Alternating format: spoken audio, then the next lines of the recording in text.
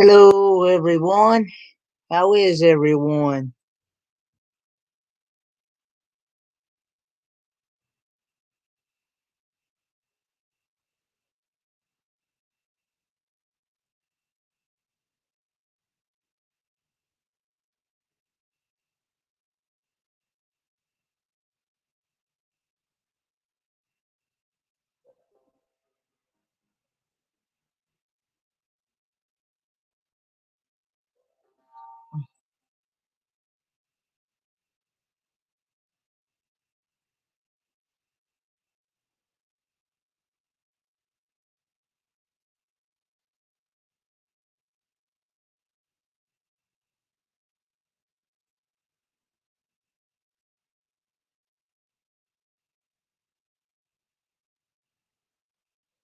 Hey, weekend RVing.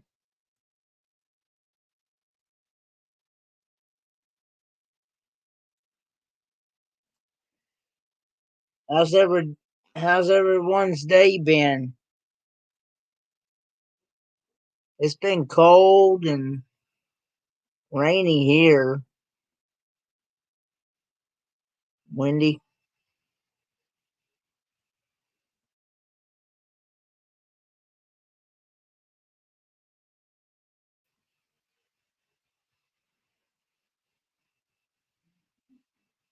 Um, I'm not sure how many will show up tonight. Um, because I know and understand that there's other lives happening.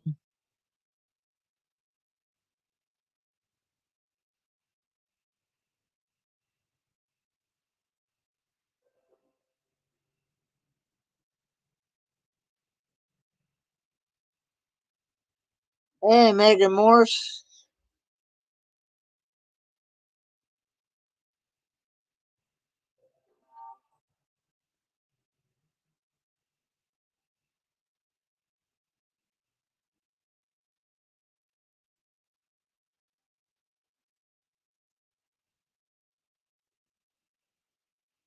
Hey, Yanni Zebra and stuff. Yeah.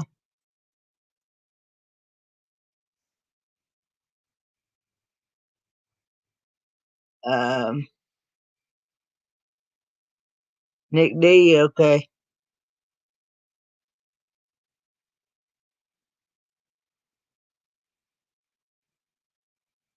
Um, this one here is going to be and like what name of it is. I got one. I think it's going to be comic books. I think the one I got is going to be comic books. One's going to be 15 questions, and then I think the other two are going to be 20 questions a piece. Hey, Dora Beth. Okay. Yeah, Megan said to say hi to you. He says hello back. And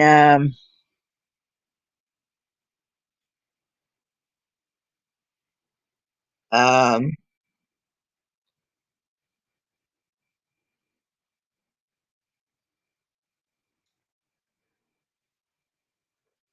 I know one's gonna be fast food, and one's gonna be comic books, and one's gonna be hey weekend RVing airport travel. So,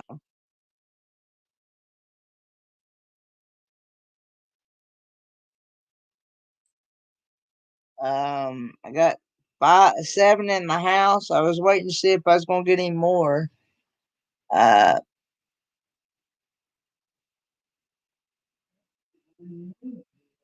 Yeah. Well, Danny just popped in here. Ooh, Pizza Hut. That sounds yummy. I love Pizza Hut. I also love Domino's. I about to go meet up with Viso. Okay. Um.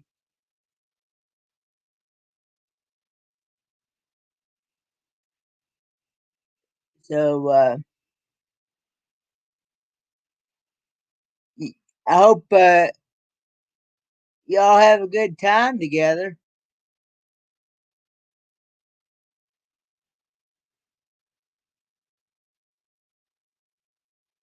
Tell him I said to say hello.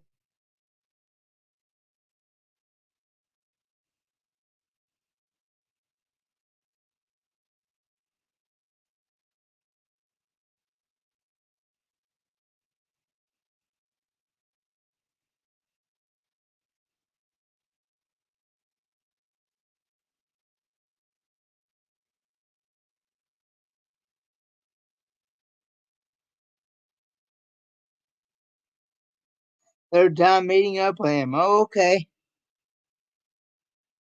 That's cool.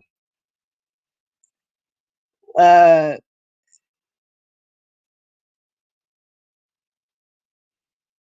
and you said something about you wasn't sure where y'all was going to go eat for dinner. Did y'all come to a final decision, or is it a surprise?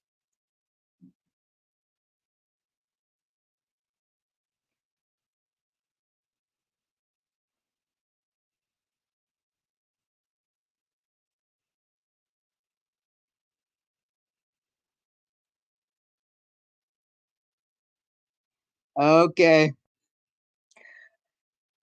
I'm sure wherever it is, I'm sure it'll be yummy. Just think about me and Dad as, as you're eating it. Hey, Kevin Therapy, thanks for coming in. I've got 11 here.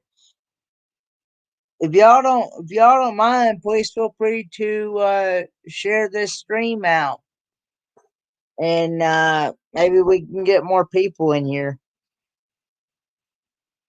Of course, like I said before, I know and understand there's other lives happening at the same time. So um, you know, there's just that's just the way it's going to happen.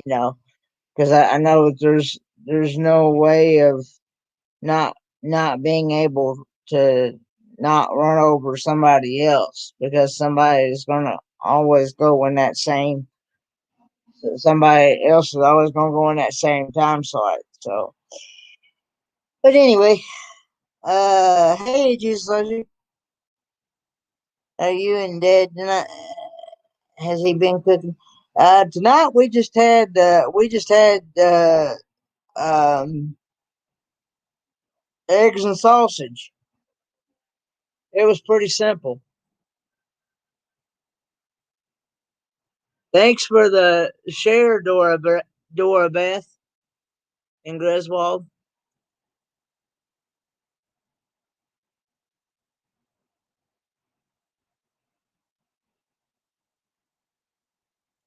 Thanks. Hey, JNN Travels. Hey, great live earlier. Thanks for having me up.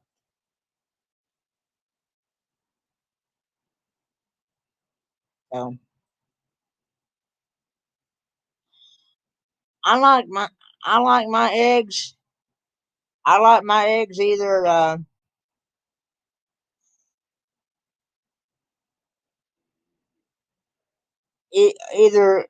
sunny side up and scorched, or I like them. Okay, thanks, Dora Beth. Um, enjoy your meal already. Um,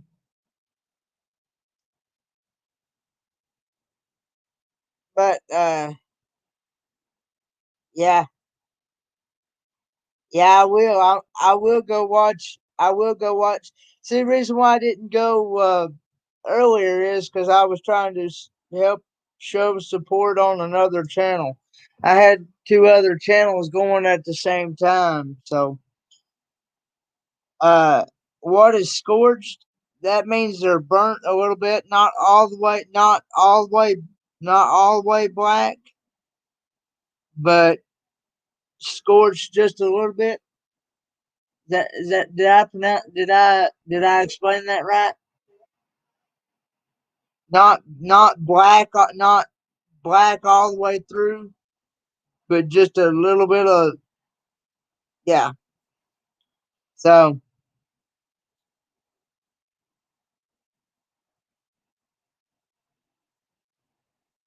but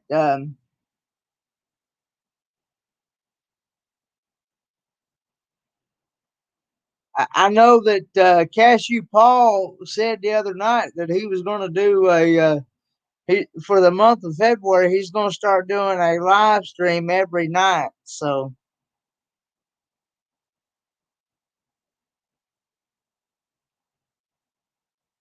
but um, anyway, um,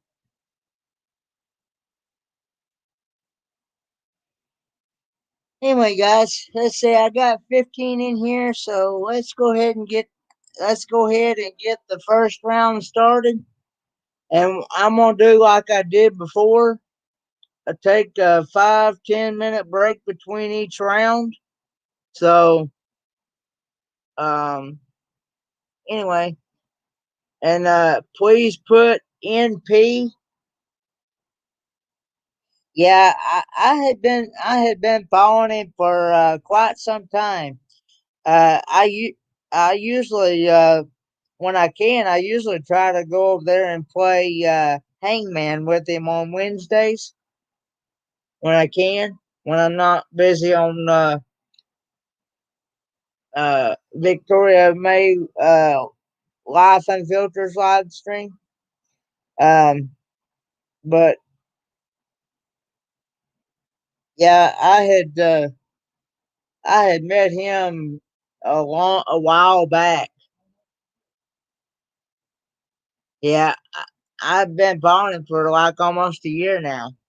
So anyway, guys, let's go ahead and get this started here. Share screen, Chrome tab.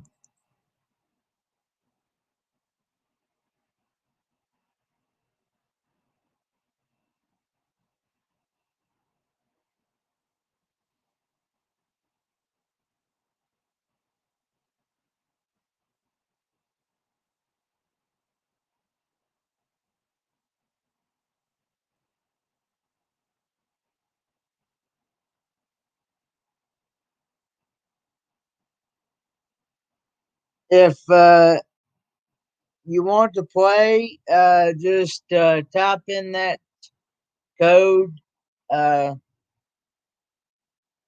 187 00221 and either either go to Kahoot.it, or if you have a mobile device. Hey, Timmy Ray,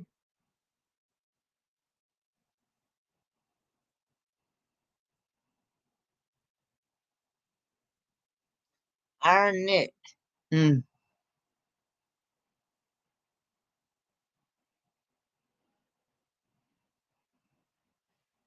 I got to looking. I got to looking. One is 15 questions, and the other two are 20 questions long. I miscounted earlier.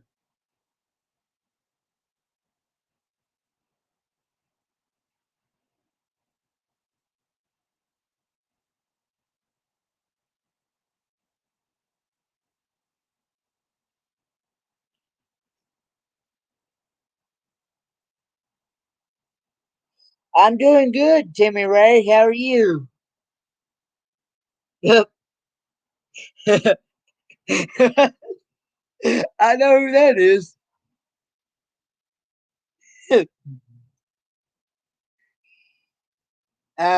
Moderators, just please let me know when it's okay to go ahead and count it down.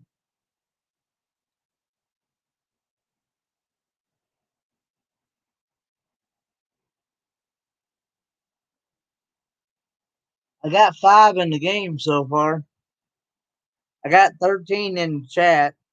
Of course, some of them's not playing. Camping Therapy's not playing.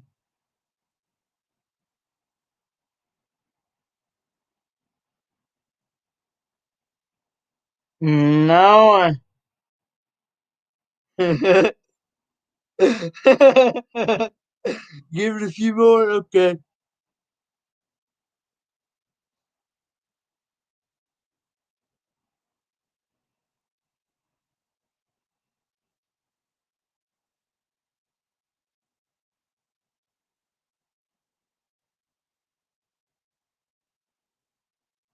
Ooh, sorry to hear that, Timmy Ray.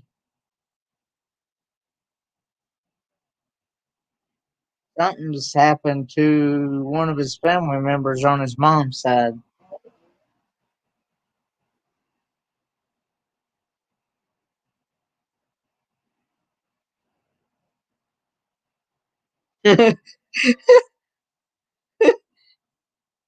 Oh, Lord.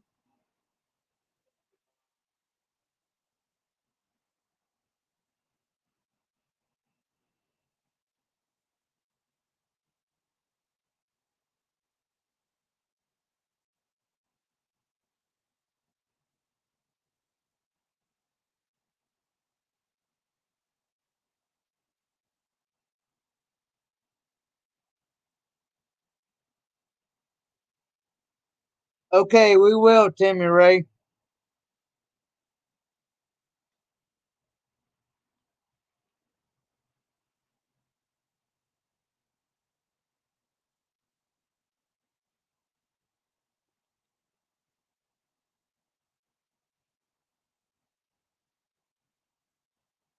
Mm. Okay, 10, 9, 8, 7, 6, 5, 4, 3, 2, 1. Here we go. Comic books. And remember, the faster you get your answer, the more points you get. What is Black Panther's real name?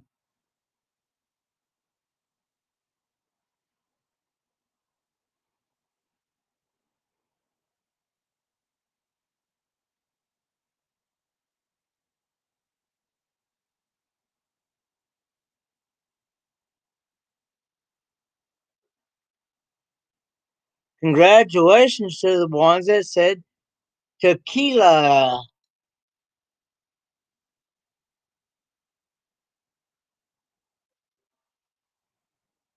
Hang on a minute, guys.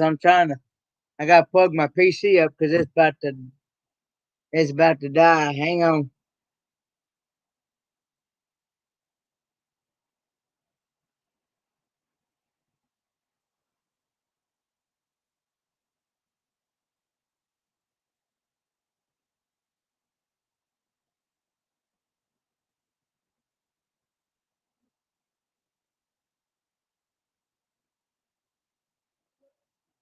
There we go.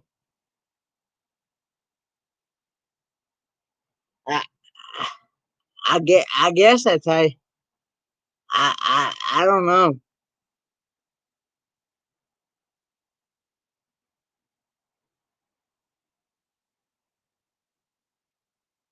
Who who was the first Batman?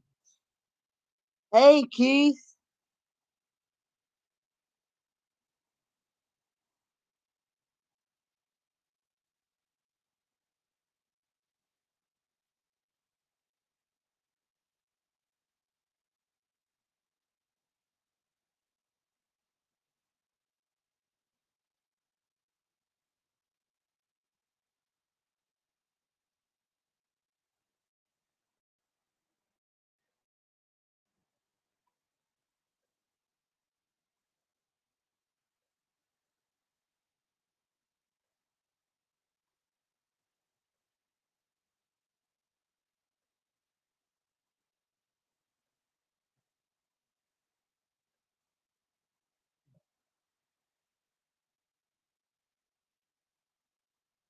Okay,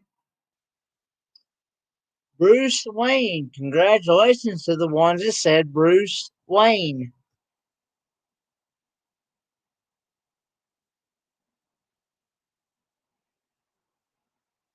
Are ye ready, kids?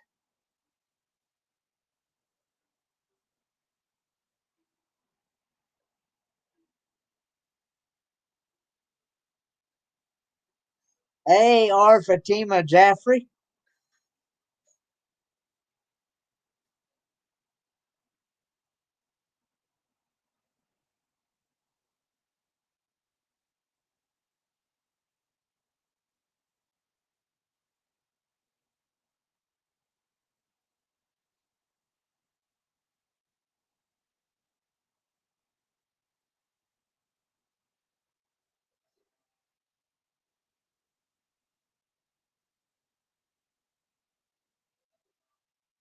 Ooh, it could be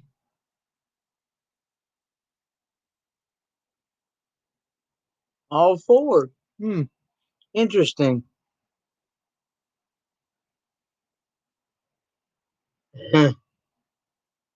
All right.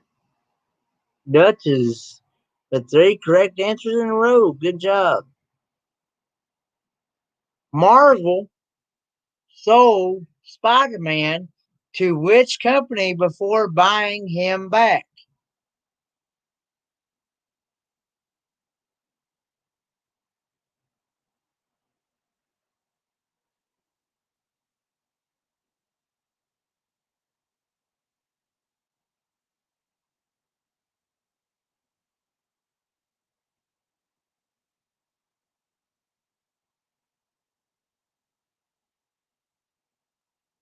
Sony. Congratulations to the three that said Sony. Our Nick has a streak with four correct answers in a row. Good job, guys. How many people have taken the title of the Flash?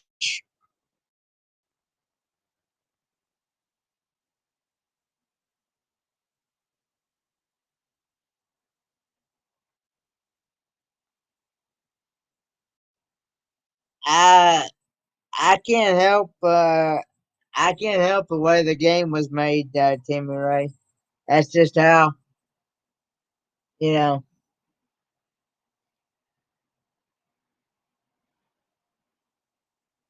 Congratulations to the ones that said forward.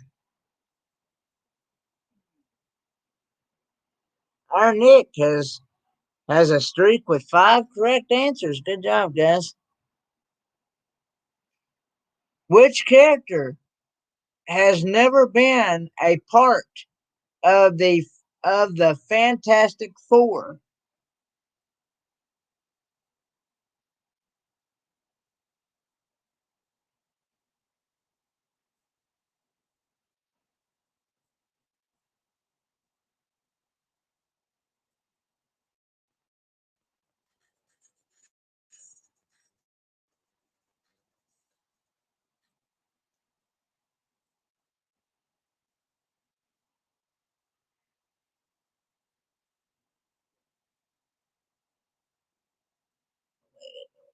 Ouch! Nobody got that one.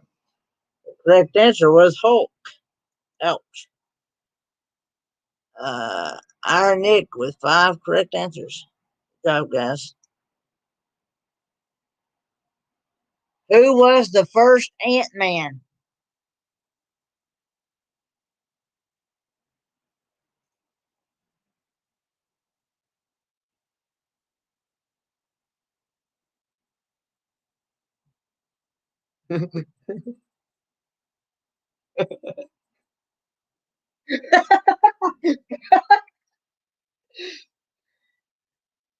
Hank Pym.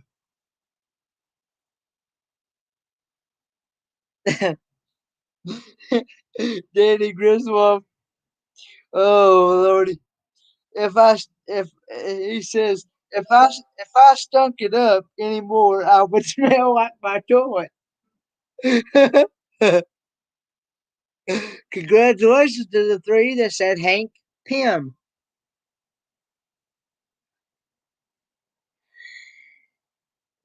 Iron Nick has a streak with 5 correct answers in a row. Good job, guys. Well, it froze. Uh, who was the first human white lantern?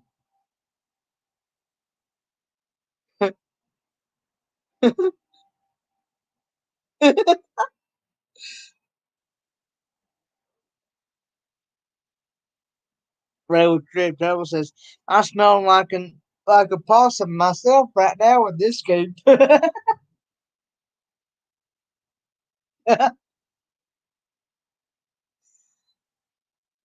Oh Lord.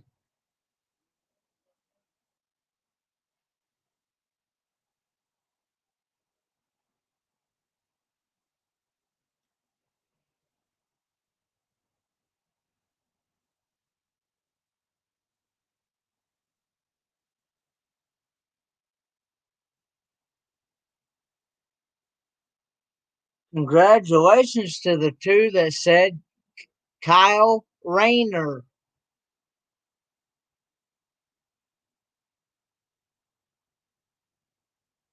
Iron Nick still has that number one spot with 6,268.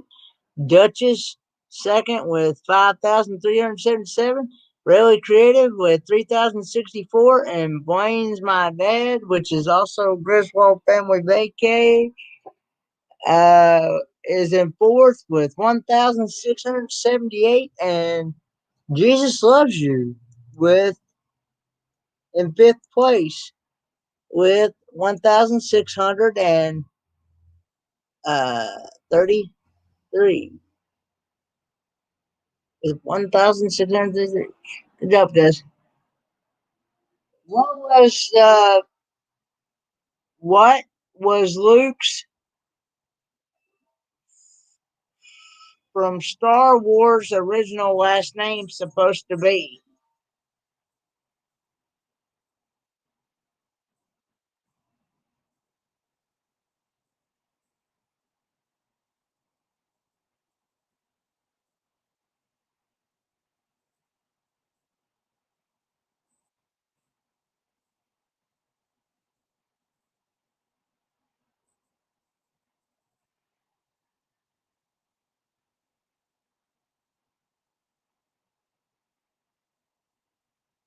Congratulations to the four that said Star Killer.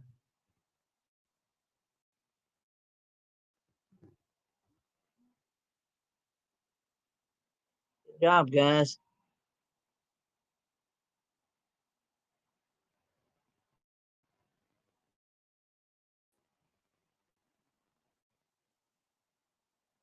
Who discovered that Barry Allen?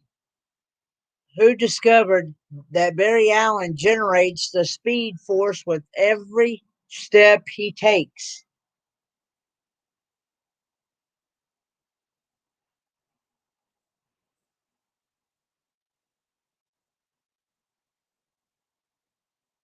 Actually, Megan,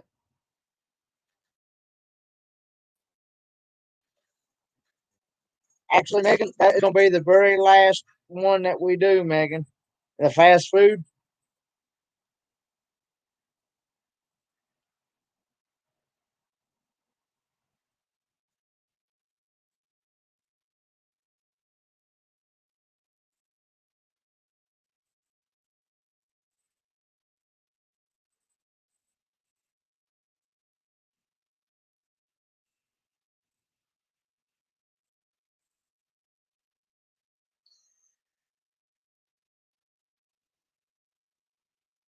Max Mercury or Quicksilver. Either one would be correct. Good job, guys. Duchess has a streak with 4 correct answers in a row. Good job, guys. What does DC stand for?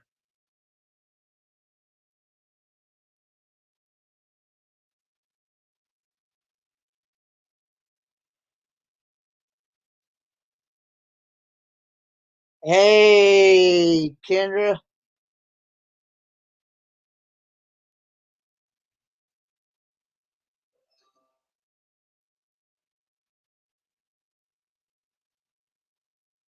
Congratulations to the five that said Detective Comics.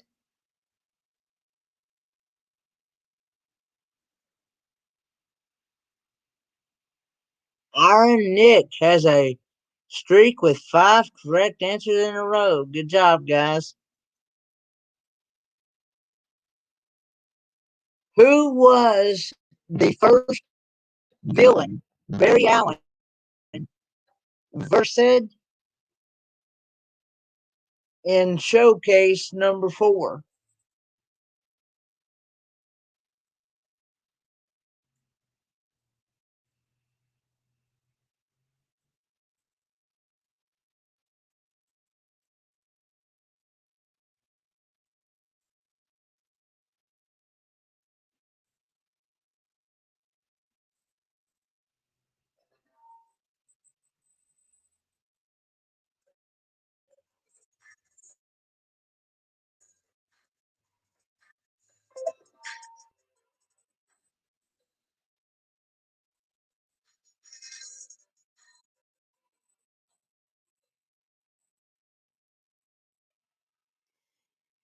Congratulations to the three that said the turtle.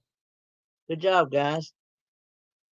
Duchess has the highest answer streak of 6. She's also in that second place with 8,879. Rayleigh in third with 4,559. Jesus loves you and fourth place with 4,205. And Blaine's my dad with in fifth place with 4,169, and Iron Nick in first place with 9,797. Good job, guys.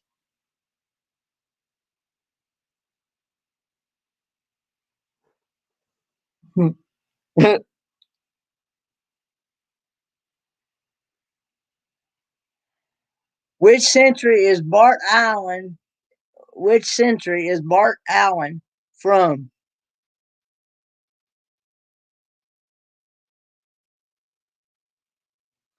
Hey, traveling adventures with Eric B.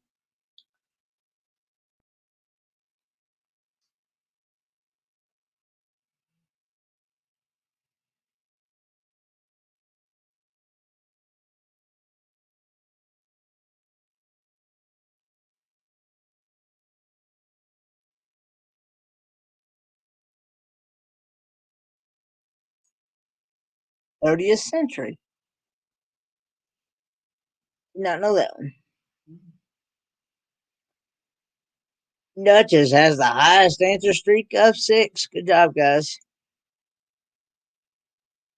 Who is Impulse? Who is Impulse evil clone? Who impulses evil? Who is Impulse's evil clone? That's Armida. Bye, kid.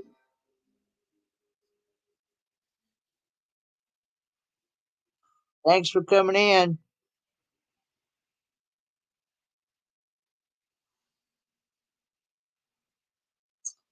16 in the house and only 10 thumbs up. If you have not hit that thumbs up, please feel free to do so.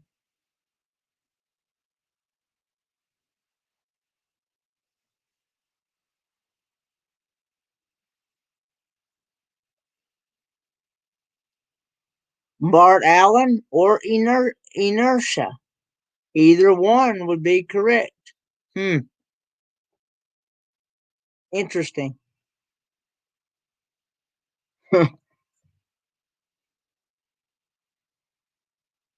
Last one, guys.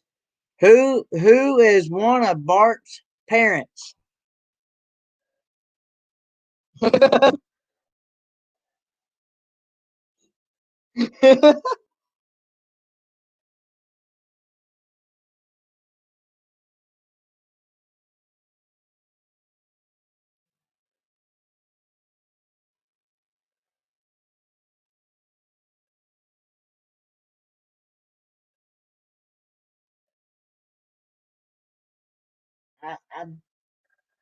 Oh, Melanie Dawn and Don Allen. Either one. Good job, guys. First place, Ira Nick with 11,593. Got 13 out of 15 correct. Uh, Duchess, second place with 10,667 with 12 out of 15 correct. And Rayleigh Creative got third place with 6,552. Got 9 out of 15 correct. Good job, guys.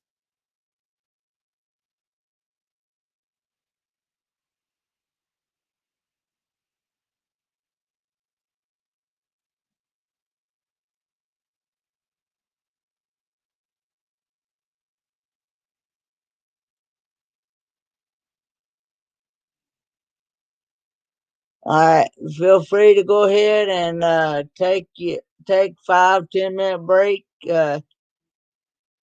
Ha,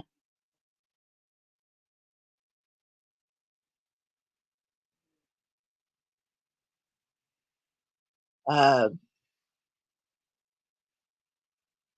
so yeah,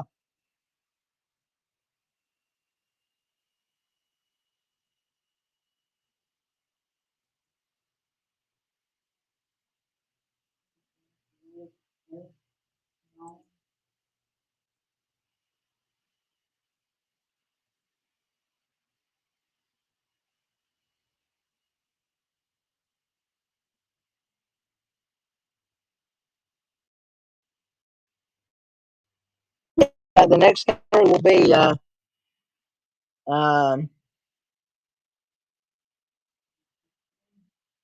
airport. Yeah,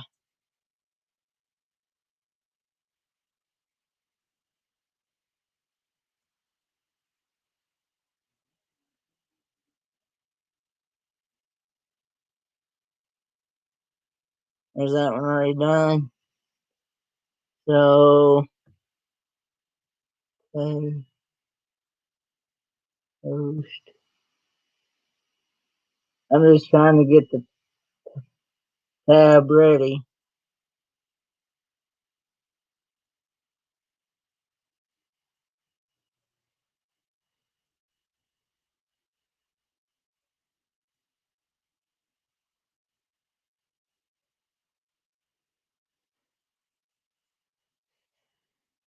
Uh,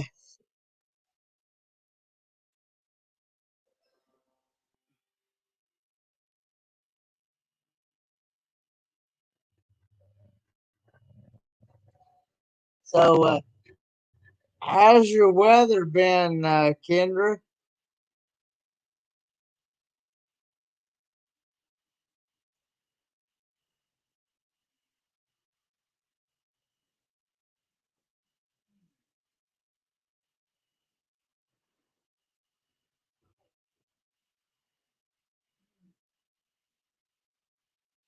Anybody have any big plans for the week? Any big plans for the weekend? I have no idea, Ashley. She wasn't even sure.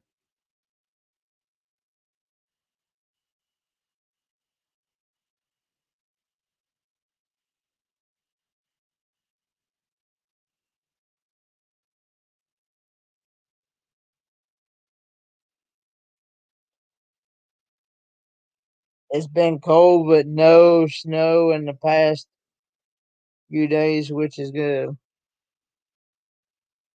Okay.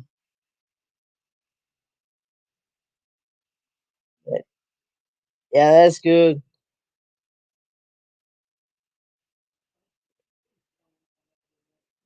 I'm sure. I'm sure she is. I still need to watch that video that she released this morning. I haven't watched it yet. I've been supporting a lot of channels today.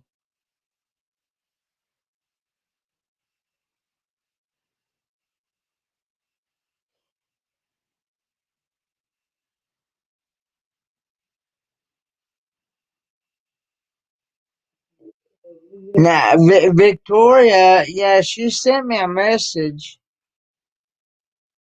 on Facebook Messenger.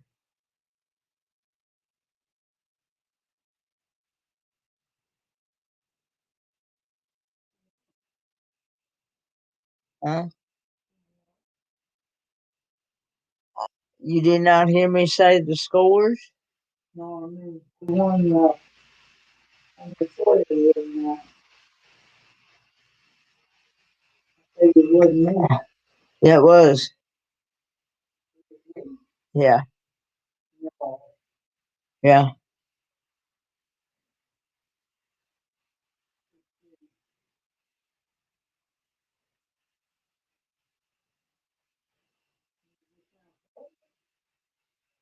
Well, I've already got it in the account.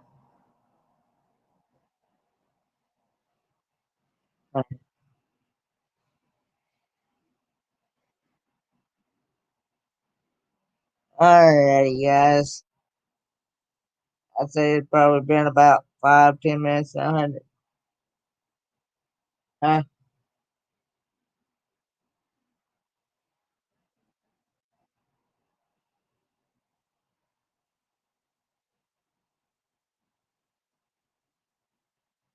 Alright, guys.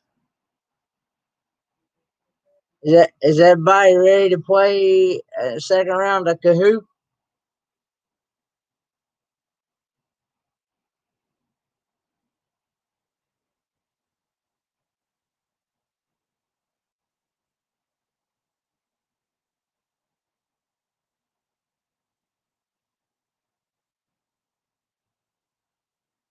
Alrighty. Have a good time. This one is going to be airport.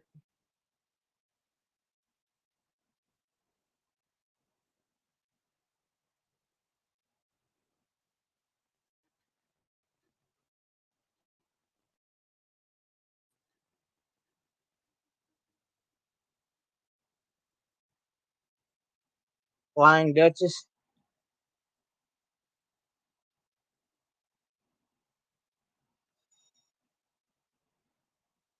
If you're not playing, please put an MP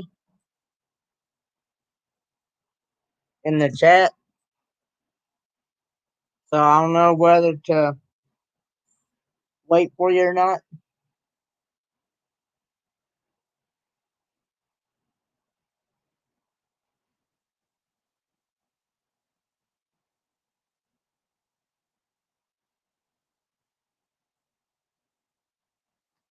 Go, really.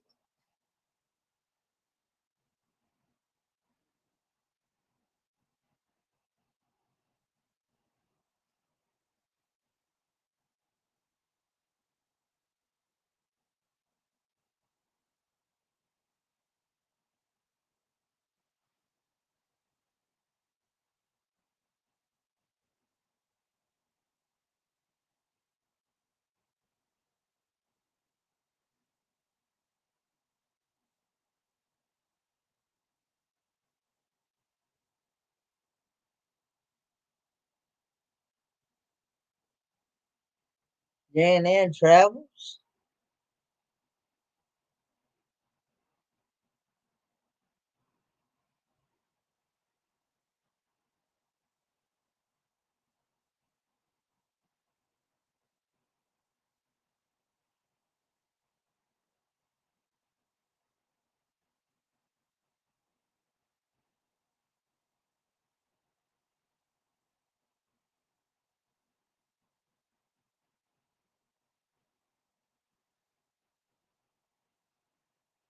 Nissan, man.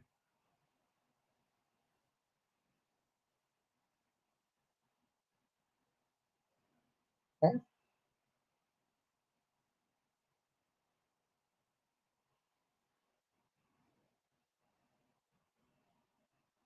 Nick Ford.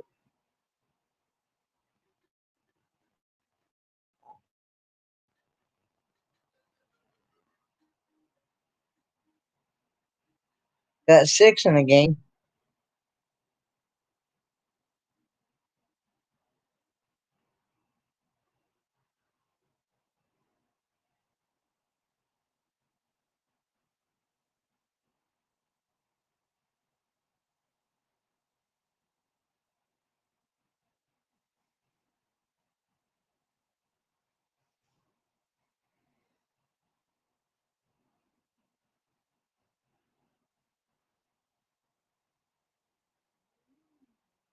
Uh, got 12 in the house and 6 in the game.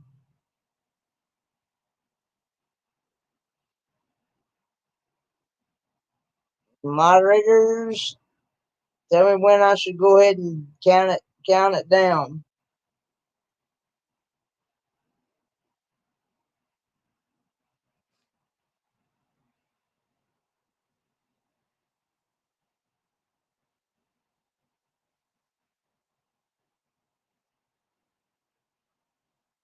Alrighty. 10,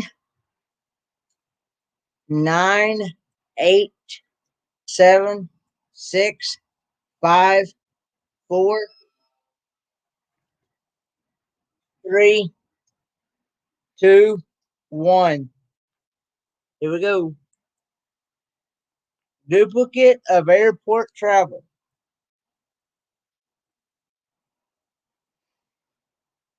There's 20 questions here. The largest building at an airport.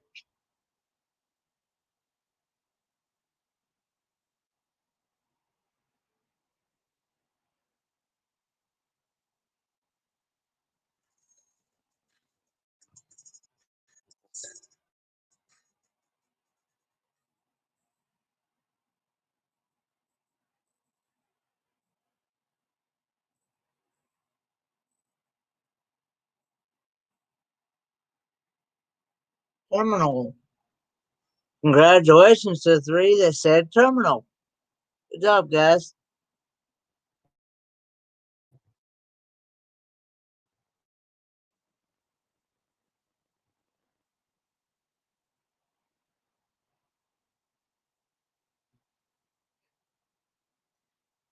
The area of an airport where travelers leave.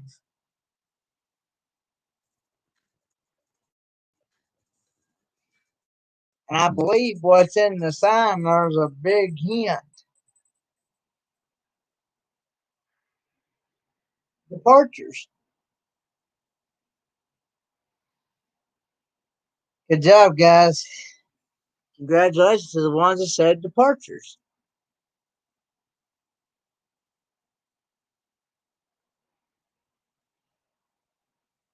The place where your large bags are taken and tagged and your boarding pass is issued.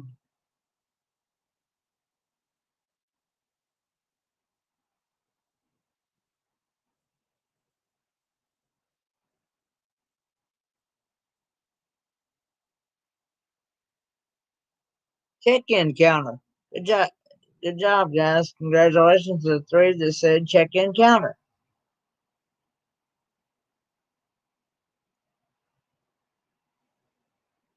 Flying Duchess has a streak with 3 correct answers in a row. Good job, guys. The person who checks in your luggage.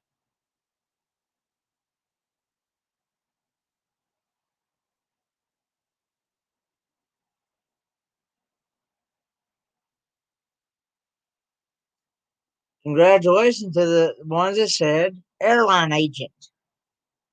Good job, guys.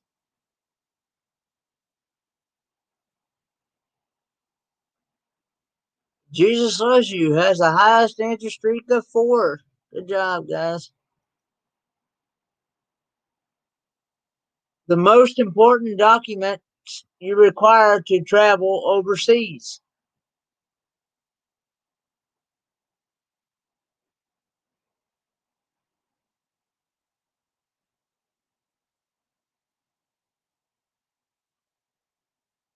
Passport. Congratulations to the ones that said passport. Good job, guys. Flying Duchess has a streak answer of 5.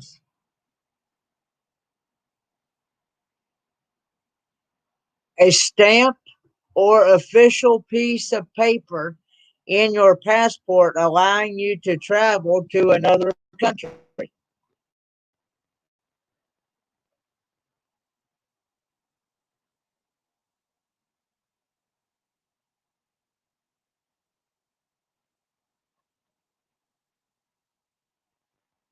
I'm not seeing a difference in either one of these.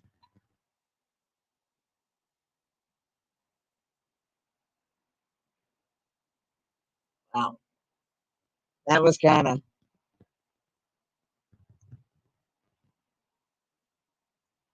Oh, 3 players have reached the answer streak of 3. Good job, guys.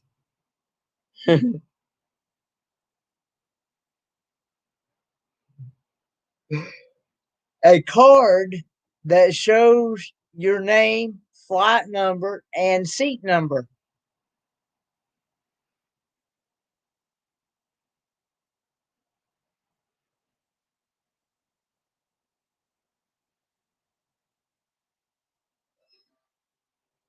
Congratulations to the ones that said boarding pass. Good job, guys.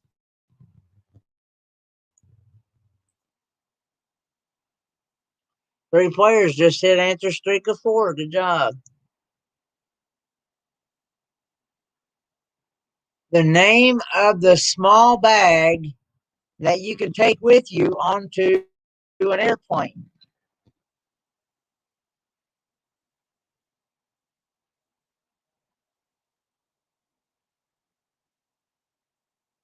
Carry-on bag. Congratulations to the one that said carry-on bag. Good job, guys.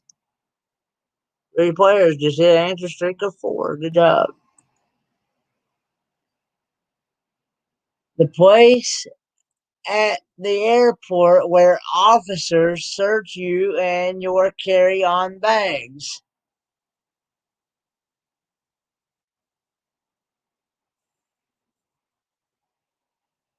Security check. Good job, guys.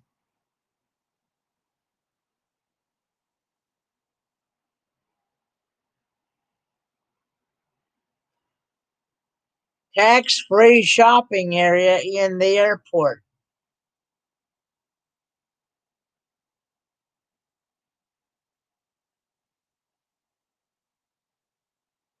Okay, that's fine.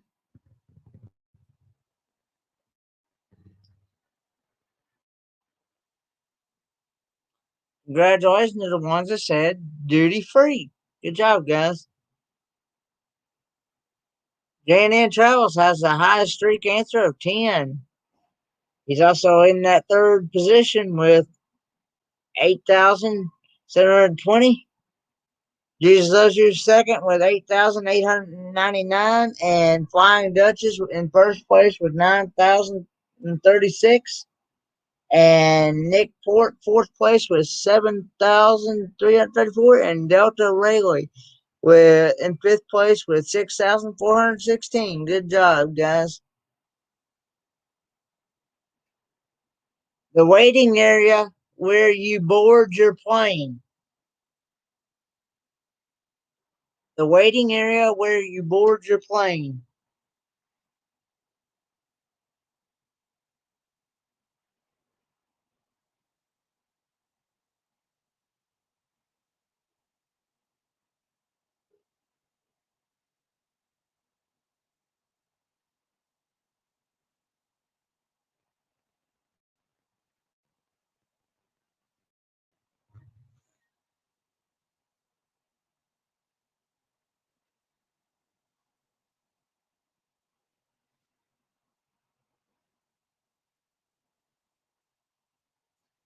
Gate. Congratulations to the ones that said gate. Good job, guys. J&N Travels has a high streak answer of 11. Good job, guys. The place you intend to travel to.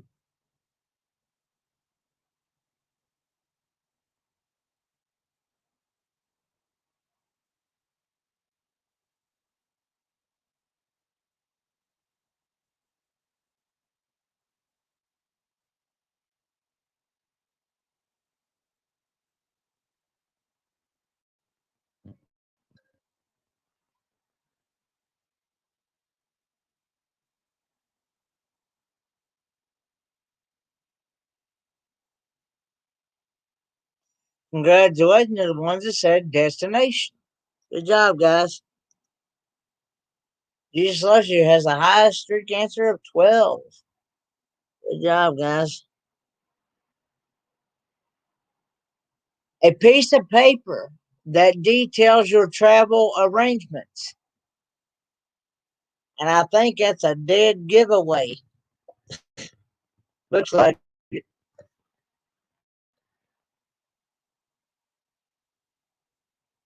itinerary.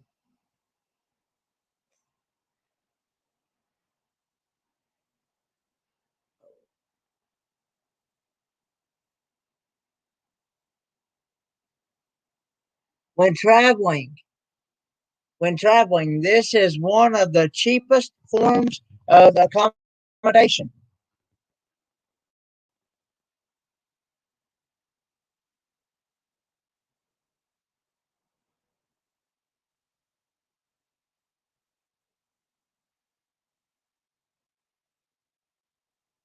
Backpackers. Congratulations to the ones that said backpackers. Good job, guys. Flying Dutchess has the highest streak answer of 14. Good job. The place where you collect your bags after you arrive.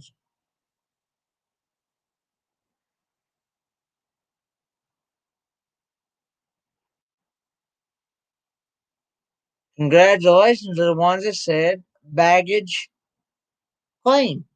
Hmm. JNN Travels has a streak answer with 15 correct answers in a row. And in that second place with 13,156.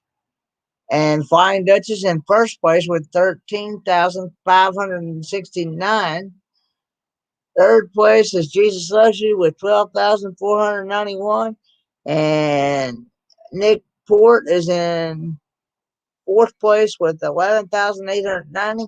And Delta Rayleigh is in fifth place with 10,970. Good job, guys.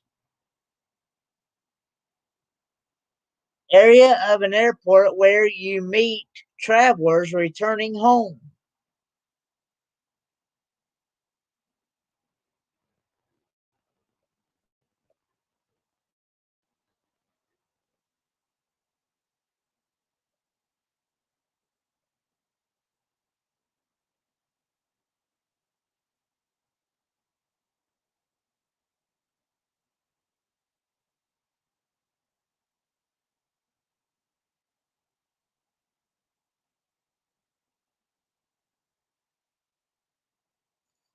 Arrivals. Good job, guys. Congratulations to the ones that said arrivals.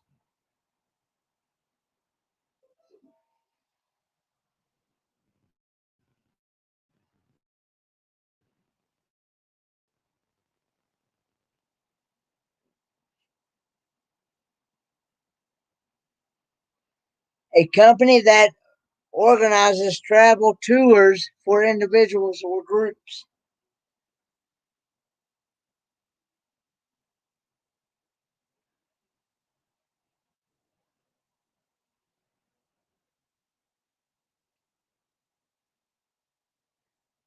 Travel agency. Good job, guys. Nice. Jesus Lush is back with with three correct with the streak of three. Good job, guys. A vacation where you try exciting sports.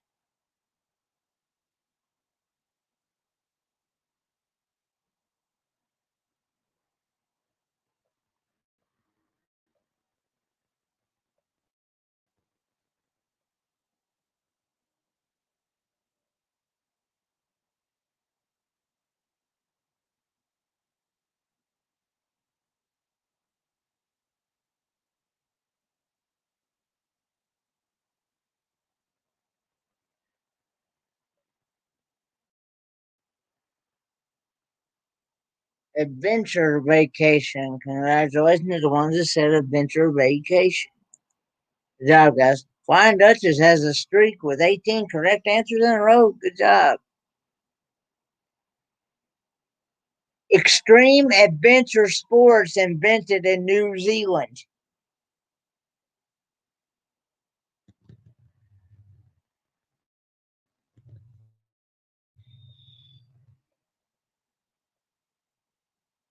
Hmm.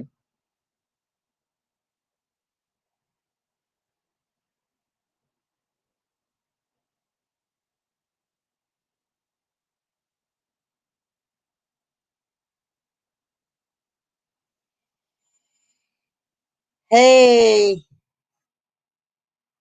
shifting currents. Thanks for coming in.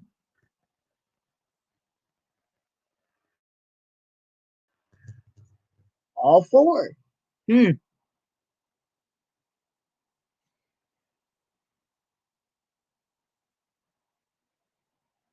The adventure capital of the world.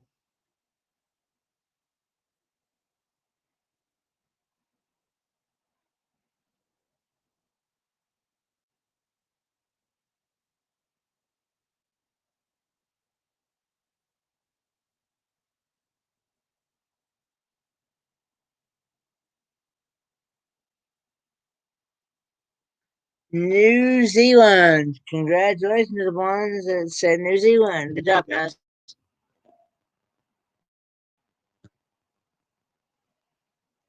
Flying Dutchess got 20 out of 20 with 18,093 in first place.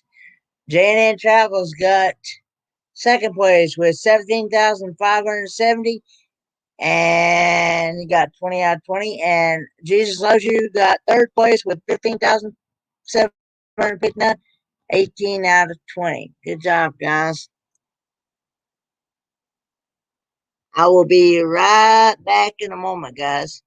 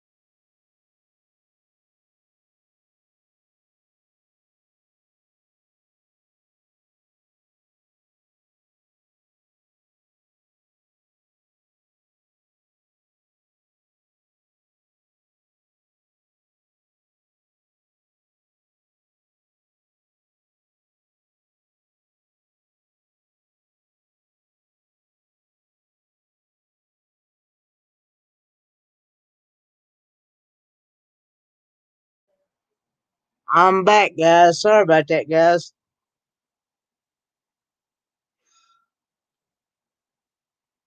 Uh, I don't know. I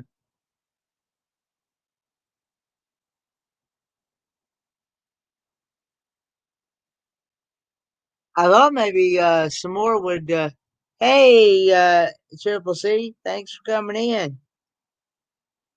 I thought maybe some more would come and play the last category because I remember some of them want me to save the last one for later, um, which is fast food. I'm gonna go ahead and get it set up, but I'm not gonna put it on the screen yet. I'm just gonna. Hey, Casper, to y'all.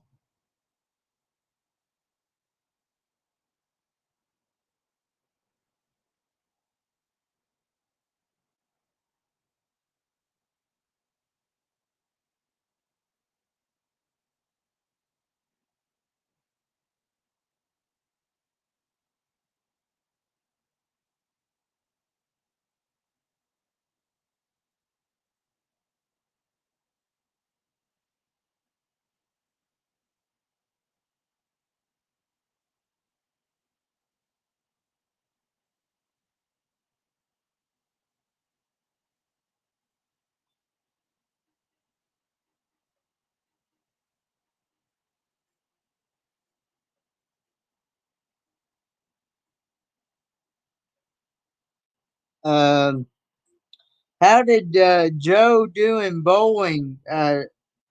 Triple C.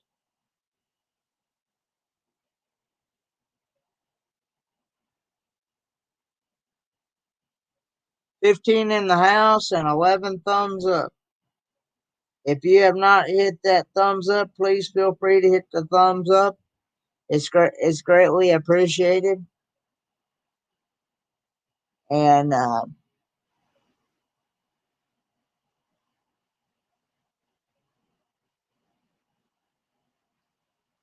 yeah, I saw where Joe went live earlier. I didn't actually get to watch it because I was actually watching another one. Oh, Joe didn't have bowling tonight. Oh, okay.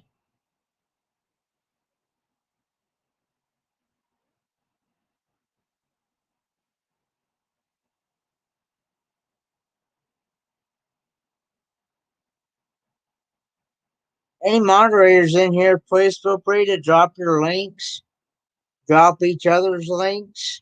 Uh, if you see somebody in here that you're not connected with,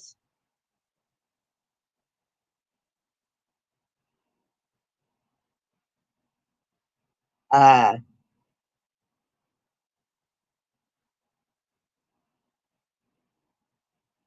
please feel free to connect. Uh, go there, watch a video, leave a comment, and if you like what you see, go ahead and feel free to smash that red button, ring the notification bell, and tell them I sent you. So,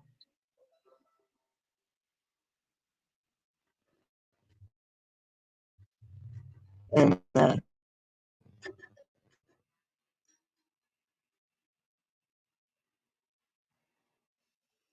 not gonna happen, Megan. Sorry,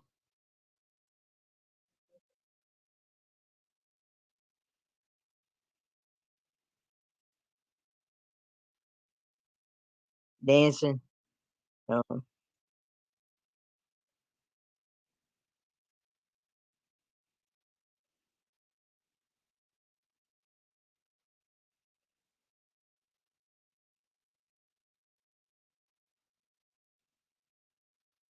it,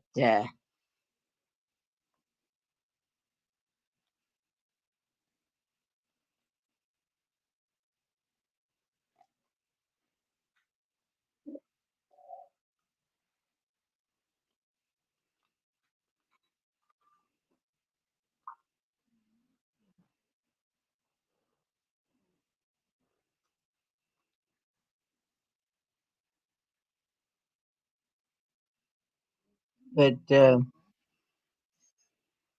uh, did I take it. Uh, Danny didn't answer your question. Hey, Toby. Thanks for.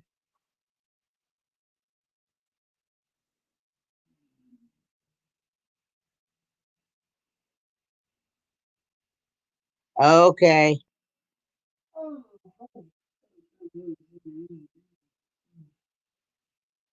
I understand, Toby. Thanks for coming in. Hope all is well.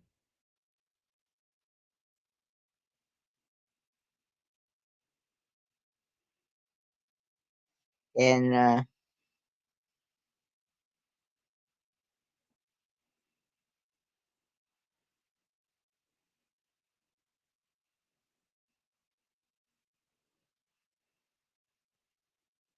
shade of blush. Oh, Lord. Hmm.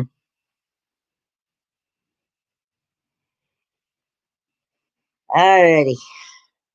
Let's go ahead and knock out this last round. That means ready to play.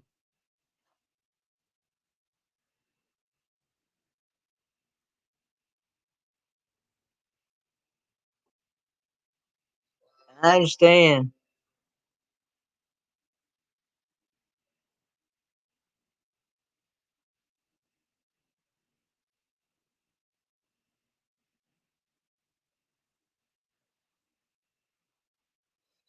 Yeah, kid. I'll see you soon there, Toby. I hope I get to see you in May when we have the Big Joe and Maria's World Meetup.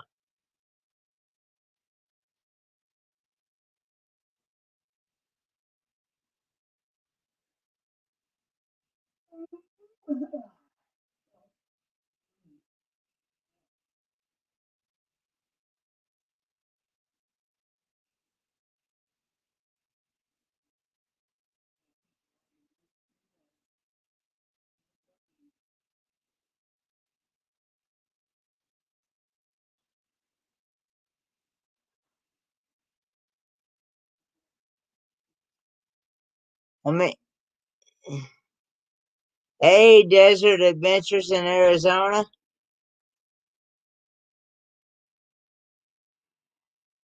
It is it's at Warriors Pass State Park in Kingsport, Tennessee. She said she's gonna try to have one in May, and then I think they're gonna try to have another one here and sometime in September or October. They usually try to do two meetups in Kingsport. I know that there's one in Kentucky and one in Georgia.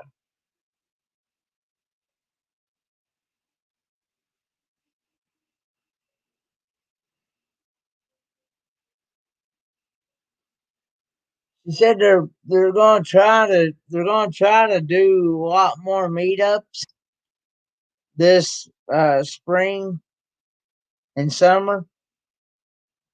Um, um,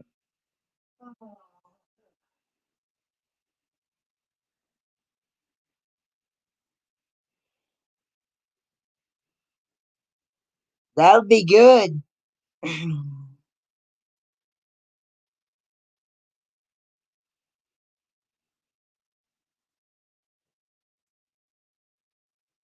All right, guys, let's go ahead and knock this one out.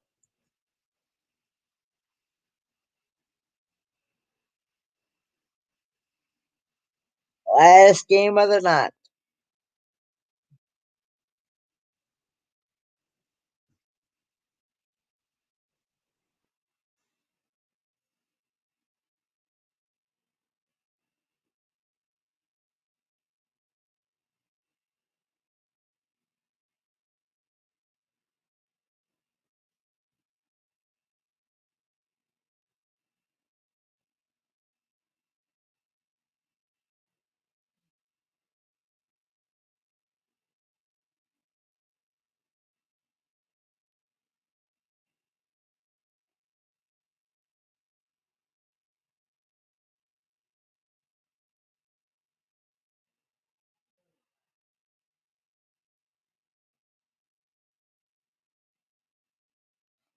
Fast food. The last one.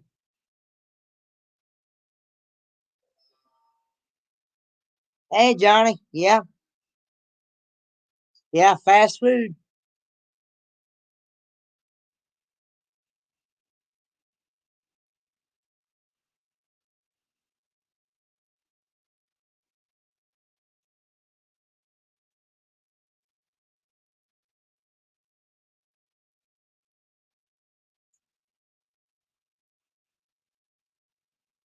Mexico. Hey, Dan the Mountain Man. Thanks for coming in.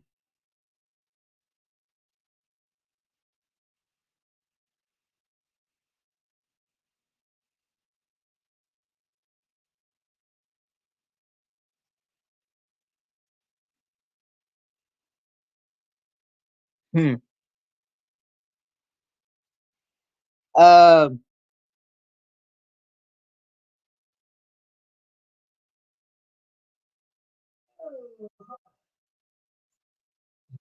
who is that one, Megan? Because I really don't know.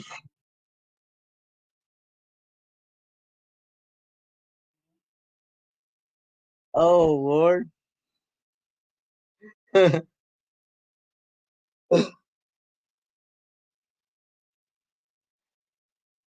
There's 20 questions.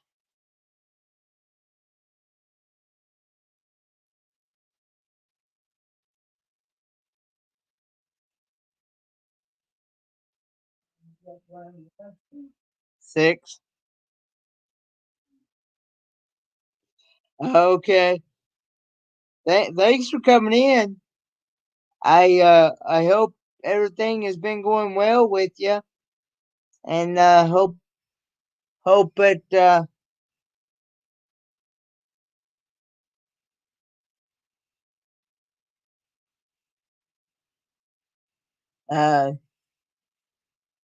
I know who it is. I know who it is. Captain Therapy. That they tease me about that all the time. Where I ate those things.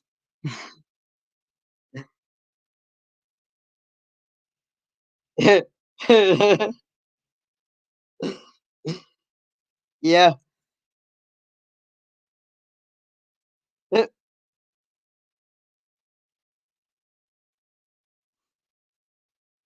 Good one, Joe.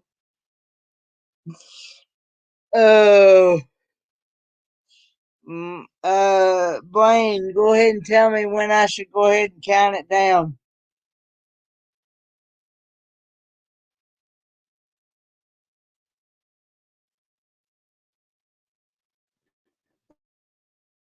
Yeah.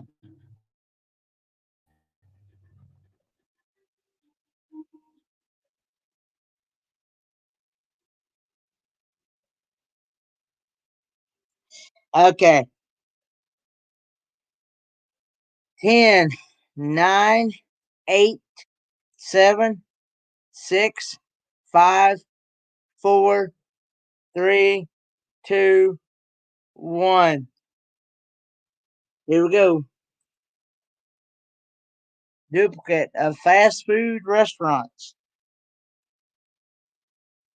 Okay. Good night, camping therapy. I'm loving it.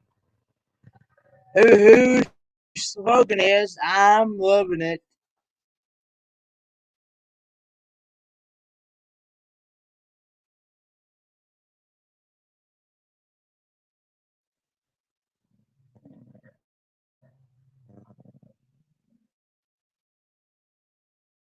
Congratulations to the ones that said McDonald's. Good job, guys.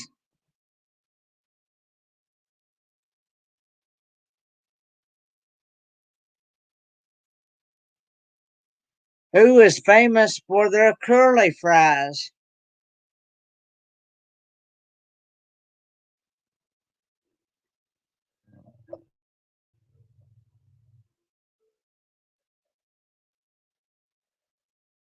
Arby's. Good job, guys.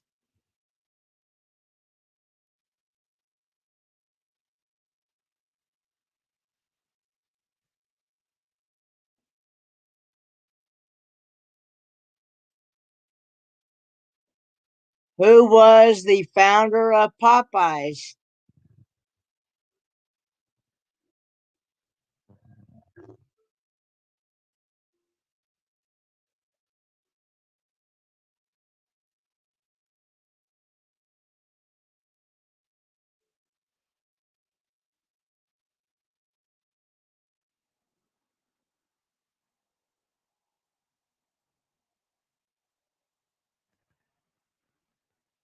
Al Copeland. Congratulations to the ones that said Al Copeland. Good job, guys. Mexico has a streak with 3 correct answers in a row. Good job, guys. Which fast food restaurant only sells chicken?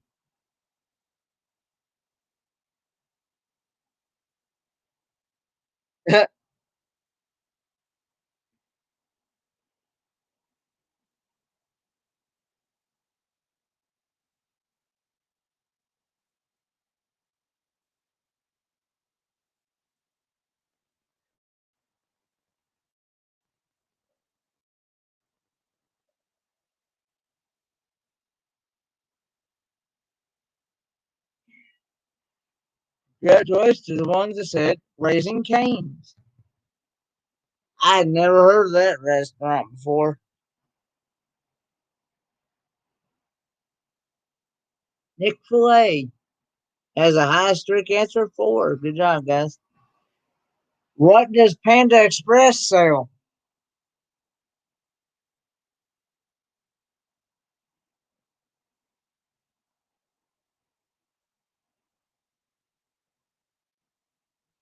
I'd never heard of it. Chinese. Good job, guys. Nick Filet has the highest answer streak of 5. Good job. Who was the founder of Sonic?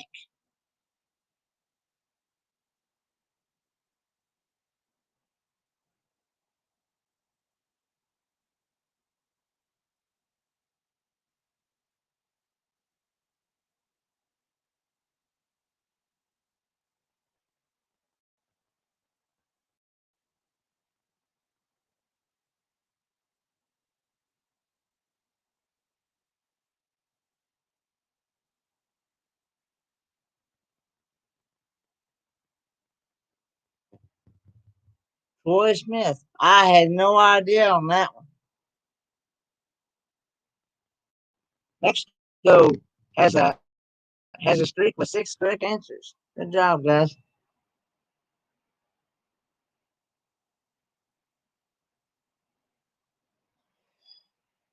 Who makes who makes knockoff Mexican food?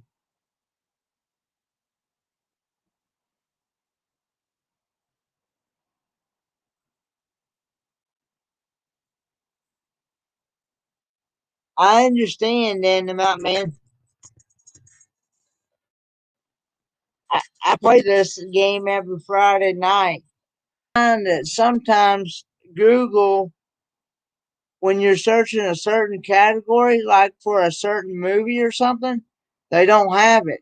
And you have to be able to watch the movie or show or whatever it is all the way through in order for and make up your own questions.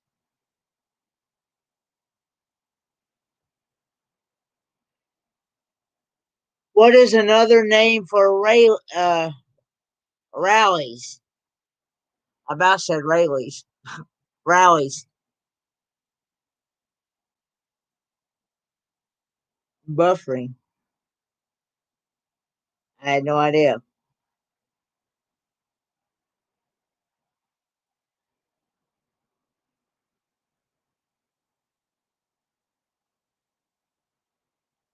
Checkers.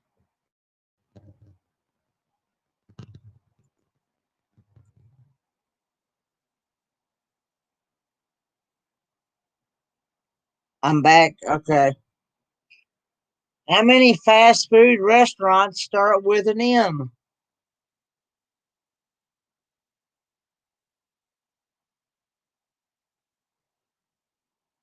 Oh, I'm sorry. I don't know why.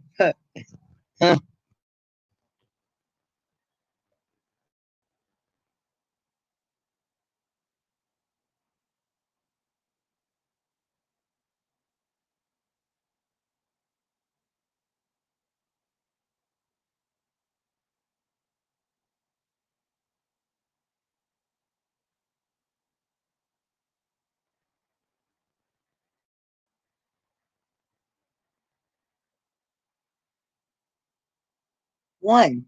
Hmm.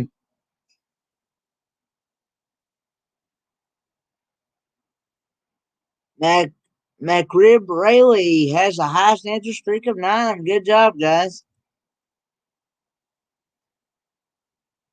Who was the founder of In and Out? Okay, good night, Dan the Mountain Man. Be safe. Thanks for coming in.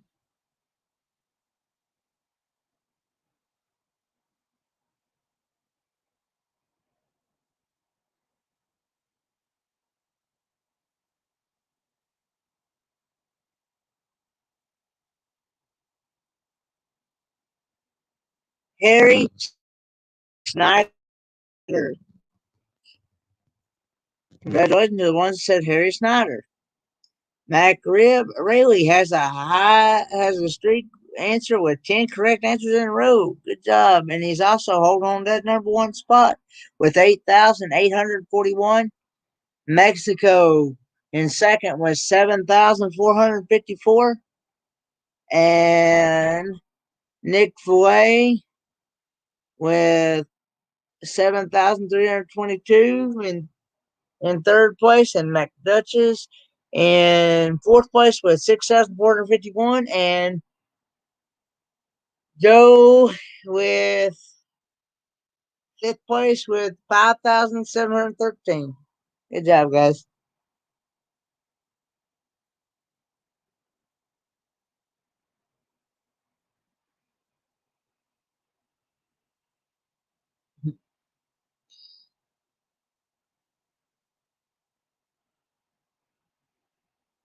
What does KFC stand for?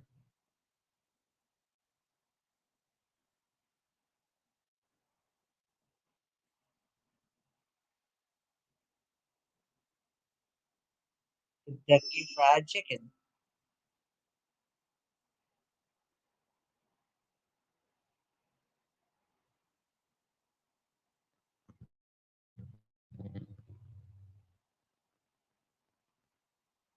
Good job, guys.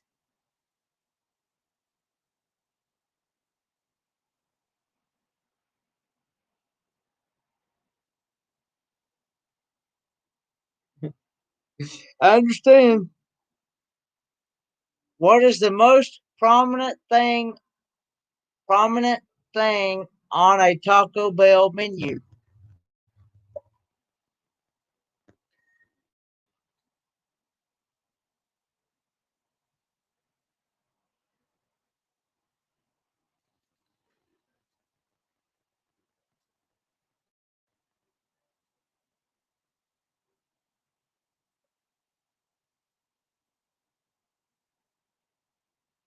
Tacos. Good job, guys.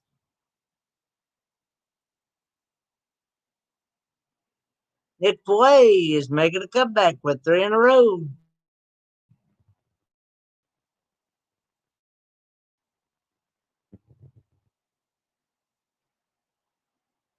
Who is Zaxby's founder?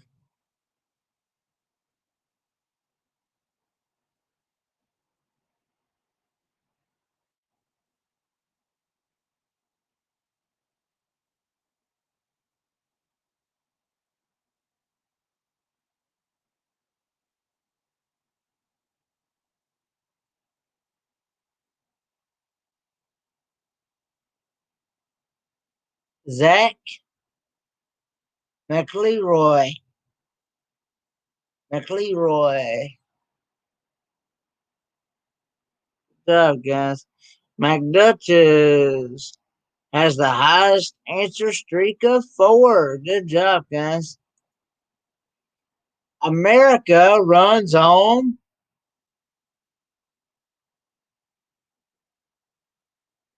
America runs on.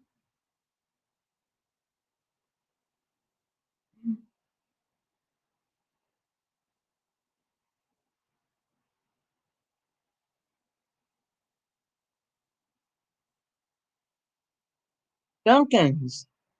Good job, guys. Big Mac Loves UK has a streak with 5 answers in a row, with 5 correct answers in a row. Good job, guys.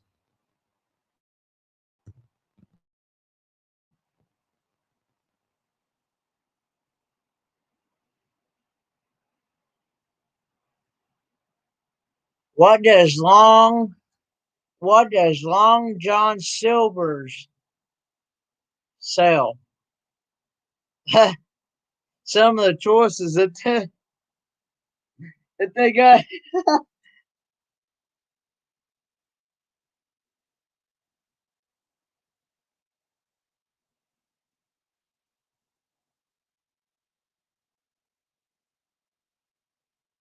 Oh, somebody said, "Oh, congratulations to the ones that said seafood."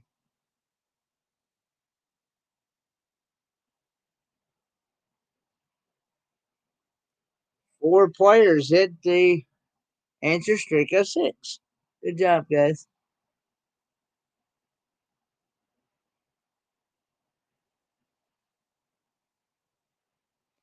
Who makes deli subs?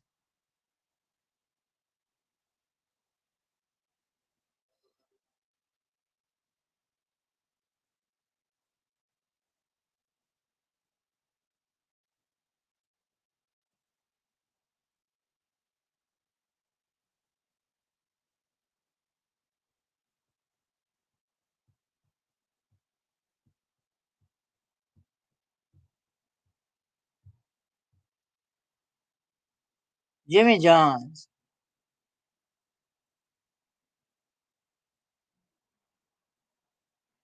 Big Mac Loves UK has the highest, guys, streak of 7. Good job, guys. He's also in that 5th spot with 10,581. McDuchess 4th place with 11,958. Mexico with 1,160 in 3rd place. And Rayleigh in 2nd place with 12,519. And Nick Filet with 1st place with 12,850. Good job, guys.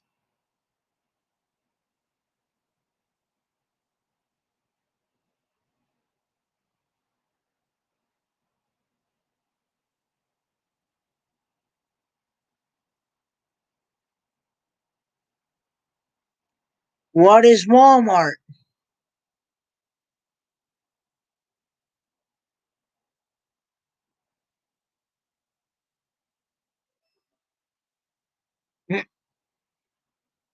That's funny. Wall made of marts.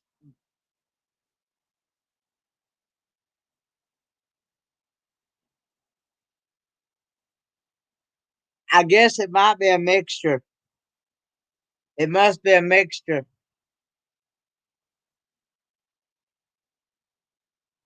Off brand Target or department store. Good job, guys.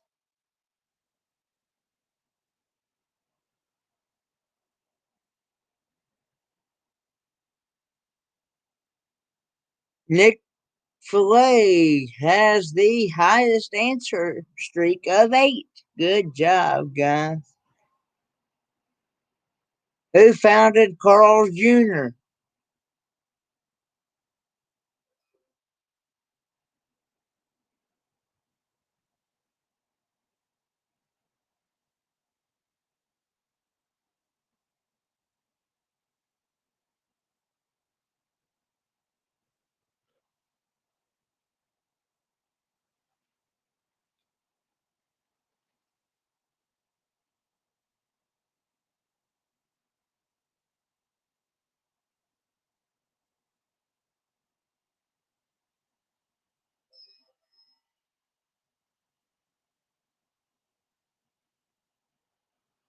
Carl Karcher.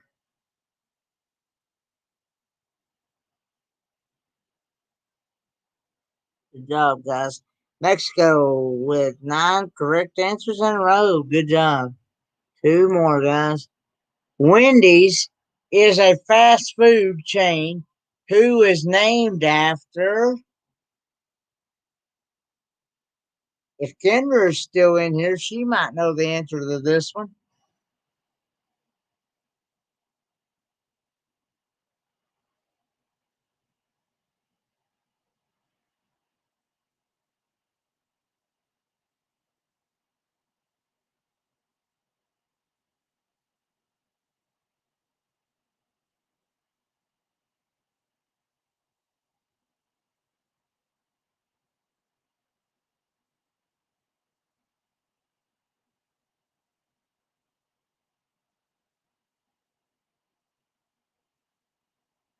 The founder's daughter. Good job, guys.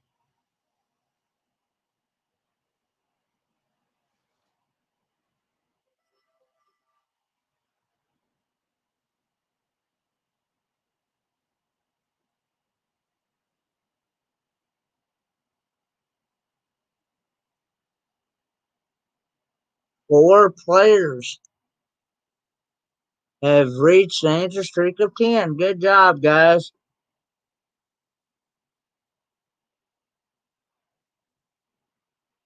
Who is the father of the founder of Arby's?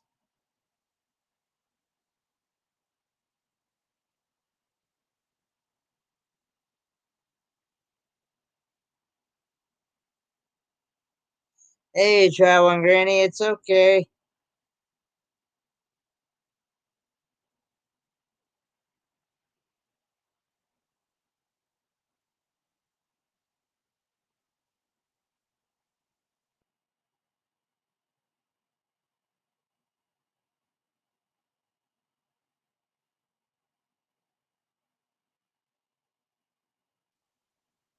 Forest Raffle.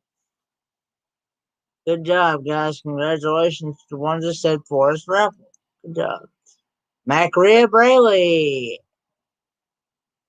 hit the number one spot with 16,094. Got 18 out of 20. Nick Filet got 17 out of 20 with 15,583. And McDuchess got uh, 15,573 with 17 out of 20. Good job, guys. Good game, everyone.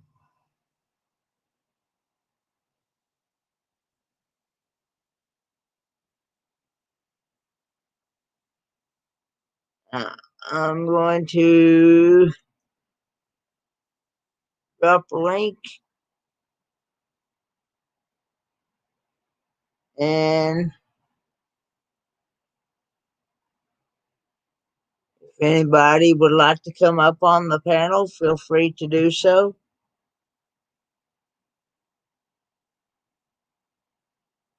Uh, can everybody hear me? I haven't done anything different.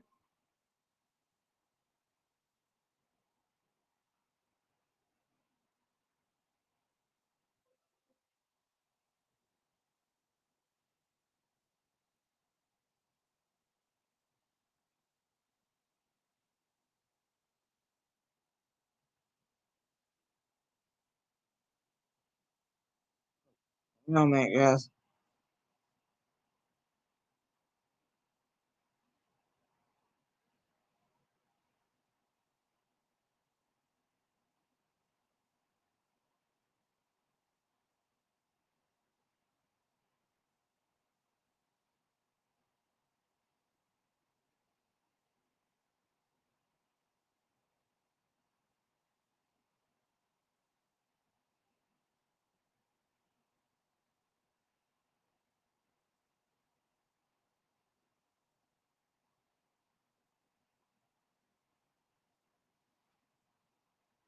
Uh, I think I've got some topics here written down already.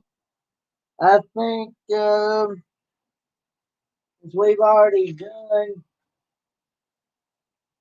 um,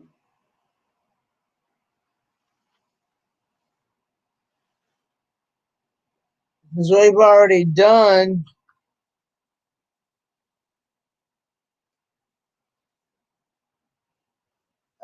airport,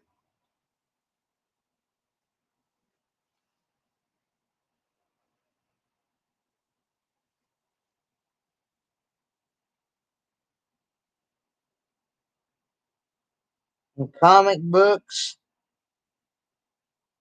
and fast food.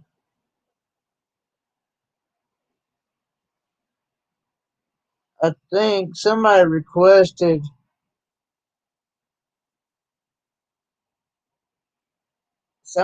had requested. I'm doing good, Calvin Granny, and Papa's doing good as well. And somebody had requested uh, Asian countries and um, 80s night and reality TV shows,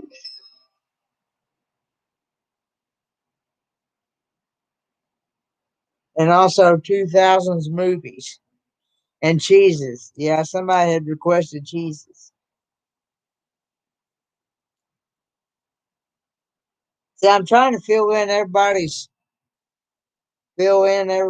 request before I start asking what what the chat would want. Uh, I like to be able to fill in everybody's request, and so I think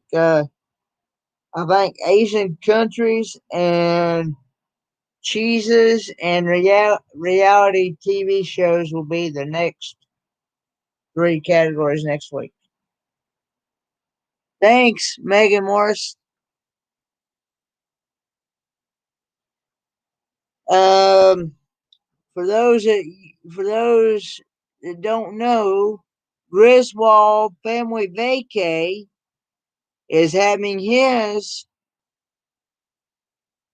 uh, late night Kahoot trivia tomorrow night on his channel, and it's going to be different. He's going to be playing 5 rounds and different topics. Not sure what the topics is going to be, but it's going to be at 10 p.m. Eastern Standard Time. So,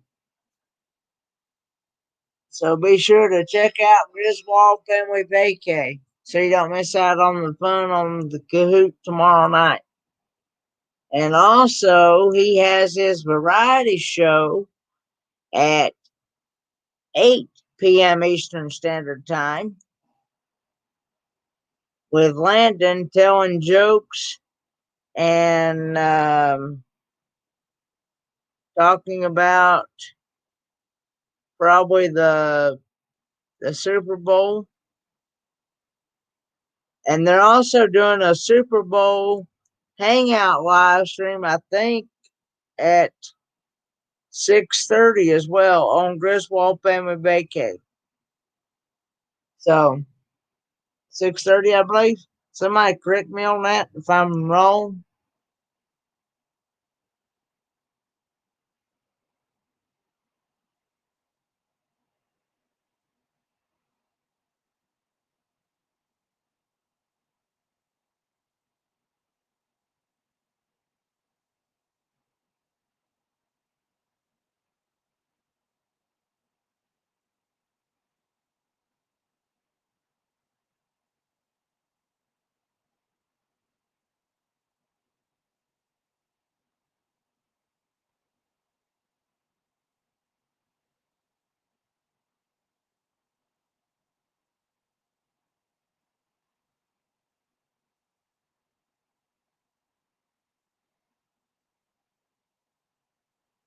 And so yeah, I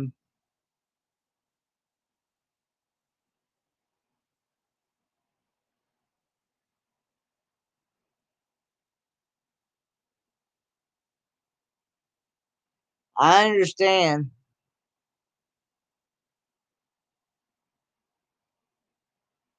But if anybody wants to go over and hang out with Griswold, that might be. I can't remember. Is it is it tomorrow night or is it Sunday? Can't remember. I think I think it's Sunday. I got it's super. It's I know it's one. It's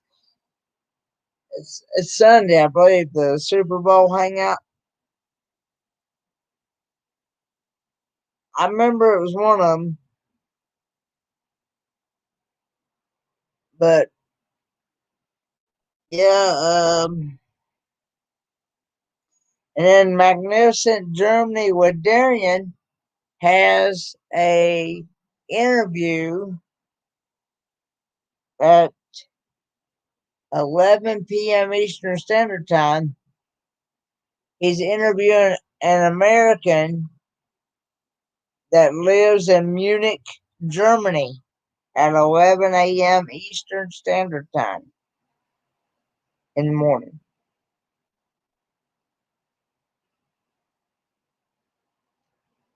So,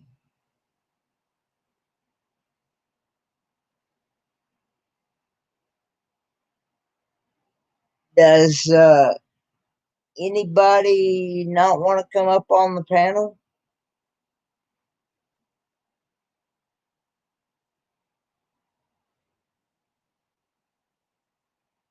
Uh,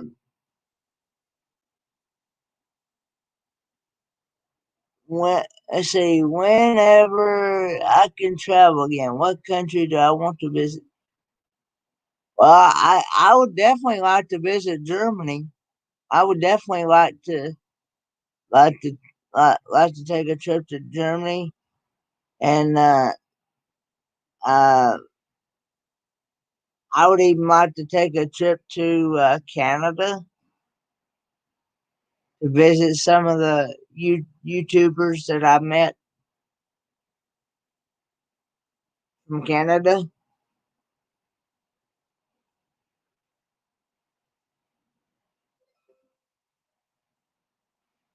Yeah,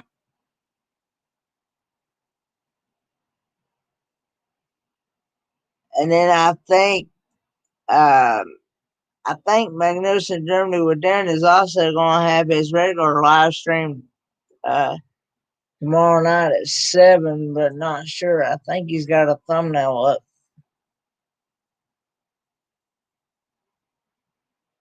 So,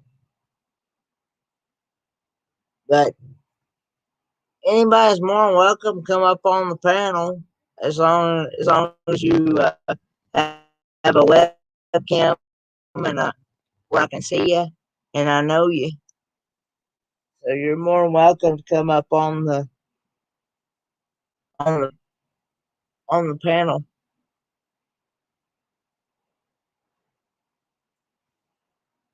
The link is at the top there. Hey, North Vikings, thanks for coming in.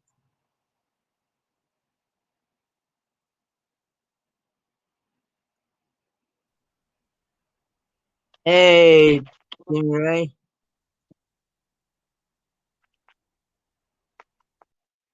you knocked yourself out.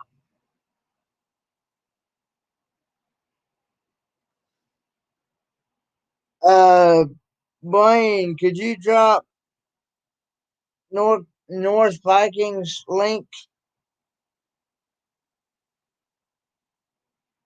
Oh, really?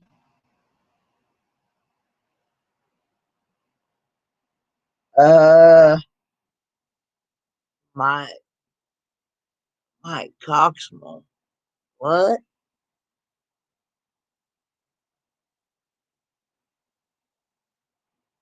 did you have the full costume for that, or just the head? You should see Ken's face. He's like, what is that? Go to his channel. Look at his face. Oh Lord.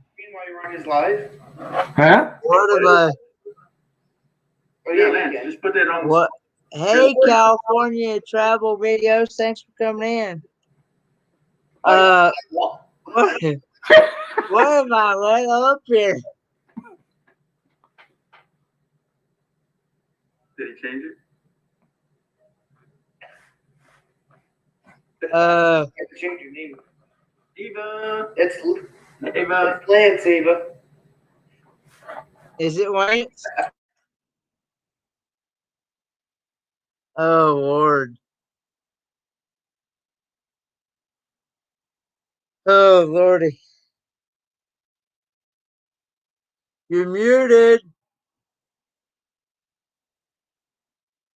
I understand. All right, have fun.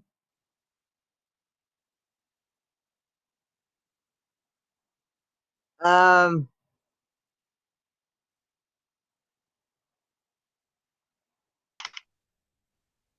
Hey, Kenneth. Hey, Timmy. How you doing, bud? Doing all right. Hey, I'm good. Lance. Are you really Lance from Boondock and from Boomer? Why do I actually let up here? Look, it looks like a skunk. Help people. Hello, I'm here. Yeah. So how you been, Timmy? I'm here. That's the only thing I can say. Is something you say? You Yeah, for right. been working on your race car Little. a little. Just here and yonder to get something to do.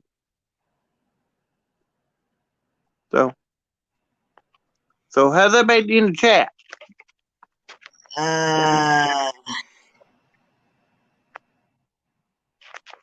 That's the private chat. There you go. And I switch it over. Yeah. Yeah, California travel videos. They're in here. They had a good stream earlier. No, okay. If anybody's not connected with California travel videos, I highly recommend going and checking out their channel because they do a lot of traveling and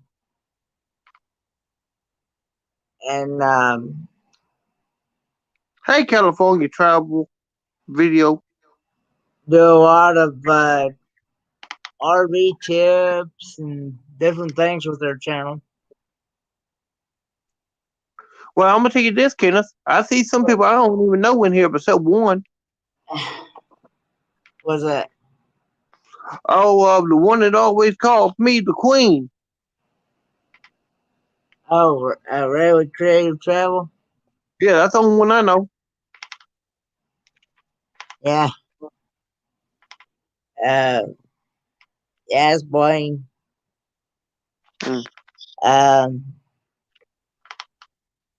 He was just in here earlier, Spaceman. Oh wow. Funeral host was just in here earlier. He had to leave. He said he had to work tomorrow. Oh, okay. How you been doing, Spaceman? Dudley? Hey, Spaceman. Nothing, Spaceman. How are you?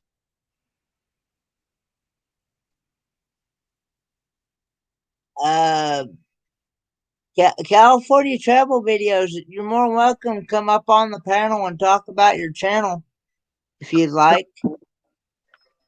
Come on up. Anybody's welcome.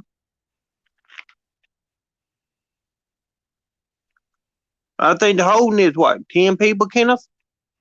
Yeah, I can hold up to 10 people up on my panel because I have the paid version. No, I don't have no paid version, so. But I've not been able to get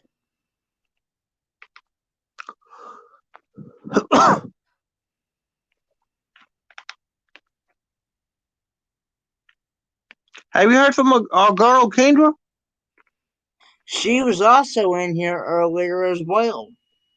Oh I wow. don't know.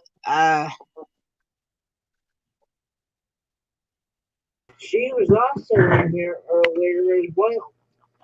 Oh I wow. don't know. Hello, gentlemen. Hello. Hello, Michael from California. Hey, Portman.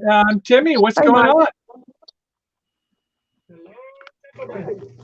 Oh, I got to mute. Yeah, you I got will your mute. Give me phone. a second here. Okay, I got that nipped in the bud. So it's a great Friday here in California. How's your weather out your way? Oh, which part are you talking to here? Both of you. Oh, Louisiana's great. Nice. Tennessee, it's getting rainy and cold, and You need somebody to cuddle up next to there, Ford man. yeah. So Timmy, yeah, Louisiana. We when I went around the United States last year with my beautiful bride Grace, we got as far as Myrtle Beach. We Okay. really wanted to go to Florida and Louisiana, but we had about a couple weeks to get back to California. So, what should I see when I go down your neck of the woods? Oh, you mold to see anything. You never know what you'll run into. I know what you mean. Yep, that's good. You got to have an open mind when you travel, don't you? Do you do any traveling? Not far, just in Louisiana only. Yep. What do you like to do when you get out of your city when you go to other places? Well, if I go to a dirt track. Oh, wow. Is that right? You're a dirt biker. Yeah, if you look on my videos, you'll see what I like to do. Just watch sometime. That's okay. You do BMX or motocross, or what do you like to watch? Mostly circle dirt track. Circle dirt. Hmm. Pretty exciting. Good night, Fordman, spaceman. Fordman, do you ever get out on the racetracks? Have you ever been out in a race car? No, I've never been out on a race car. Believe it or not, I'm not a big fan of. I'm not a big fan of racing that much. Huh, why is that? I'm just not into like watching cars going around and around in circles. That's so interesting because it gets to, I think, how does a person feel about spectator sports? Like for me, baseball, basketball, football. When I Uh, was younger, it was okay. what have I done here? Hey, somebody else came in. I don't know Michael this. Kelly. What? I've been That's impersonated. got to be Lance. Look like a Oh look like a Lord! cat. The cat has many lives. Yeah, a cat or a mouse. But Now that you mention it, what? Big green eyes. Hey, kitty cat, Michael. So anyway, I'm not too much into spectator sport. I'll watch, like when I was really into golf, I would watch the golf pros just to kind of, watch their swing. But when you go out to watch the dirt bikes or things, Timmy, it's just like you enjoy the action is what you enjoy most of the time. I'm gonna go ahead and tell you, I got my own dirt track car. Hey, somebody has YouTube on. Somebody does.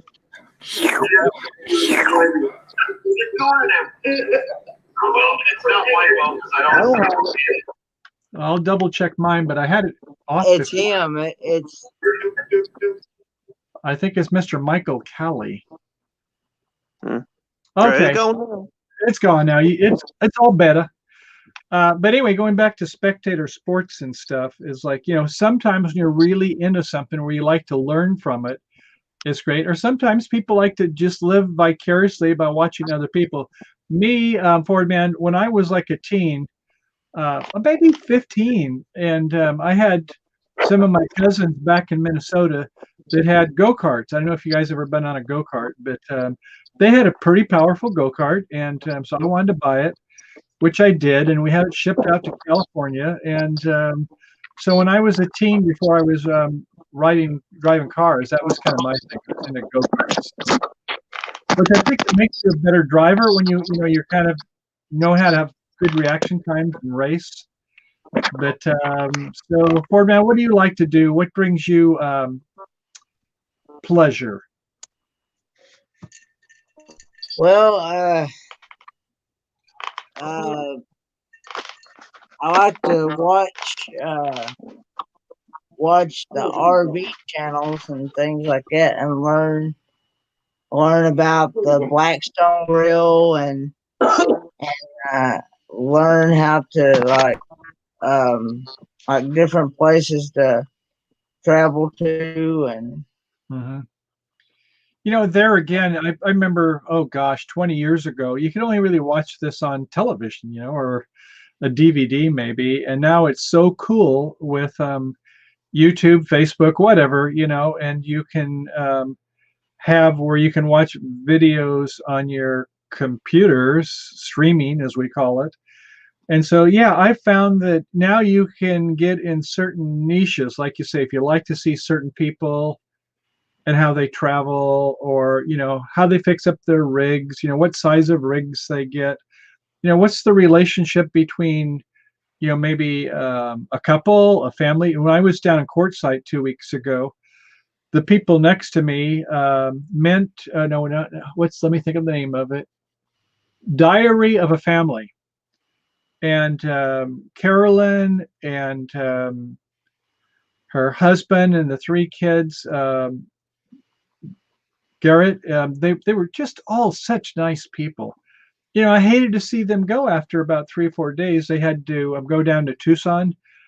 She's going to be working as a COVID nurse at a hospital that's just starting up. And so I guess what I'm saying is it's so nice to be with people like you, where you're really good at relationships. And so I think as much as we like the sites, or we like the RVs or whatever, don't you find a lot of the channels that you like to kind of learn about the people? yeah, I do like to find that too. Um, I like, I've learned about, uh, I've been following that channel called Magnificent Germany with Darian. And I've learned about him, about how he likes to help people get to Germany. And he doesn't he does it out of the kindness of his heart and stuff. And he also likes to try spaghetti ice, which I had no idea that That sounds spaghetti weird. ice. Spaghetti. Yeah, that is actually. If he was here, I would have him come up and explain. I 'Cause would try he's it just because it doesn't sound gross. I mean, I would try anything like that. I mean, to me, It's actually a German ice cream, is what it is. oh, okay. I've got to say, I don't know how I came across this. I guess I was searching on Amazon. Do you ever get on Amazon? I do every now and then, yeah. Okay. Well, however it was like, how some YouTube videos, they have what's called shorts, SHORTS. Mm-hmm. And so I don't know if I was searching for shorts, but I came across some things that were for sale on Amazon. I always thought it was, just pretty clean stuff. But they had these women's underwear. They were called shorts. Mm. And, they had words on them, to be suggestive for their lover or something like that. And one of them was, it said, lick me, ice scream, ice scream, but you could take Yeah. ice scream different ways. And it kind of was pretty funny, but I thought, I didn't know they put that kind of stuff on Amazon. I thought, wow. Yeah, I don't know. You never know. When you said ice cream, I couldn't help but think about that yesterday. Like, what? But anyway, no. So, when you say about watching people, and I had somebody came into our group today, a little after you did, and Mary O'Sullivan. I don't know her from California Travel Videos, but I've always invited her over. But I do have another channel which I teach a game, and I have thousands of people that subscribe, get memberships. And the game is the card game of bridge, and it's like, it's kind of what people did like 30 or 40 or 50 years ago. But some people, they still like this game. And so I thought, okay, I'll have a website, and I'll have live streams that I'll do with them. And so anyway, Mary O'Sullivan came over, and the point is you talked about Germany. She's from Ireland, and what she does is she gives personalized motor coach tours when you go to Ireland. And my wife and I, someday we would love to go to Scotland and Ireland and those parts. I was teaching bridge actually on the cruise ships to get free travel. And I've seen, a lot of the area, the Scandinavian countries, up in the Baltic area. But I've not been to any of the Great Britain areas yet. Have you traveled abroad? Hey, buddy. No, There he is. Welcome Hey. back. Hey, I was I going have, to show you. Go ahead, Bo. I haven't been outside the United States. So what's Now, the state the furthest you've been away from where you live? well, see, I've been to Asheville, and I've been to Greenville, South Carolina. I've been to Kentucky. Oh, nice. Speaking of Kentucky, I may have some of their whiskey right here right now. But yeah, I actually have family in Kentucky, in the Berea part. Yes. But and I would like to go and visit, like, where some more of my family are, is in California. Oh, what They're part of in California? they're in Pleasant Hill. Pleasant Hill. I lived about this far from Pleasant Hill. I like to think of it as the Tri-City area. Normally people think about Greensboro as the Tri-City area, one of them, but there is Pleasant Hill, and then there is Lafayette, and then there is Walnut Creek. And I was living right at the point, right between the three of those. So, Pleasant Hill's a nice area. Yeah. Hey, Ash's World. Hey, Ashley World. Yeah, I'm not following the chats here. I had to kind of get my stuff together and see where the comments are. There they are. Blaine remembers me doing that Rocky Mountain oyster taste test of that horseradish Oh my goodness. and horseradish mustard. I'm not a big fan of the horseradish mustard. Yeah. Hey, can I tell you a story about horseradish? This is a true story. So my father, when he was in Minnesota as a boy, this would be, right after the Great Depression of 1929, and nobody had any money on the farms. It was bad. And so his brother, my uncle, told my father, he said, hey, Leo, you've got a quarter. A quarter was a big deal back in those days. It would be worth about, I don't know, $5 or $10 today. And so my father had a quarter, and my uncle Joe, he said, I'll tell you what, I'll eat some homemade horseradish for a quarter. And my father says, if you take a really big spoonful and you swallow it whole and you don't take any water or anything, I'll give you my quarter. And Joe said, I'll do it. And so, homemade horseradish is really, really strong, right? Yeah. So Joe, he took it and put it in his mouth, and he was feeling really, really, really bad.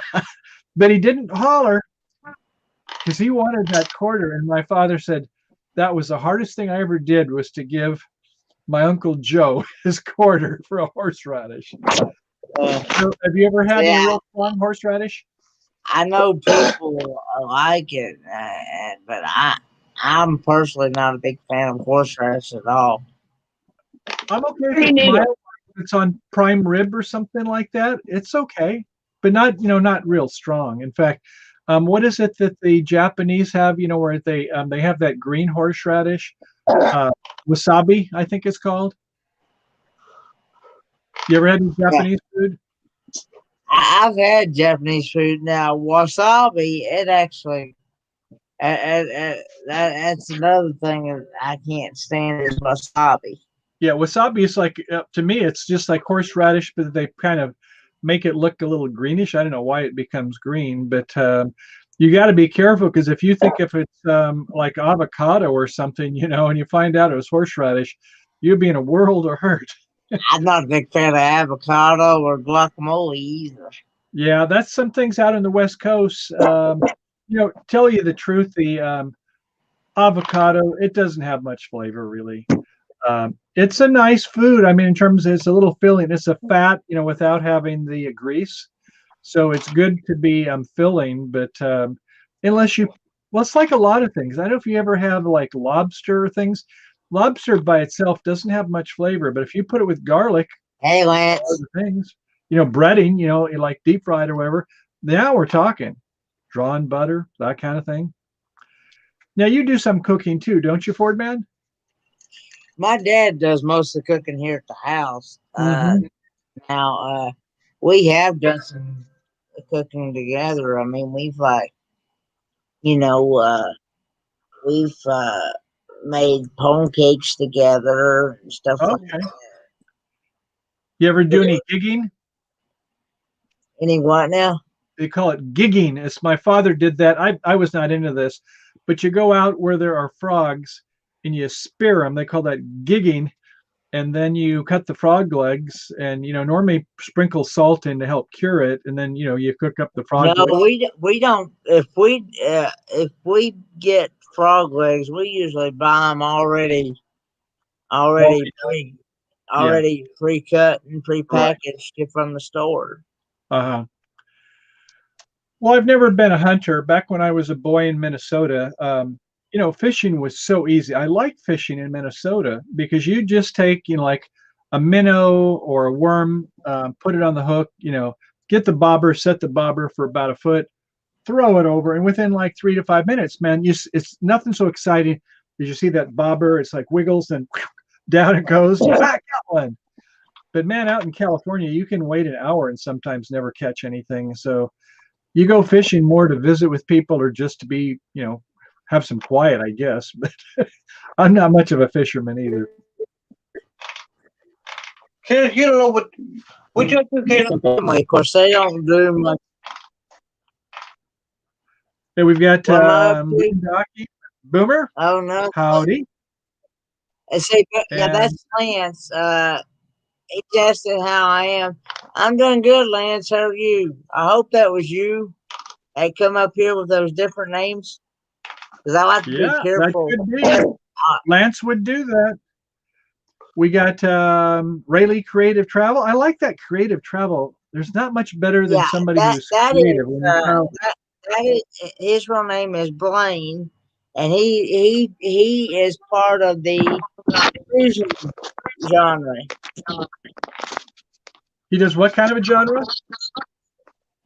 Cruising, That's what I thought you said. Wow. I and wonder what cruise ship he's he's been on. he helps people with cruising, and Like a cruise agent? they talk about cruising and different things on any moderators in here. Please feel free to share your link and link up. Yeah. So I started out on NCL, that's Norwegian Cruise Line, was one of the first ones when I was teaching the card game of bridge. And then I was able to get on the Regent lines and on Crystal lines. Those are pretty expensive cruise ships, but if you can travel for free, they are awesome. Yeah. But yeah,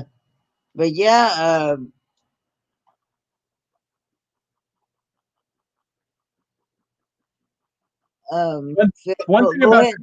this will surprise you maybe, Ford Man, but Kenneth, what happens when you're on a cruise ship and the food is delicious? I mean, you can have salmon for breakfast, anything you want. And you get so much food after a while, you don't have the craving for food. And after, if you do like some of them, they have more than one segment. A segment might be 11 to 14 days, so about 2 weeks, let's say.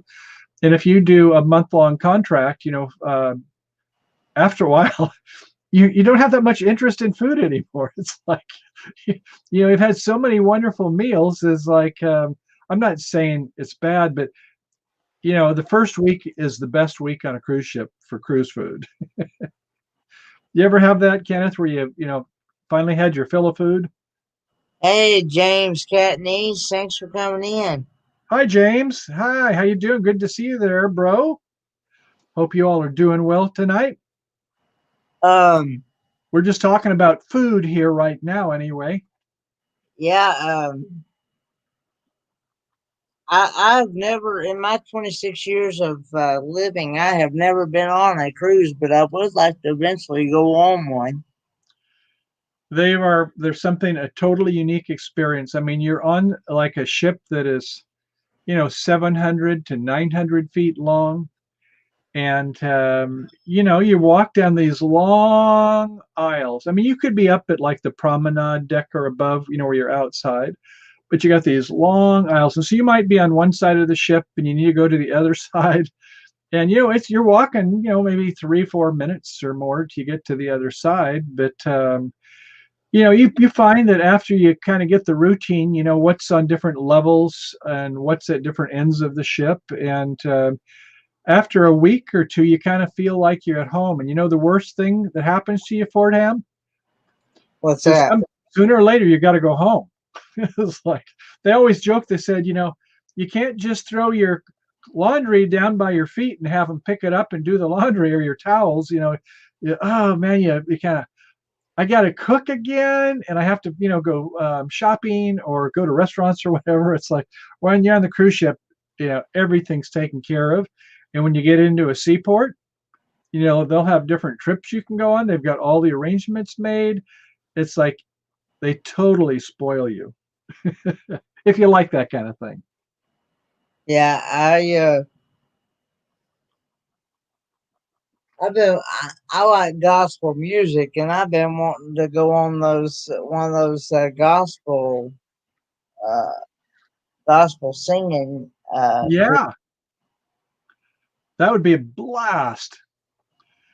Yeah, they have like entertainment most every night when you're on a cruise ship. It could be a lot of it is music oriented, and some of it's people that are athletic things like gymnast types of things, and sometimes a variety show.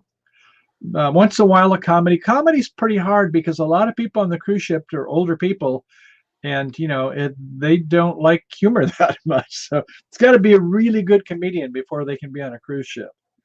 But there is a Yeah. lot of music if you like that type of thing, and some of the pianists and violinists and things like that, and singers, and also just performers. They do dance acts and things like that. You'd love it. Mm. Uh, when I had cable TV. Of course, I've been without cable since September of this past year. Um, I used to watch the Bill Gaither uh, gospel music Mm-hmm. shows and stuff.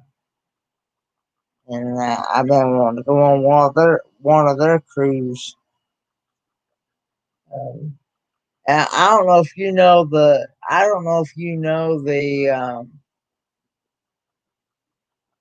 gospel singers um, that that um, is called the Browders. No, can't say that I do. How many people are in their group? I say it's Tommy, his two boys, and their wives. Uh, So maybe a handful or more. I say Tommy is the daddy. So, and then his two sons. Um,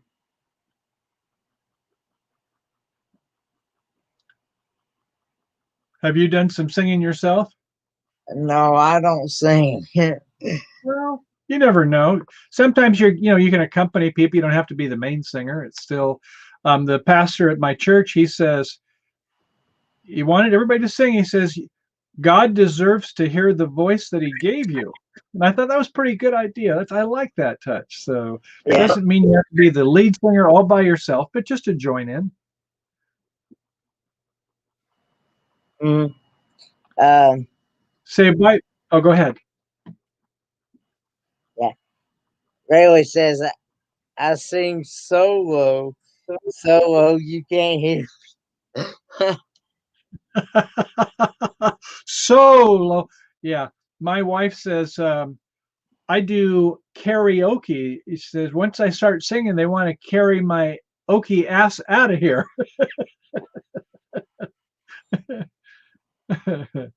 But anyway, it's fun. Music is, I think it really touches the soul. And so it's great when people, spend a lot of time practicing, which, certainly if you do gospel, you have to have your soul into it. Mm-hmm. And so, like we were talking about food before, for some people, well, I mean, if you think back to the caveman or early man, I mean, food was scarce. And so, food was like the gift of life. You didn't have food, you were going to starve. It's not like you went down to, like McDonald's and, got your credit card out or whatever. So, this was something, it had a lot of meaning. So, therefore, the food preparation and everything was almost like a gift of God, a sacrament, or whatever you'd want to call it. So, nowadays, the RVers, do you know that there's two very popular ways to cook, or two different, I should say, companies that make cooking gear? And if you watched RVers, you probably heard of at least one of these. One of them is a griddle. And there is a company that makes a griddle that everybody loves, Blackstone. I don't know if you've heard of the Blackstone Yeah. griddle. That, But yeah, I finally got one. It's a 17-inch, but I tell you, that thing weighs at least 30 pounds. It's heavy. It's thick, metal. But once you fire it up, with your propane burner, it does a good job of cooking. If you're like, say, cooking bacon or pancakes for breakfast, or steak for dinners or whatever, it has got a really even cooking temperature. And if you've got like a good spatula, man, you can like do a wonderful job to prepare it. And the other is the Instapot. Have you heard of Instapot? yes. They are so. My wife, when I first got her an Instapot, because I see these people on the RVers, Instapot, like Well, whatever. I've heard that some of them say that if you cook on the Blackstone, you don't really uh you can cook just about anything on the Blackstone as good as if you cooked it on the on in the Instapot or in the crock pot. Probably true. They do have a little different flavors. Like the Instapot. Well, my wife said, why do we have an Instapot? I have like a crock pot. And I said, but the crock pot, you got to let it cook 3, 4, 6 hours. And if you're in an RV, you don't want to have like the electricity running. Maybe you don't even maybe not even hooked up to electricity. But so it's like a pressure cooker, so it can get the heat up really quick. It doesn't use a lot of energy if you don't have a lot of power. Say you're running a generator, you don't have to run a generator for very long. And if you're doing a roast or something like that, my wife will sometimes just cook up beets, or other types of things. You could put a meat in there, and once it gets to temperature, after about 15 minutes, bam, it's finished. Just, the pressure goes down, you take the lid off, and it keeps all the juices inside of it, which is really nice. Whereas, and I'm seeing some message there. So you can cook almost anything in the Instant Pot. Yeah, you can. You're right on there, Raleigh. Yeah. Yeah, it's like it's really good for that. And Blackstone, I agree. For breakfast, you can't go wrong with the Blackstone. And it's so easy to clean up after you've done it. You know, it's like it's got a little grease trap there, and it. And you don't, if once you got your Blackstone seasoned, the griddle, and that's the most important thing because you don't want your stuff to stick to it. So, I rather than to like season it by, putting some like canola oil on it, I just put some cooking oil and put it in the oven and let it, set it for about like 450 degrees, let it cook for 30 minutes. Because you want like that nice kind of coating to go over your griddle, and then you are good to go. So, what would you say your favorite meal is there, Kenneth? Well, I don't really have. I mean, I like just about anything except like the things that we mentioned earlier about the guacamole and avocado, and Right. I'm not a big fan of those, and I'm not a big fan of the horseradish. Horseradish. Do you know what an Indian who's a vegetarian, what they call an Indian who is a vegetarian? Mhm. They call him bad hunter. Huh. You get it? You got to eat vegetables because you Yeah, can't catch any meat. You're a bad yeah, that's hunter. yeah. Vegetarian doesn't eat meat, do they? They just eat. No. Uh, but uh, but yeah, uh, I actually kind of like want to do like my. I had some family members. No, mm-mm. James is saying he loves to do briskets, but he loves horseradish. So go figure. Yeah, I could have some horseradish with brisket. I think. Yeah, I could do that. But you like barbecue, don't you, Kenneth? I like barbecue. I like barbecue brisket, and I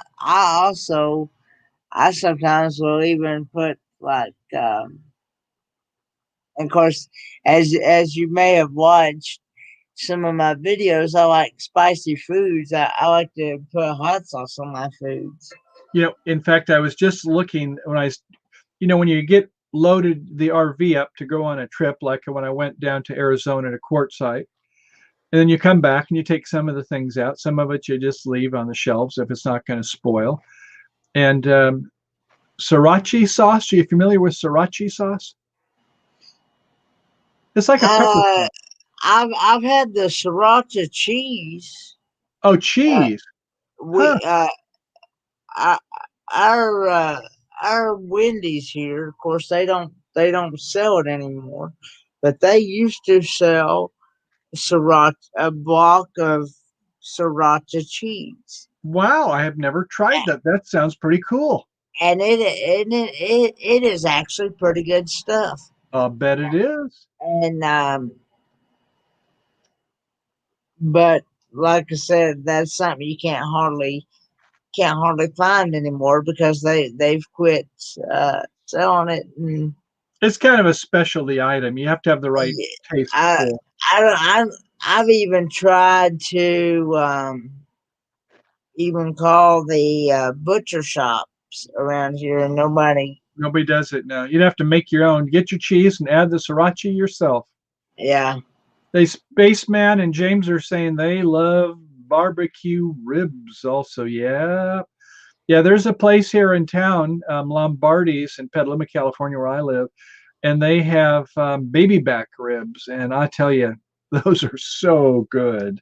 Just when you walk up, they have these big cookers, and you just smell it. You just start drooling before you get inside. It's like, you can't beat those good ribs. that's James uh can't Cantonese. He does all his foods.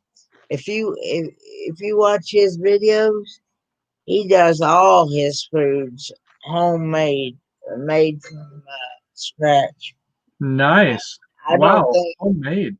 I don't think there's hardly anything that he doesn't that he doesn't do that's not Wow. homemade. I'm wondering how he does his recipes. If he like has a cookbook or he watches YouTube or is it maybe learns from somebody he knows? I'd be kind of curious to know about how you learn to do Cantonese cooking. Feel free to drop your link, James, Yeah, or James. yeah, Inquiring minds must know. anybody in here with the Blue Wrench. Please feel free to drop your links. Make family here. I mean, that's what we're all here for, is to connect and grow together and make family and friends. Beautifully said. Beautifully. You're a good peacemaker. And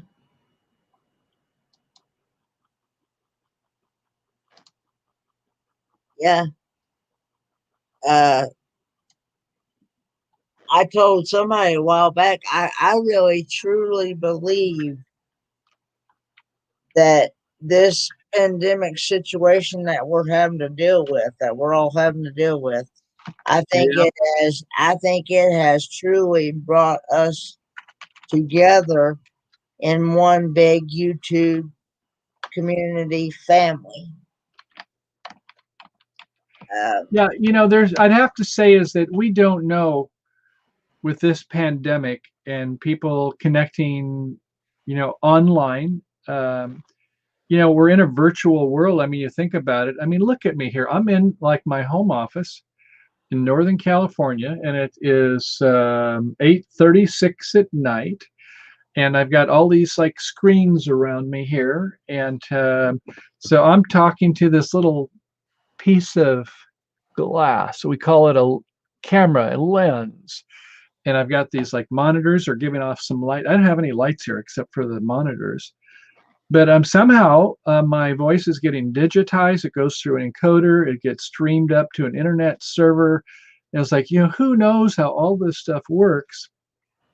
And then StreamYard, we can get a service from them, and they let mhm. multiple people talk together, and it's just changed the world. I mean, because now we can have virtual communities rather than only talking to people in our own town or getting in a car to go a different town. It's like, and think about for businesses and schools how it's changed lives. Once it changes, I don't think it ever kind of really goes back completely the way it was before. So, like it or not, the Pandora is out of the box, wouldn't you say? Yeah, I think it's just been a uh,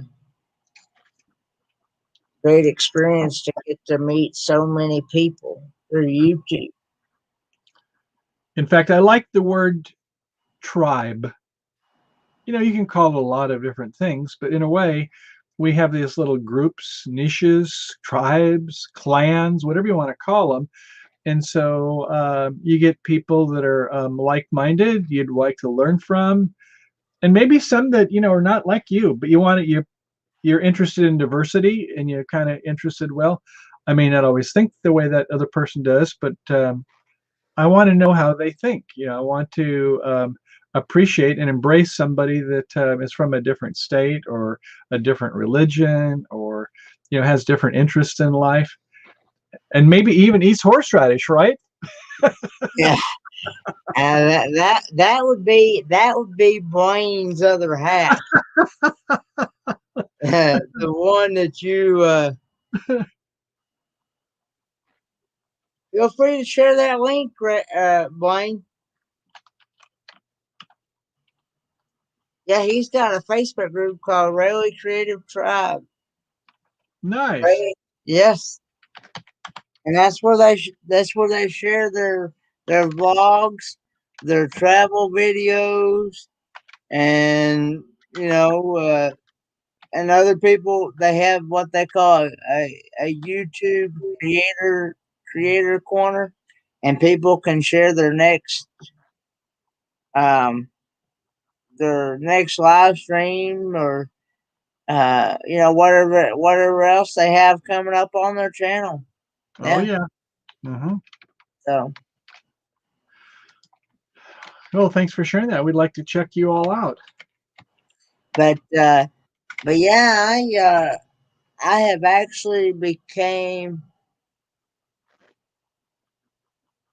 I actually became friends with them. I've been friends with them for quite a while. I had actually just recently became partner channels with Rayleigh Creative Travel and Griswold Family Vacay and Magnificent Germany with Darian.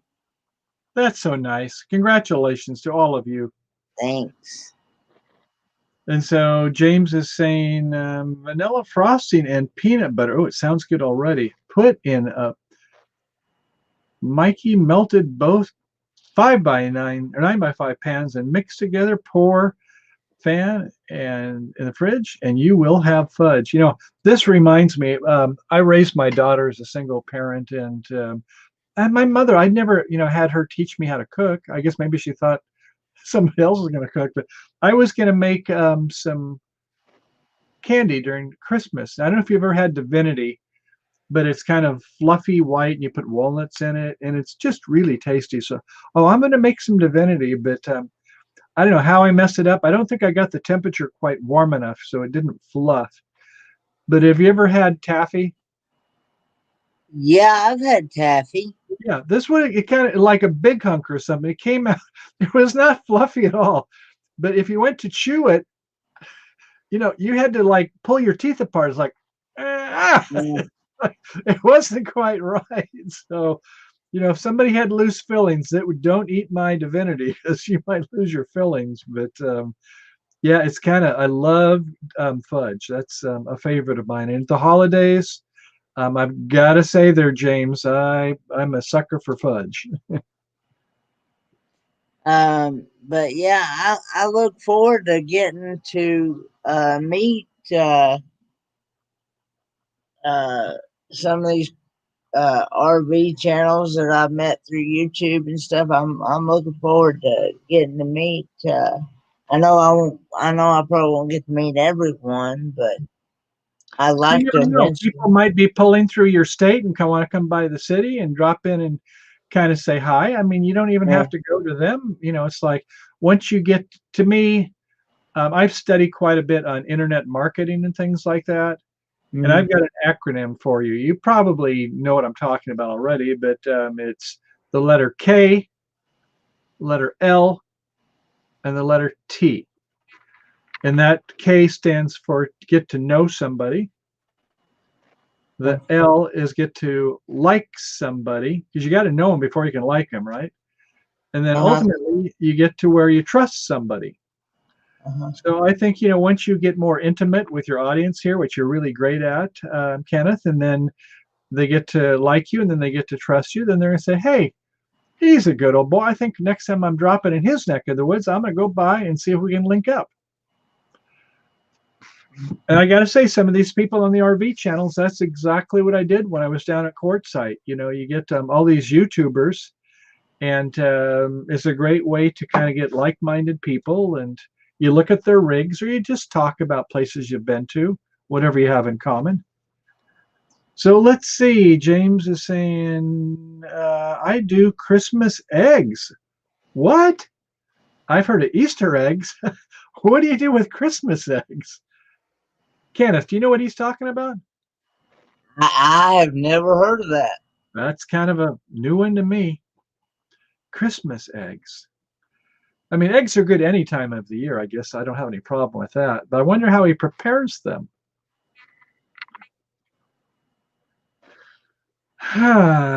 So he says, keep video real. I do not edit my videos at all. Wow.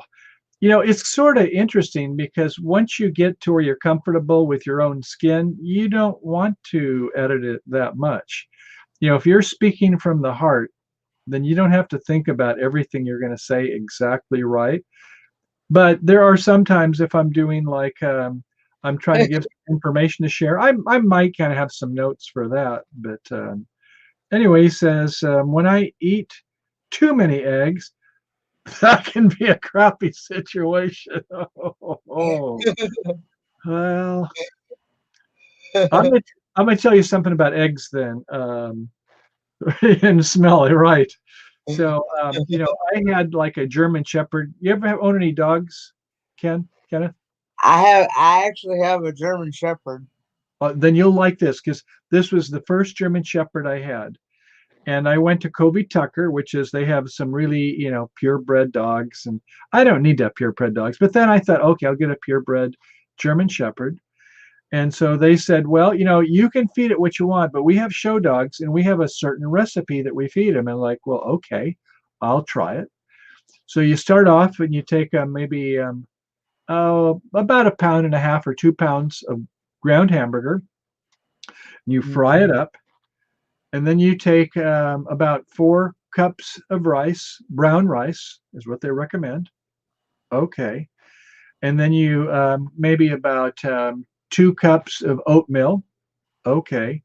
2 cups of shredded wheat. And I'm like, oh, this sounds pretty good. I think I could eat this. And then regarding the hard-boiled eggs, they say put some hard-boiled eggs because, the protein for the dog is important. But the thing that surprised me, they said put in yogurt.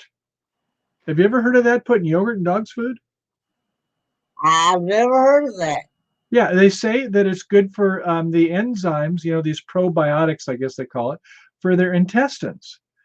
And so that was what I would cook. And, when I get all cooked up, because, when it's cooking, it gets all nice and warm. And my dog, my German Shepherd, is like, woof, woof. He wants some of it. So, and you got to let it cool off, of course. But I would make a big pot of it so that it would be good for about a week. But so all my dogs since then, I've always made that for me. I don't put the eggs in anymore because if you put in eggs, you can't, it probably won't last for a week, so I don't put the eggs in anymore. But the thing I love about it is that once you've got through making it, if you want some yourself, it's good. It's all human food. So that's what I feed my dogs. What do you give your dogs? You have a certain company you like to buy dog food from? I usually buy like kibbles and bits, I think it is. And I used to buy Pedigree. Yeah, Pedigree's a good company. But the kibbles and bits, when we're on the road in our RV, sometimes Grace will cook up this recipe I was telling you about. And other times we'll go ahead and put the kibbles and bits, or, we'll get some canned food, Pedigree or whichever. But, I always try to give them something that they enjoy. Yeah. So let's see. It says clean them out. Peanut butter is good for dogs for a treat. In fact, so funny you mentioned that, James, because I'll have at least a peanut butter sandwich a day, I would say. I like to have raisin bread with peanut butter. I like that a lot. But just even if it's regular bread, but sometimes I like preserves, the stuff that's thicker than the gems or the jellies. And I have a Siberian Husky. And when I have a peanut butter sandwich, he's like, me too, me too. So I will give him some of my peanut butter sandwiches. So, and I agree with you. They do like it, and it makes them happy. Yeah. When I give my dog her monthly pills for her flea and tick and her heartworm medicine, Yes, sir. I usually have to give it to her in peanut butter. Otherwise, she won't take it any other way. Oh my gosh, this brings up a story.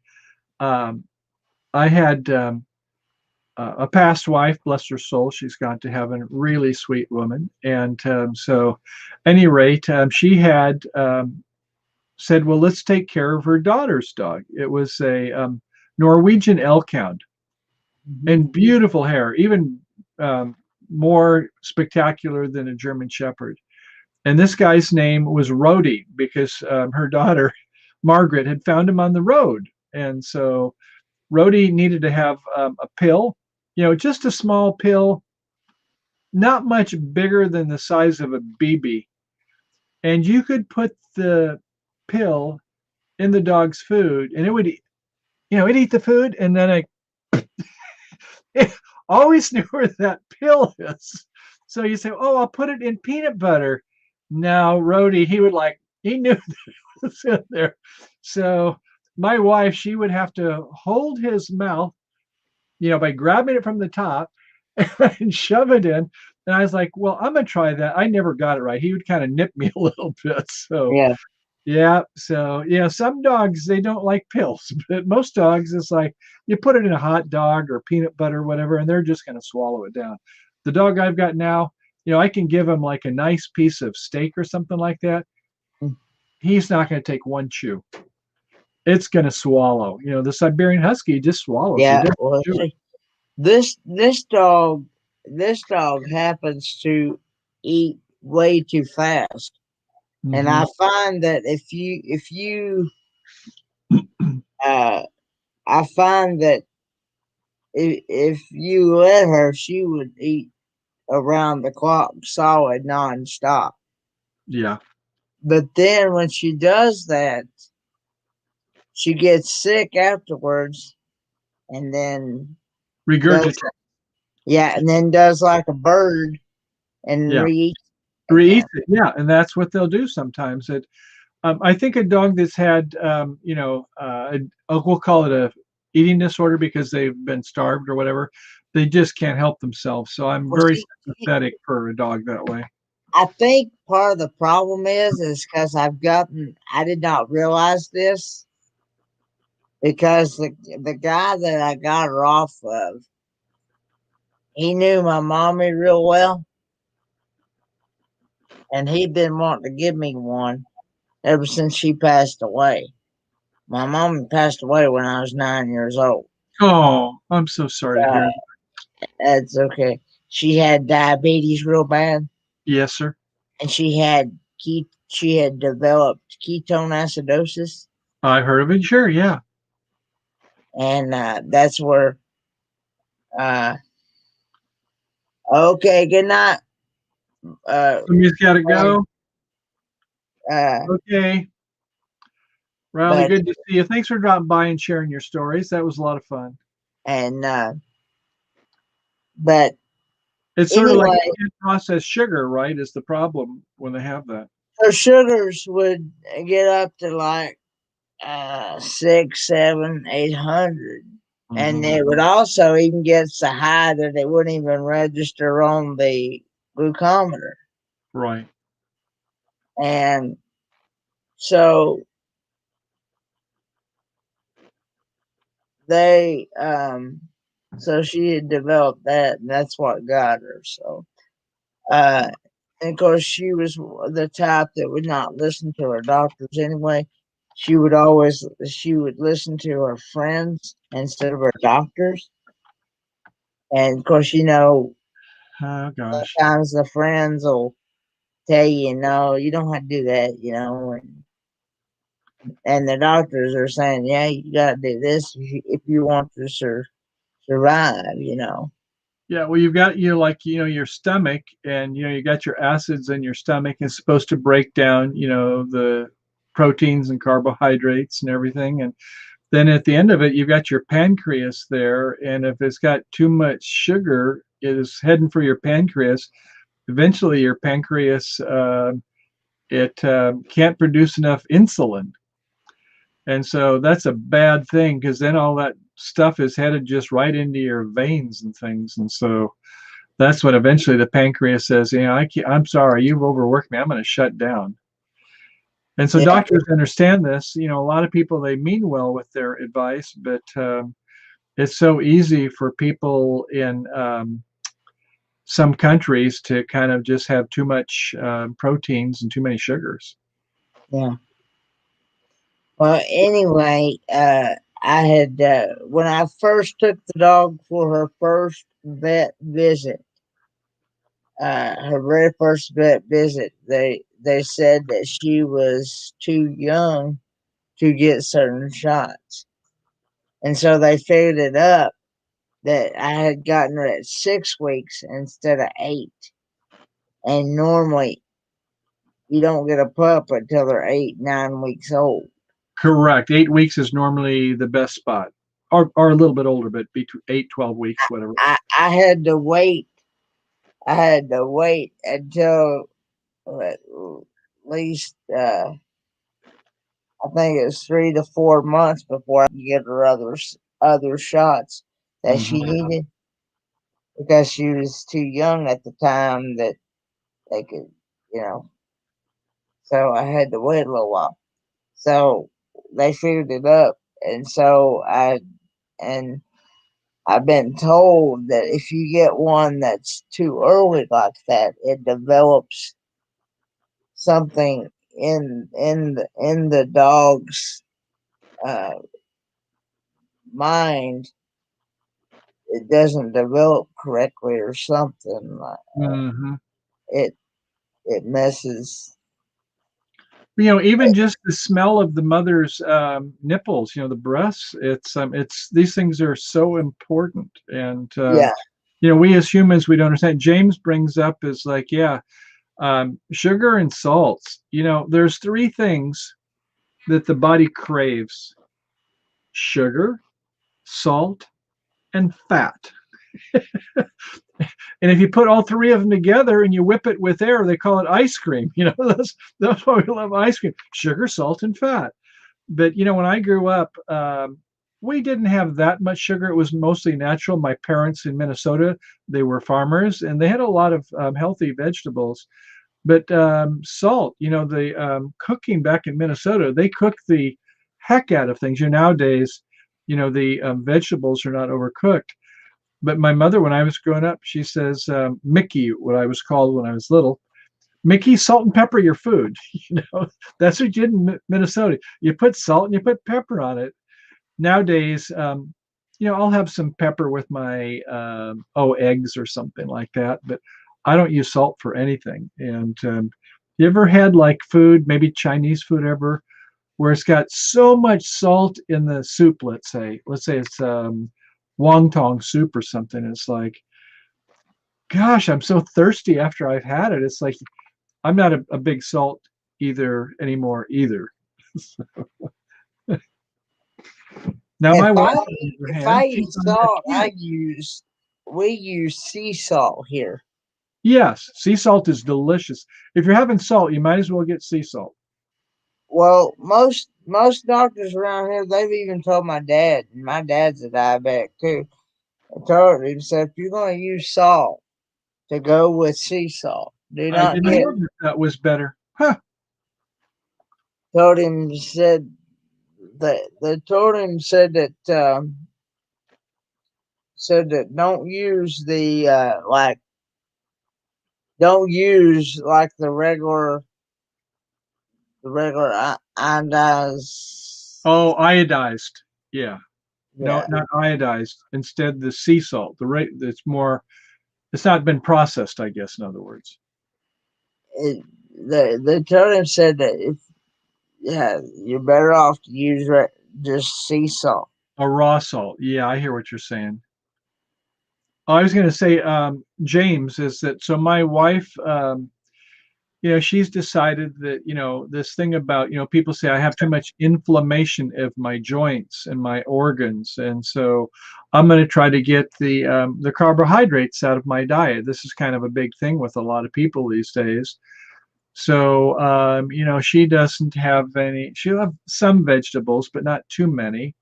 And tries to stay away from even fresh fruits because of the sugar in there, and she won't eat any carbohydrates. Well, I will take that back. After about 6 months to a year, she said she would have a little bit. So we had some yams tonight, and she kind of baked them in the oven, so they weren't oily or anything. And Kenneth, you would like it because she sprinkled some a little pepper salt on it, and so it was kind of a zesty and things like that. But so she has mostly protein foods. She eats quite a bit of meat, but not with a lot of high fats in them. But one of her things she loves to have during the course of the day, besides peanut butter, is nuts. So we have a Costco around where we live. I don't know if you have those types of stores, but anyway, so we have these good quality nuts. They've got cashews and almonds and all these things in them. And so when she gets hungry, she'll have some of the protein food without having the carbohydrates. I still like my peanut butter sandwiches. Sorry. Yeah, I like peanut butter and apple butter sandwiches, Yeah. Apple butter is delicious also. and but here again, since diabetes and stuff runs in the family, I try to be careful and watch what I eat and make sure that I don't overdo on the carbohydrates because the doctor said that the biggest thing you got to really watch is the carbohydrates because that's what that is what turns into sugar. Well, especially if you have sugar and the carbohydrates, then it turns into our other enemy is fat. So, Yeah. yeah, when I was a teen, my complexion, I would have it would be easy to get pimples if I had chocolates or sweet foods or salty foods or greasy foods. It's like, what am I going to eat? I could eat half a loaf of bread or have like 8 pancakes. I wouldn't put any syrup on them, wouldn't put any like preserves or anything like that. And I had a high body metabolism and I was okay at that age. But nowadays is that, yeah, I'm with you. I try not to have too many carbohydrates because there's certainly, you're going to eat something else and it's going to turn it into fats once you eat that. So I'm glad you're watching your diet there, Ford Man. It's Yeah, well, my on the right doctor track. said that it's a good idea for me to do that, especially since diabetes runs in my family. Yes. Not only does my, not only did my mommy have it, but my dad has it. His mama had it. His brothers got it, and so on. So I may now be that mistaken. I think some people more than others, but I don't know what percentage, but I would guess a pretty big percentage, 75% or whatever. It's just kind of all the people you're around, that's based upon the foods they eat. Like when I was in Minnesota, is that, there was nothing better than the eggs in Minnesota. Their eggs were delicious. And, I got out to California, I thought, the eggs are not nearly as good as the ones back in Minnesota. And it turned out when I went back to Minnesota as I was a teen, I discovered why. And it was not the eggs at all. They would cook it in so much butter. I mean, there would be this much butter floating in here in the pan, like more than an inch. And so, they would have so much butter in their diets because, they had dairies, right? And you've got your cow. And, there was no like homogenized milk. You eat or drink homogenized milk, right? hmm Yeah. But, when you get it from the cow, the cream all gets to the top. And the cream is kind of the best part, they say. Well, there's a lot of fat in the cream, of course. But the point is that I thought the eggs were so good. It was because it was cooked in this delicious butter. And then I realized, well, no, the butter, my parents, my grandparents also have a history of cholesterol and heart disease. So I'm like, my thing is I have to be careful not to have too much fatty foods. So once I got to be in my 40s, I said, okay, slow down. No more of the hot dogs with chili and all these things. Don't eat a lot of cheese. So, I try to have meats that are a little leaner than others and, not to have just excessive fats, I guess.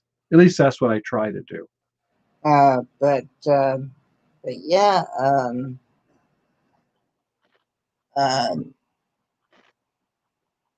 the dog is actually 6 years old and still having issues with training. And I've worked with the dog day in day out, and the dog just does not take. I mean, Why do you think that is? I I think, like I said, I think it's because I got it too early, 2 weeks too early. Yeah, I'm sure it's half of it. I like to consider myself a dog whisperer. I've had dogs all my life and I've studied about dogs. But are you familiar with food obedience training? I I have actually taken the dog for a training course uh, through our local PetSmart store, Yeah, good. but it it was a 6 weeks course, and I feel like it was a waste of money because I even taken the dog and brought the dog. I did everything they told me to do, work with her at home and all that. Yes.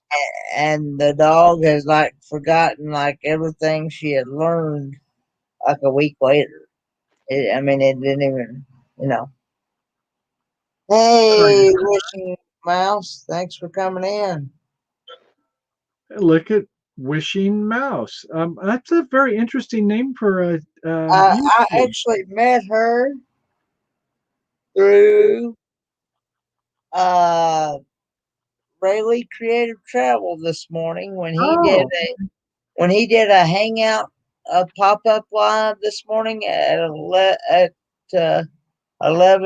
It's actually yesterday now because it's a Saturday on the East Coast now.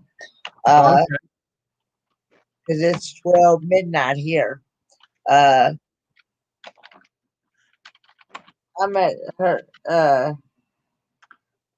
I'm looking up the channel right now. And she talks about Disney and Zoe. Hi, Zoe. yeah, her name is Zoe, and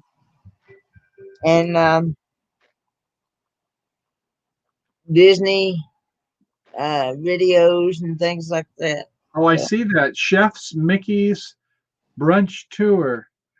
yeah, Do you know the song? You know the Mickey Mouse song? I don't know the Mickey Mouse song. I've been meaning to go over there, and thanks for connecting with me. By the way, I was going to do the same myself. I was going to check out your channel, and Got a nice channel. 1,240 subscribers. Well done, Zoe. yeah, I'm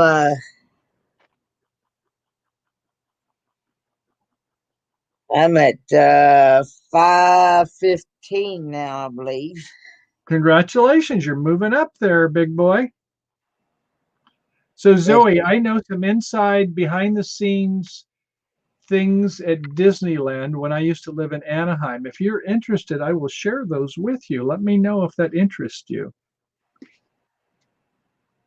I had a neighbor that actually worked for Disney in the costume department. yeah, But yeah, it's funny. Our channel, California Travel Videos, is close to another one that is, I think, California Videos or something like that, but no travel. And the lady who has that site, she's had some of her Disney videos got well over 1 million views. I mean, so yeah, if you can get some that people are interested. Oh, he said she's interested. Okay, so here we go. So my neighbors, like I say, they worked at Disneyland, and she was in the costume department. And Kenneth, you may not know this. I don't know if they changed the rules over the last 25 years, but it used to be that people that worked at Disneyland were not allowed to wear makeup, except for at the Golden Horseshoe Review, where they had the Can Girls. That they could. But anyway, so Cindy worked there, and every once in a while they have like employees open house night, and they give behind the scenes tours, which is so, I was a single dad, and she says, well, why don't you come and bring your daughter Jenny? And so, oh, that'd be great. So we went on the behind the scene tour, and I've just got to say, it's amazing, the tunnels and the labyrinths that they have to go there for the employees. And, everything is so well thought out and so professional. But I can remember a couple of the rides that surprised me. One of them was Space Mountain. I don't know if they have Space Mountain. I'm assuming, looking at your channel, that you're more out by Disney World. So I don't know if Space Mountain. But anyway, the concept of that ride, I'm sure they still do that. But they had the lights on, and you could see how the roller coaster ride worked. And one of the things that amazed me when I first saw it is that, you assume that a roller coaster ride that's going to be on a track like this, and that the wheel goes kind of like that, just on the track. But no, in the Space Mountain, it was a tube. Here, let me go over like that. A tube like that. Mhm. And that black part, it was not a rail, but a tube, and the tube was supported, and it went all around. And so the cars, they had like a wheel that went this way, and then they had a wheel that, so it couldn't get off the track because it was kind of on both sides of that tubing when it went around the track. So it was very safe, and they had the tube pressurized. It wasn't like just a tube with just air in it. It had pressure, and they had pressure sensors. So if for some reason there was a solder joint or weld joint that had fractured, then the air would escape, and then they would know it would lose the pressure, and they would say, okay, so they had the ride, so it was super safe. And the thing that amazed me most is when you got on the ride, you're like on a car like this with other people. There's two people across. I don't know if there were 3 or 4 deep, but you sit down, everybody's on the car, and there's a guy at the control, or gal, and okay, they're going to push the button, you start. But what you didn't know is that car was being weighed. So let's say I'm 180 pounds and the person next to me is 140 pounds, we're 320, and you get the other people on, and then the weight of the car. So let's say the car was 1,000 pounds for rough numbers. They would know is that when they would let the cart take off, the roller coaster, is that if we were heavier than the car in front of us, guess what? We're going to go down faster. We don't want to, we're not supposed to bump into the car ahead. So they would actually measure the weight of your car. And if you were heavier than the car, then they would give extra time so you don't hit the car in front of you. So anyway, that was just that one ride. But then one of the all-time favorites is the Pirates of the Caribbean. Have you ever been on any of these, Kenneth? No, I've never been to Disneyland or Disney World. Yeah. So she's saying that it's in the dark. Yes, it is in the dark unless you get a chance to go on the behind the scenes tour, which I had. So normally, this is kind of the magic of Disney. So anyway, the Pirates of the Caribbean, they have about 20 plus infrared cameras. So you're in the dark when you're going through, and then you get to a scene that's lighted, and they have the gold, and once in a while somebody jumps off and they think they're going to steal the gold. It's just all epoxy down there. It's just jewelry. But any rate, yeah, they have to have all these closed circuit monitors, and they're infrared. You wouldn't know because you're just assuming it's dark because your eye can't see the infrared. But in the control room, they've got about like 25 or 30 monitors. So if anybody tries to get off of any of the ride, they know about it, and they'll have one of their employees make sure that you get back on the car. And then the other one I'll talk about is the Haunted Mansion. And the Haunted Mansion is you get on or in a car. And if you've got any kids, well, I guess it's late, so they're not. I'm gonna have to worry about this. But this is Disneyland secret. When you get in the car and you go on the ride, and you have like the haunted ballroom, and if you've not ever been on it, Kenneth, it's maybe about 40 or 50 feet above the ground. You're looking at this huge ballroom, and you see these ghosts that are spinning around. They're kind of dancing in the air, and it's like, well, how do they do this? Well, the way they do it is that where you're in the cart, maybe about 15 or 20 feet in front of you, they have a big glass pane. Now, when I say big, it's like, I don't know, 60 feet tall, 60 feet of glass, and maybe about 20 feet wide. And then they have another one next to it, another one next to it. So when you think you're seeing these ghosts, you're actually seeing a reflection of right above you. It's sort of like a merry-go-round, right? They're twirling around. There's some above you and there's some beneath you, but you're looking at a reflection of something behind you. So it's just incredible. And now this was 20 years. I can't imagine what they do now, but I love Disneyland and the people that work there and all they do to make it the Magic Kingdom.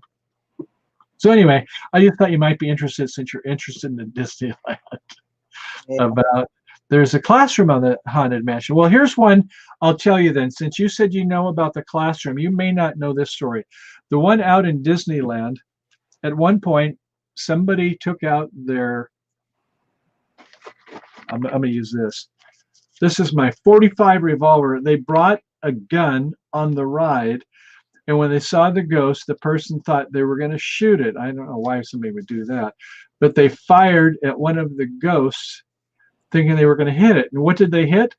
They hit this huge piece of glass. It didn't shatter the glass, but it made a hole in the glass. And then you have glass that kind of wants to shatter out at different directions. And so for them to like have to replace that glass, guess what? You got to take the ceiling off. You got to take this huge piece of glass. You're going to have a crane to get another piece of glass. It's going to be like, well over $100,000. So what they did is they got some epoxies, and they thought, well, we'll make it look like a spider web. So I don't know if they still have it, but I imagine they do. At Disneyland, you'll see at one spot where there's like, as you're kind of going through, where there's like this little spider web. I was so smart that they did that, but it's not a spider web. It's where the .45 went through, and they put some epoxy and they painted it to make it look like a spider web. So, these people are genius when they come up, to have ideas. But so, yeah, if you've ever studied about what happens on some of these rides, that's one you might want to add to your story. Now, Timmy is saying what I've been on the Dumbo ride. Yes. And it's talking to you, Kenneth. It says that man might know what I'm talking about. I do. Yes. The Dumbo ride. That's a fun one. I don't know, because like I said, I've never been to Disneyland or Disney World. And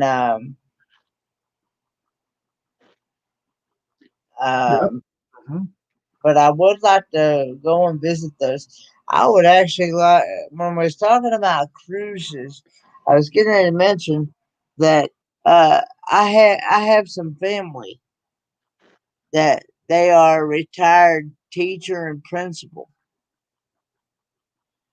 and they had been planning this for a long time. They said they wanted to make it at least a once in a lifetime event, and they have been on a cruise and visited all 50 states, and they really enjoyed it, except for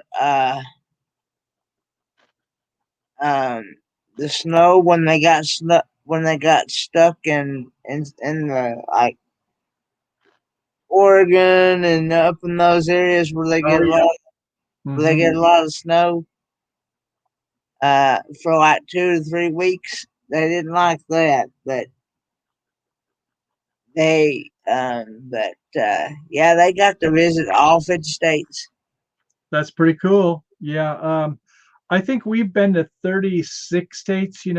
We have one of those maps where, like, okay, we start in California.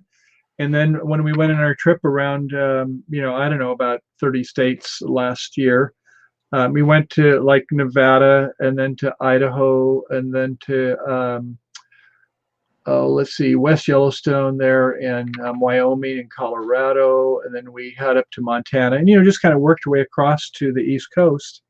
And then we kind of went south down as far as South Carolina, then came back again, hit a tip of Mississippi, but went through Texas and New Mexico and all those states. So yeah, we had more than half of them. But you're speaking about snow. We never did go through Oregon or Washington, which are states right next to us. So this year, when the COVID gets down, we're hoping to go see, Oregon, Washington, and the upper part of Idaho. We've seen the southern part of Idaho, but not the upper portion. And my wife says, yeah, she'd like to see Glacier National Park in, let's see, Montana. Yeah. So yeah, you're talking about Hawaii. One of the jobs I had, I worked with the telephone companies in Alaska. That would be Alascom, and in Hawaii, Hawaiian Telephone Company. Great people in both of those states. And I've been to Kauai at least a handful of times, more than that, I think, maybe closer to 10. But love Kauai. I've been to Honolulu and the island of Oahu a handful of times, some on business trips, some on pleasure. Well, I go on a business trip, I'm going to extend a day or two and make it for pleasure also. But yeah, Maui is also another island I like there. But I've never been there on a cruise ship. I've seen a lot of the world, but never to Hawaii on a cruise ship. But I've seen a lot of the rest of the world there. Great times. Yeah, James has seen 48. Wow. Driving semi. I'm sorry, Kenneth, you were going to say? but yeah, I'd like to go. I'd like to go visit those places. When you went to do, okay. Spent $150 for two people to get into Disney. Ooh. Yeah, it adds up quick. Yeah. Unless you got some kind of a discount or things, man, it's not cheap. I've actually been wanting to get the experience to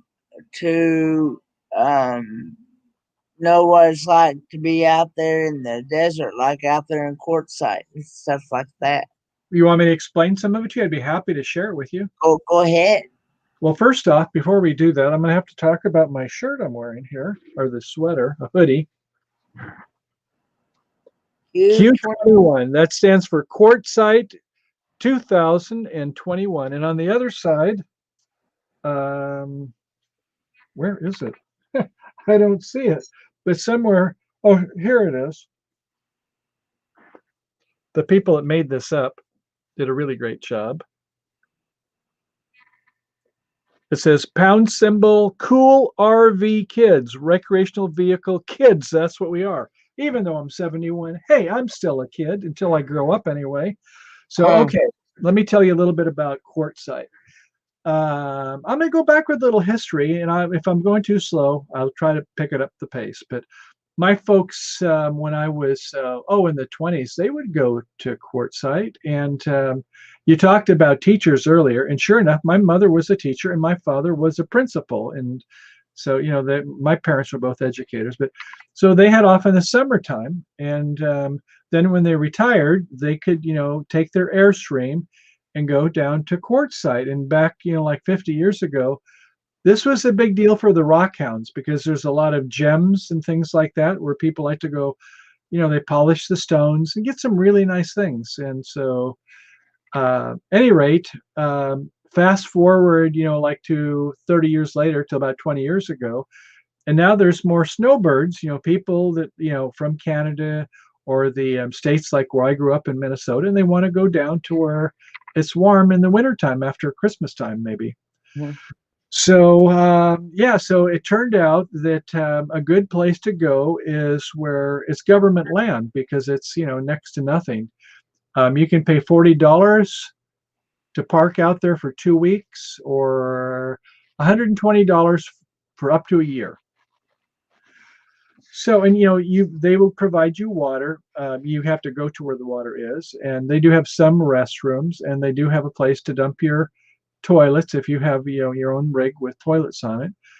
So what's this all about? Kenneth, do you know about BLM? Uh, BLM stands for Bureau of Land Management. oh, okay. Yeah, so the government has I don't know, like 95 billion acres or something like that of BLM land. It's a lot of it's desert.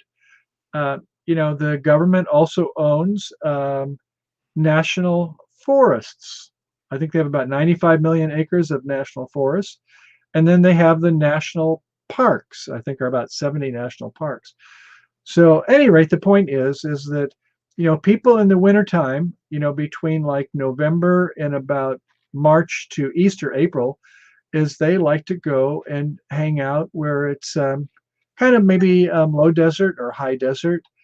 And so they have these different areas, La Posa North, La Posa South, the Desert Springs and things. So they have these different areas there, and you just drive out in the sandy dirt and pick a spot. And there's a lot of nice sights on there, and the weather's in the winter it's very comfortable. And then eventually you're going to need some water, right? If you've been out there a week or two, you're going to run out of water. So you go into city and you get some water. And if you need propane, if you're using propane for your cooking, remember we talked about the Blackstone grills or whatever, and you or to run your generator if you need electricity, and you get some more propane, and back out you go again. And some of it, people they go out and take walks. I have some e-bikes. People like to go out in their bikes or things like that. Some of them they have the dune buggies, the all-terrain vehicles, that sort of stuff.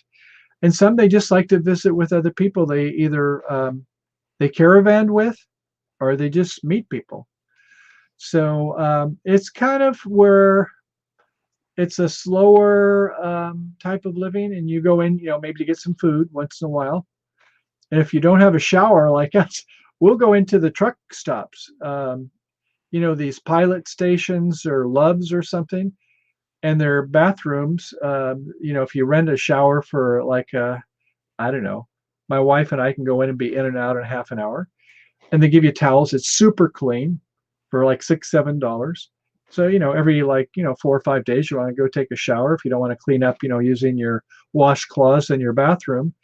So once you kind of get into that modality, it's kind of a nice way to be out there. And if you have a mobile device, a hotspot, or your cell phone, you can connect to the internet. So if you've got a laptop or whatever, you're just kind of have a lot of the amenities just like you do when you're home. So anyway, I talked a lot. So do you have any questions about what it's like or what you do? No, I just wanted to be able to get that experience because I've heard people said, especially, of course, I'm not saying that I have like uh, certain diseases that like nerve diseases and stuff, that it's better for them for their health to get out there in the dry heat, Yes. and that it helps people with um certain diseases. Yeah, it's just like say when I was a teen, I was telling you, we have acne problems, you have pimples or things. If you go to like the ocean and you have the salt water on your face, man, all those greases and oils, it just kind of goes away. And so similarly, some people when they go to the desert and they find they have problems with pollens or things like that, if they have allergies, Mhm. some people are clean. Other people, though, I will say, it doesn't mean 100% are going to be good. Some people they're allergic to dust. So, Mhm. if you're in the desert and it's windy, there's a lot of dust. Now, that dust and winds only come from when there's a difference in temperatures. So, this time of year, there's not much wind, but when you get to like spring, where it's hot someplace and it's cold somewhere else, there's going to be a lot of wind. So, I would just warn somebody if they have an allergy to dust, be aware of that. But otherwise, it's like there's not much pollens out in the desert. So for a lot of people, it's very therapeutic. But I couldn't help when you said it to say just one more thing, and then I'll shut up. I'll try anyway. And that is that, when you have heat in an RV, there's two types of heat. And I'm not talking about electric or gas, but you have dry heat and you have wet heat. And it's like, what? But if you use propane, propane has a lot of moisture when it gives off the heat from the gas. So versus electric heat is it's a dry heat. It doesn't produce any moisture. So if you're an RVer and you're like say where it's really cold, and you say, well, I better like have extra Reflectex on the windows. I'm going to make it so that no heat. I'm going to have a high R insulation layer. No heat's going to get in. Well, that's no good if you're doing propane because you got to have a place for that moisture to get out. Have you ever noticed, like on windows on your car, sometimes how you get that dew and condensation comes on a window? Mm-hmm. Yeah, it's because you've got the cold on the one side of the window and the heat on the other side, and it causes this vapor, right? And so when you get this vapor inside of an RV because you have too much propane, it's got a lot of moisture in the air. So either have a dehumidifier, or else you try to use some electric heat. Or if you need to use propane, then you better have a little ventilation so that that moisture can escape. If you know what I mean. Mm-hmm. So how do you find where you're at? Do you have allergy problems? No, I don't have I have what they call cerebral palsy. That's where my muscles and stuff in my legs and stuff and in my body Sure. Yeah. didn't form right when I was a baby. Right. And of course, by the way my mommy did to herself when she had me. See, my mommy really wasn't married when she had me. So I've actually been living with what, in actuality, my grandparents, because Okay. they were the ones that helped raise me, and so I've always, and they also adopted me, so I've always called them dad ever since day one, Well, bless you. Uh-huh. ever since I've been able to talk. So anyway, um, she would always smoke, drink, and things like that. And that when a mother has a child, that stuff that she's putting into her body, that it can't be good for the child. You know what I'm saying? I certainly do. Yes. But you seem like you don't, you have better control of your joints, muscles to sit. Obviously you lean some, but you're doing pretty well, I would have to say. Don't you feel? Thanks. Yeah, I actually went to Shriners Hospital for children, Uh-huh. and they went as far as they could with me, and Well, that's so nice.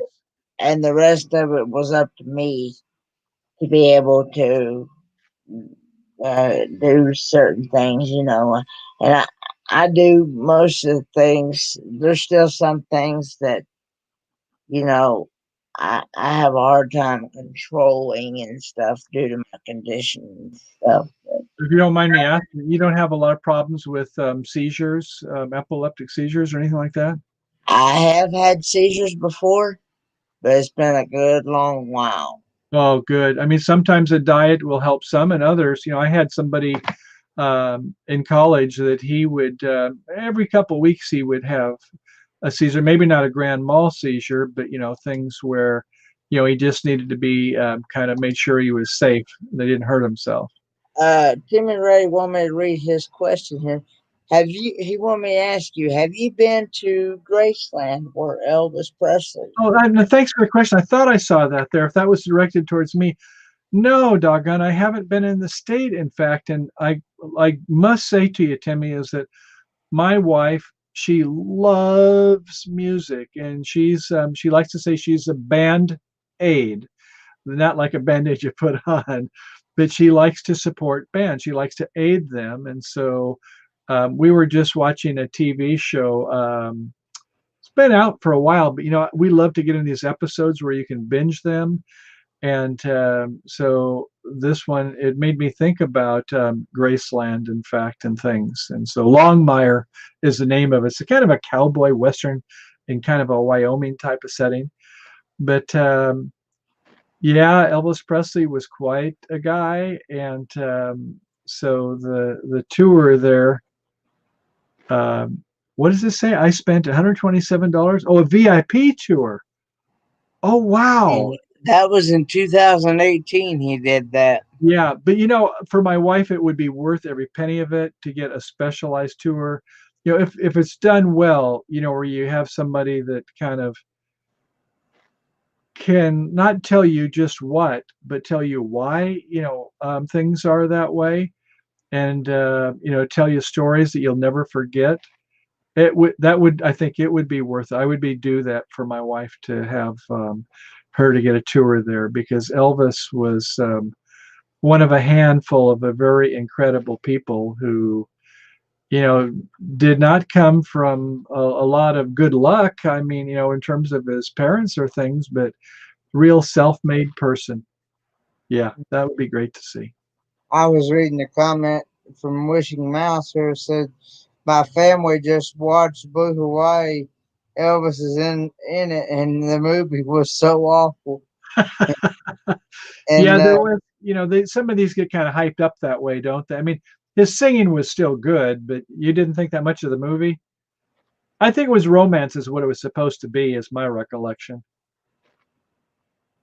I never did. Go ahead and tell everybody about your channel and what you do on your channel for the ones Oh, that thank you. Happy to. that may not know what your channel is Yeah, about. and be sure to ask questions too. I'd be happy to tell you about, like, why did I do the channel, or what have I done with my career, or things like that. We could go any direction that you want to. Everything's on the table. I promise I will be honest with you. So, at any rate, the California travel, I have other channels too, but that one, it was where my wife and I, when we got our recreational vehicle, is we thought, let's kind of share our story, our journey. And as you start doing these videos and YouTube, you start to realize, like I'm sure you did, Ford Man, you start to say, well, you went in thinking you were going to do one thing, and then later on you kind of have some evolution. So I guess that, we thought, well, we'll probably do mostly travel in California. Well, that hasn't been the case. We've gone to so many other states. So it's not just for California. Now, my wife and I, we love to do photography. And I also love to do videography. So that said, well, okay, Grace, why don't you do most of the photos and I'll do most of the videos and editing, and fine. And so, we thought, well, we'll do it mostly for the cinema experience. And then we realized is that, well, if you're a photographer, you like that, but a lot of people, they want to know about the people. They want to know about the history, and they want to know about the relationships of the people. And so we kind of thought, yeah, we like that too. So we've evolved over the last 3 or 4 years, and so we've gotten to be where we just go into a location and we're open. We don't have like a preconceived notion. So, as a for instance, you all know about the problems that happened at the Capitol Mall before President Biden took office, and whether it was a rigged election or whatever. Well, a year ago this time, we were at the Capitol Mall, and we did a video for the full day of the different things to see. So I don't know if you were going to be there. What would you want to do? Would you want to take pictures of the monuments, or would you want to have the history of like the Smithsonian and the Space Museum and Wright Brothers airplanes? Would you want to talk about the background of Lincoln and the Lincoln Monument or the Washington Monument? How for like 40 years it never got completed construction because people didn't like having a monument for George Washington? What would the story be? And so it's really interesting when you do these things, is like, what would you want to talk about? So somebody says, have you been on 101, the Ocean View? Well, I live about 1 mile from Highway 101, but 101, it goes down as far south as Santa Barbara. I think it goes, almost there into Los Angeles, down by the ocean by Van Nuys. So I'm up at the other end, just north of San Francisco, and so the Golden Gate Bridge is on 101, and then 101 actually goes all the way up towards Eureka, up near the end of the state. So yeah, definitely. But I do not have an ocean view. I'm about 10 miles from the ocean, so it's called a Mediterranean climate, which means it's a place where grapes like to grow. So I'm in the Napa-Sonoma Valley, and any place grapes like to grow is a good place to live as far as I'm concerned. So, if you hear Mediterranean climate, it's not going to be too cold, not going to be too hot. So anyway, if you got any questions about my RV travel, Kenneth, or anybody else, I'd be happy to share. We have a 25-foot Class C. I don't know if you know about the classes. A Class A, that's like a big bus. They're big, and they're normally about 40 feet long, could be 35 feet long. They sit very high. They have the engine in the front, and the Class B's, that's like a van. Okay, so maybe a that's van what conversion. that's what ours would be considered then, right? Yeah, Because we started to think about a Class B initially before we got the Class C. The Class V's, the good thing about a Class B, even though it's a little smaller, is you don't have to worry about water or rain getting in, because it's still got the whole chassis and the whole frame and the body is all self-contained. Whereas a Class C, it's like you keep the front portion where you've got the engine and the seats in the front. Everything behind your front seat has all been added on by an RV manufacturer. So it may be 24 feet, it may be 30 feet, but that's what they do. And then the others, of course, are the trailers or the fifth wheels where you are pulling something. And then you get things like the pickup campers and that sort of thing. So that's kind of the different things people use when they go in their recreational vehicles. Yes, sir. So that answer your question? because the reason why I ask, we have a 1985 Ford Econoline E150 van, and it's Yeah. a conversion van. It actually has a place back there to where you could actually fold out into a bed. Yes. Yeah. The that would be like a Class B Bravo. And so, some of them, they have the extended van. I don't know if yours is extended. They're like, you have like 9-seat, 12-seat, 15-seat variations. To be honest with you, I haven't really counted. I just know that I like it. Me and my dad both actually like it, and we like the older stuff better than the newer stuff because it's a lot easier to work. Lot to easier, work on, yeah. lot easier to work on, and also it doesn't have all the high dollar computer sensors on them as Right. like today's vehicles do. Yeah, my first car I had, Kenneth, was a 1967 Camaro. Mm. And then the one after that, my cousin came out from Minnesota and he liked the 60s. And so we got a 1968 Chevy. I mean, that thing It was like a tank. I mean, the bumpers on it were the biggest bumpers you've ever seen. That thing was, and it was a convertible. It was a great vehicle. So, do you like your Fords? Yes, and also too, that's where I had actually uh, a couple years ago. I used to talk on the CB radio.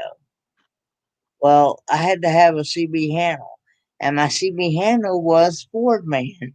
Oh, okay. Uh, so, uh, and the reason why that is because I've always liked Ford vehicles.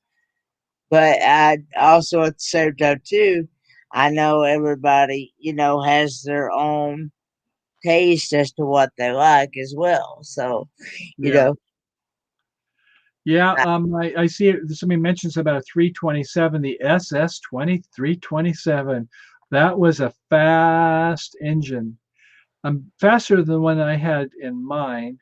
But my second Camaro, that was my pride and joy. It was a 1970 Camaro Super Sport, and it had a 396 engine in it. The big block engine actually is 402 cubic inches, as I recall. And the person I bought it from made it into a very high performance car. So, it wasn't a practical family car, but in terms of power, it had Edelbrock high rise manifold with a Holley 780 cubic foot per minute carburetor, all that kind of stuff to kind of make it high performance. And so, that was fun when I was young. yeah. But I'm sharing your link for if anybody wants to hook up. Oh, thank you. Yes. Oh, there you Uh, go. California travel video. Yeah. So, it turns out if you look at it, it says California Travel Vid on the actual link because I think it allows 17 characters.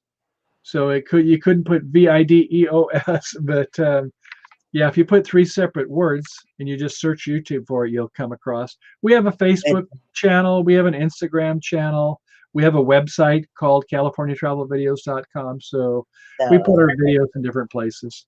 So if anybody is not connected with, they're at 754, and I kind of like to see them.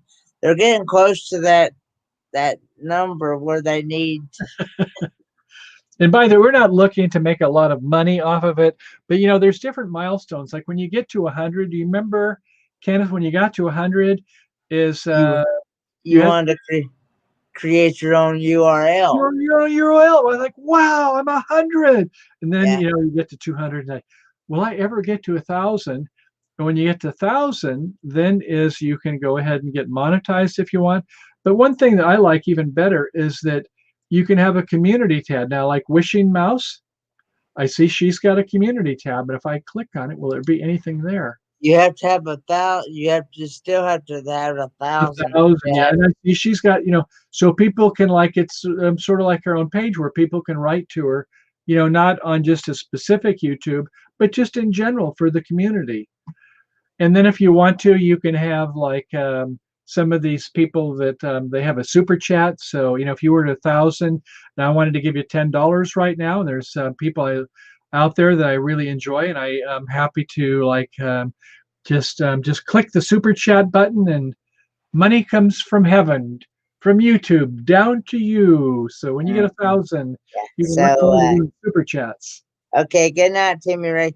But yeah, if you're not connected with California travel videos, I highly recommend going over there, checking out their content, and if it's something that you're interested in, please feel free to. Well, thank you. And I'm going to come right back at you. So if you haven't liked this channel here for Ford Man, I'm sure he would appreciate that you hit that thumbs up. If you haven't subscribed, you're a YouTube person. If you subscribe and hit the bell and say, I want to see all, then you'll know whenever he puts something new out, including when he has a live stream. But that's kind of a cool way. I mean, like I said, even if you can't subscribe, if you just hit the thumbs up button, that it tells YouTube that, well, there's a couple signals they look for. One is that how long have you been here watching? And the other is if you like it, you're getting engaged, they're more likely to share it, to say that, yeah, he's worth having around. He's a good guy. And you are a good guy. I actually look forward to getting to meet you all in person one day. Thank you. Us too. It's like you just never know. It's like, like I say, when I was down in Quartzsite, you asked about that earlier. And, some of these people I had seen on their live stream, such as Garrett and Carolyn with their Diary of a Family.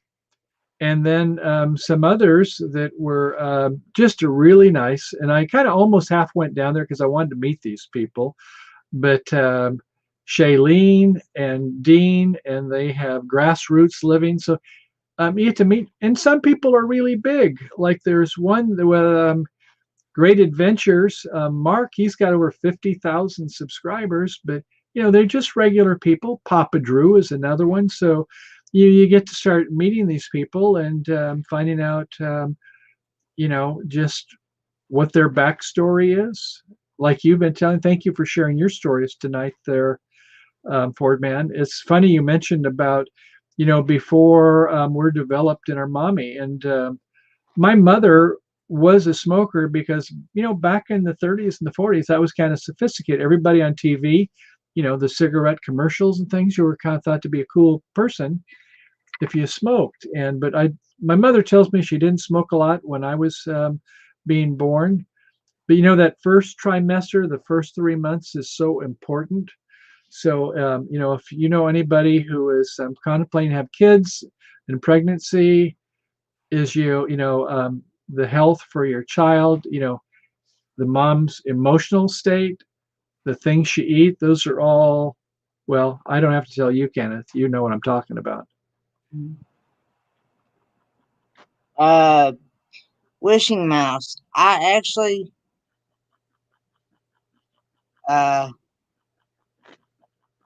what it is that I use a program called StreamYard, and it's really easy to use. I mean, all you have to do, it's a website. All you have to do is, I could actually make this a tutorial video on one of my, because I did a tutorial video on how to play Kahoot as well. Um, but it's really easy to use. I, there's no app. No, it's just a website. You just go into uh you should be, it works. You just go to www.streamyard.com and you just create it. You go to where it says create account, use your email address, whatever email you use, and then you just follow the steps. Now, I will say there is a free version, but you can only have 6 to a panel. Which is fine to start. Use that until you get the hang of it and make sure you really like it. Yeah, make sure. Yeah, but if I was you, I would use the free version first, because you want to make sure you like it first. Make sure that's a program that you really want to use. There's also another program that I had no idea, that I actually follow another channel. I don't know if you know them or not. The RVDJ. RV what? RVDJ. Sonia. No. Uh-uh. Okay.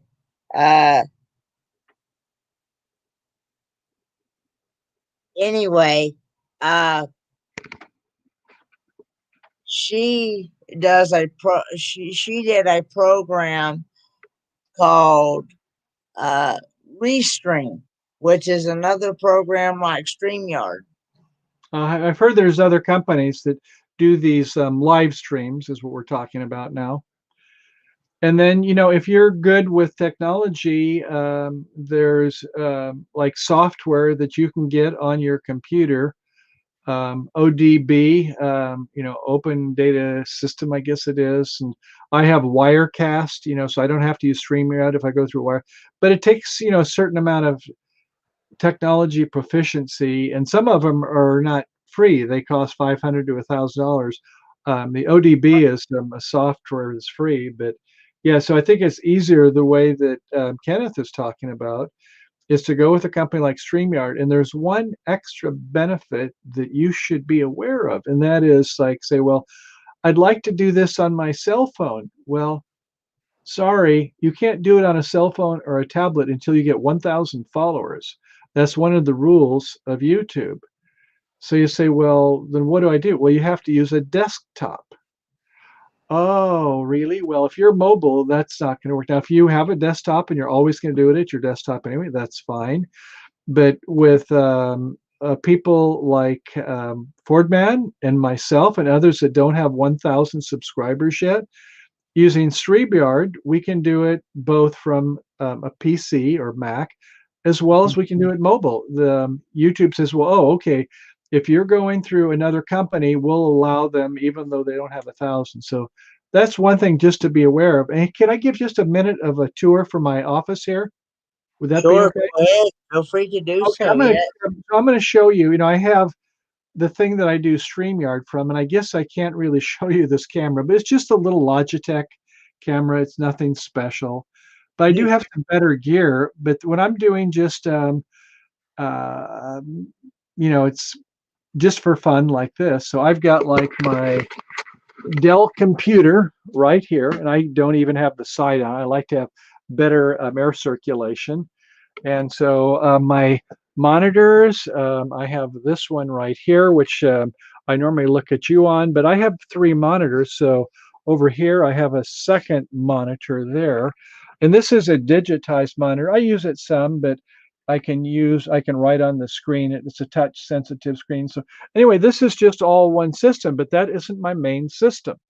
So if we go look over here, I don't have it turned on right now, but here you can see my heavy duty station. So I've got a big workstation right down here. It's a very powerful computer.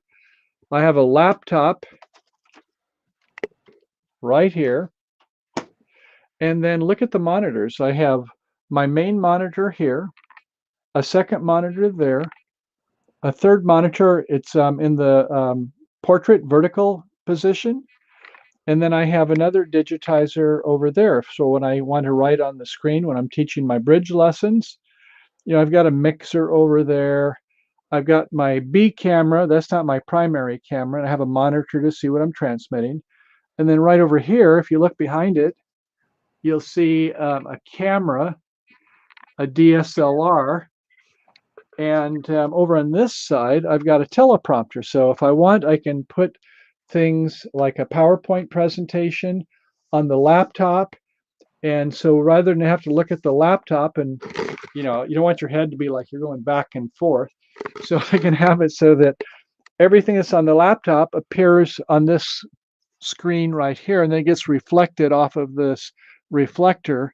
So I'm looking at the camera, but I can really actually, what I'm looking at is what's going on the screen. So as you can see, that's a pretty sophisticated arrangement. I do have a Wirecast. So when I do my lessons on the card game of bridge, I don't use StreamYard. I use the Wirecast or another program. If you have like eCam, I think is what they call it on the Macintosh. Anyway, the point being is that you can start off pretty cheap by just using the camera that's on your PC or your laptop or, a little Logitech. So what kind of a camera do you use, Kenneth? I usually just use my laptop camera that's built in. Uh-huh. I have an HP laptop, and I'd actually just bought it back back at the back in August of this past year. believe it is. Uh, I bought it brand new. I took my Pell Grant money that I got from the college and went to Office Depot and bought it. Good. You're pretty good with technology, I must admit. You're doing very well. Uh, I I've not been as as good with technology as you may think. Well, good enough. I mean, that's all that Yeah, matters. You don't have to have yeah, all the stuff I do. As long as whatever you have, you use yeah, effectively. That's all that matters. yeah. I see with my due to my conditions and stuff, I have learning disability as well. I have a hard time remembering stuff like comprehension and stuff. I Like understand. Yeah. I can I can read you something and I can sit here and read it to you all day long, and I wouldn't be able to tell you what I had just read. Right.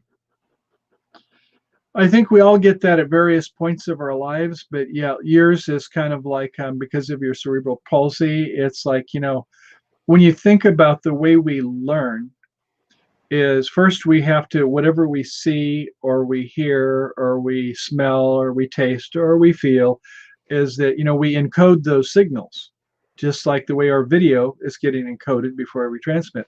So once we encode it, now we have to store it, right? And maybe sometimes when people get older or retired, or you just have a birth defect issue, is maybe it doesn't get stored so well in our synapses, and then the retrieval is like, okay, maybe it's there, but do you ever have where you remember something later, you can't remember it at that instant? Mm-hmm. So yeah, it might be that it's there, but you just, you can't access it all the time, the synapses, because they're like highways. And if the highways are not like where they're very fluid, it takes a while for it to make the connection. So anyway, those electrical impulses are not always available. But then once we get them, we have to go ahead and then to retrieve them and then use them. And I've got to say is that, some days I'm better than others. If I haven't had much sleep, is that I won't be as lucid to be able to talk. So, we do the best we can. So, hey, as long as you realize, in my case, I've got to where I know is that if I write something down, as long as I remember where to find it, I have all these like little notes I put electronically in my computer Mm-hmm. because there's so many good things I learned. So I'll make notes on it, and then I will say, I like a bookmark, that Mm-hmm. sort of. So what else is Um, going out there with everybody? I'm hearing. yes. Speaking, there is the gentleman that I was talking about earlier, called the channel called Magnificent Germany with Darian. Now he is the guy that does the spaghetti ice. Oh and and if you go back in some of his videos on his channel, um feel free to share your link, link yeah, there. that would be cool. And I see And that James is saying, "Oh, go ahead. Excuse me, Kenneth." yeah, uh and he has a video of where him and his family were making spaghetti ice. And see, until I started following his channel, I did not know that in Germany it is actually illegal to have preservatives in your food. Huh? And and like I was saying earlier, he he does, like I was saying earlier, he helps, I can't, what's the term, uh where he helps people to try to get to Germany. What do you call it? agents, like a travel agent? but he's not. He's not doing it. He's not doing it for. He's not doing it for money or anything like that. He's just Oh, okay. yeah, He's just like a local guide. yeah, and he usually takes a group of like 9 to 10 people with him, travel planner, and yes, uh, he is a yeah. Any moderators in here, please feel free to share links. Oh, I've just subscribed. I've get the bell. I've And get yeah, on. and So yeah, and like I said, Darian. he is getting ready to go.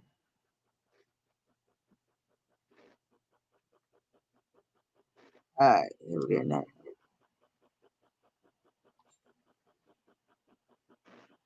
Okay, good night, Name Outdoors, and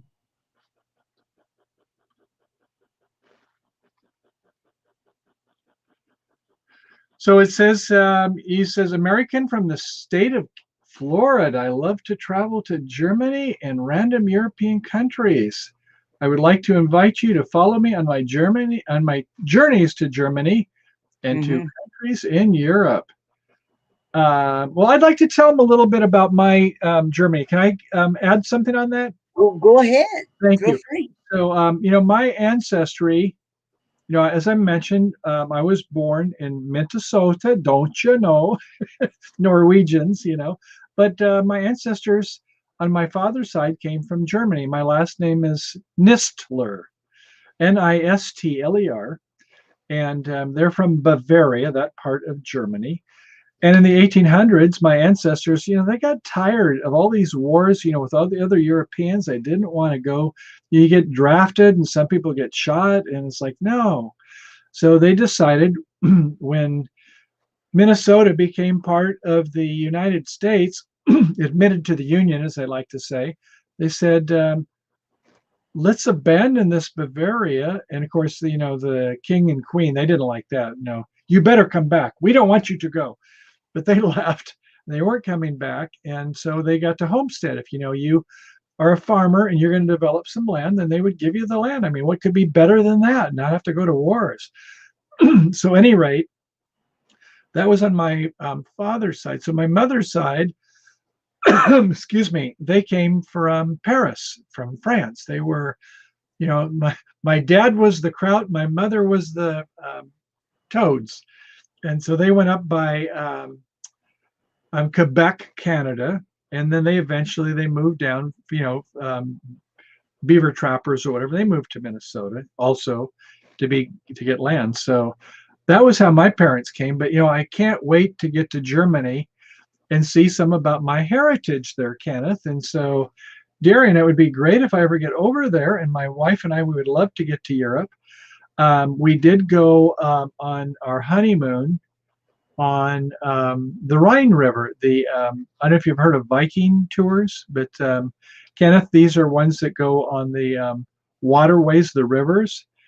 So you have the Rhine, and then we took off and went to the Mosel River to kind of start heading towards Paris, towards Paris. So that was a wonderful couple of weeks that we had. And on another instance, I was on a cruise ship and up in the Baltic, and then we had a day trip where we took a train to Berlin, East and West Berlin. And that was quite an interesting experience also. So anyway, yeah, Darian, I'm so excited. I subscribe to your channels and also to Wishing Mouse. So it's so wonderful through you, Kenneth. Thank you for introducing me to some of your friends here. Yeah, well, like I said, I had actually just met Wishing Mouse yesterday. I keep wanting to say today, but it's actually yesterday because yeah. um, but like I said, now he does interviews from people. Now this morning he's going to have an interview at 11 p.m. Eastern, or 11 a. I'm sorry, a.m. I'm sorry, a.m. 11 a.m. Eastern Standard Time with an American that is living that is living in Munich, Germany right now. Nice. And but yeah, 11 a.m. Yeah, yeah. And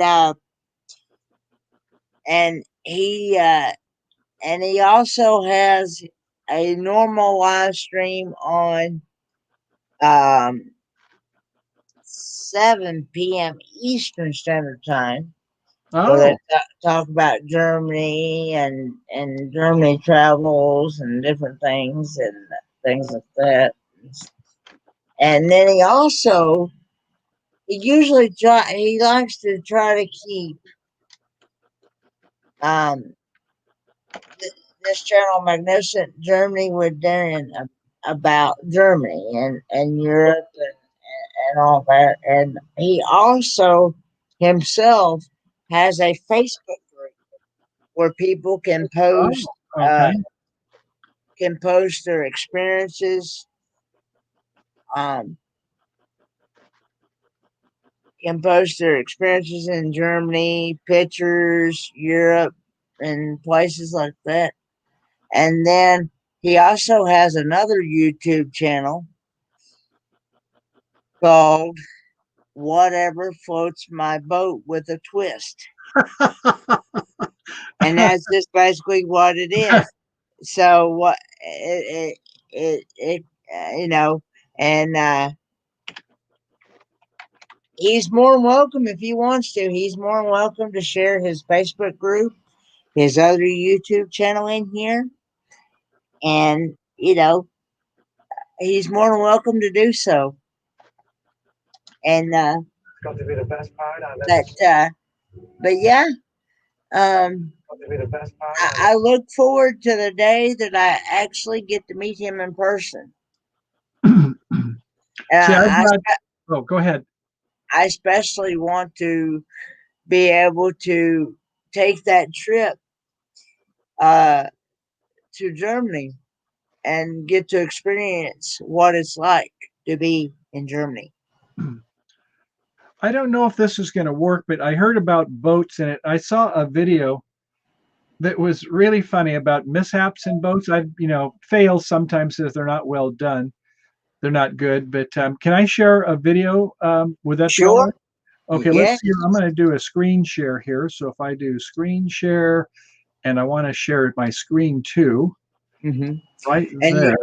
Yes, and you also have to share the audio with it as well if you want it to play. I thought, doesn't it just come on by default, or you usually if you want sound, you usually have to share audio. Let me just play about 5 or 10 seconds, and then I'll stop it, and you'll see if you've got it going. Now, let's see. I've hit the screen share, and I've picked the screen, so it should be ready to play, but I don't know. Let's see what happens here. It's got to be the best part I've ever seen. Okay, yeah, I got sound. What the?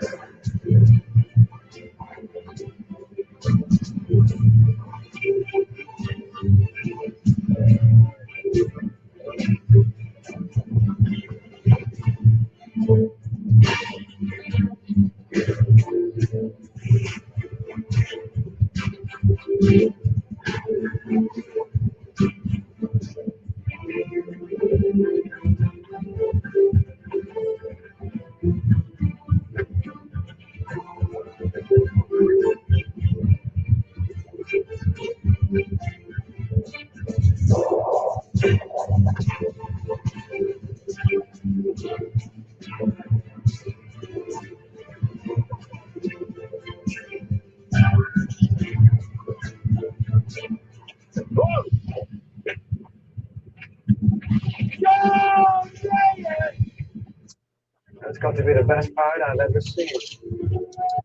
Well, there you go. So, I hear about boats, and I think, yeah, some of these people in boats, oh, this will be fun. Yeah. Well, sometimes people in their boats, they do have their problems, don't they? But yeah, if he wasn't in bed, I would have him come up and explain to you, because he does a better explanation of explaining spaghetti ice. Now you've got me curious. My interest is piqued. I'm going to do a search for spaghetti ice. It's spelled, if I remember correctly, it's not spelled like an ice cube. It's spelled E L. Hey Tracy, thanks for coming in. It's spelled I see it here. Spaghettiies. So it's like yeah. spaghetti, but Hey, then Land Cloud Adventures, thanks for coming in. we got somebody else. Land Cloud Adventures. Now this Tracy. Hi, Tracy. now this Land Cloud Adventures, he has the most beautiful dogs, and they are what you call Samoas. They're called Samoas. Now, his channel is about the dogs basically, and of course, due to this pandemic situation, they're not able to travel, but they're going to eventually be doing some traveling. And he goes by Nate, is his real name, and he's just an awesome guy.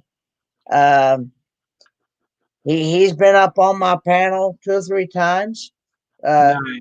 or more. I mean, he's been up here before, and he's not only joined mine, he's joined other people's panels. And Good. Well, speaking of dogs now that you mentioned it, my wife would say our dogs would be good competition in terms of being a beautiful dog. I'll bring him in just a minute. His name is Kaliki. Now, he comes from Alaska, and this is a Hawaiian name. Kaliki means beautiful in Hawaii. You may have heard the Bing Crosby song Mali Kaliki, but anyway, he looks like a Samoyed. And I don't tell my wife, but I think he is part Samoyed. Normally Huskies, they're about 40 or 50 pounds and they have multiple colors and they're really frisky. And he looks like and acts more like a Samoyed, but a Siberian Husky, they have different color eyes than the Samoyed. So he's like about 95% Siberian Husky eyes. Did you ever see a dog when it has one eye color different than the other? Like one's blue and one's brown? They call that a party eye. It's part one, part another. PARTI is the word. Mhm. Anyway, he's got a little speck of brown, but the rest of them are more kind of like steel blue color. So I'll bring him in. He has about like 80 pounds, of which about 50% is white hair. He's got a lot of hair. So I'm going to go get him. I'll be right back, okay? Alrighty. I'll turn on the light here.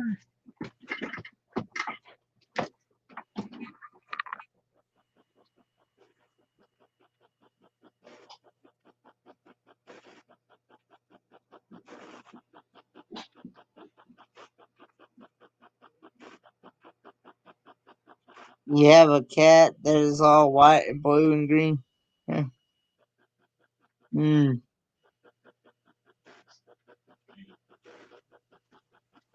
How's it been going, Bama Rush?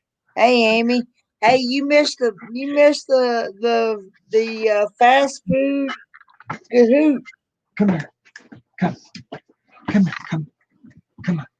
Come here. Okay. Here's the boy coming up. Hey, Kaliki. Say hi to the people out there. Oh, yeah.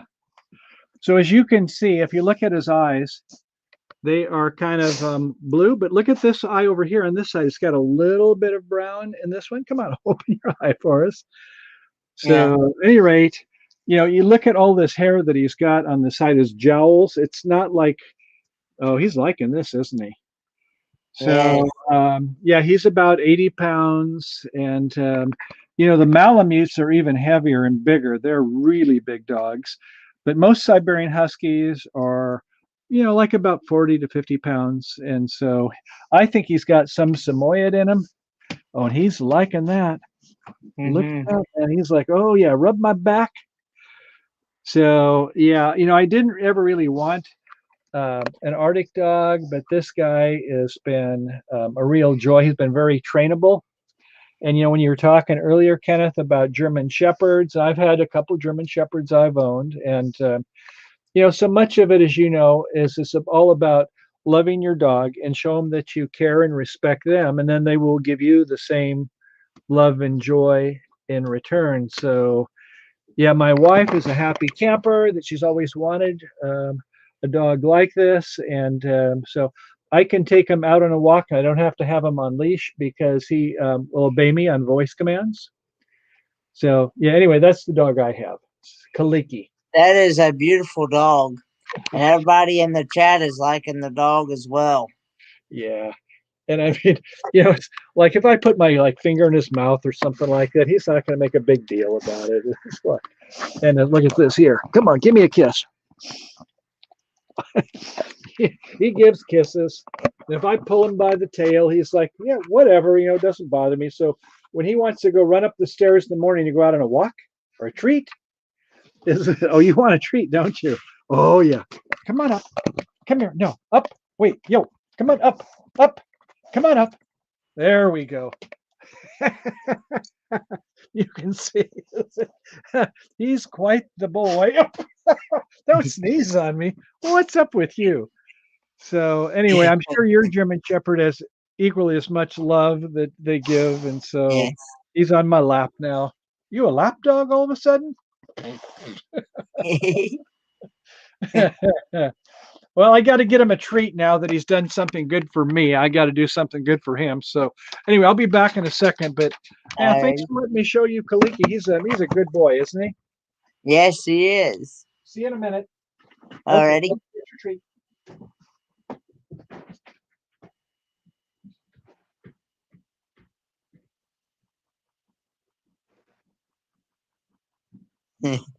Yeah. But yeah, hey Nate, or anybody's the link is up at the top of the chat. If you want to come up, you're more welcome to do so.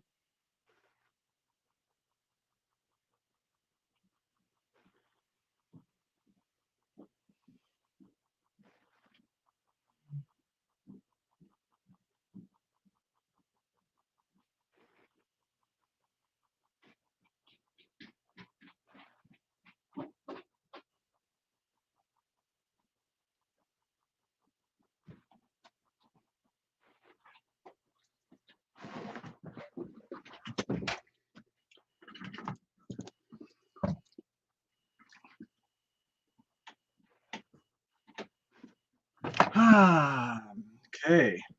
Howdy, Hey, howdy. it's Darian. How's it going? Life is better than I deserve. Thank you, Senor. How about you? Outstanding, outstanding. Nice to meet you. Normally I get a few hours sleep a night, and tonight, you know what, I want to go to bed early. I got a live stream in the morning. I was tired. I was going to go to bed, and then I woke up, and then I said, let me see how my buddy Kenneth's doing. I look up, and there he is, and he's talking about spaghetti ice. I was like, spaghetti ice. That'll wake you up, won't it? That's right. That's right. Hey, thanks a lot for checking me out too. Yeah. What is your time right now? It is 1:24. I'm in the state of Georgia, actually. Oh, in Georgia, the great state Right. of Georgia. That's right. I'm from Florida. I'm I originally from saw Florida. that. Yeah. Yeah, but my family and I, we decided we want to change of pace. You know, I love Florida. That's my home. All my folks are from Ocala, Florida, and we just want to change of pace. And where we're at, I'm only 3.5 hours to my family's house, so that's perfect. Nice. So, what do you do with your days and evenings? Well, I hate that word disabled. I hate that word. Kenneth, what's that van life person? They use another word for disabled. What is that? Handicapped? No, it starts with a D. Disadvantaged or no? No. Disability. Yeah. No, I just want to say you have special gifts. Right. I broke my back in the military years ago. Oh my God! No way. And I was paralyzed from my right hand, my right shoulder, all the way down to my foot. And, what happened in the military to you? I fell 14 feet, and I jumped off stuff many times, no problem whatsoever. Did many things that I could have got hurt. Which branch were you in? United States Army. I was too. All right. Hey. All right. 13 Bravo, Field Artillery. I was a 26 Lima 20. What? Tactical microwave systems repairman. Okay, I had to think about that one. Yeah, it's not a common one. Right. I was like, huh. So what was your specialty? Field Artillery. That's what I was going to say, because it sounded like not infantryman, but yeah, in the same genre. Right. Yeah. I was supposed to. I can remember when I went into basic training that there was this one second lieutenant, and he had a better ego than he was. He's kind of a wimpy guy, but he says, "We are the artillery. In short, we are the balls of the army." I thought, oh yeah, really? You don't look like it. Right. Anyway, you were in for a couple of years. I was. I finished with almost 25 years altogether. Between Army and my VA time. When I got out, I got a medical discharge, obviously. Yeah. So, I finished out with the VA. I initially, when I first got in, I had the scores to be I was supposed to be a power plant mechanic for helicopters. Is that right? That's right. But sort of a long story how I ended up with that. I was young and I knew what I was doing. I knew everything about it. My father retired Army, and now I'm not retired Army because I only spent 4 years of my service. Then I got hurt, and then I went on to federal service. But I'm considered retired. But anyways, he told me, he goes, son, because first of all, you need to go to school first, go to college first, get that taken care of. And if you want to go in the military, go in the Air Force. They treat you a lot better. Now, my dad spent over, I think, 24, 25 years in himself. And I said, but Dad, I want to be just like you. I want to be just like you. Because I grew up, in the military, and I was born in Hawaii, but all my folks are from Florida, but that's where Dad was stationed at the time. But I remember growing up, seeing my dad come home in his uniform, and I admired my dad. And he's been gone a long time now. But I just want to be just like him. Well, when I was 18, I said, Dad, I'm going to go in the Army, and I'll finish my school while I'm in the Army, which I actually did that, by the way. But I took advantage of the free education, and I didn't pay a red cent for it. Well, except my time, But anyways, long story short, he goes, son, well, when you go down there, they're going to try to get you to change your job. I said, that is true. They won't do that, Daddy. They're not. I'm 18 years old. I know exactly what I'm doing. He goes, all right. I'm just trying to tell you. Well, I get down there to the what do you call it place? The MEPS station. Yeah. And they get me in and everything. We're in a room with a bunch of guys and boxers, and we're freezing cold. And all of a sudden, these three guys come in. Because okay, we have a shortage for field artillery to come in here, and we need howdy. We need 3 people right now for field artillery. No, 5 people right now for field artillery. And being a leader, my dad always said, you got to be a leader. And I said, nope, not me. I'm sticking to my guns. I'm going to be a power plant mechanic going to Fort Eustis, Virginia. I already know where I'm going. Well, long story short, they come again. They say the same thing. Well, I said it again. No, not me. Again, long story short, here they come in the third time. And they said, all right, the first 3 people right now. Now, remember, I'm 18. We'll sign up right now, get a $5,000 bonus. Oh, Oh goodness. big one. I was like, I'll do it. That's me. So, Your dad was right. that's right. And my dad, he told me to call him after I stayed my oath. You call him collect. You know, back in the 80s. And I said, all right, Dad, I'll call you collect. So I called him collect. After I'm signing papers. I'm like, all right. They didn't tell me anything about taxes. They didn't tell me anything about a little bit at a time. You know, I thought, oh, I'm going to $5,000. I'm going to buy my new Chevrolet Silverado. You know, and anyways, long story short, when I picked me up at the bus station, he goes, son, you know, you did it. You know, don't say I didn't tell you so. I want you to listen to me. I was like, okay, I'm listening to you, Dad. He goes, I want you to give me every cent of that money, give it to me, and let me invest it for you. It's your money, but let me invest it for you because you're going to spend it. I'm like, yes, sir. And he goes, will you listen to me? I'm like, I have full respect for him. I said, absolutely. So he put it in a CD. Okay, so every time, you know, this is when I realized I didn't get, you know, the full lump. You know, I got it a little bit at a time, and everything goes, when do you get your checks? Sign them to me, send them in the mail. Remember, this is in the 80s, no electronic stuff. And they did, and he put it in a CD. Well, he says, don't ever ask me about it. He goes, come back and see me when you're about 30. I said, okay, Dad. Well, I'm 18. Well, time goes on. I forgot about the thing. In the meantime, Dad had passed away. And in 2004, when I was building my house, I wanted a pool because water's good for my back. That's the best thing for my back. Oh, yeah. And so I was like, well, I could get one right now, but I really don't want to be in debt and make payments, all that stuff. Then it hit me. I got a CD somewhere. Maybe there's $4,000 or $5,000 in there. Okay. So I call my mom up. I'm almost done. I'm sorry.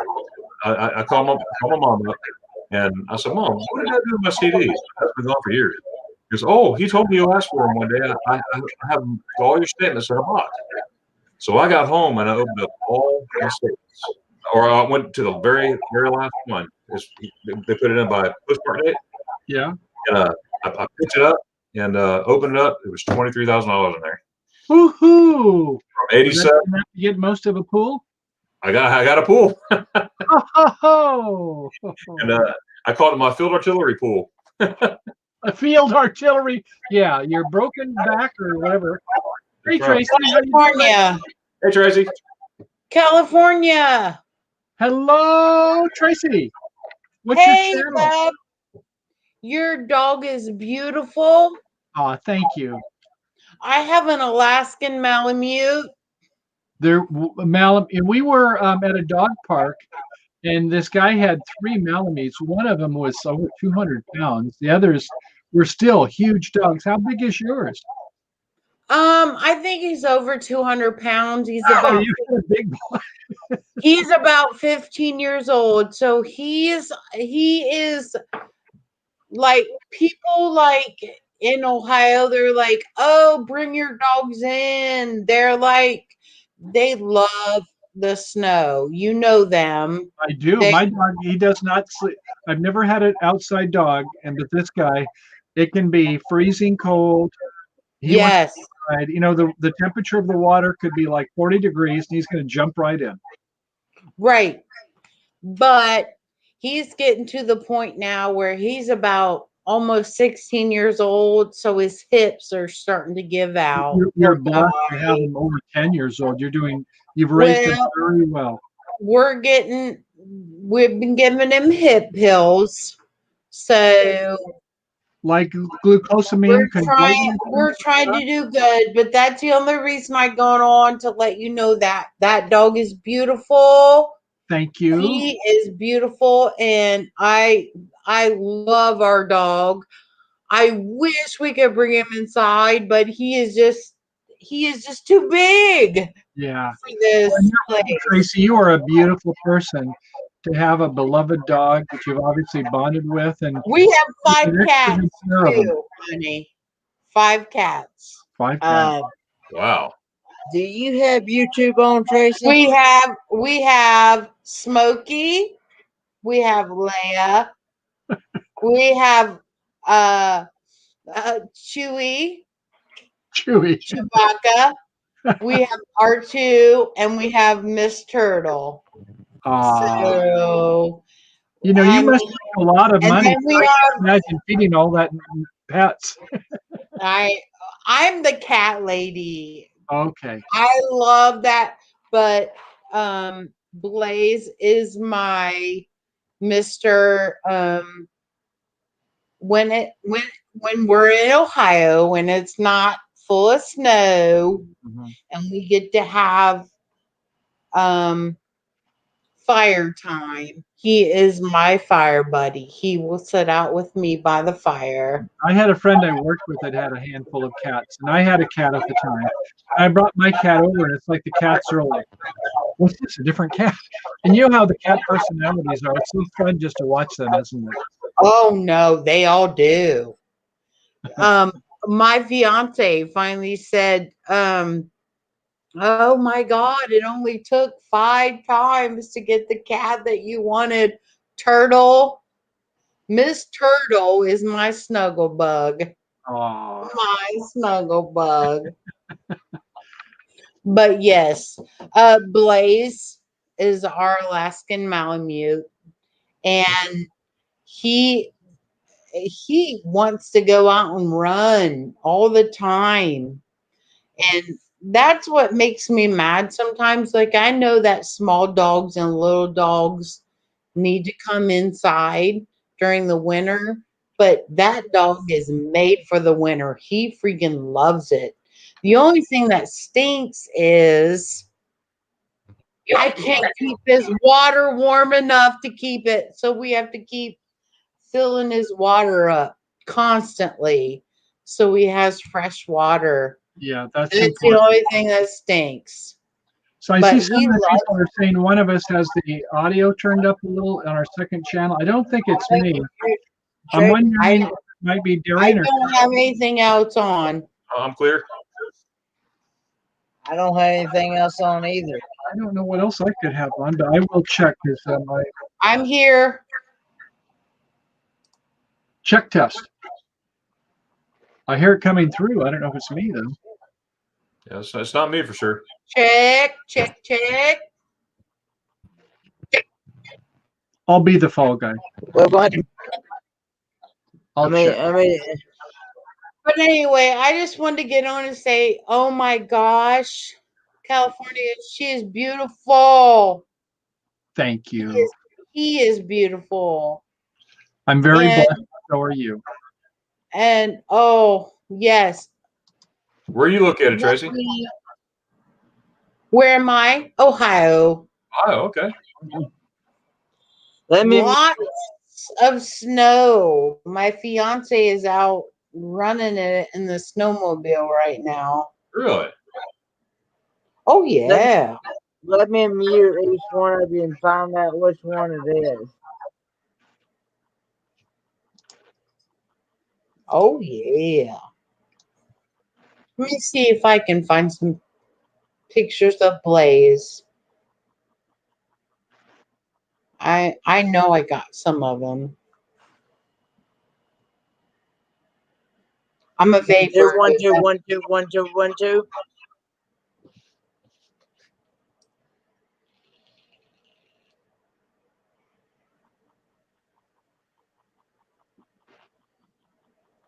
Any luck? 1 2 1 2. Hello. Check 1 1 1. I think it's coming from Tracy. I was on mute. Nothing came out. Check test. Check 1 1 1 1 Yeah, 1. my voice is not echoing anymore now. Ah, Something you got another tab something are going on there, Tracy. Who knows? Oh, you're on mute, Tracy. Yeah, you're good when you're muted. We don't want you muted. Can you do sign language? Well, I know that one. Well, she's working on that, Darian. I did want to say is that so you had like me goosebumps in the back of my neck when you're talking about your military history because, like you, I thought, well, I want to go in the Air Force because it's high tech and I understand the food's better and the treatment's better. And my father said, well, Michael, if you want to go in the Army, it's just a 3-year enlistment. I was going to get drafted. The first time I've been top 10 in my life, my draft number was 9. I was going to go to Vietnam. I thought, no, so I'll go in the military. I thought, well, the Air Force, Dad. He says, he was a high school counselor at this time. He says, do you really want to go in the military for 6 years? No. He said, well, go in the Army. You can go for 3 years and get a guaranteed military occupational specialty. And so I did go in, and I was, you get in basic training. And they well, go into special forces. You'll be an elite. And it's like, but you have to re-enlist for another 3 years. No, I'm not going to do that. And then Right. about the Army communications, you'll have presidential communications you'll do. No, I'm not going to do that. So at the end of the 3 years, they always try to entice you to re-enlist. And they have a re-enlistment bonus. And because of my military occupational skill was a high tech, I was a microwave technician, a VRB of 4. So you're going to get like $8,000. And Wow. I just that was a lot back in the 1970s. But no, Oh, sure. I thank you, but I'm not going to do it. And there was a song, and I first of all thank you for your service very much and for your Likewise. sacrifice you gave. And the song, I don't mean to be disparaging about it because I learned so much, and the military helped me to mature. But the song, you may or may not know this one, about re-enlistment, and they call it re-upping. Yeah, And it was re-up and show how dumb you are. Re-up. I'd rather throw up than be a lifer, a loser, a dud. And it was just a joke, but I still remember the song. It used to be remember those when I got out of when I got out of the military, I would have this reoccurring, I don't know if you call it nightmare, anxiety, but I would have these dreams that I re-enlisted in the military, and I thought, why did I do that? I got some money, but now it was 6 years, as you know. You don't owe yourself. They tell you where you're going to go work and what you're going to do. And it took me some years before I finally had this stupid thing where I would not have dreams about that I mistakenly re-enlisted. So, you were in civil service. Is that where you went? Right. I work for the VA, Veterans Administration. Yeah. We used to call it the simple service, a lot of GS numbers and things. Right. Yeah. So anyway, that was so nice that the military was able to bridge you over and to get a GS rating. And so I'm so happy that you were able to, despite your unfortunate disability, that you seem like you have a really good outlook on life. Well, I try to keep it going, and the doctors told me when I was paralyzed that I would never walk again. They said you're never going to walk again, and they in fact the doctor looked at me straight in the eye. Goes, you might as well get used to being in a wheelchair, and for the rest of your life. And he actually cussed me out one day because I said, well, I'm doing a lot of praying. I don't want nothing.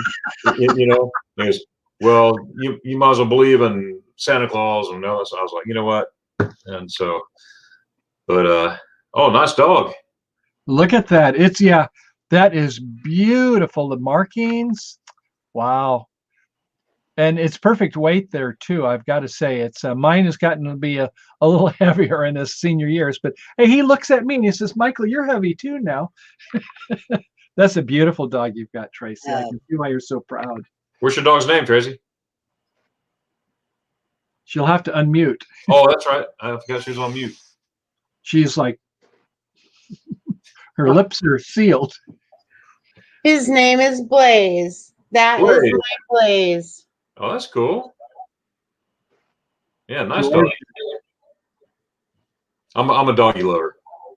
He's an Alaskan Malamute. All right. We have a Basset Hound.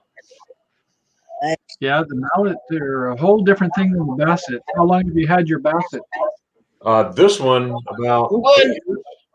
I'll have to show you some other pictures, which are crazy. I'm the cat lady. I love the dog, but I'm total cat lady. Are you ready? Ready. Are you ready? We're ready. Okay. Here is Lift it up just a Turtle. little higher. A little higher. There.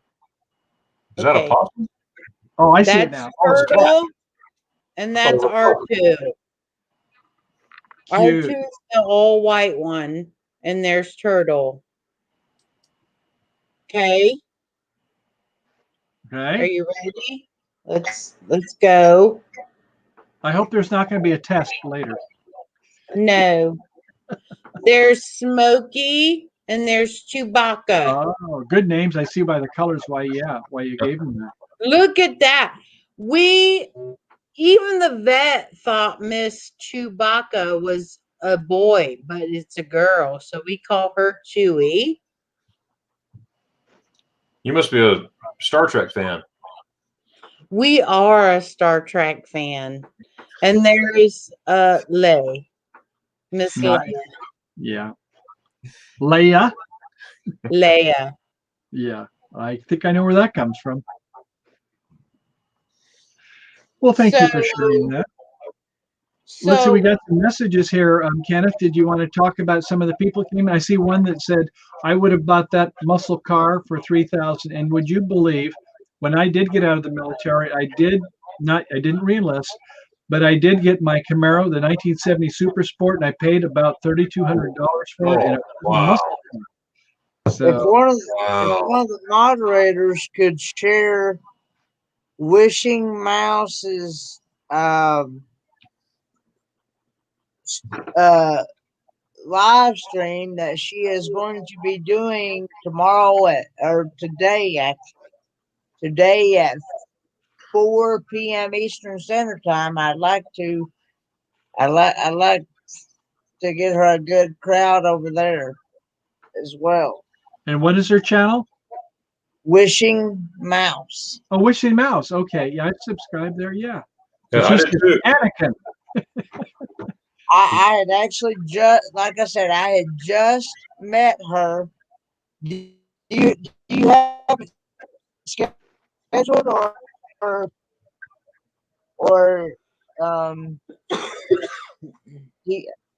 asking us, do you have a thumbnail up? Oh, that's a good question. I wonder if she does. all right, guys. Love y'all. I'm gonna go. Nice meeting you, Tracy. All right. Good to meet you, Tracy. Thank you for sharing your lovely dogs and your kitty cats. Bye, Kenneth. Bye. Happy trails Happy trail to to you. till we meet again. I sing that when I finish each of my videos on my live stream. Could you share that link, Blaine, if you don't mind? So you do live streams, Michael? What's that again? You do live streams? Yes, I do. Okay. We do a Friday live stream at, let's see, your time, 5 p.m. on Fridays.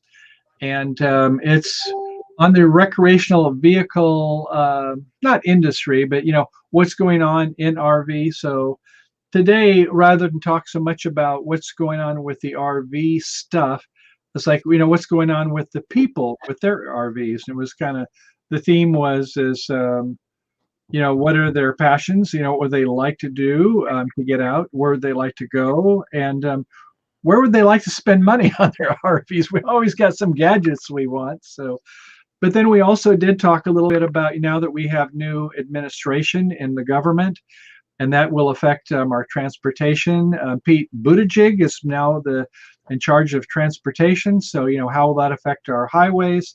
And then also the Department of the Interior who has the BLM land and the national park. So we did a little speaking about that. And then there's this one website for RVers when you want to plan your travels. It does reviews and others. Campendium is the name of it. And they just got through at the end of each year, what are the most popular places to go. So anyway, that was our show this week. Who knows what it'll be next week. But yeah, we do the Friday live stream. And then other than that, we do our recorded videos. Okay. Yeah. So that's kind of, so that's fun. And then on Thursdays, I have another channel called Bridge Hands, and I teach the card game of bridge. What could be more boring than that? But I try to make it fun and interesting. Right. Well, that's cool. So to answer your question, Fordman, I'm looking at Wishing Mouse's site, and I don't see anything yet for tomorrow's live stream. I don't think she's posted yet. And I don't know about you. How early do you post yours ahead of time, Kenneth? I sometimes try to post. Sometimes it might be a day before, or it just depends. Depends on I what I'm. can get at least half a day, if not a day before. Oh, Jimmy Ray says, I'm watching the 1995 movie of Lion King on a VHS tape. Wow. I guess, do you guys have a VHS player? I think I have one that still works. yeah. Those are usually pretty much a thing in the past. I think 3 days is normal. Okay. Yeah, 3 days. If you can get it out 3 days ahead of time. But Great movie. anyway, go ahead and Darren, go ahead and tell everyone that may not know what your channel's about and explain to them about the spaghetti ice. Did you just say spaghetti ice? Is that what you said? That's what he said. You said spaghetti ice. He did say that. Yeah. Oh my goodness. Oh, Michael. First of all, have you been to Europe? Have you been to Germany? Just for the day trip, I was mentioning I was into East and West Berlin, and Right. wonderful memories of that. But Checkpoint Charlie and some. Oh, and then also, going on the Mosel River, on the Viking cruise. So that's my only two experiences. That's right. Absolutely. Well, did you ever get a chance to try this German gold? Can you say gold? Gold? Oh. Spaghetti ice? Spaghetti ice? Spaghetti ice? Have you ever tried that? I'm not. I'm kind of a virgin. Whew, well, wet your ears a little bit, but just loosen them up there. Now, in Germany, like Kenneth was saying, Kenneth, he was right on the money. There are no preservatives in Germany. Okay, there absolutely no. It's against the law to have any preservatives in any of your foods. Yeah, like in beer, particularly, they would not dream. Yeah, the German purity law of 1516, the Regensburg law. As a matter of fact, the purity law. But this ice cream. Now, I have a lot of history with this ice cream. Okay, when I was a kid, I lived in Germany as a kid. So I got a total of 6 years in Germany. 4 when my dad was in military station there, and then a little over 2 when I was over there. And Bama, how's it going, Anthony? What's up? Hey, good to see you, man. Welcome. Thank you. Hey, Darren. Hey, Michael. I'm introducing Michael to spaghetti ice.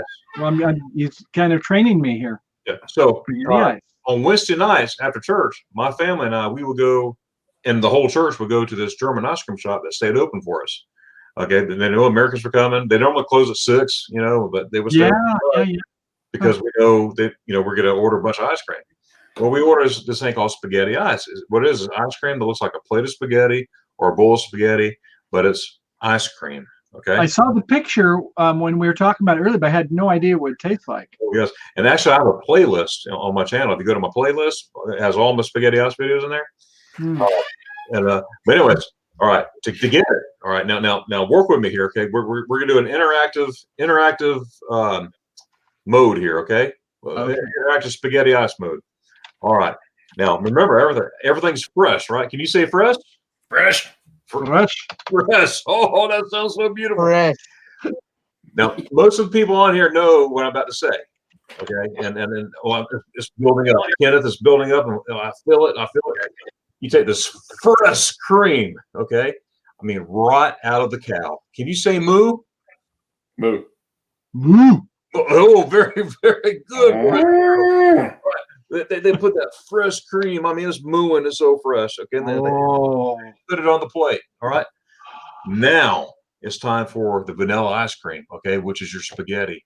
They put it in this strainer. It's like a potato press. You're making me kind of drool. Stop. Oh boy. Oh, wait. Oh, you just wait. Get your wheelbarrow. You take the presser, and it's like special, like a noodle. It comes out, and it looks like spaghetti. So you got vanilla ice cream, fresh. Can you say fresh? Fresh. Rush. Spaghetti. You got the ice cream coming out on that fresh cream. So you got more freshness. All right. Now, you want it to look like spaghetti, right? So we need some spaghetti sauce. So what are we going to do? We're going to get some fresh. Can you say fresh? Fresh. Strawberries. And they crush up all the strawberries, get it all juicy, and then they put it all over the spaghetti. Okay, that's your spaghetti sauce. Okay.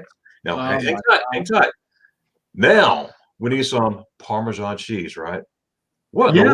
We're not going to put no cheese on. No. It has to be sprinkled with something sweet. White chocolate, and we're going to cut up that Oh, white yeah. chocolate in pieces. All right, that's your cheese. All right, so you got your ice cream there. But you know what?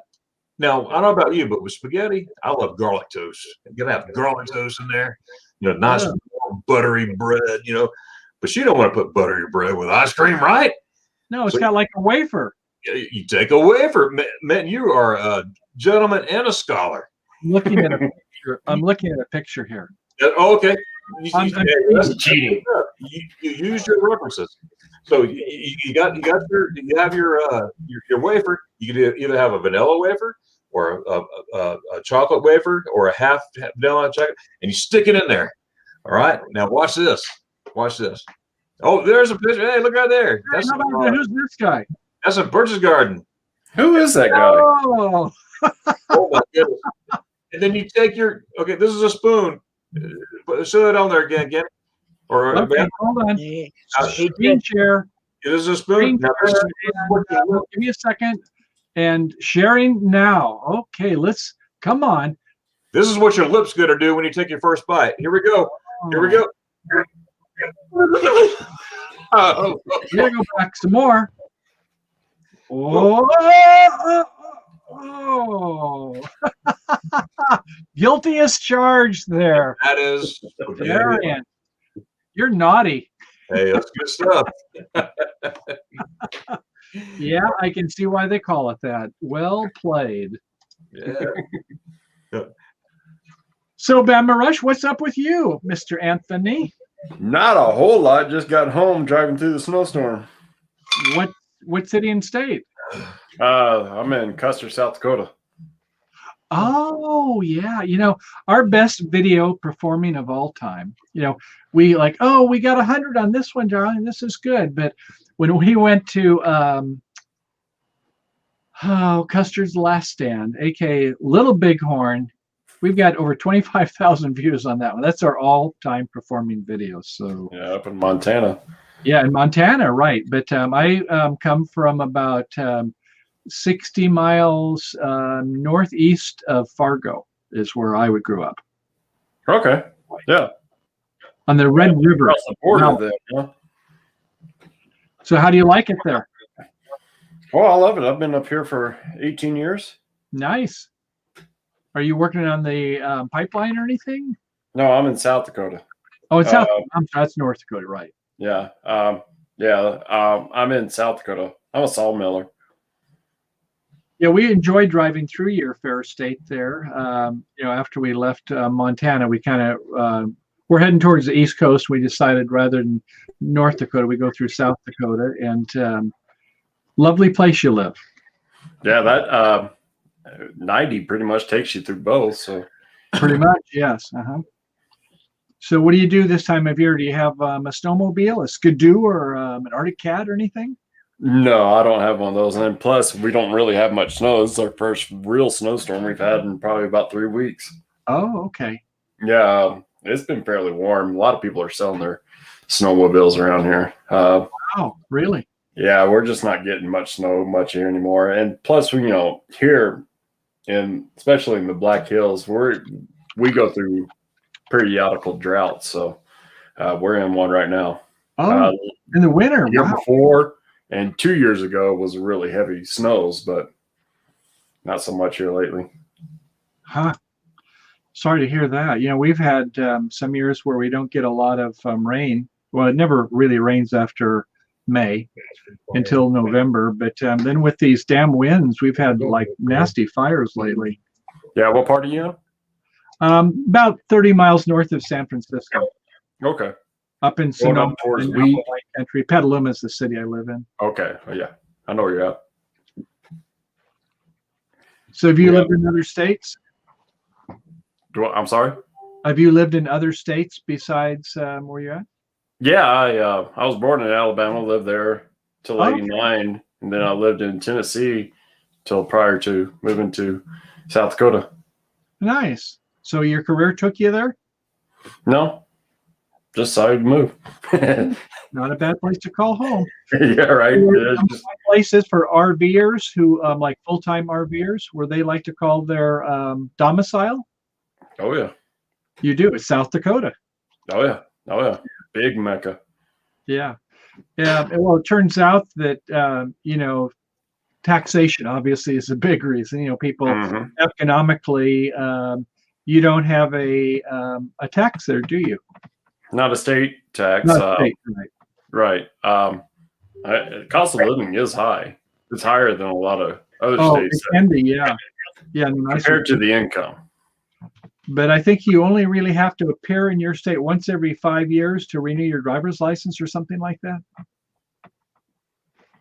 I'm not sure. So in other words, an RVer say, I want to live full time in my, I don't know, Class A or whatever, and they go and travel all the other states. They have their mail come to that state, maybe forwarded to them, but then they say, yeah, I'll go. Maybe they'll want to stay during the summers, or maybe they won't. But it's the most popular place to call your domicile, even if you don't go there that often for RVers.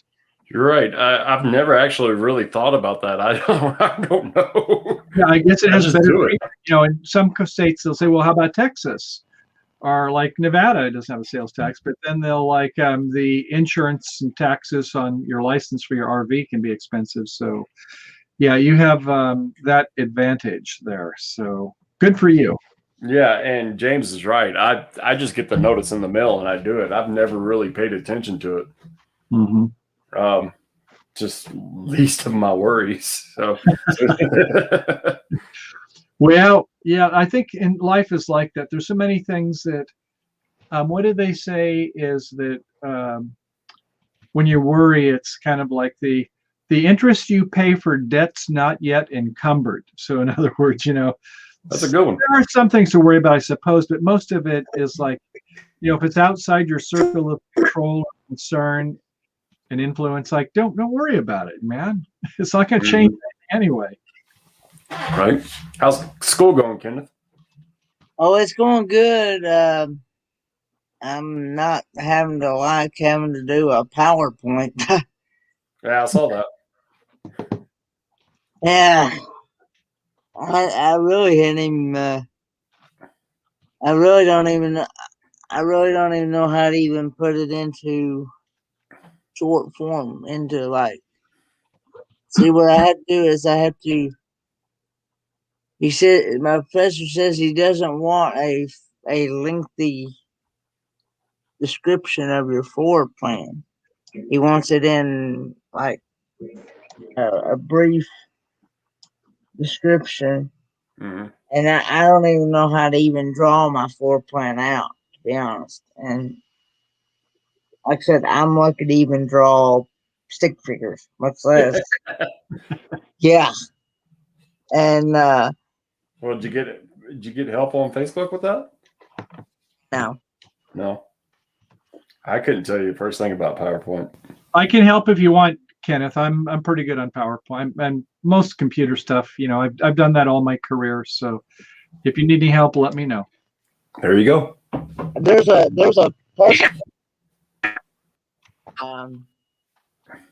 there's somebody said they were going to send me a video on how to do that. I think it was Brian from B&D Crafts more, I think he said that he was going to try to send me a video on how to do that. I hadn't seen What is video. it specifically that you're doing that you have problems with? Condensing. What? See, I always have a problem with see with putting my answers in short form because I always want to if I don't copy it word for word like from the book like what the book says or whatever, I don't even know what how to put it in any other word. Okay.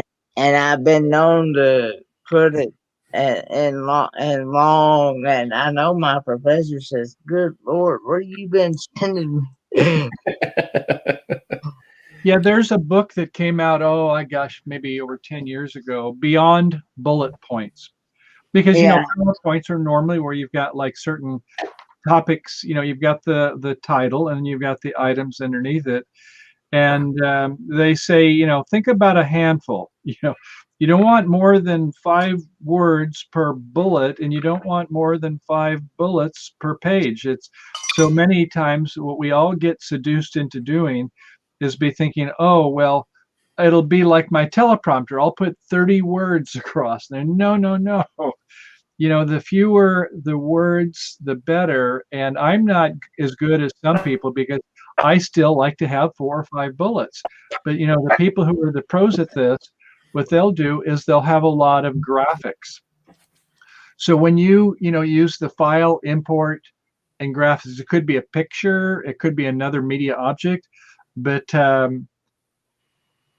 when you think about what you're trying to do, you're trying to have an emotional response for the person who sees the video. And they are most people are much more get emotionally involved by a photo or a picture or a graphic than they are just words. You know, you can put emphasis in the words when you talk, but you know, when you consider it, is like you're going through multiple medias. Like right now, you're hearing me, and if you want, you can see my expressions, my hand gestures, whatever. And so you use all of those things to make a total picture. So, you know, consider not just having words, but when possible, even if you have to go from the internet and download because you don't have any on your PC, you know, look for those. So when I do our California travel video, I'm looking to put in not like just text, but I'm also looking to see if I can get some photos or videos that reinforce. Does that make sense? Yeah, it does. So, Kenneth, basically, do you remember doing outlines in school?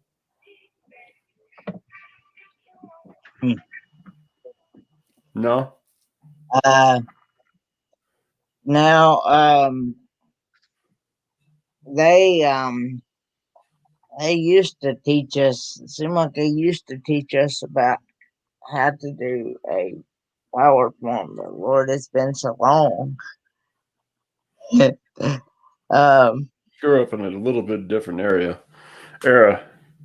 Our PowerPoint sounds like an outline, just digitalized. That's beautifully said. Yes. yeah, I know a lot of people say that they're fun to do. Um, and I'm not. I'm like it's easier talking it than not and doing it. Yeah, but what it is, I have to do it for a maintenance and management class, and we have to come up with a floor plan and design as to what, as if we were going to have our own mechanic shop. What would we want it to look like?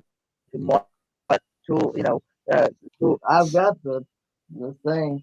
It has to include like it has to include uh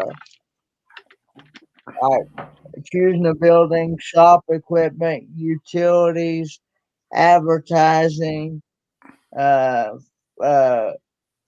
uh, furniture and tools, banking needs, um, shop records and legal requirements, parts inventory, and sublet work and personnel requirements and human relations.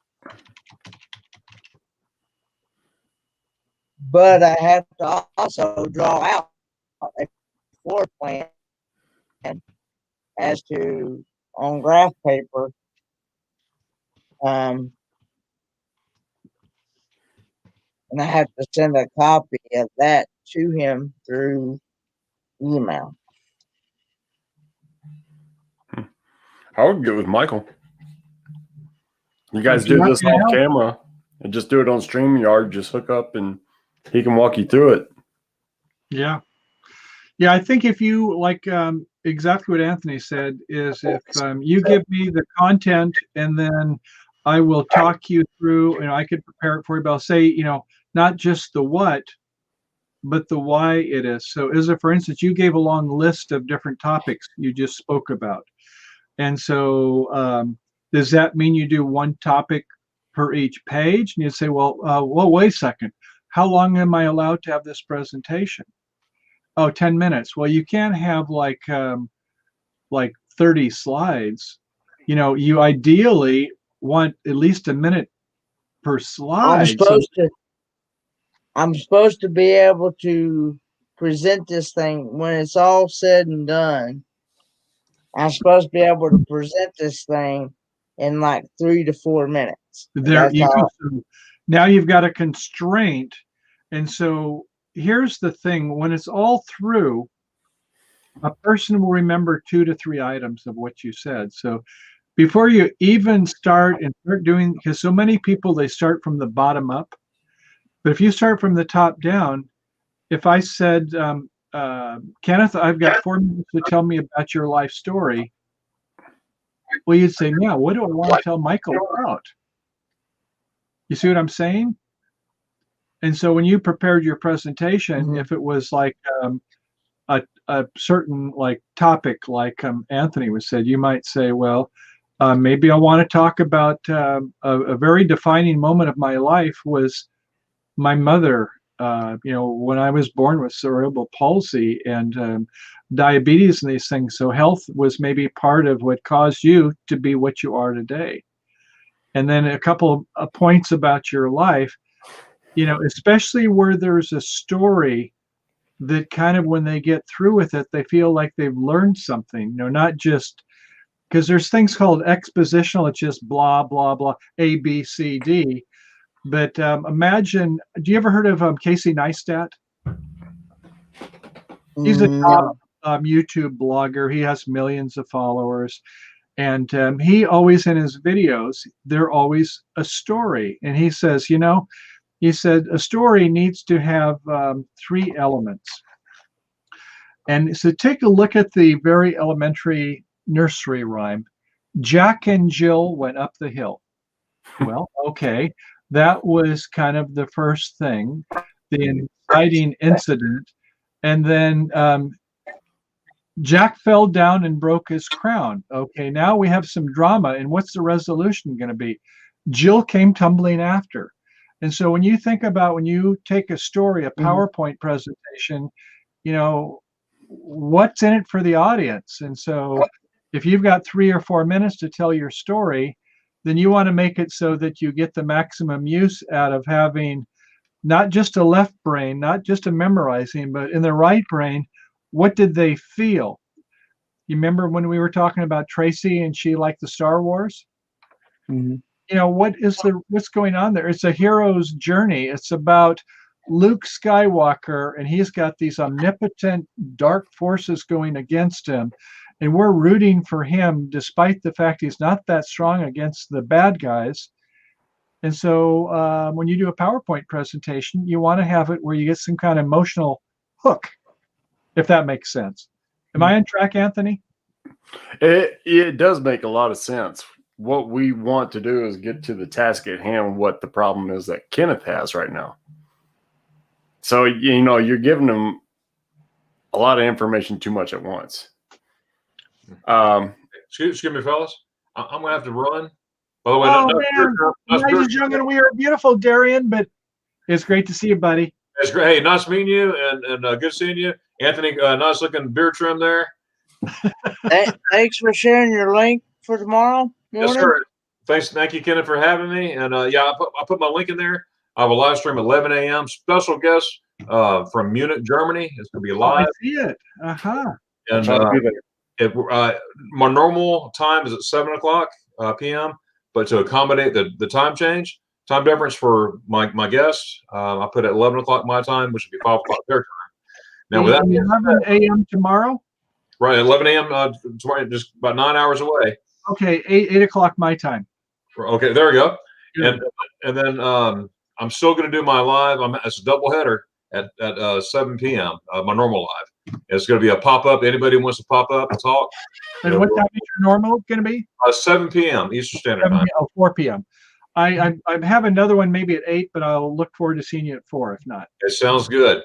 Hey guys, I appreciate it. And those that Michael, there's an outgoing I always do, and Kenneth, I'm gonna let Kenneth lead it.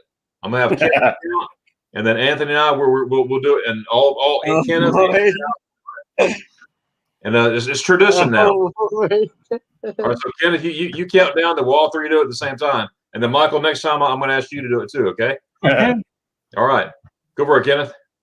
3, 2, 1. Like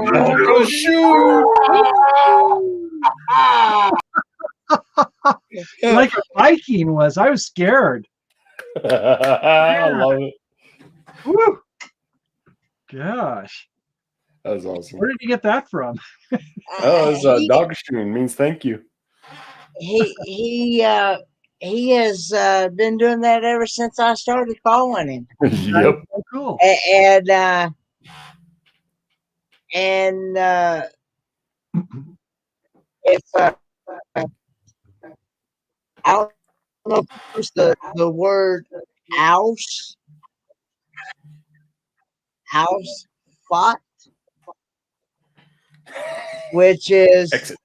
mean exit in German. Okay. We're Ausspach. learning some German tonight. Oh yeah.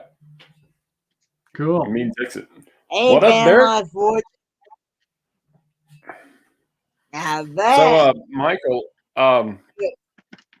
got to put it. What I would suggest is Kenneth. I'm going to speak for you, if you don't mind. Yeah. okay. Basic form. Put it in the basic form, like you're teaching someone that's never used PowerPoint before. And he's got to condense it down into 4 minutes. Mm-hmm. And the one thing, so now we know the time and we know the brevity. Mm-hmm. But I guess the question is, and let's all kind of share it, maybe some people can help us too, is that what would be the outcome when it's all over? Are you trying to educate them for something? Are you trying to motivate them for something? When it's all through, what would be the expected outcome of your audience that you would like them to leave with? That's a tough one, isn't it? Yeah. What is your goal? Are you trying to get a good grade? Well, that is part of the taking this class that I have to take. I mean, that's one of the requirements. Is I want to, in order to be able to pass everything and things, I want to be make a really good grade on.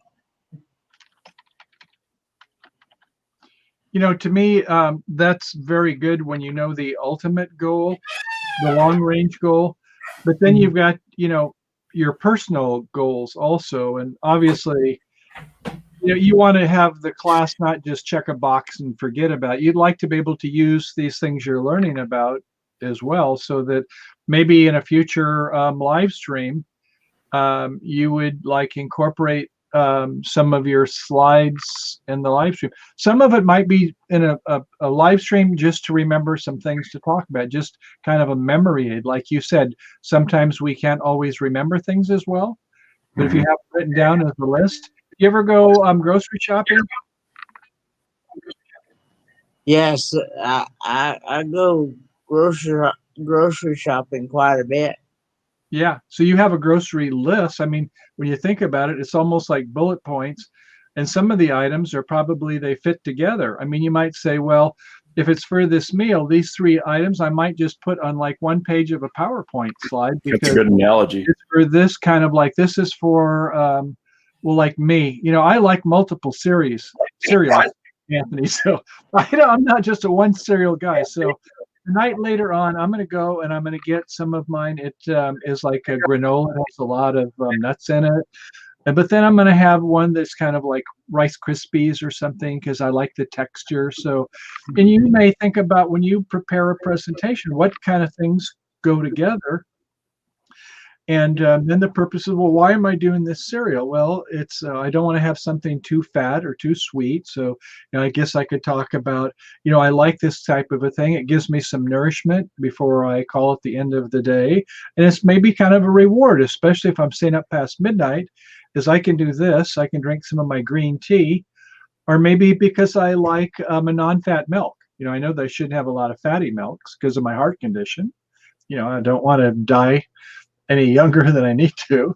So, I'm saying now we've started to talk about, what makes Michael eat that kind of a meal at night? What's going on with him? So anyway, the point being is when you're talking about your class, hopefully you can get some things that you learn from it so that when you do like a show like this, it will be something you can say, I can use it myself, and it's not just something academic that I'm going to forget right away. Right. Yeah. Kenneth, I would get with Michael. He could probably give you the basics, get you to the point. Okay. This thing is actually we're supposed to have the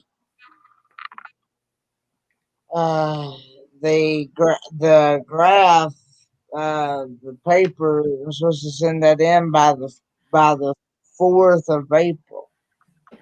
Okay. So you have some time to work with it. Yeah, but we're supposed to be meeting. See, we were supposed to do sometime yesterday doing research about this project, and well, there's a lot of great YouTube videos, too many of them. You won't know which ones to look at. But I'm going to tell you what, if you don't mind, and if everybody else will just kind of let me do maybe say 2 or 3 minutes of a PowerPoint that I did today. Is that okay? Sure. Okay, yeah, that's fine. I'm going to do a screen share. I'm going to drop down for a second and let you guys have it. Okay, Anthony, that sounds good. And then come on back. So this one right here. So, okay, I don't know if you've ever opened up a PowerPoints before, but as you can see, I've got on the left-hand slide, I don't know if you can see my mouse moving up and down. I think you can see that. That's slide number 1. I just got a title slide, This Week in RV News. And then the next slide, you see it says slide number 2 there, and it says a title for that one, It's All About You, triple exclamation point. And it's what's new with you and in your neck of the woods, what's going on with you? And now how about telling us about what's your plans for this year? So I'm kind of trying to engage them. You see what I'm trying to do? It's not about me, it's about my audience. I'm encourage them on the live stream to talk about, and if anybody out to you want to talk about any of these things right now, but what's on your mind? What interests you? What do you want to buy? Do you kind of see what I'm doing? I'm asking some questions. Does that make sense? Mm-hmm. So I'm trying to get, because if I'm just talking blah, blah, blah, blah, it's not like they're thinking and stimulating their mind. I'm asking them something, and whether they respond to me or not, at least they're thinking about it. They're thinking like, yeah, what do I want to buy for my RV? Do I want to get an Instapot or a Blackstone grill, or I got something broken. I got some damn thing I fixed before I buy something else. My tire is always losing air. But, so that's one slide. I'm asking them about some things. I have 5 bullet points. They've even got them numbered 1, 2, 3, 4, 5. So I'm going to go ahead and go down to this slide, and you can see when I clicked on slide number 2, you see how it expanded it over on the right side of the screen. And Yep. you notice I underlined some things. I underlined the main emphasis of that. This is kind of long. It's more than 4 or 5 words. But what's new with you? Your plans, on your mind, interest you, want to buy. So I kind of underlined the main points. And so if you look at each of these slides, here's another topic. It has nothing to do with that. Now I want to tell people, I'm not asking. Now I'm telling them, I'm saying, oh, T-Mobile, they just have a new offering, 100 gigabytes for $50 a month. If you don't have 5G, you can use 4G. It still works. All you do is you buy a SIM card and you plug it into your hotspot. You know, maybe it doesn't mean anything to you, but to an RVer who, when they're out on the road and they want to connect to the internet, maybe do a live stream, they have to know, how do I connect? Maybe this is a good buy. So, and then the next one, I'm talking about what is the best national park? Of all the national parks, the 60 that are out there, what's the best one? Well, there was Campendium. They had all these people vote. If you look at the bottom, I'm going to highlight this. There's 16 people that gave it a 5-star review. So that must be pretty good if people said this is the highest of all. And why? What's the why? Always want to know the why. Awesome photos, wildlife, moose, bison, buffalo. And it's the Grand Teton National Park in Jackson, Wyoming. And look at this word. Would you know how to pronounce that? Grosventre.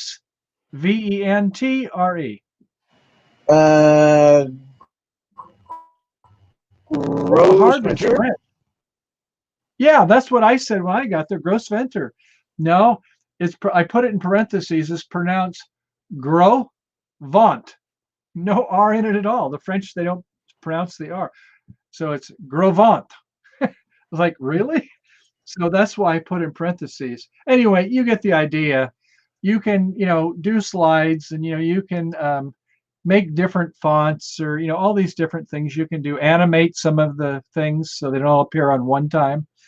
But if you want to talk to me offline, I can certainly help you with that if it like that. Okay. Yeah, okay? that would probably be a big help with me. Yeah, but I hope I gave you an idea. Do you have any questions? No, I was just trying to figure out how to use all those things that you can do with it. Yeah, and here's the thing. It's sort of like riding a bicycle. The first time you ride a bicycle, it's like the first time you live stream. The first live stream I did, I screwed up so bad. There's a lady who has 10,000 subscribers, and she wasn't able to make it on a Saturday. And this is Box Van D.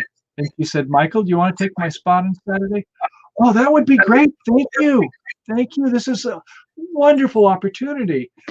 And so I didn't realize that when I went on StreamYard and, we got a reservation, and then I went on YouTube and I had a different reservation. So nobody appeared because I had the wrong link. So anyway, the point being is the same with PowerPoints. You got to do it several times, just like you do on your live streams. And after a while, you get to be much better. So don't be afraid to try.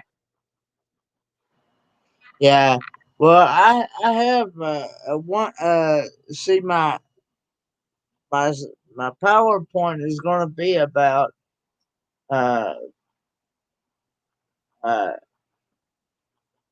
Ken's Auto Repair. It's going to be a general repair shop. Wonderful. Something you're passionate about. Yes, clearly. And so, and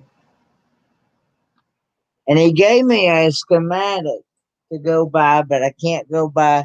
I can't use the exact. I got to do it a little bit different. I got to come up with my own plan. Yeah. Well, typically you start off with an introduction. In your case, I don't know if it's you want to talk about what the problem and then the solution is, but it might be You know, when you do a resume, some resumes, they're kind of chronological. You know, when I was 20, I went into the military, kind of like Darian. When I got out of the military, I started working for AT&T, and then by blah, blah, blah, blah. Some people do a functional resume. You know, I have worked in electronics as a technician. I have worked in telecommunications, and then I went off into computers. You know, that's a functional way to do it. So when you're talking about your business, you might do the same. You might talk about it from a standpoint of, you know, what types of work you do. You know, you probably don't do all things on car. I doubt you do body work. Mm-mm. No, so you don't do It's body. going to be mostly. It's going to be mostly like the mechanical type stuff. Yeah, exactly. So that means you need some prerequisites. You need tools, don't you? Yes, gonna need tools. You need a workspace. Yeah, workspace. Do you need any like tool test equipment? Gonna have to have a diagnostic computer machine, especially with these cars nowadays. Excellent. Yeah. So you And might say that part of it is like, you know, you talk about from a standpoint of the mechanic, and then somebody else might be wondering, well, do you make money for this? Is there any kind of billing? Do you bill by the hour, by the job? You know, you see, I mean, you could talk about a lot of different aspects of your work. yeah, because the idea of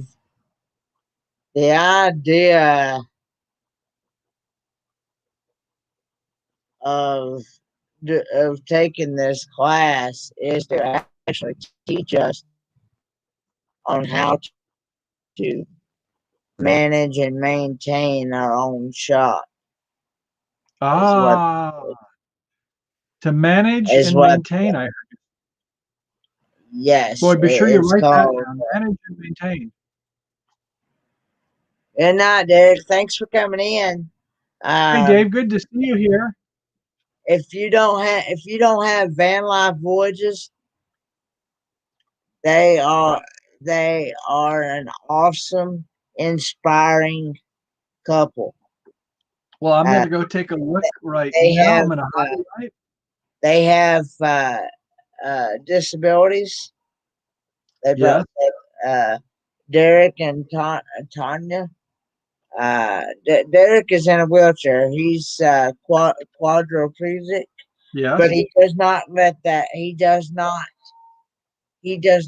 let that stop him or get Wonderful. him down.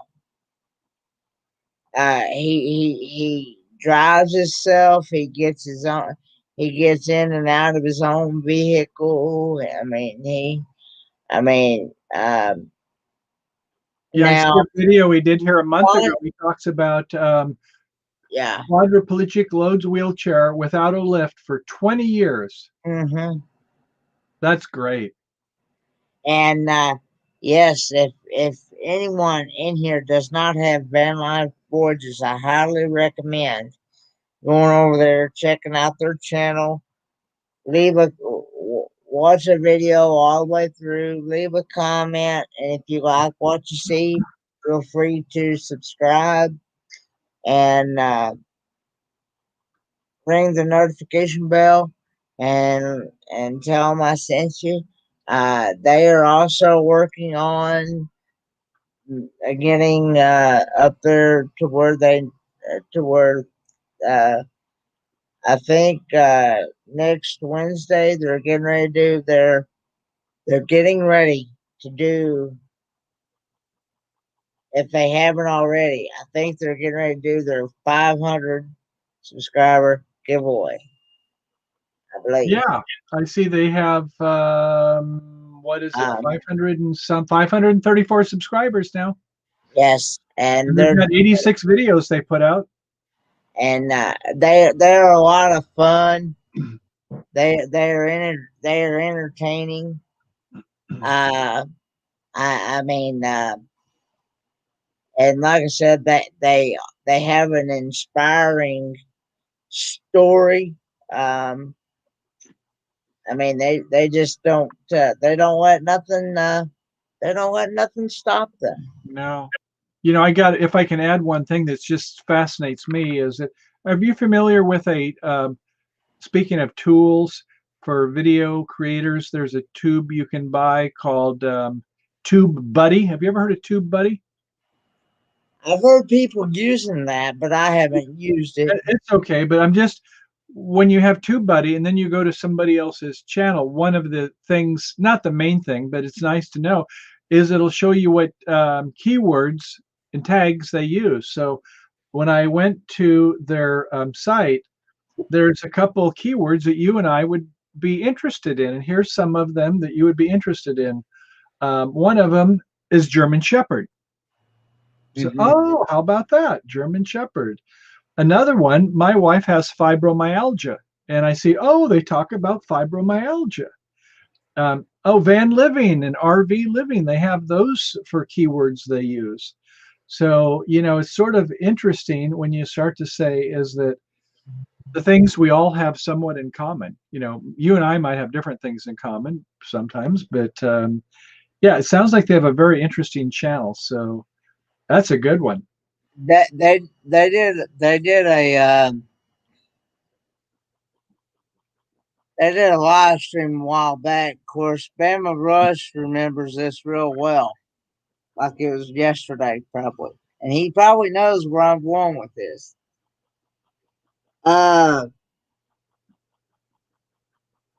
Derek, of course, thankfully, he did not hurt himself or anything. But the way it happened, the way it happened, he had fell backwards out of his wheelchair on a live stream. On a live stream. Wow. And of course, he just carried on, and he had. Is that right? He just.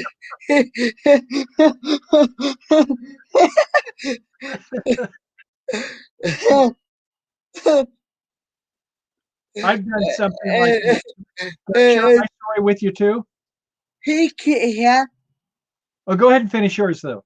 He just carried on like it wasn't nothing. And his wife, Tanya, is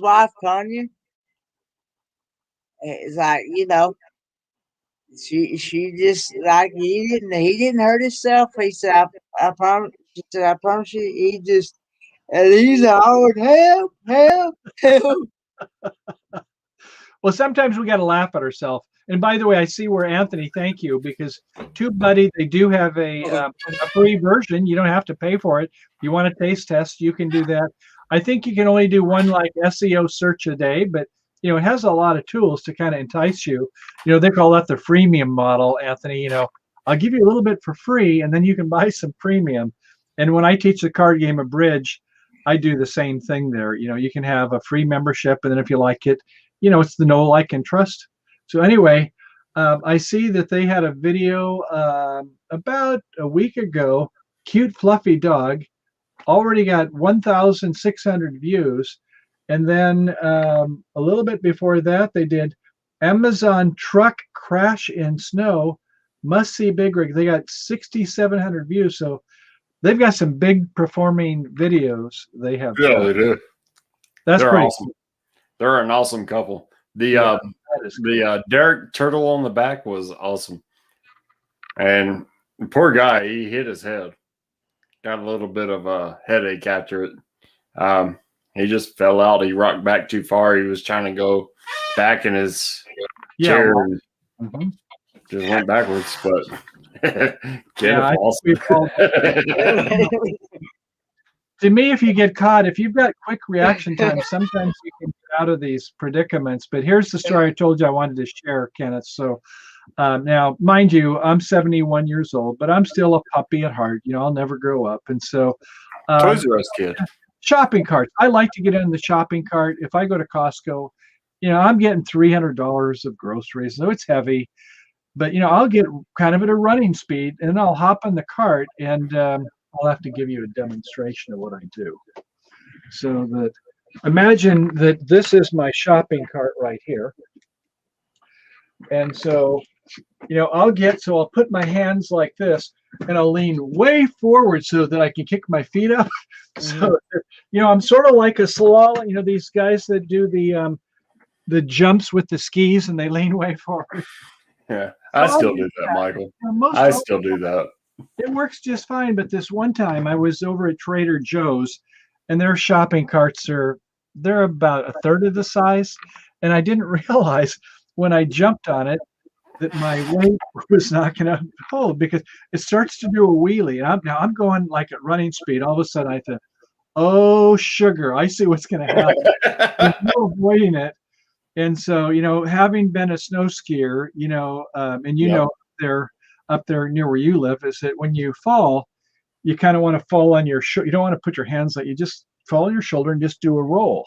Yeah. So, this is my only chance because I am going to hit the concrete. Well, it's cement, I guess. But anyway, so as I start going over, I start going like that. And I had a leather jacket on, so I flipped around and didn't hurt myself. But this car stops as it's going by because, all the groceries were just scattering in the road. And they say, oh, they're thinking this old guy, is he alive? And it's like, and I had a couple bottles of wine I bought and they're kind of rolling. They didn't break. And they probably thought, oh, this guy's a drunk wino. What the hell? They used to have a commercial with the Timex watches. Takes a licking, keeps on ticking. Yeah, I'm fine. Was anybody watching? Oh, yeah. These guys were in their pickup and they stopped and they thought, holy crap, is this guy alive? And they probably thought I was so drunk I just didn't feel it. Maybe I had a broken bones, but, it was a great fun. So the point is I was kind of like your friend there. I was just, sometimes you got to just laugh at yourself. Yeah, you do. You do. How about you, Anthony? Have you ever had those kind of situations? All the time. And I'm sure your son admires you for it too. Oh yeah. You checked out my channel, huh? I did. Yes. Yep. Yeah. Go You can't laugh at yourself. You can't laugh at anybody else. That's Go right. ahead, feel free to tell Michael about your channel there, Anthony. Yeah, I'm just a family vlog. I started my YouTube channel about 5 years ago, but I didn't get serious about it until about February of last year. I would just put snippets on, and basically it's a family vlog. It's about me and raising my kid. That's Nothing basically better than that. in a nutshell. We're having fun though. Yeah. That's a good. And for Kenneth also, Anthony, I'd like your input on this. As I look at the thumbnails, and it looks like it's kind of the hero's journey. We talked about like the Luke Skywalker. It's his journey, and it looks like your journey with your family, with your son, and not like my wife and I. It kind of documents what we've been doing, but also it's a way to. Well, like you say, it kind of chronicles, doesn't it? To kind of show us that the good More things. like chronicles, yes. Yeah. I would hope that my son sees me as a hero, but I'm also really strict with him. I don't want him to make the same mistakes as I do, but have fun with it. Teach him more than what I ever knew. Yeah. So within this perilous journey that we call life, don't grow up learning the hard way. It's basically what I'm trying to say. And don't grow up learning the hard way. If I can teach my son more, but basically all it is that the kid's cute, and I can put him on YouTube and we have fun with it. Mm-hmm. Why not do it? That's all the reason, yeah. Because as you and I know that it's better when we can be in safe zones, but yet at some time part of our growth process, this is getting kind of deep, but we do have challenges, and we are defined, as Kenneth would be the first to say, not when everything goes well and everything you can do easily, but the struggles that we all have, that's kind of the defining moments for us. And so you want the best for your kids, as I did for mine when I raised my daughter Jenny. But there's times when it's like, okay, now what? And so that we can't always follow the guidebook. Sometimes we got to discover our own answers. But I'm glad you're there to help them. Yeah, yeah, and we have to do that because I mean, especially with kids his age, he's 3. He'll be 4 in June. Mm-hmm. They throw you loops. You can't think of everything. Well, and I got to say, in life, for me, to get it down to the basics, it's always about trust, respect, and communications. If you can't have those 3 fundamentals in a relationship, you're gonna have to try to find it elsewhere. Or like my buddy Paul, a Danish guy, would say, he says his father would tell him, Paul, you must listen or you must feel. And you know what I mean by feel. It's not always going to be nice. No, it's not. If people are not respectful and there's no trust or whatever, it's the journey is going to be a little harder. Yeah, and that's a funny thing that you say that, because that's what I'm facing in my workforce right now. Because I've got a newly transferred supervisor.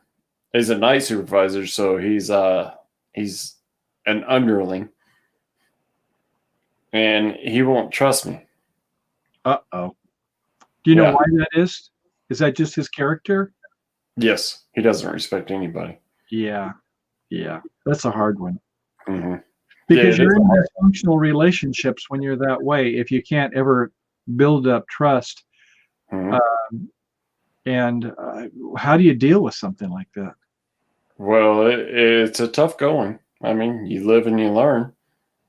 I mean, to me, sometimes, I'm not saying with subordinates all the time, but when you allow yourself to be vulnerable and you can create intimacy, then it's not like they feel like, maybe his parents or something like that got him to be where he was never trusting. Who knows what deep-rooted things. There's normally comes some kind of significant emotional event that makes people where they have these types of non-forming, non-productive relationships. But at any rate, but you can't always treat everybody outside of the box if they're not willing to put something into it themselves.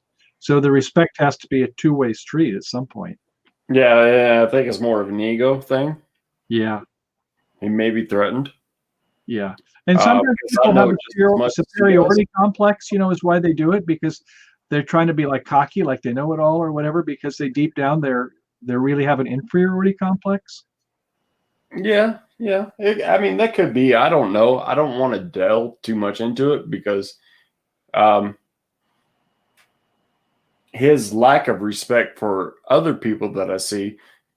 Take, for instance, for example, a man your age is working there, and pretty smart dude, and just there doing his job, and because he knows what he can get by with and push the envelope, this guy is about the same age as me, says he wants to punch him in his face. Uh-oh. That's not good. Yep. Not a great leader. Huh. Yeah, it's a tough situation. It sounds like, yeah. Well, I found, speaking about from my management training and career, is that, the thing we don't want to do is we don't want to wait to the end of the year at appraisal time and then whack them and say, your sense of responsibility, your sense of cooperation are not good. Your job skills and knowledge, your quality of work and quantity of work are fine. But, these 2 items are keeping you from getting a good appraisal or whatever, however you do it. it should not be at the end of the year. We need to let a person know, to take them aside, in a private environment. And whether you use open-ended questions or, you just kind of tell them, here's incident A, B, C, D, but, say, here's my expectations. And so, if you want to be like, I don't know if you get into neuro-linguistic programming, but ask him some questions. But that's to me, that's kind of sneaky to do it. I would just say, straight up is that here's kind of the observed behavior, and here's, our corporate values, and here's my expectations. And then, he gets a chance to at least know that if he doesn't do it, that he's not going to be compensated as well, or whatever the consequence is. Well, to put it frankly, this is a really high testosterone environment that I work in. And so that's not going to happen. Okay. Yeah, is that the culture of the company, you would say, is why? Not the company. Hmm. No, it's not the company. It's the industry. Oh, I got you. I understand. Yeah, I've worked in those types of departments also. And so I guess you would have to say is that, forget what I said.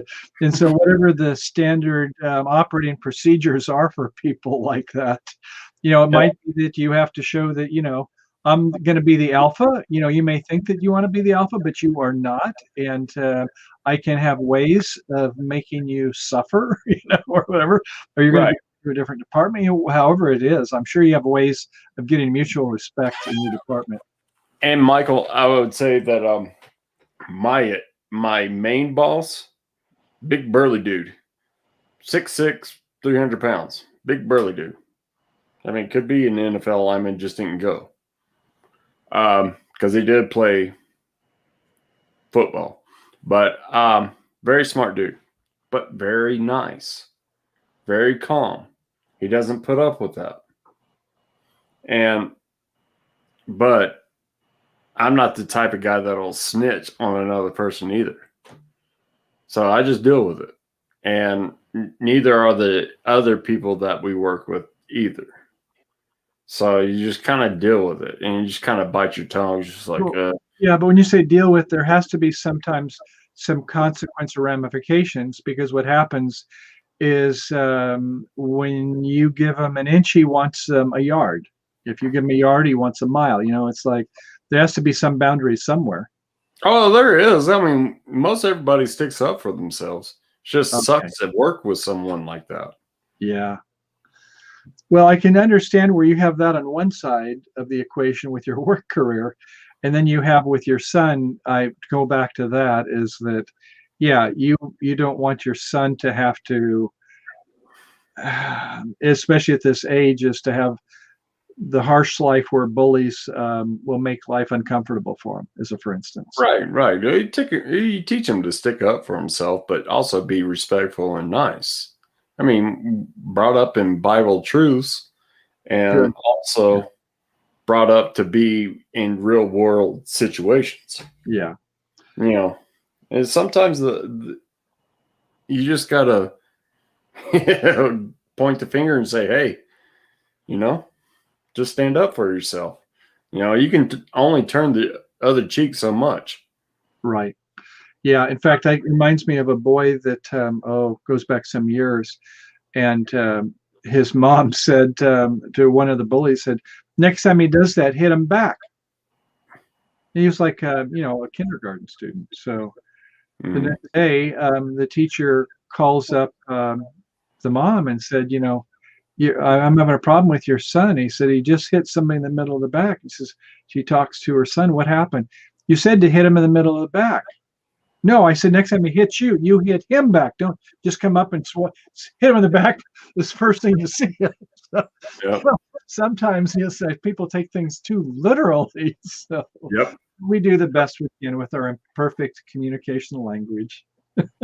Yeah, Blaine is saying true. I've been in those situations. It becomes a question. If this makes me happy, should I say something? or should I keep letting things happen to make me unhappy? Unfortunately, those things we take home. It is true. It is things that I have been taking home. That's the reason why I'm kind of just like trying to step back a little bit here lately and just like. Bernays says, what about a group meetings and bring up some topics that affect the employee's production and respect and attitude? It's all about attitude. Yeah, if your industry allows for that, that is a great thing. I'm kind of sensing from you, Anthony, that it's not like a kumbaya talk and everybody like, let's change our behaviors. It probably doesn't work that way, does it? No, it doesn't. It's pretty much go, you know what? And I mean, to a certain extent, it is. You're a man trying to do a job. You don't let your feelings get in the way. You're just getting the job done. Mm-hmm. And to a certain extent, but someone oversteps those bounds, then it's like, hey, you need to step back and look at this person that keeps abusing that ritual. But that really kind of gets down to, some people, I don't know if you've ever heard of the concept of the OK Corral. You have 4 quadrants, and, the one is about you and the other is about the other person. And ideally, you want it to be, I'm okay, and I feel you're okay, and you feel the same way. You feel you're okay about yourself, and I'm okay. But when you have these dysfunctional ones, like I'm okay and you're not okay, and the other person's like, yeah, you're right, I'm not okay, but you're cool. That doesn't last too long. And marriages are built on that, where one of the spouses is, I'm the alpha and you're the beta. And at some point, the person, the beta, they say, this sucks. I'm a victim and I'm friggin' tired of it. And this is, I think what Bernays, you're saying there is that you don't want it to be where it's a one up, one down relationship, basically. Boy, we're getting heavy here tonight, aren't we? Woo! Just a little bit, but it's a learning experience. This is life, though, isn't it? I mean, Kenneth is a 27-year-old man, and you're about to go in the workforce in a heavy industry where these things may apply. That's a good point. Thank you, Anthony. That's a good point. So, I mean, it's quick to pay attention. And what up, Dudley? And it's kind of things like this you got to think about. People are bullies. There are those bullies out there. And Kenneth, and there are some that are just kind of bullies that aren't really in it. They're just kind of bullies just to bully you around, just kind of having fun. And you can take that with a grain of salt. But then you got the ones that are actually serious because they want to control you. Mm-hmm. So, Kenneth, I have a grandson who is really nice. My daughter has done a great job with all of her grandkids. And the one of them is partially autistic, high functioning. But, he has had some special needs as he's grown up. And now that he's in his 20s, young 20s, he's very mature and he's very nice. And he's got his Eagle Scout badge and all that. And so he started working part-time at Home Depot. Mm-hmm. And this one guy came in and was a bully. And, just could see that he could intimidate my grandson and cause kind of like, it's an emotional pain. And, it's really tough when you get some of these people that they enjoy being intimidating and powerful. So I think you bring up a good thing, Anthony, is that, yeah, we all want to be where we want the best for our kids and for ourselves and our jobs, I guess. And I've gone back to this, and I've said this many a times, especially in Kenneth's program and others. Treat people with respect. That's all there is to it. It's the golden rule. And I think we've lost that. Well, I think we have some, I'll call them groups, ecosystems, whatever you want to call them, where they're, we know that they're safe. And we can get and give, and others, it's you don't want to jump in the deep waters right away with the sharks. You may just want to put a toe in and see at least Mhm. the temperature of the water is, if nothing else, if you can't look into the water. So yeah, and I think that's kind of something we learn in life. And like you said, a guy that works underneath you is that, he's got his values based upon what his life experiences are. And so it's, I guess that's what makes life interesting, isn't it? Oh, it is, and it's always a growing experience, always. And but what I want to let Kenneth know is that Kenneth, you got a baseline. They're awesome. You treat everybody with respect, and that's the way it should be.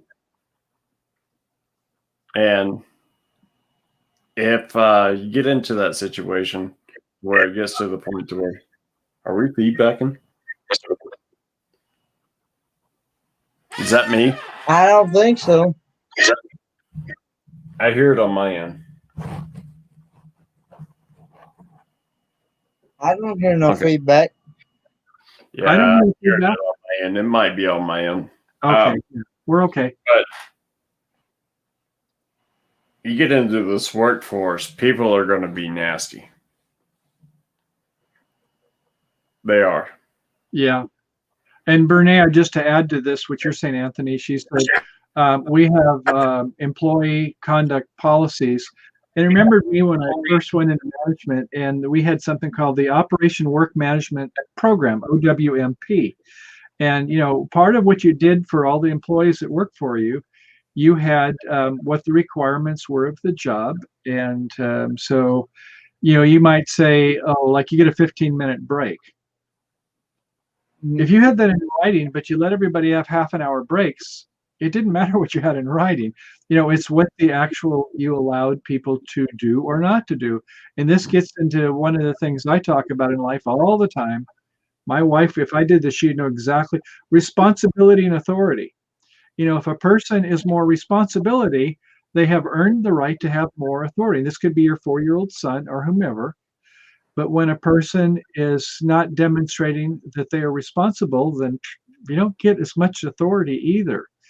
So when we have our, things like for our work policies and practices, if somebody goes above and beyond to show their maturity and their job skills and knowledge, then yeah, give them more. So if your son behaves more emotionally or intellectually at a 7 or 8-year-old level, it's amazing how some kids, their emotional quotient is so high for their age.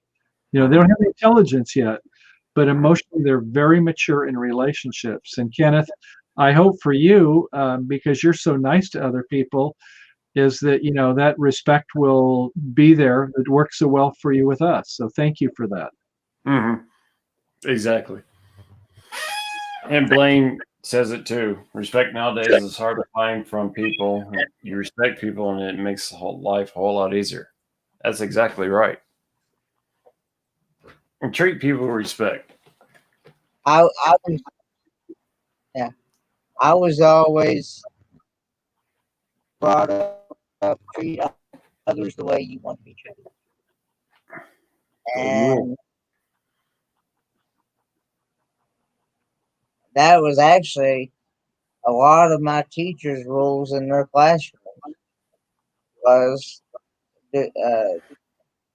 treat others the way you want to be treated. That's always stuck with me all the way up to now. Yeah, people are going to make mistakes. That's the reason why it's classified as a term human. People are human. They're going to make mistakes. Some more than others, but it just comes with the territory.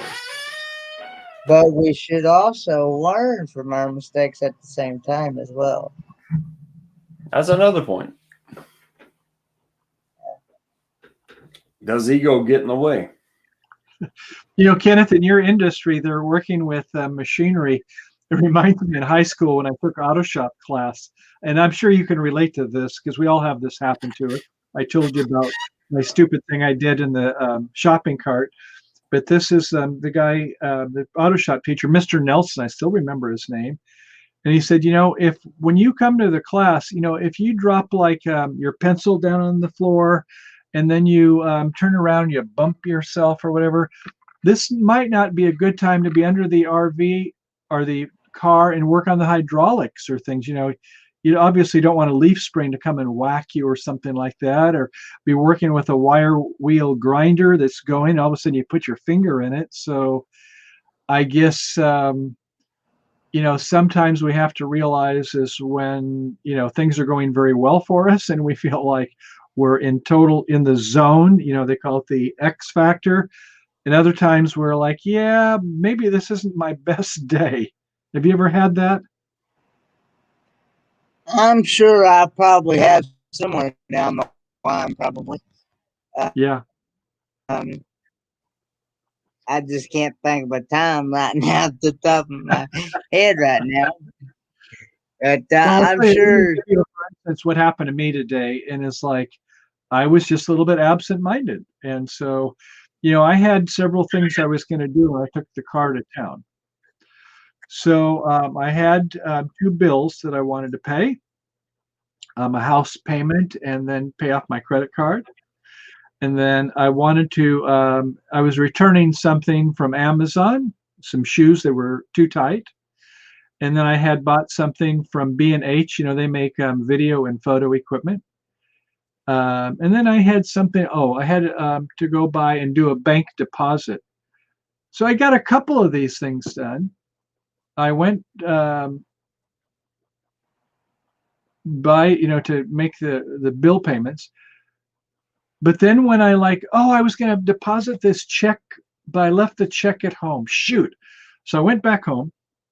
I got the check. I went back downtown and I made the deposit and I got halfway home and I thought, I have to still drop off for the FedEx. Now, one of them was for UPS and I saw a UPS truck right on the road and they took it. But I have to do the FedEx. Okay. So I hadn't, but gone about a mile or so the wrong way. So I go on my iPhone and I say, well, where's the FedEx?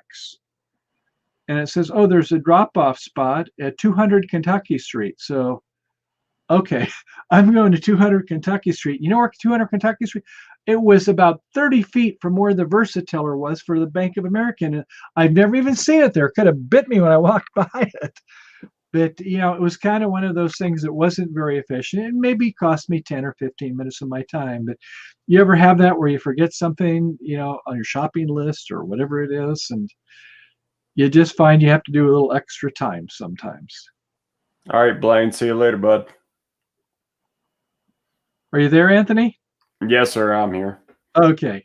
Anyway. Yeah, I was saying bye to Blaine. Rayleigh Creative Travel's going to head out. Okay. Hey, Blaine. Nice seeing you. Dudley's exactly right. Attract more bees with sugar. I've always heard it with honey. But yeah. The Macho Man thing is not a bad thing. As long as you treat people with respect. Being macho has nothing to do about it. It's, because I'm a headstrong person myself. And I like sports and I'm very athletic and like to do things like that. But you treat people with respect. And having an alpha male quality about yourself doesn't incessantly make you a bad person. It's how you treat other people. I know some of the strongest, big, burly dudes that are just nice as can be who would treat people or something, but they won't let you push you over. I know small guys that are the same way, but they'll treat you with most respect. They just have that attitude, It's just how you treat people is what makes you a good person. Yeah, you're right. It depends how you define whatever the word is, macho or whatever. So Yeah, if it's if you have a balanced relationship, you can be where you want to put out 100%. Maybe you're competitive, and I'm going to give you a good, for instance, you'd be surprised that a 71-year-old guy would do this, but I had my grandson come and he said, I'd like to do this thing. So hold on about 15 seconds and you might be surprised.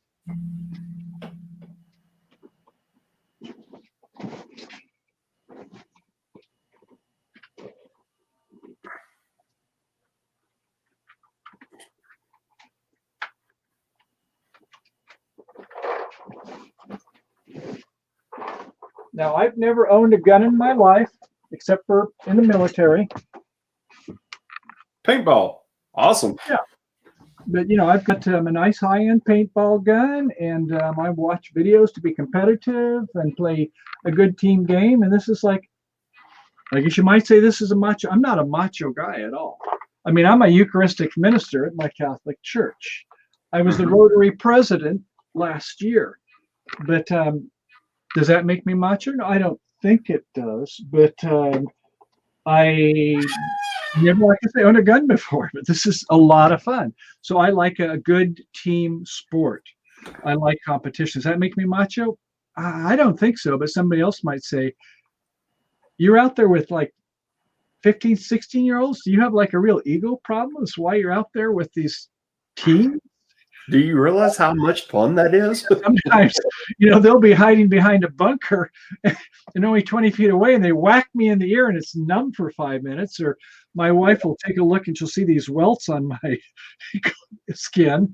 But I'm just having fun. And I like a good team sport. So, I don't define that as macho in the sense as where I'm doing it for ego reasons.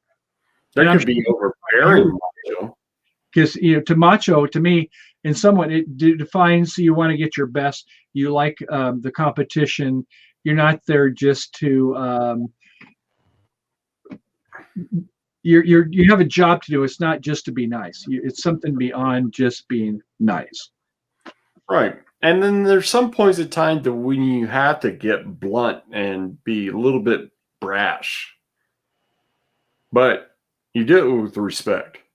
If someone's making a mistake, call them out on it. But you do it with respect. Let me give a good, for instance, the company Microsoft. Oh, Bill Gates, he's a nice guy.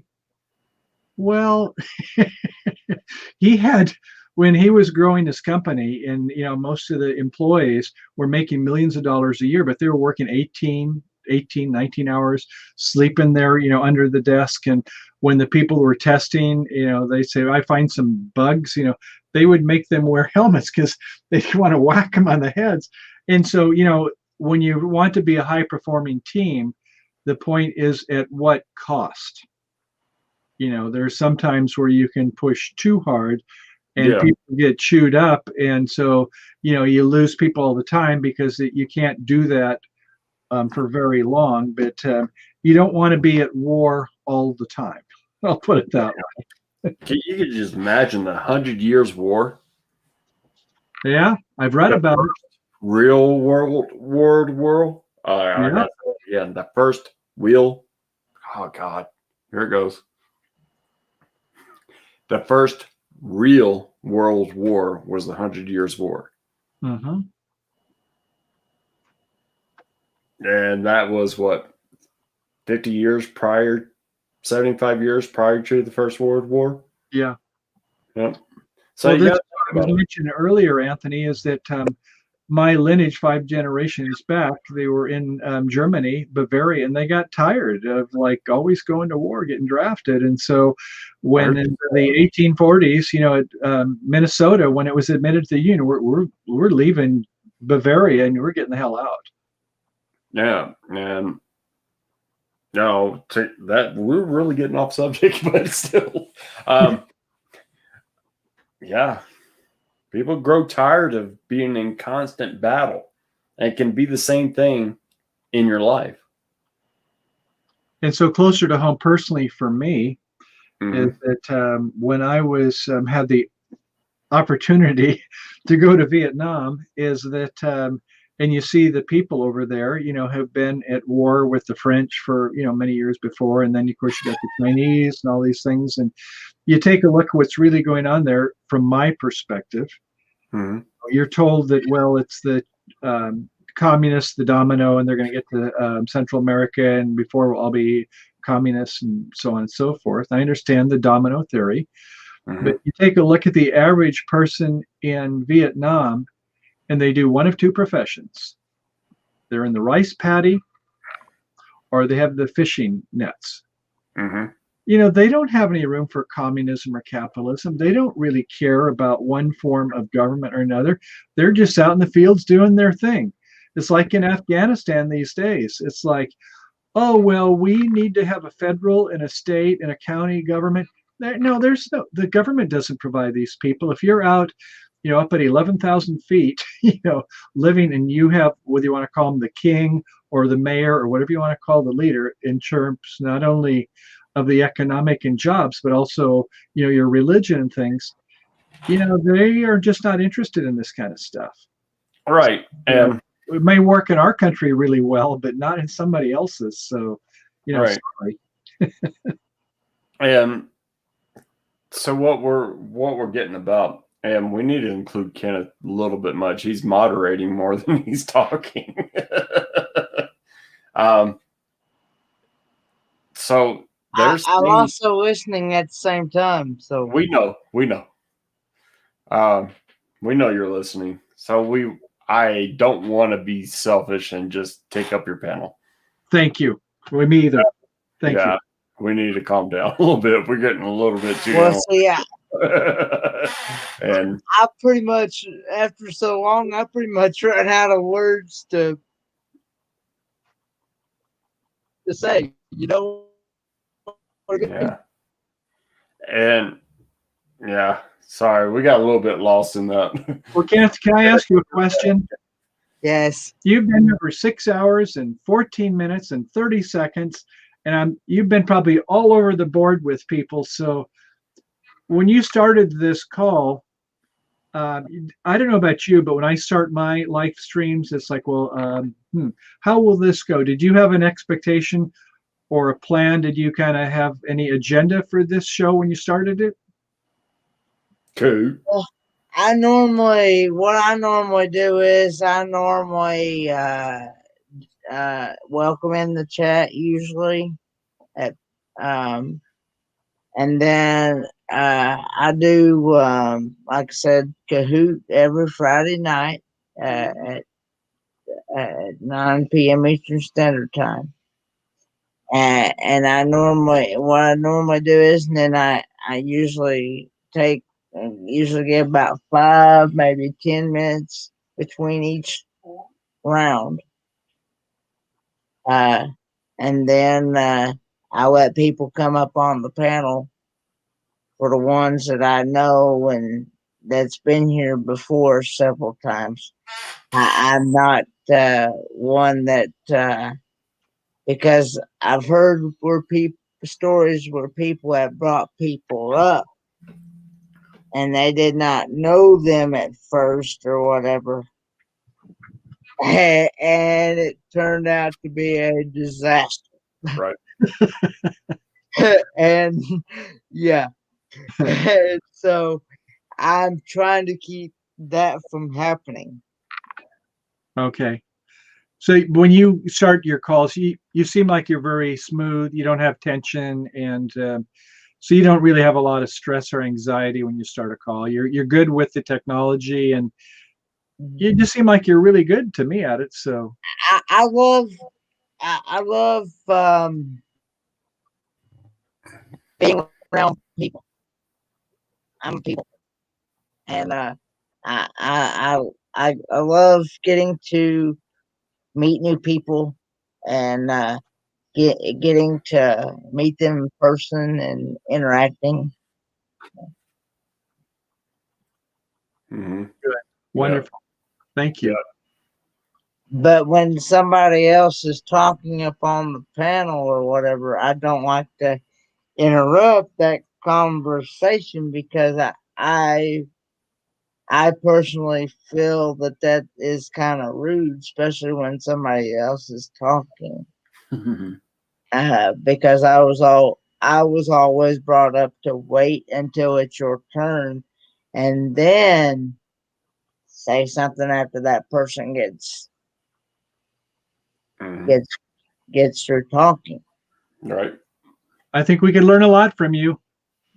That's that's the reason why a lot of times you don't see me say much. You don't hear me say much when I'm up on a panel because Yeah, I'm you're waiting awesome. until they get through talking. So You have wisdom beyond your years. I don't know about that now, but No, that's your story, and you're sticking to it.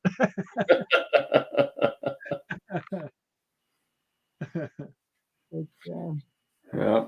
So, I mean, I really think you guys should get together. Michael, just walk him through the basics on that PowerPoint. You know where to find me, Kenneth. Yeah. we could also we can do like Blaine was saying, we could just do I could make it a private live stream. That's right. That's what I was saying earlier.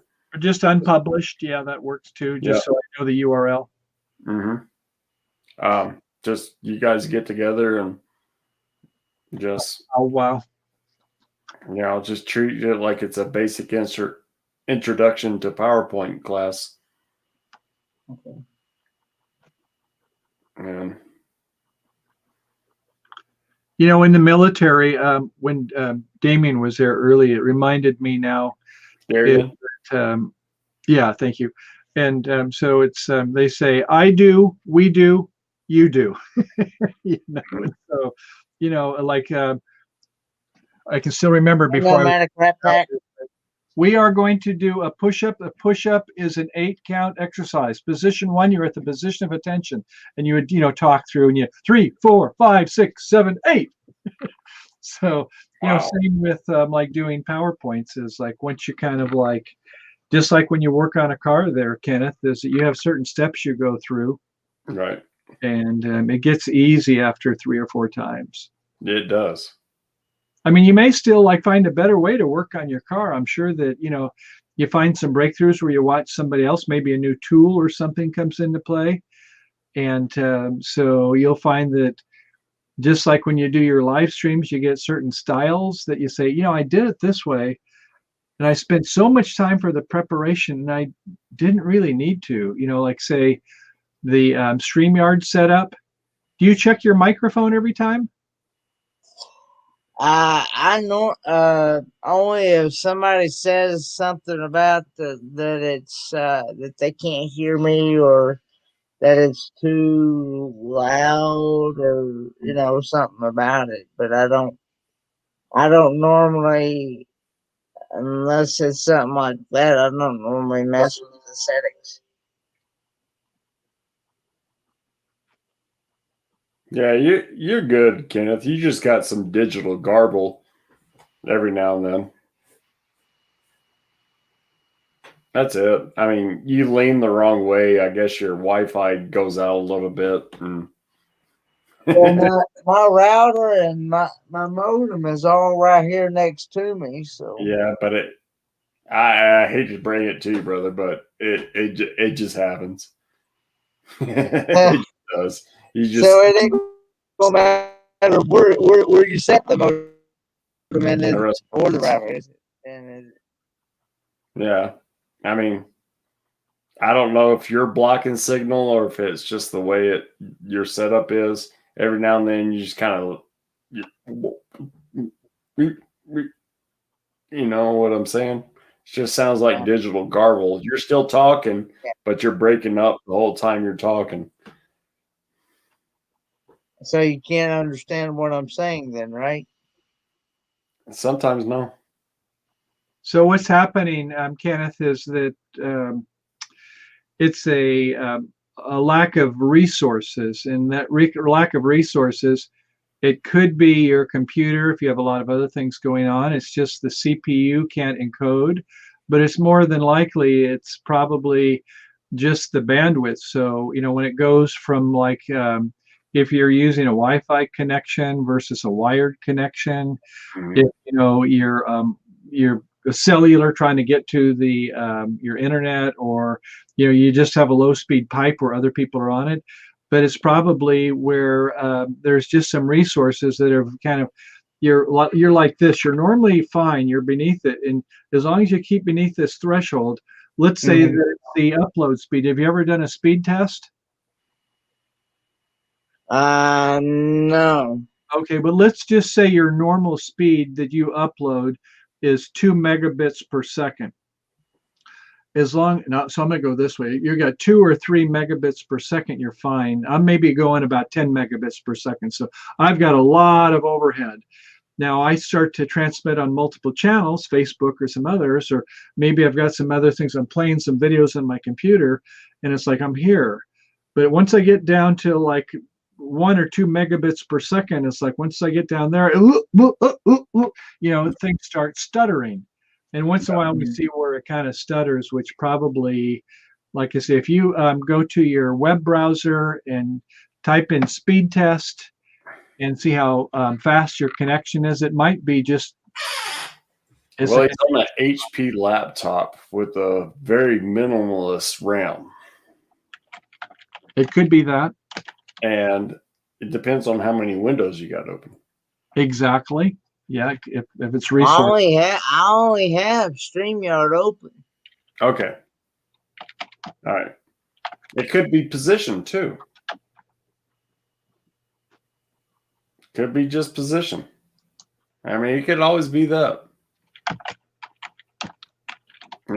Could be what you have in front of your router right there. It could be that. Yeah. Yeah. But I mean, every now and then, when you start talking, especially when you talk loud, you will get some digital garble. You just kind of start breaking up, and you're like, you can't really hear what you're saying, and you kind of freeze for a second, then you're going back, and then it catches up. Most of the time, I can get the gist of what you're saying.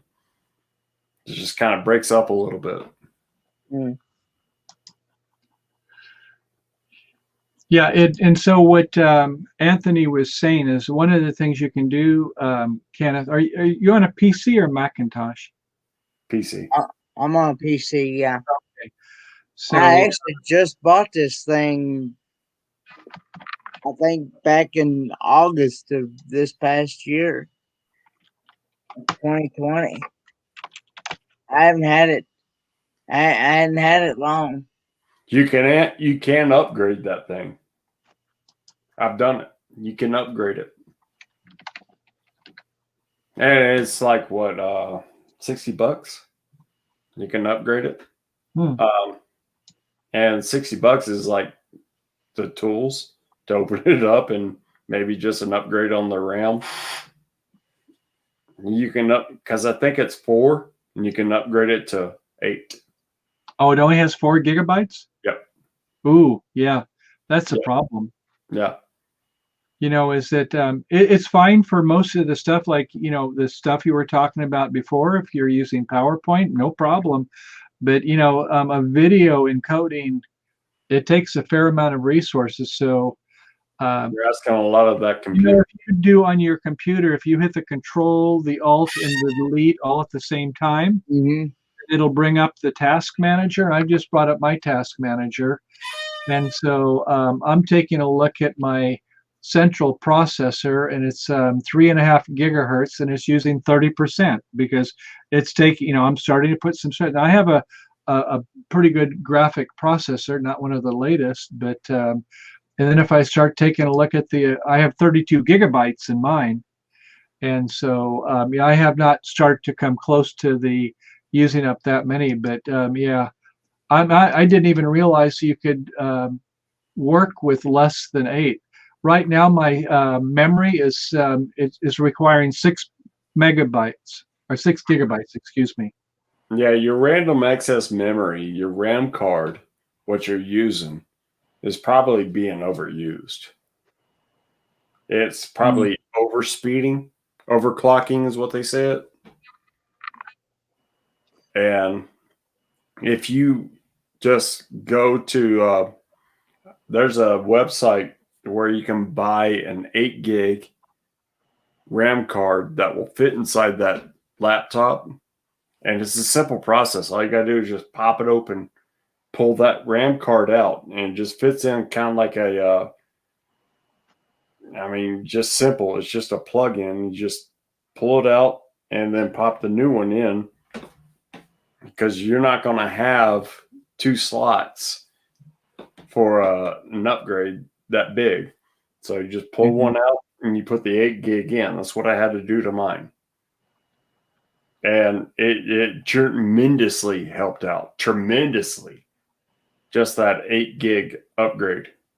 Because I bought the cheapest one to get started. So I'd say, 90% of the time from what I've seen, you're working just fine. So it's not a critical thing. no. But like I say, if you hit Control, Alt, and Delete at the same time, and when the task manager comes up, there's a bunch of tabs.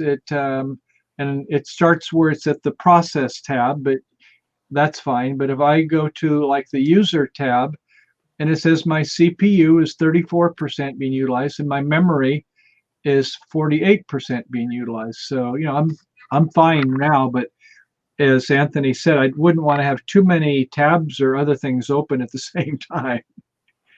Now there's a video on YouTube how I learned to make a simple laptop faster, and it was just an upgrade on the RAM.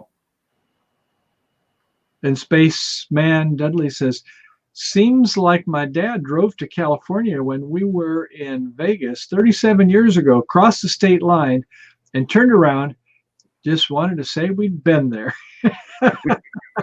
And hey, Joe Bowling Sports and Ministry Talks TV, Triple C and Joe Ray. Hey, thanks for the raid. Yeah. All right. And Emily came back and said rating. Hey, Emily. Okay. And Iris presents. Yeah. Awesome. Iris, welcome. Kenneth, I can walk you through that. Online, I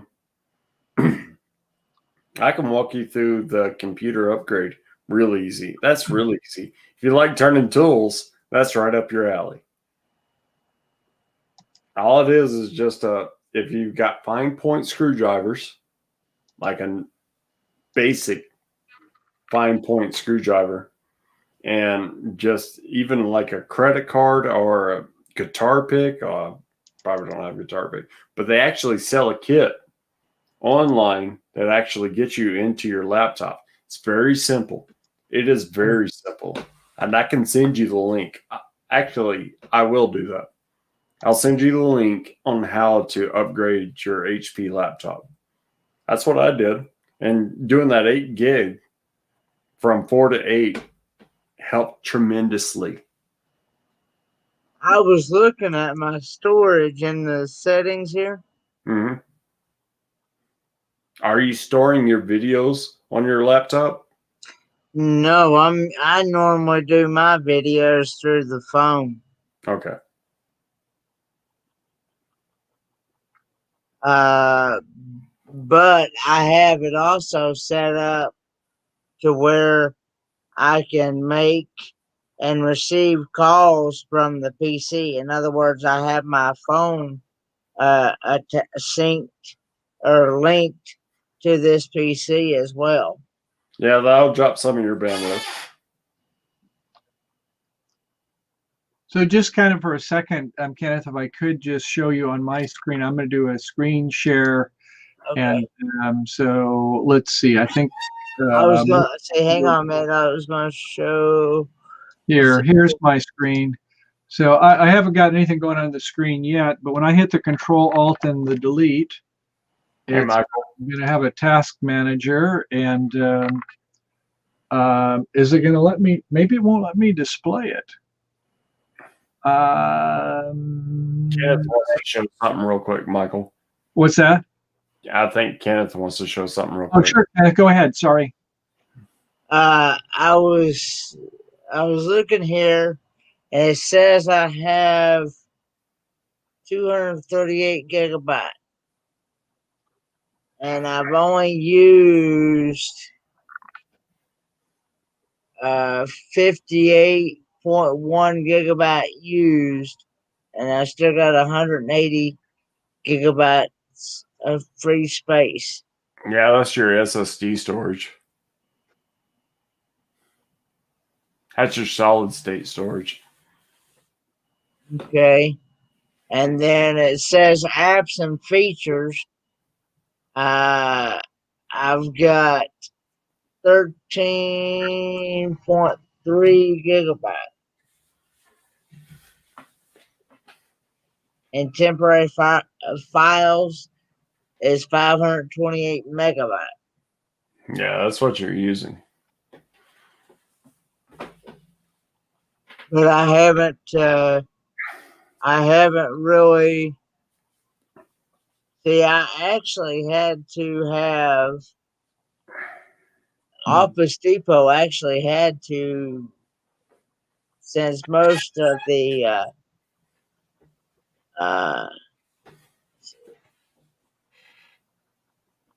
there's Angel's Army. Okay. Hey, Angel. Hey, Angel. Are you talking about like storage now there, Kenny, or are you going to be playing like another couple of games of Kahoot? No, I'm not playing no more Kahoot tonight. Right. We're talking about storage and memory and all that. Yeah. What you doing, Michael? Yeah. What Anthony was saying of the about your storage there is your SSD, because my computer has a 256 gig SSD, but only 238 of it. And a lot of people question why, like there's like why it says that, but there's only like so much missing. Well, every time you get like a 1 terabyte hard drive, it's not like a full terabyte. It's like 978. And I don't know what causes that, like excess space or forgetfulness of like pulling it, or if it's just the way it is for all storage drives, including SSDs. They're rounding up. Oh, the rounding up. Yeah, they always round up to make it sound bigger. Makes sense. Mm-hmm. So anyway, just kind of a little bit of theory, if this might help you, Kenneth, is that, you know, we have these elements. We have our central processor, then we have our graphics processor. That should be enough there, shouldn't it? Then you've got your random access memory, the RAM is what we call it. Mm-hmm. And these three, they work together very closely all the time. This is, you know, the central processor works on the instructions from the RAM. Mm-hmm. Now, that's nice, but it needs to then get, for like encoding videos, it needs to go to the graphics processor. So, okay, that's fine. But then where does it like save the files? Well, that's the hard disk. And you were talking about your hard disk, and you say, well, I've got a lot of space on my hard disk, that SSD or a regular hard disk. So, but that's kind of like only when it needs to talk to the files and saves the file, you know, like your PowerPoint presentation or things, or it needs swap space because it can't do it all in the memory. So you'd like to have enough in your random access memory where it doesn't always have to access the hard disk or SSD, because it's much, much slower. So if you only have like less than 10% on your hard disk, well, that's yet another problem. But normally we have, you know, 25, 50% of our hard disk or SSD is fine. So it gets back to this random access memory. And so what I was showing, I don't know if you can see it that well on my screen, but I'll just try one more time and I'll flip it back off. And so let's see, this screen right here. And if you could see it, right now it says that as I look under my user tab, it says my CPU is 39% and my memory is 48%. and I'm using 6 gigabytes of memory, or 6,400, which is 6 gigabytes. So anyway, the point is that, it could be one of a handful of things that could be the problem. And so I guess that, if it turns out that you've got a situation where you don't have enough RAM for doing video encoding, it might work sometimes. Like you say, if you keep all your applications shut off, then that might be better. And Nomadic Rat Pack says might even be a disk defragmentation. But if you've got a lot of disk space, I wouldn't worry about that. Yeah, You're right. It's a RAM problem. yeah, that's what I'm saying. And when you just defrag, you can lose a lot of information too. Yeah. I remember one time I did something one time and I wiped out the whole system and I could not retrieve any of that stuff back. That's scary. I was not happy. So that's the reason why I don't mess with these things very often. What I would do, Kenneth, is just a simple RAM upgrade. Yeah. And then take it from there. Because you can do it with that HP laptop. I mean, it's just from 4 gigs to 8. And it's just that simple. Yeah. Well, what I was planning on doing anyway is after I got through with the PowerPoint, because right now part of the PowerPoint is actually saved on this computer. Mm-hmm. It's in the Google, it's in the OneDrive. Uh-huh. And I have a thumb drive over here that I was going to save it to. Kenny? Very good. Yeah. I'm about to screenshot usage here on my computer. Already? Angela, you're very quiet. Well, yeah. Sorry. Can you hear me just fine, or what? Yeah, you're better now. Yeah. All yeah.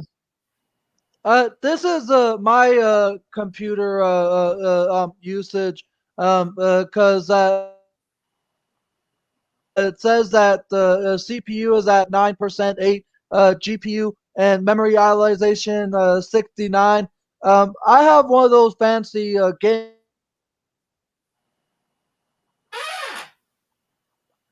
You dropped out for a moment there. Yeah, I think we lost him.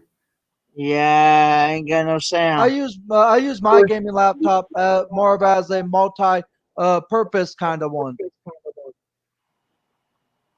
Yeah. Did you see that? Did you see into infinity?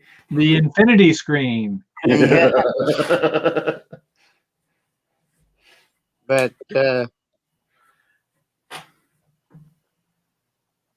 yeah, I just want to be careful not, and like I was getting ready to say, when I first got this computer, since most of them is not download, not doesn't have Google Chrome on them, you have to download that stuff yourself, or if you pay extra, they'll download it for you. But since I use Google Chrome a lot, and most of my stuff that the school uses, they use Google Chrome as well. Right. And so, yeah. Guys, I'll be right back. My chair has developed a squeak tonight. I gotta go find some oil. Well, maybe it's you, Anthony. Maybe you need WD-40. I do have a lot of stuff saved through Google, so I'll be right back, guys. Okay. How long have you had your computer, Kenneth?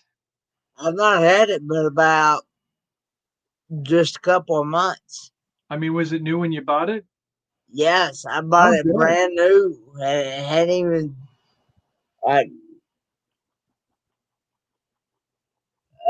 brand about 6 months. Okay. The reason I ask was because, sometimes when your laptops get like 5 years older or more, and they keep on every year they keep getting different types of memory chips. Not every year, but regularly they get different types. And if you get like an older computer, sometimes the memory, you think, well, it should be cheaper, but no, sometimes it costs a lot more for an older memory because nobody makes them anymore. And that's a bummer. But if you've got one in the last several years, normally the memory is fairly affordable at that time, because there's still a lot of them being made for that vintage of computer, is what I'm saying. Because, like, let's say if you were to try to find a memory for a computer that was from like 2011 or 2010, it would probably be hard to find the kind of memory for that kind of computer. And I'm Yeah. pretty sure you can find it, but it would be more expensive because That's of it exactly. Yes. because of the production stopping of that particular kind of memory for that Right. kind of computer. And the same thing with SSDs nowadays. There are many kinds of the forms of SSDs, and when some people see the like M.2 SSD, they think that it's just one size. I see many different variations of M.2 SSDs. You know your stuff. Listen to So him. He's basically, right on Kenneth, there. what he's saying is that you're finding some aftermarket parts for your computer Yeah. instead of the OEM. Mm-hmm. Yeah. I know my computers and I know my technology pretty well. Yeah, you sound like it. And I know enough to be I've got a dangerous. link, Kenneth, that I can send you that you can just get a simple. I think it's like $30 or $40 to where you can upgrade your computer to 8 gig random access memory, and it helps out tremendously. I'm telling you. Okay.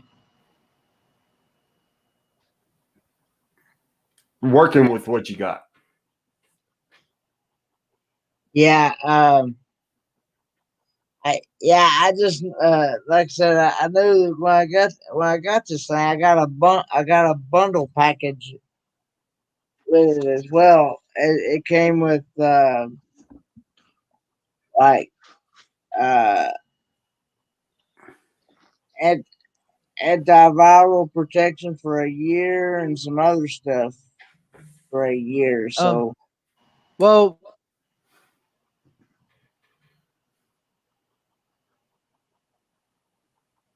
This is what I'm going to use to treat this chair. um, the what Good I on you. use what I use there, Kenny, is called McAfee, but some people call it McAfee, which is a different kind of thing. But it's a security software that that came with my computer that I paid for a full subscription for. yeah.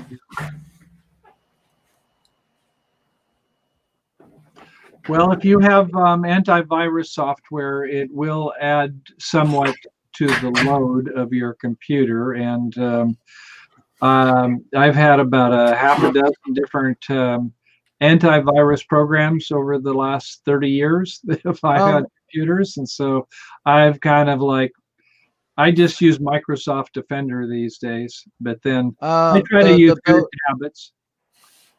The built-in security that comes with newer PCs. I think it's Essentials, isn't that what it's called?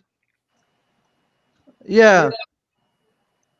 Yeah, Well, I find it's it works great for me, and I don't have as much of an overhead footprint. Because I know that there are many security softwares out there nowadays, like PC-Matic. Yeah.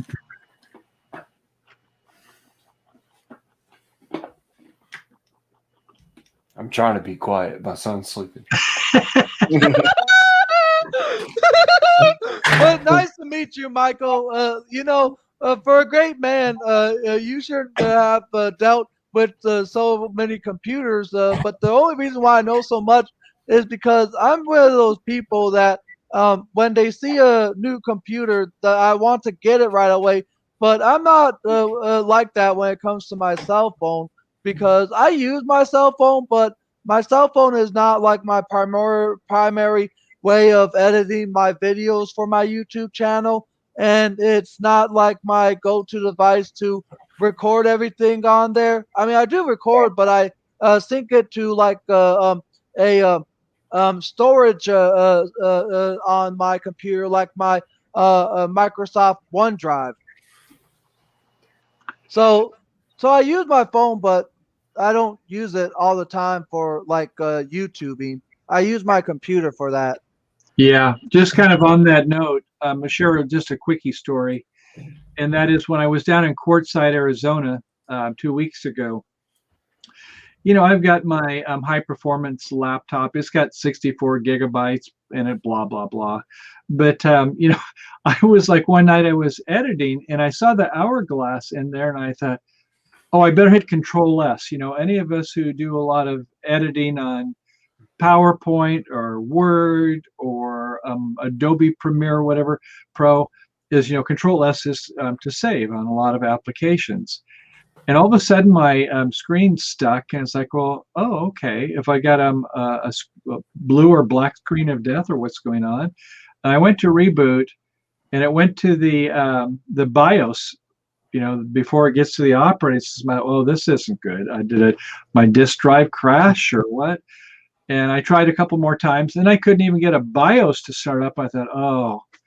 And just to your point about using your iPhone. So I was like, well, I've got an iPad here and I've got Fusion. I could do that, but I thought, I've got all of my SD cards, and how am I going to read them? I don't even think I brought an SD card reader. And then all of a sudden it's like, oh my God, I'm 1,000 miles from home. What am I going to do if I want to upload videos? Am I going to have to go to Phoenix and buy another computer? Am I going to go home? And the next, I thought, fine, I'm just going to go to sleep. It was about this late at night. I'm going to go to sleep. And in the morning, I booted it up, and it booted up fine. It was like, what the hell happened? I couldn't get it. I tried like a half dozen times to get it reboot. But so I've got a kind of an intermittent something, and I just try to treat my laptop really nicely and say good things about it. You're a good laptop, and I'm sorry if I abuse you sometimes. It's no fun when we've got an intermittent problem. But right now, everything's working fine. But yeah, I be honest with you, I don't even know if this thing's even got an SD card in it. To be honest. Well, some of them have like a little slot on the slide where you can put an SD card in to read it. It's not required. I mean, you have the USB ports, and I typically like to use the USB ports. The newer computers have the USB 3, which is very fast. And, for $30 or $40, you can have a reader that can read the micro SD and the SD and the compact flash, So, it's like you don't, it's not required to have it in. It's just like a little nicety. Like my computer has, like my computer has 3 USB 3.0 slots, and I usually like to use those. One for my webcam, one for my computer mouse, and the extra slot just for like my external hard drives, and anything to do so. And and my computer does have a micro SD card slot, but the device that I see is having that be removed is cell phones nowadays. Because I heard that the new Samsung Galaxy S21 doesn't have a micro SD card slot anymore. You can always use adapters. Yeah, You can you put a can always micro use SD into adapters. a little adapter. They only cost about 50 cents for the adapters. Yeah. So yeah, don't worry about that.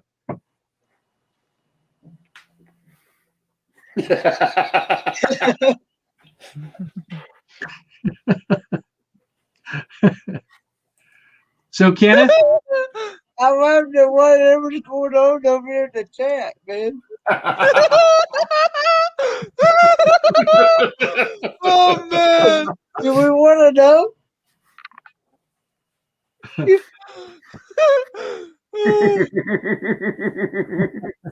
We never claimed to be Kenneth.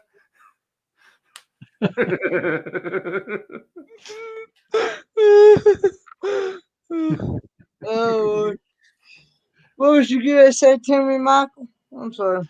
Uh, let me ask. I'm not sure if they asked you this already, Kenny, but how long ago did you get that computer? I know you said a couple years or so, but No, it's 4 only months? been. It's only oh, been. it's only been 4 months. I got it back in August. August. Oh, I Maybe even 6 got months? the receipts over here. The receipt will tell you when I got it. but yeah, I think that your computer does have the upgrade capability to upgrade your SSD.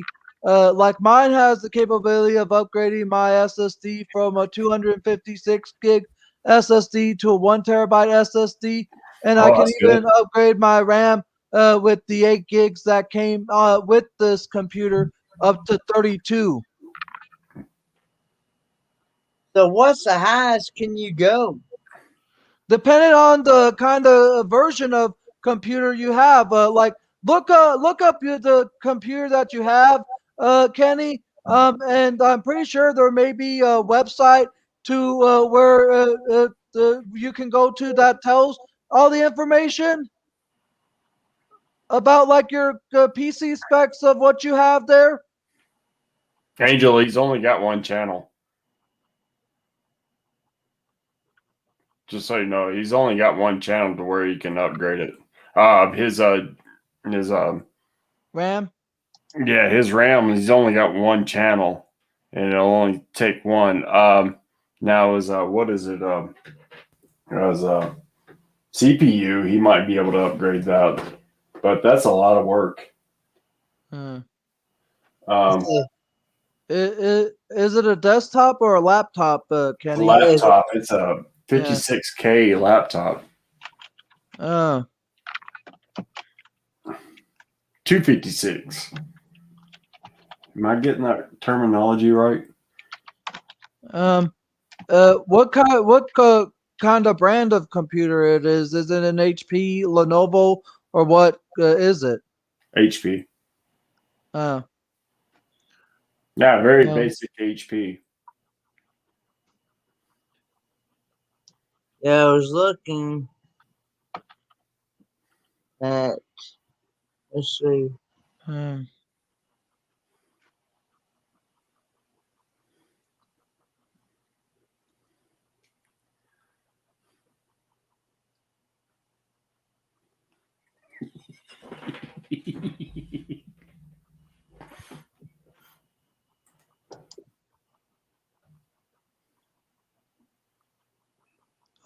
Do you know what the model of it is, or like an HP Pavilion or a HP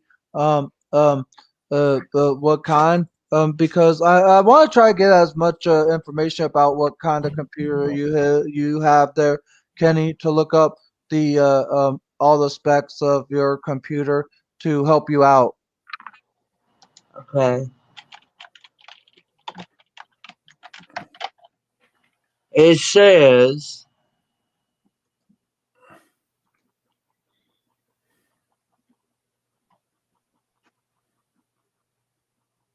So I already have 8 gigs of RAM here. Okay, that's good.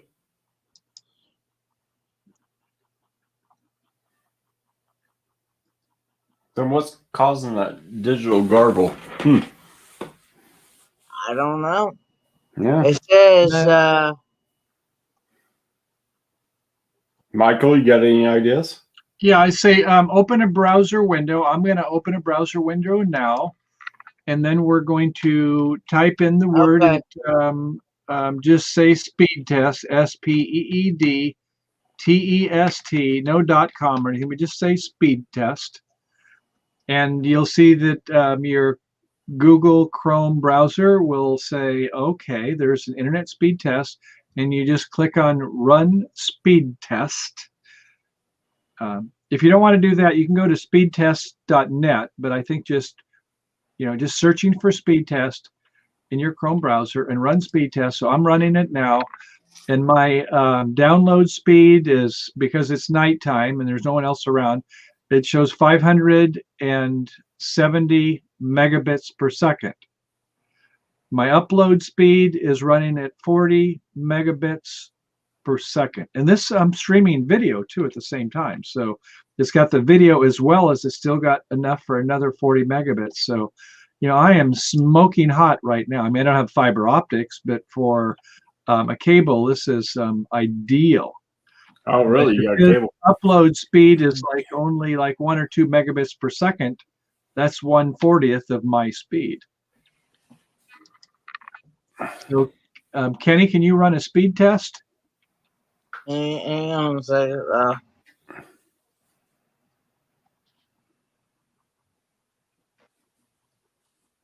So, when you open another browser, Just a tab in your browser or another browser, however you want to do it, whatever is easiest for you. But you just want to open a new tab in your browser, and then in that, what else? just type in the word speed test. Okay, let me. Yeah, I was reading here. It says it's a HP Pavilion laptop 15 CS3 triple X. Says installed RAM 8.00 gigabyte, 7.79 gigabyte usable, Okay. and Well, system type is 64-bit operating system and 64 based processor. okay. What was the number or letters again after the 15? You said HP Pavilion 15. What were the letters? 3 triple X. A triple X. It's Three. XX. X. I say it's 3 X's after the number 3. 3XX. X.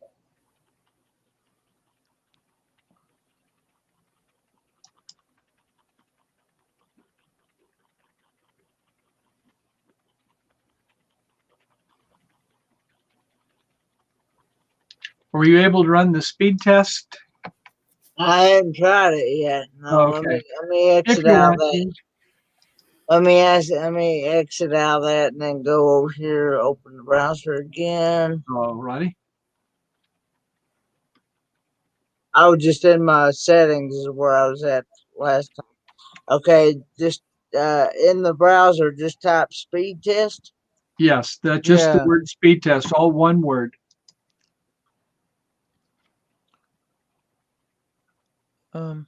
Okay. I'm looking. I'm looking at the specs of the one that you have there, Kenny, and I'm the trying to look for the upgrades capability for you, like up to and that kind of stuff.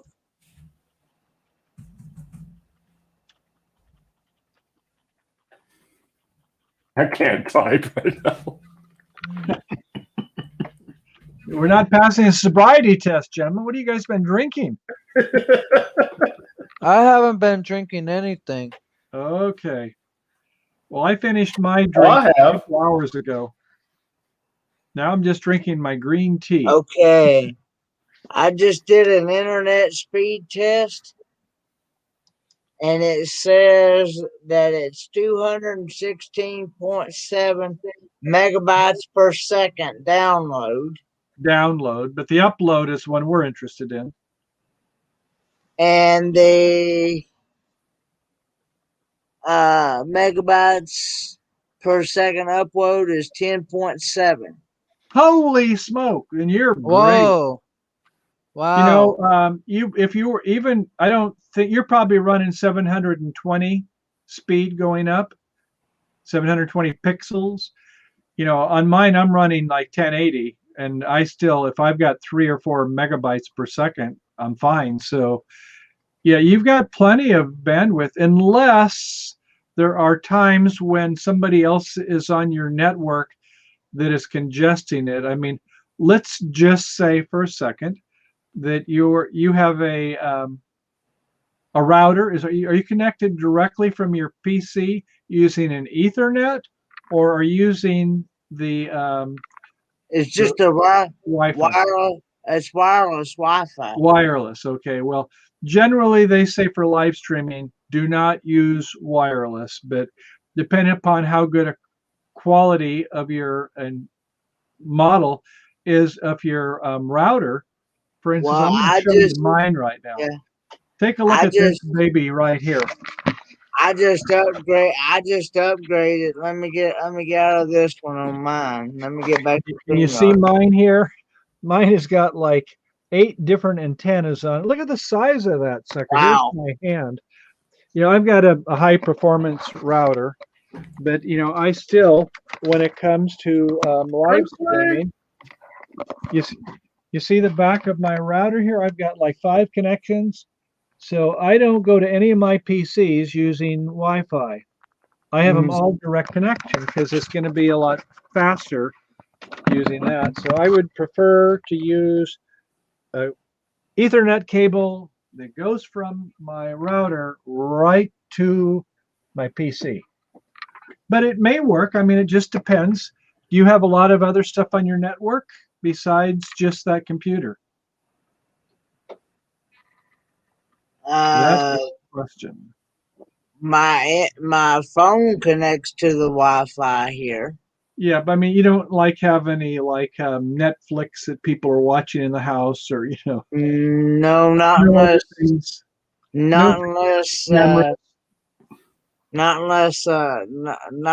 my neighbor is fishing from you. Can they access it? Do you give them your password? I do, because I know this neighbor real well. Oh, that's fine. But I mean, it might be that if you let other people use your Wi-Fi and you are also using the Wi-Fi, and your neighbor says, well, I'm going to do some live streaming at 4K. I'm not going to do 720. I'm not going to do 1080. I'm going to do 4K, man. And all of a sudden it's like, man, who's using, it's like all of a sudden, it's like a blur. My dad doesn't know this, though. Oh, no, that's okay. He would have a fit if I told him that. Yeah. Because you're really not supposed to give that information out to anybody. But do you know why?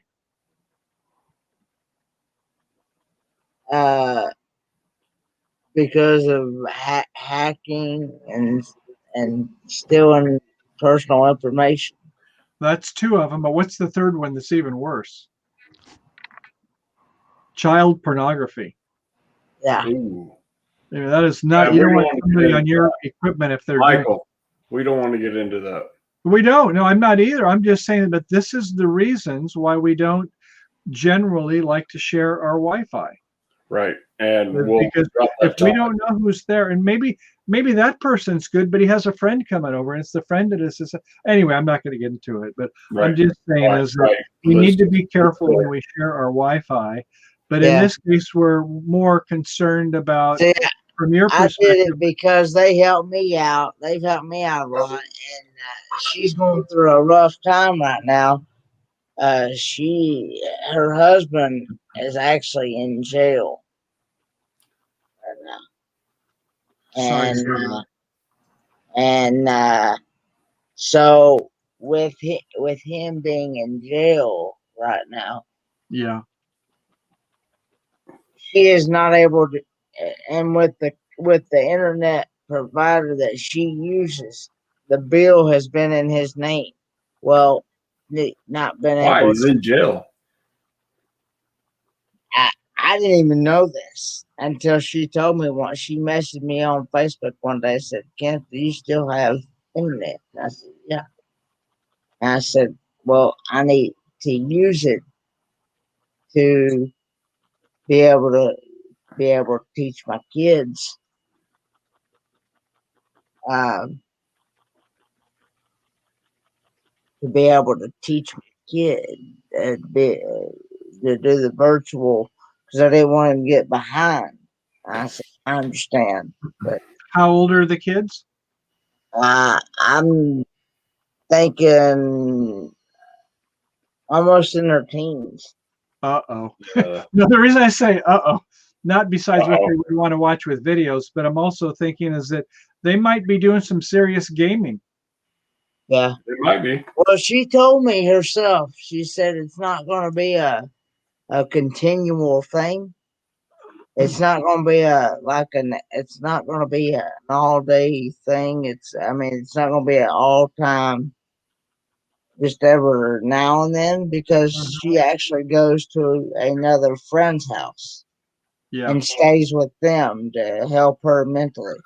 Well, we know that some people, when they go to a restaurant, and if the restaurant is like, they have linens on the table, nice cloth napkins, Yeah.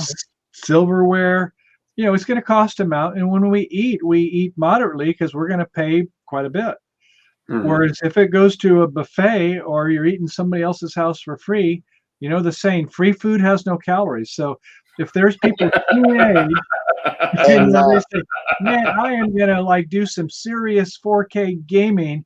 They may be at times they may getting big bursts of data, and your yeah, video kind of go it that might be the reason. I'm not saying it is, but I'm just saying yeah, if you've got 10 megabyte upload, you should be fine.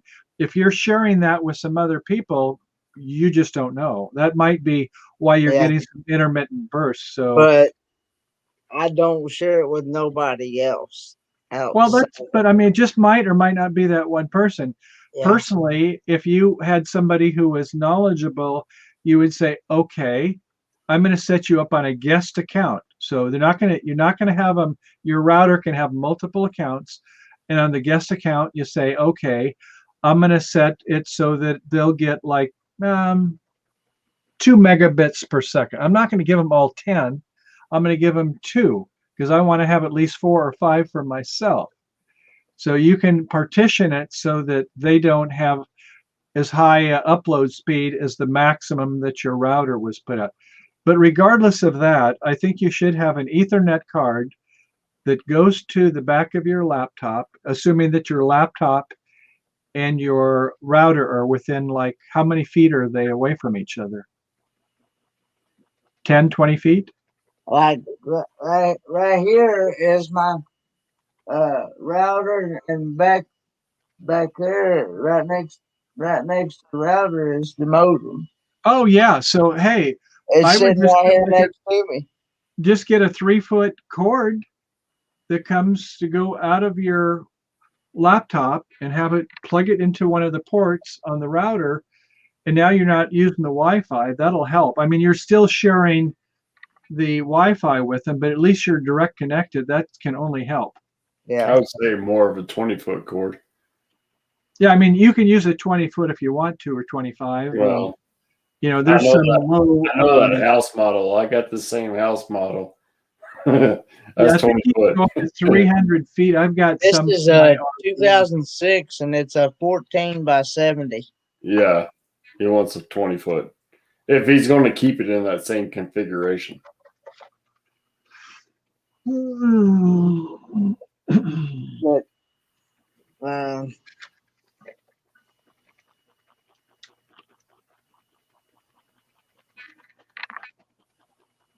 You getting tired, Michael?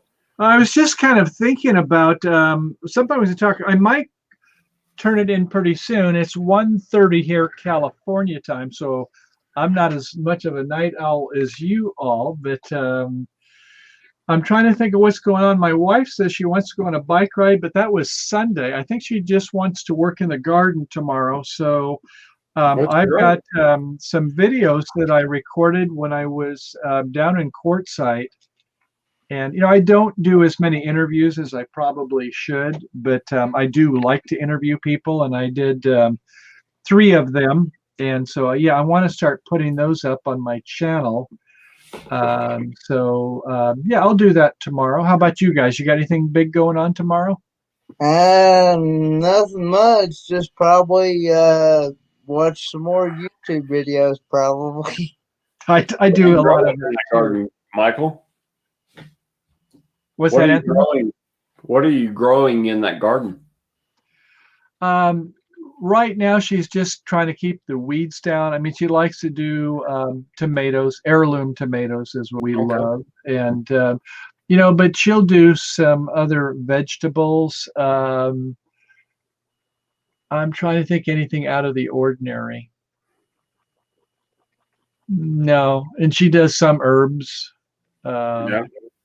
Parsley. We don't, yeah, don't get into big things like corn. You know, I love corn, but you know, most of the smaller gardens, you don't do corn. You need more space. So our beds are maybe 8 feet wide by about 12 feet long. There's about 3 of them, so maybe about 8 by 40 feet or something like that. And Are they raised beds or are they? Yeah, they are raised beds. And Yeah. one of the things I live on about 6/10 of an acre, and in the backyard, it's at one time I put in a big sprinkler system, and you know, got a ditch which went down a foot and everything. You know, nice 3/4 inch pipe, and then all of a sudden the city tripled the water rates. I'm like, well, what am I doing this for? You know, it's like water's expensive out here. Is I don't use that much for watering. It's still $160 a month I pay for my water and sewer. So I thought, you know, I'm just going to let it go native. And the point of it, to answer your question, is that there's a lot of gophers in the back. I have not tried to eradicate them. They need a place to live, I guess. But we do have hardwire cloth underneath the garden area so that the gophers cannot get to our vegetables. Yeah. So anyway, yeah. How about you? You have a garden? No, I want to do one, but it frosts over so much here. Yeah. You get so much hard bed here. Oh yeah, that's bad. Yeah, doing a raised bed too. I'm in limited space, very limited. Okay. So, but it would be fun because I've got to move stuff around. I'm like you. I'm in a very limited space, so I have to move stuff around. I've got a Project Tahoe that I'm working on, and it's not coming together, so I got to pull that off. And I'm right next to a kind of like a hill that's like this. Oh boy, so I'm backed. Yeah, so you get a lot of runoff when you get that kind of stuff. It's hard to keep enough water in when it's that deep. Thankfully, this is to the east. Oh, okay. Thankfully. You're lucky there. Yep. Yeah. And so, and then I've got to relocate things.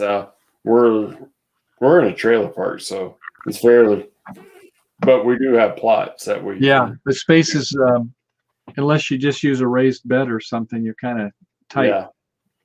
But that Tahoe takes up a lot of space. Then I got my shop, and that takes a lot of space. And boy, look at Spaceman Dudley's. My lungs have had pneumonia when I was 15, carbon monoxide poisoning at 25, and now COVID.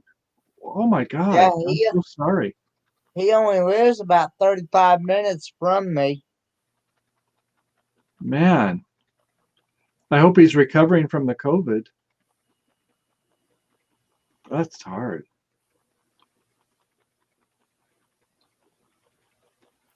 Whew. Well, I wish you well. Man, nobody deserves that. But yeah, that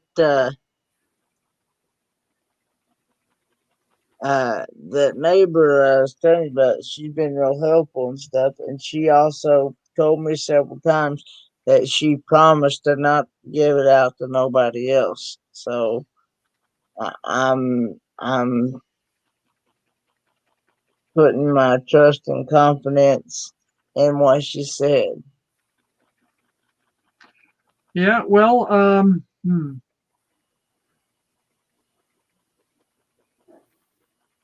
I guess well, of course, if you run a live stream 6 hours, you wouldn't want to probably cut off the family that long. But if you had an hour long, and you thought that was a problem, you could say, well, I'm just going to turn off the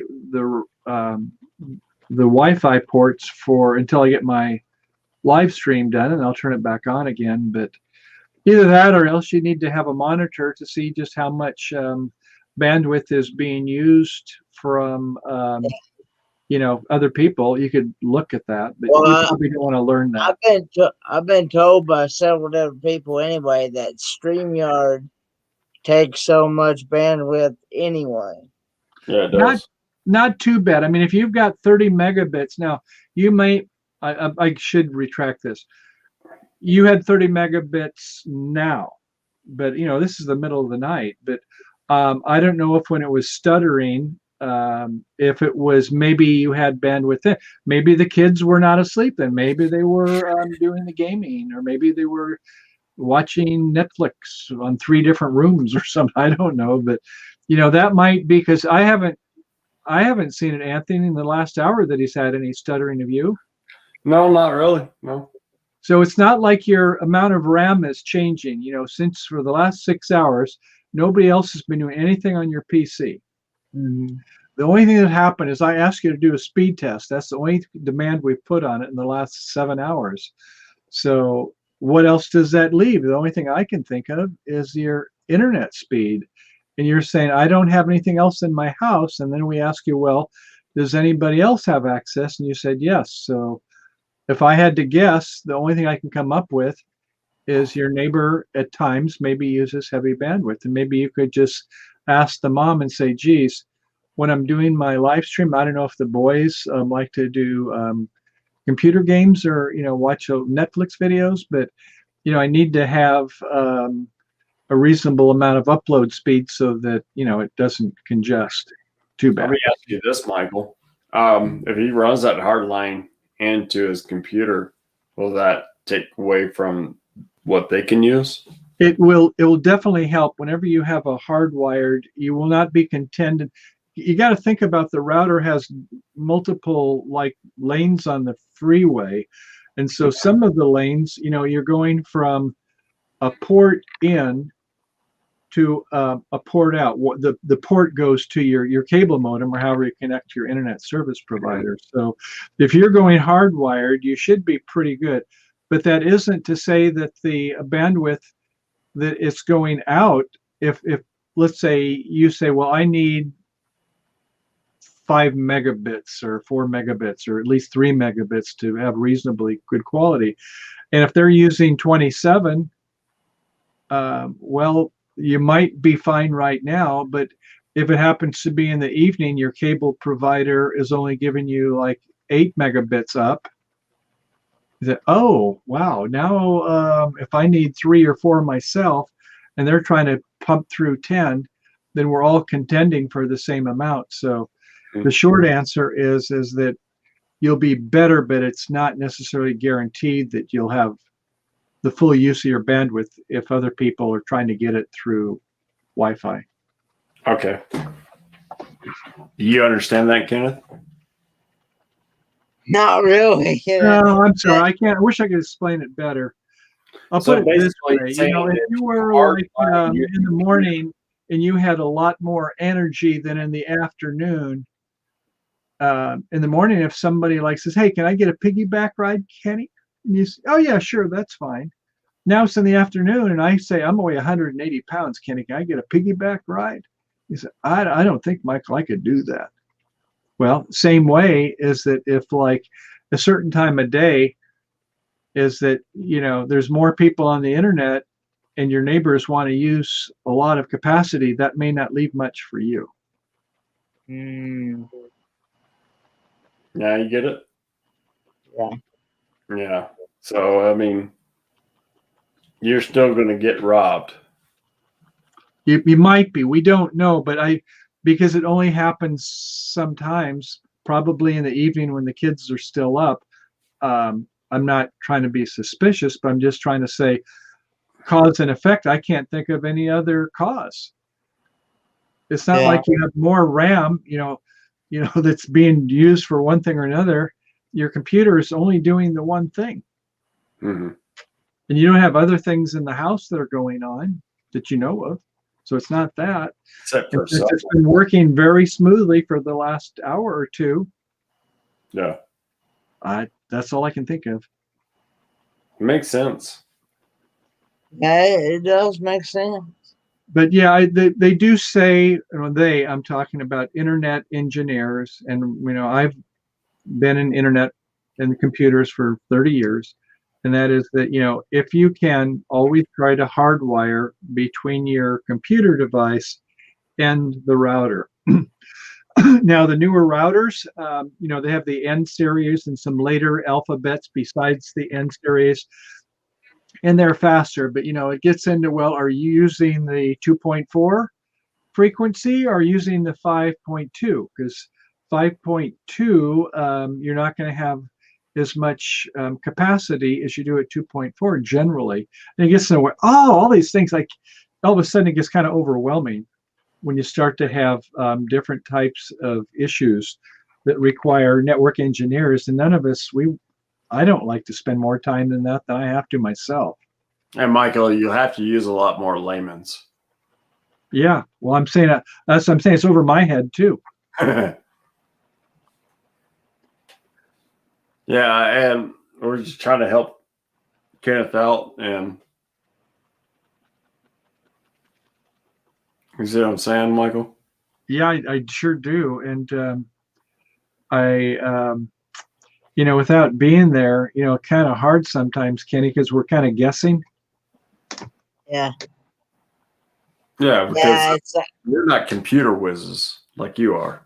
So you're talking a lot of jargon that's Exactly that you're used to. And here's the thing: is like when you say something fast, it sounds pretty good, but it could be that I didn't think to say, did you reboot your router and did you reboot your computer? Well, no. Would that make a difference? Well, yeah. Sometimes programs don't close elegantly, and so you thought you had that person off your back, but there's still a program that's kind of gobbling up some space. There, you don't know until you like really get detailed.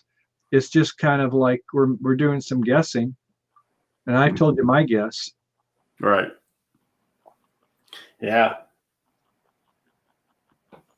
But I know that my internet provider, which is Spectrum,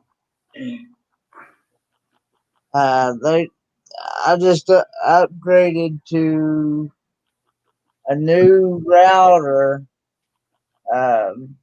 here. I think it's been maybe about a month, maybe 2 months now, maybe a little bit longer than that. I know it hadn't been too long. It hasn't been near as it doesn't seem like it's been near as long as it has since I last bought this computer. But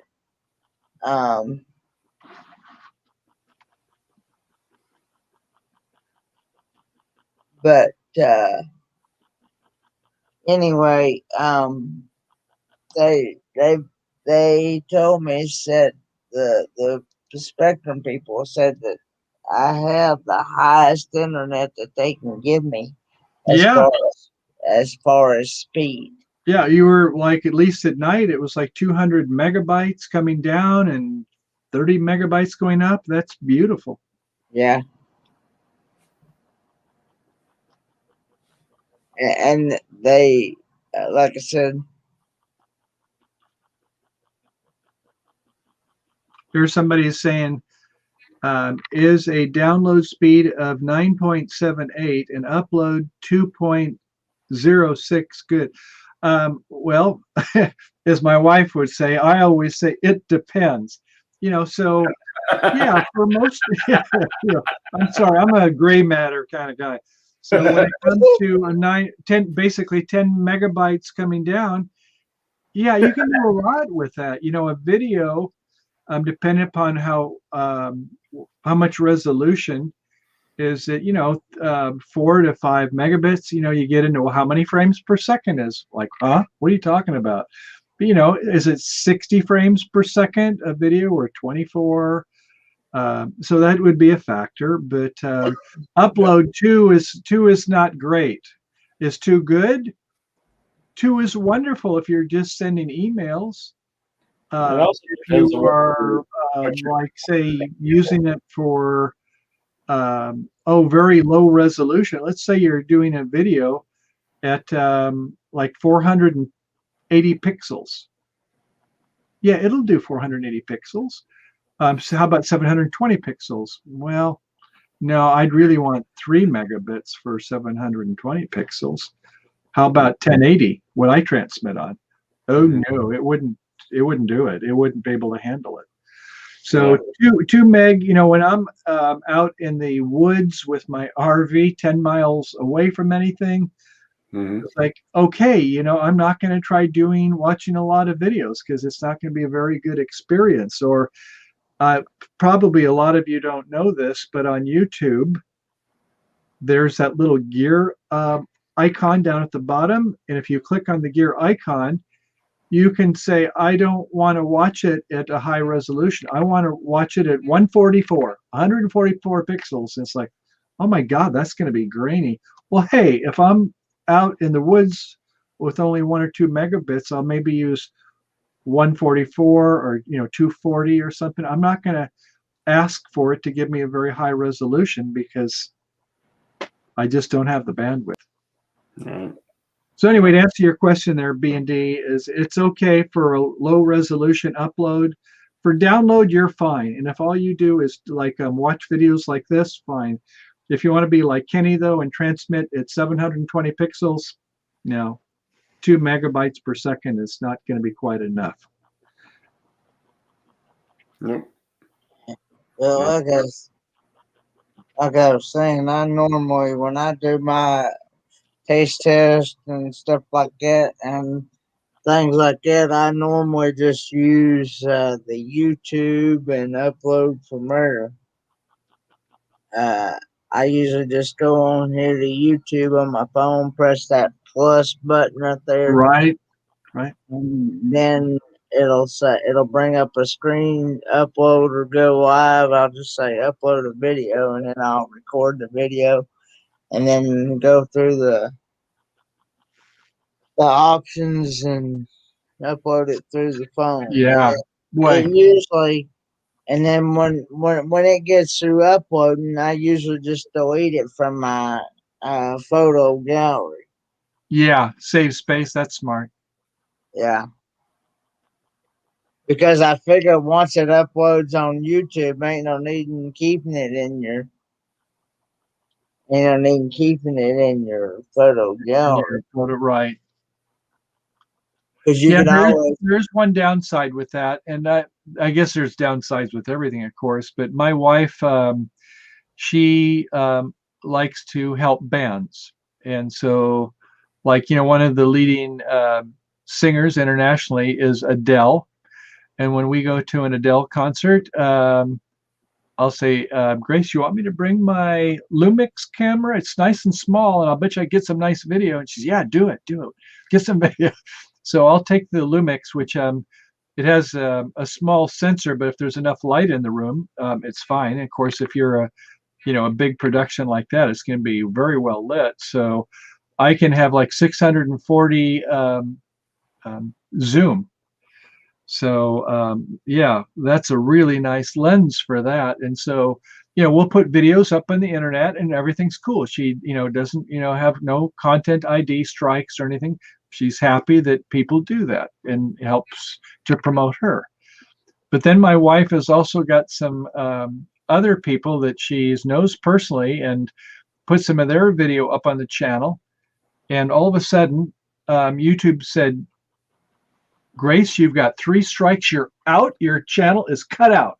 And my wife is like, I've got all these videos of my grandkids and everything. And like, all of a sudden, they're gone. Now, fortunately, she went back to the person who said that was going to give her copyright strikes. And she said, oh, I didn't mean to do that, Grace. I am so sorry. I didn't mean that. And so, just be aware of when you put things up on Facebook or YouTube or Vimeo, I don't care where it is that, you're not paying for it, so they can get rid of it for whatever reasons, whenever, not arbitrarily, but we just need to be a little bit careful if it's something that's very important to us. Now, obviously, if it's just, stuff we're doing, it's probably not critical, but I felt very sad when my wife thought that she had lost all the important videos of the grandkids. So to me, the story is you should have your family things on one site and your videos of people who are commercial on another site. Something to consider. That sucks. Yeah. Yeah, it really sucks. That did. I tell you, she didn't hardly sleep for a couple days. I can bet. And here's some people that I did, again, 110 megabits. It said Cindy on her laptop. Okay, and I have a micro SD. Yeah, there you go, that I keep in my phone. Yes. Okay, so if you have a removable cartridges, that's one way. And I got to tell you, when I was, the fires came, and I thought, oh my, they haven't burned down Petaluma, but you're getting within 10 miles of where we're at. My 94-year-old mother, her city up in Santa Rosa, some of that, they evacuated her, and she came to stay with us. But I thought, what am I going to take if all of a sudden I've got to get out in an hour? What am I going to put in my RV? All my disk drives are going to go. I want to save my data. And I was like, really? Is that the most important? Well, no, you've got your iPads or whatever, but yeah, media can be an important asset for us. What would you 20 years ago, I would be wanting to save disk drives. Michael, what would you really take if you had to go? Well, you've got a list of things. And so, some of it, I guess, is sentimental value. And some of it is what is the high dollar items. I mean, obviously, there is the insurance. But, if it's important paperwork, I've got some things in a safe. And is the safe, how will it do? Well, I told you I was a Rotary Club president. And one of the things we do is we've helped with the Fire Relief Fund. Okay. And we had a foundation where we were helping people that had been burned out and were not getting complete reimbursement from their insurance. And we would interview them. And so the basic bottom line is one of the people we interviewed, his daughter was a paraplegic. Mm-hmm. And all of a sudden, when the fire got within a couple blocks of their house, he said a palm tree exploded. When it hit the palm tree, I guess, I don't know if it's a sap in it, but the tree just exploded. And the next thing you know is that their garage was on fire and they had to go instantly. But, his teenage daughter, we got to get the cats. Well, when they went out of the house and she had to crawl and she had burns, because the ground was getting hot. Mm-hmm. And fortunately, a neighbor had a car and said, hop in, and got them out, and they lived. I mean, it was quite a story. But the point of the story, when you ask this question, is this. When they went back to the house, there was one and only one thing that wasn't ashes. And it was a cup, not like this one. This would be gone. This is metal, but it was a ceramic cup. That was the only thing that hadn't turned to ash. In other words, the temperature of a fire normally is a couple thousand degrees, but that's because of the winds. It got up to be like a bellows where it gets hotter. So it got to be over 4,000 degrees. So even a safe would be gone. So I guess to answer your question, it depends. How bad a fire is it?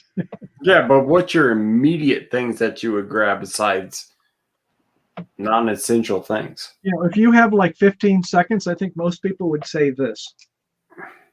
I'm taking my cell phone first. It's strange, but if you only have 15 seconds, this is probably the first thing you're going to take. Probably, yeah. Yeah, I mean, if you got money or something like that, something liquid asset that's going to get burned away, sure. If you've got $100 bills buried somewhere, whatever. But, I think everybody has different things. A lot of people, well, it'll be my photos, of course. You're right. No, that would not be my first thing. That's the thing I talk with my wife about. Where do you store your photos? Well, we got photo albums. We got paper photos. What else? What's the next thing that you would think? It's a lot of questions that you would ask yourself. What would I, because we have fires out here too. Okay. So, I mean, there more prairie fires, would you say? Miles down the road 2 years ago. So, what you would ask yourself, what would you actually grab in the event that you had to get out of your house if you're being evacuated? Yeah, I guess it just depends how much time you have. I don't have a good answer for you. But the first thing I would grab, besides family, get the pets and stuff like that, water. Oh, no, it would not be. I mean, well, first we would take our RV, and it normally has 25 gallons of water in it. I don't have an RV. Oh, for you, yes. Okay. So I see what you're saying, water. No, I would think as most everywhere I would go, at least in California here, I would have access to water, even if I had to go to a reservoir or things. Right. So which direction you go is important. So I'm going to get trapped. Of course. Water. That's the first thing I would grab. Huh. Now that I got to say, you're going to get trapped. Water. Do you have a way out? Are you going to be surrounded by that fire? Water is the first thing I'm going to grab. Well, here again, I've got some experience. I'm not saying I'm a pro with this, but I have known some couples in the Santa Rosa area where the fires did hit up in the Fountain Grove area. And you know where they went? They went in a neighbor's swimming pool. Yep. And you got to worry about the smoke, of course, and depends on the speed of the winds. But they stayed in the water and they were fine. And obviously, if you can be upwind of where the fire is, that's where you would want to be. You wouldn't want to go downwind because the fires can go at, like in a minute, the fires can go a mile or more in a minute with the winds blowing strong. Because like some of our fires we've had, the fire looks for oxygen and it produces its own wind because it's greedy for oxygen. And the wind can get 16 miles an hour as a result. If you're on a hill like you're talking about, the winds can easily go 60 to 100 miles an hour on a hill. Hence the term firestorm. Yeah. Yep. Well, this is a somber subject, but I want to go back to the photo for just 1 second. So I want to share a screen here for just a little bit, and I'll give it back to you, Kenny. But so here's where our photos are. So we have a SmugMug account. This is a nice commercial account, and you can see my wife. She does great photos. But here's one down at the Petaluma Hotel. So our photos is why not just keep them online? Can you go back to that first picture? Oh yeah, sure. So this one. Look at that. Beautiful pics. Oh yeah. Are you familiar with HDR? Who, me? It stands for high dynamic range. So in other words, rather than just one exposure, the 5D Mark III Canon camera, I thought it was mine, but now it's my wife's. She says, I like to use it. But it takes 3 different exposures, one a little bit underexposed, one over, and one for the proper exposure, and then it combines them. So you see how it's a little bit punchy?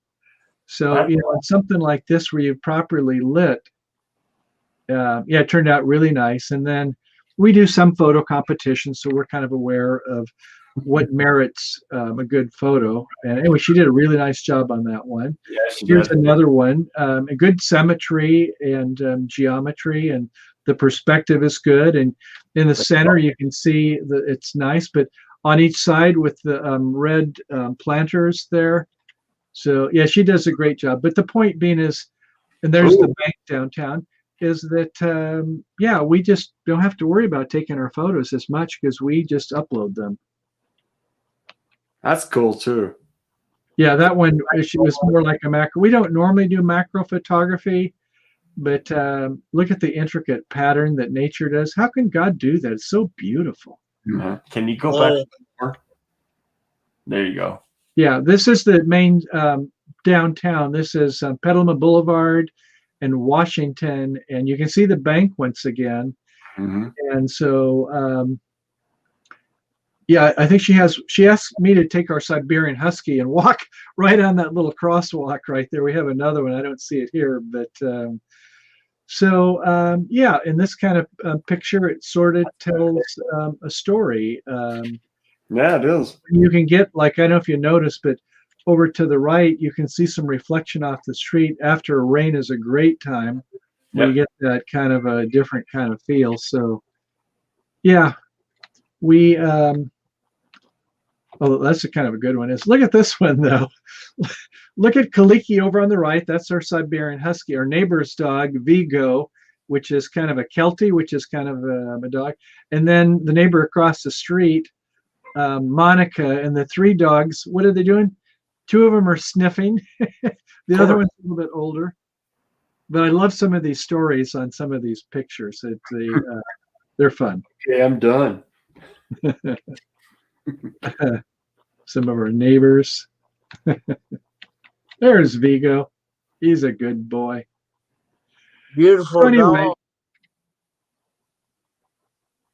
That's awesome. That's good colors in those pictures. Yeah, they are. Who's this? This boy, my wife has a lot of friends, Facebook friends, and one of her friends she has, that's her son, and so she wanted to do some photos of him. I think we were out at Armstrong Grove, and so posing is very important when you're trying to do photo competitions. So she was trying to get some nice photos, not only for him, but also ones that would be worthy of competition. Oh, there we see redwoods there in that one. Isn't that beautiful with all the growth that you see, the moss growing on all the ferns there? Yeah, that's a good one. Isn't that beautiful? Yes, it is. And he's a really nice guy. Handsome kid. Great parents, and you wouldn't notice it if you looked at him in the face, at least for me. But look at this is the eyebrow on the left. That would be his right eyebrow. Some of it is actually missing, but you would never notice it, just talking to a person. Now, if this was a photo competition, would you use Photoshop and paint it in? You'd never want to do it for him because, oh, I'm not good enough. I have to have some eyebrow put in there. A lot of it is not just the physical features, but, look at his radiant smile. Cute kid. Yeah, he is. So anyway, Grace, we do photos when we're out on the California travel videos that are landscape, here we go. Bryce Canyon. Okay, there's words in the middle of it. Proof. Yeah, it says proof on that one. There we go. There's a nice one. But, the colors, they look kind of, how could they be real? Look at the reds that come out there. Now, this is about 7,500 feet, I think. So, it's up here at a fairly high altitude. But look at the spires. Some of them, they look like you just sneeze and they would fall over. But yeah, we were going to come straight home, and I said, should we go to Zion? And we said, well, let's at least go to Bryce. Right. That's where my dad's going this April. Oh, nice. Yeah. March. There's good. It doesn't. It almost looks like snow on these. That is not snow. In fact, that's a really good time of day where you can see the golden hour that's hitting up in the upper part of it, and then you can see where you have all this texture that gets in the. Now, in a photo competition, the problem would be is that what should your eyes be focused on? So they would kind of not give it as high a merit. Although if you took it rather than a portrait view, if you did it where you put like a 16:9 ratio, so you just cut off half of it, so that rather than be like that, you made it kind of like just this. Now it looks more like a landscape, a pano shot. So, it's like when you really get into serious competition. Can you go back to the left one more time? There. Yeah. Yellow.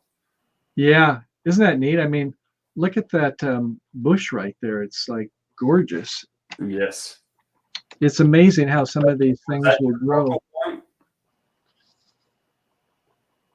So anyway, that's kind of where we keep our photos, but I won't bore you with that and put everybody to sleep. But anyway, you ask about in a fire and things, which is a great question. So we don't have to worry about our photos. Yeah, Kenneth's already going to sleep. We already know that. No, I ain't going to sleep yet. Yeah, we saw the yawn. Hanging in there, bud? You ready to call it? You had enough? Pretty good. Kenny, it's good to visit with you tonight, and also you, Anthony, and everybody else out there. Cool. And we should at least acknowledge all the people who are out there before you go. You're welcome here anytime, up on my panel anytime. I've enjoyed the conversations that we've had. Indeed. Good times. Good guys. And all the people out there out with us there, thank you for being here and spending time with us tonight. And I actually look forward to getting to meet you in person. Absolutely. Yep. Ditto that. Yeah, life is short, and it goes by too quickly. But Anthony, I'm so happy that you've got a great relationship with your son there, and it's like, Godspeed to you. Thank you, bud. And for Kenneth, I can't wait to help you with your schooling, and I'll bet you I'll learn some things about Photoshop too when it comes to helping you. But yeah, if you have things with PowerPoint or whatever, just let me know. I do want to ask, how do I go into my settings if I want to do a private video? Where do I find that to make it to private unlist?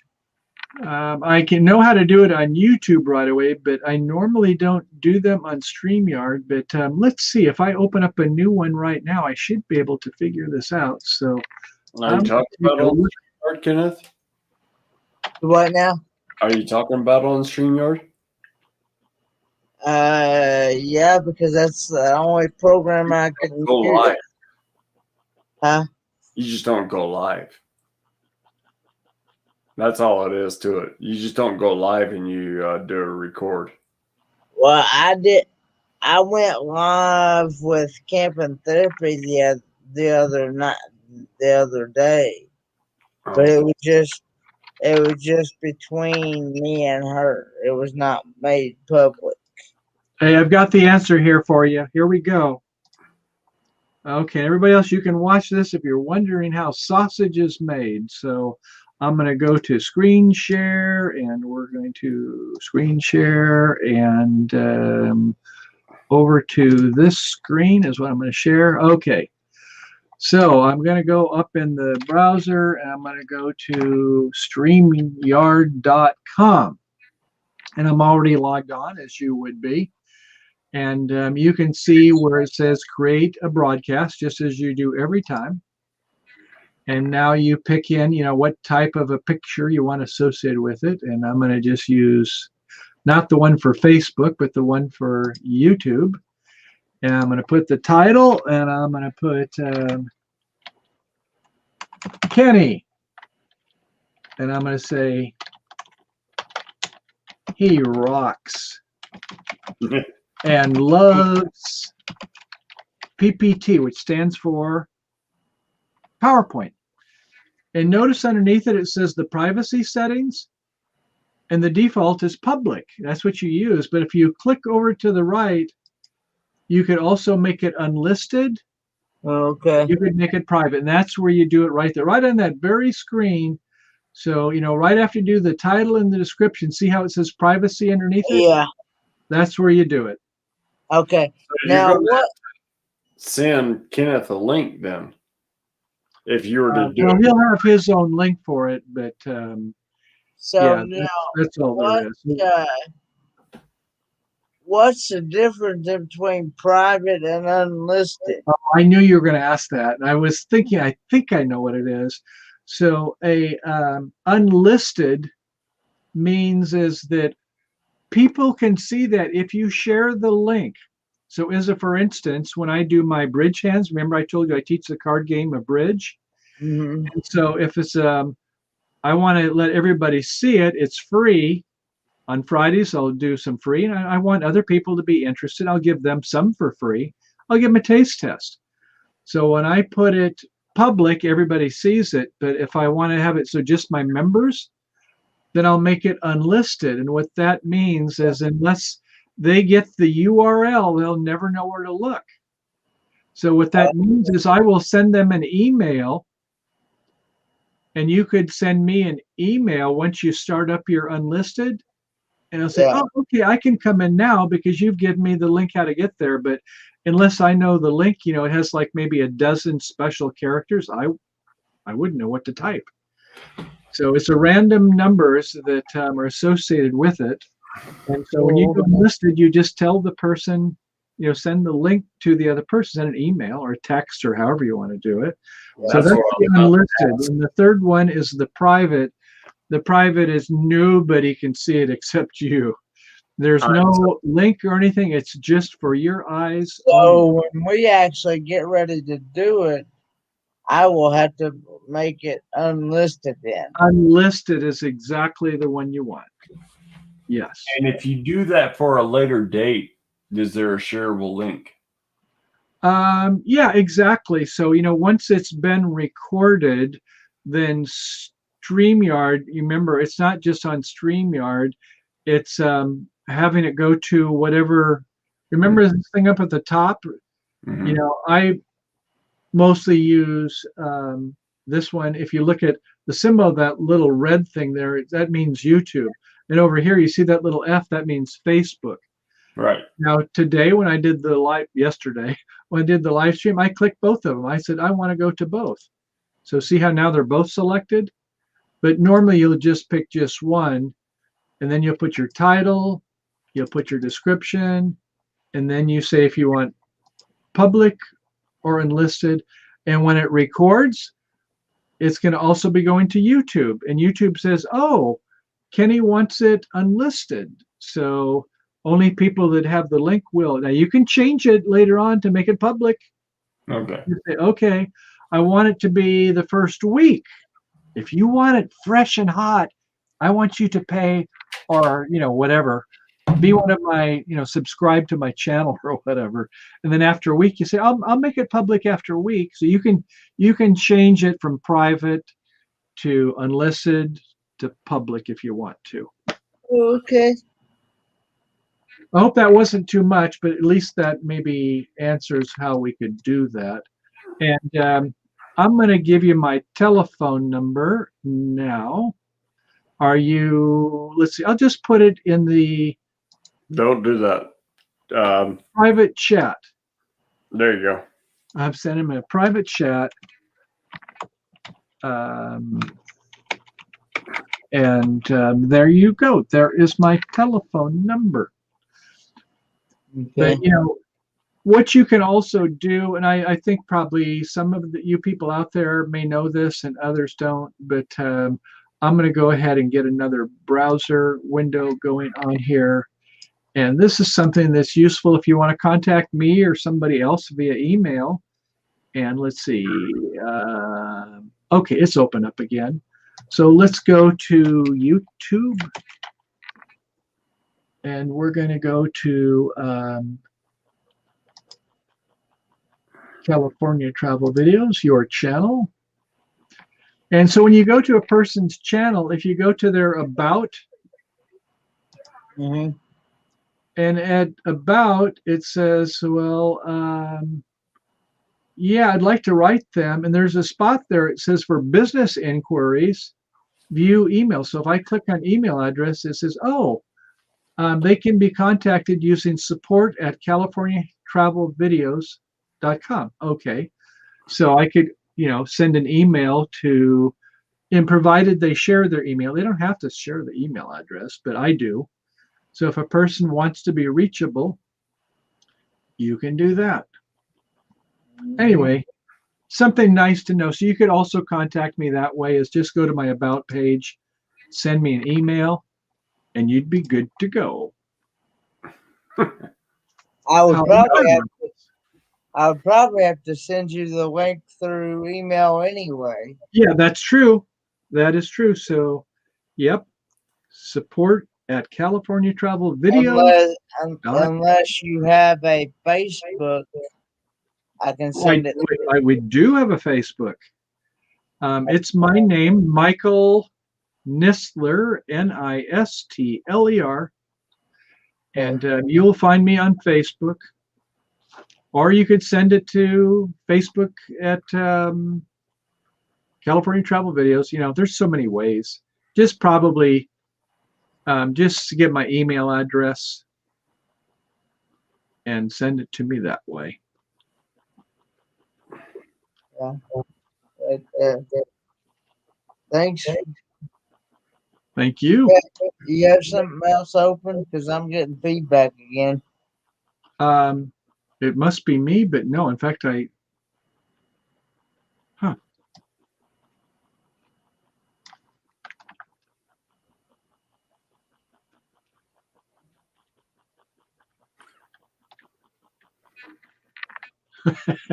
no. In fact, I closed down a window I shouldn't have. I see. I'm going to have to retrieve that one. Okay. But I think I'm going to call it a night here anyway. So, yes, and thanks for pleasure with you, gentlemen. It's been a pleasure getting to know you more, and I look forward to, like I said, getting to meet you in person. And like I said, you're welcome up here on my panel anytime. Thank you. A lot of great information. And ditto on mine too. Yes, so ditto on mine too. Great information. Well, Anthony, good to visit with you too there, buddy. So have a great weekend. You gonna do anything with your son?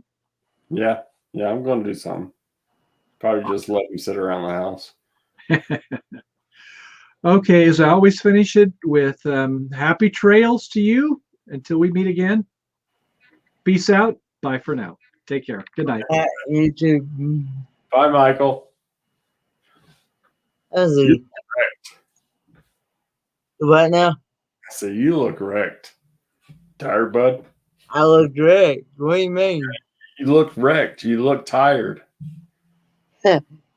I'm still drinking coffee, I think. You drinking coffee right now? But I think I just finished it not too long ago. No. How you feeling, bud? I think this is the longest I've ever been I've ever done. One of my live streams is 8 hours. I think that's the longest one. Yep. I'd have to go back on some of my videos, see which one's been the longest. Yeah. Tired, bud? I'm still wide awake. Yep. Okay. You want to keep going? Right now. That's gonna probably wonder what she going to bed. Yes, he did, James. You did really good. That's a lot of information. That is a lot of information. See, I did not know that was excellent. Of course, I've enjoyed it, and I did not know I was going to get that much information, but it was really good, interesting information. Yeah, hey, he's a college professor. There you go. You gotta get that. That's a college professor right there. He's Oh, smart, very smart man. yeah. And Going? I got about another hour. huh? I said I can stay up for another hour. Okay, you can stay up for another hour. That's up to you, bud. Okay. You want to Yeah, okay. Yeah, let's see if we can go till 6. There you go. Marathon man. 9 hours. Yeah, you did. You did a good job, bud. Oh, thank you. Thank you. But, because I definitely want to be up and ready for that interview with, and,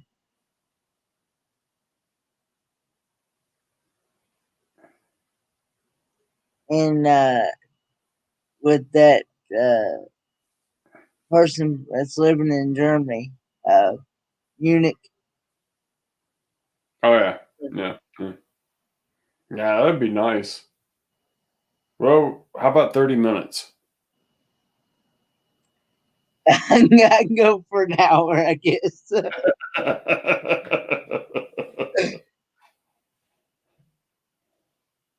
Hey, you see that? Let us stay up and fix furnace. What's going on, James? Pat, light go out? Mm.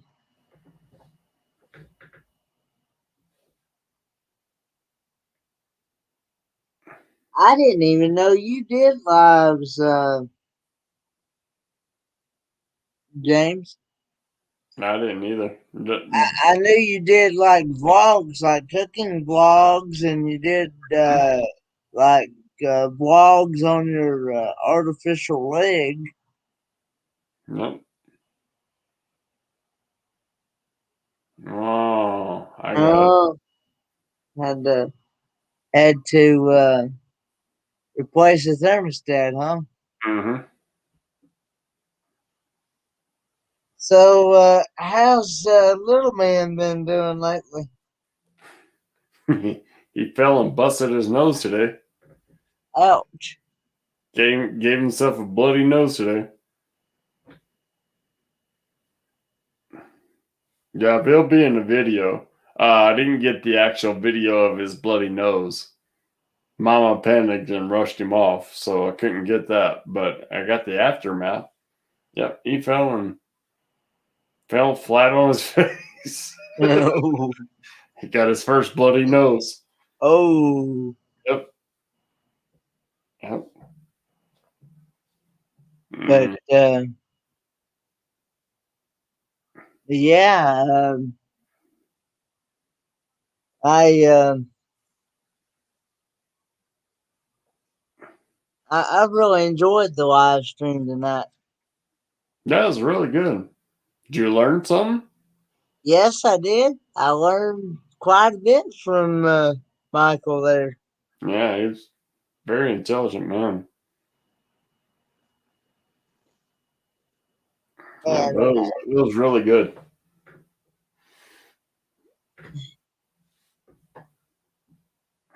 I've been on YouTube over 1 month now.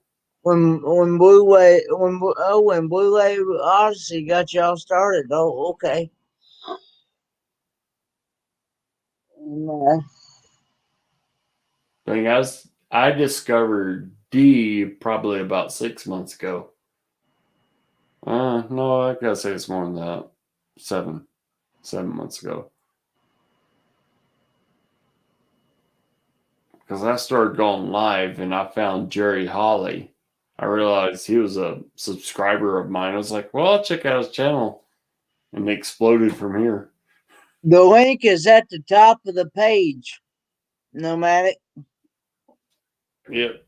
I'm gonna mute myself for a second. I gotta go to the bathroom. Okay.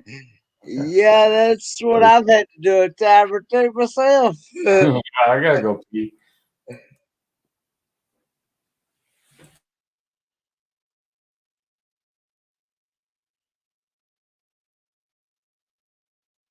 You and Jerry Holly had our live together. It was uh, a show. Oh, it was a JJ show. Oh, okay.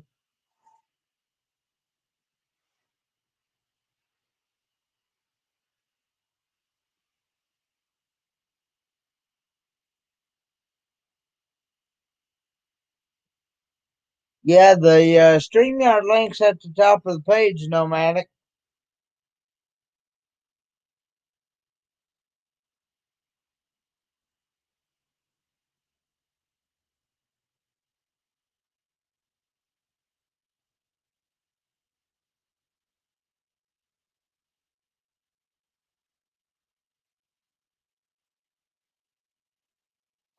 Oh, before I started lives. Huh? Oh, okay. Wow.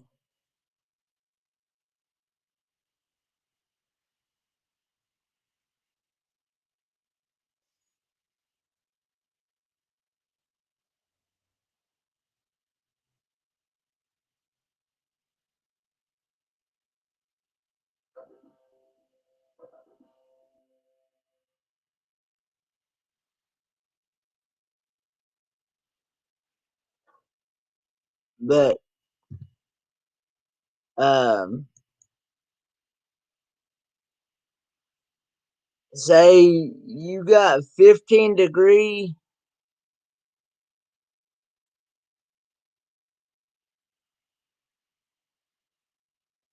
You got 50. Oh, okay, there it is. What's happening, Nomadic? Oh, not much. Sorry about the dark. I'm laying down. I kind of figured that. Oh, Uh, hold on. I'm gonna create an echo if I don't kill this.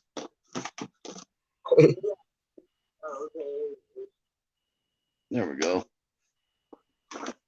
is, is there an echo now? I don't hear one.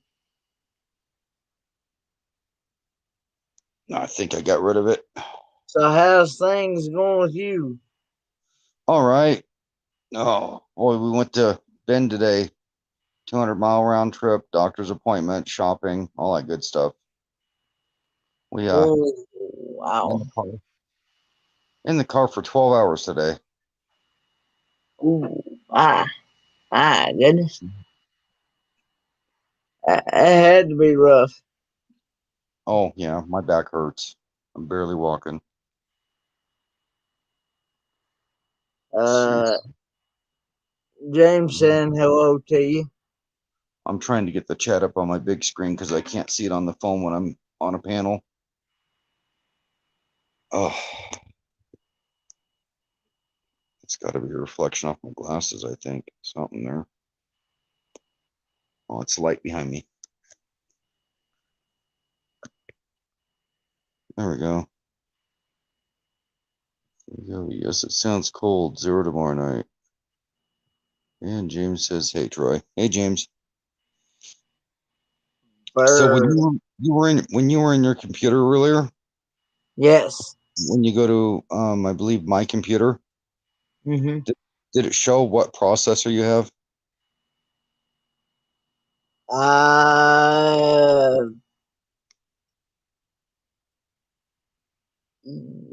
I believe it did. Let's see. Let me look again. Stay in there once you get in there, because I'm gonna ask more questions. There it is. It'll say like Intel i3 or AMD Athlon something. It'll be the brand name and the type of processor and the model.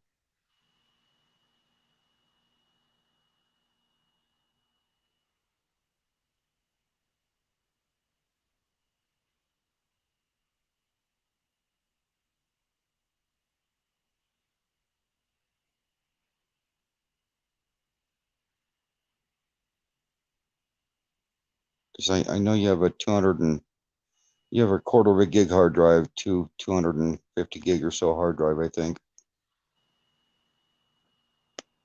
I was trying to figure out where I found that other at. It'll be in oh God, I'd have to pull my. I use my tablets and phones so much. I'd have to pull my laptop out and fire it up to actually take you by the hand in there now. And I've had such memory issues from my neck injury that I'm I waiting for the day found I it. wake up. I Okay. can't remember my own name.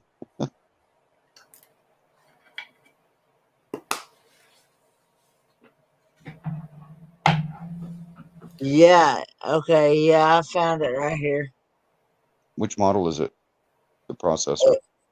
It says Intel R Core TM i5 Okay. dash 13. You have an i5 processor, so that's oh, I can't remember. I think that's a dual core processor, the i5. So it's a decent processor. Now, if you roll down that page, it'll say RAM or random access memory, or it'll abbreviate it and say RAM. Yeah, it says right underneath it installed RAM 8.00 gigabyte. So you have 8 gigs of RAM. You have the same processor in my 17-inch laptop. There are 2 memory sticks in that. They're easy to access. It's literally a cover you take off the back, and then they literally there's a little bar, I believe, you pull over and they just flip up off the board, and you can replace them with new RAM sticks. So you can expand your RAM from 8 to 16 for really cheap in that computer, and it will actually do a lot better. Depends on if he has the channels to support it. He does. He has the same. If he's got the Intel i5, he's got the same processor I have. He should have a similar same motherboard. I thought the same thing too, and I didn't have it. You didn't. Mm-mm. Wow. I could only go as high as 8. Oh wow. Mm-hmm. With an i5 processor, Mm-hmm. that had to be a budget. Yeah, it actually has to have a physical support of the channel. Yeah.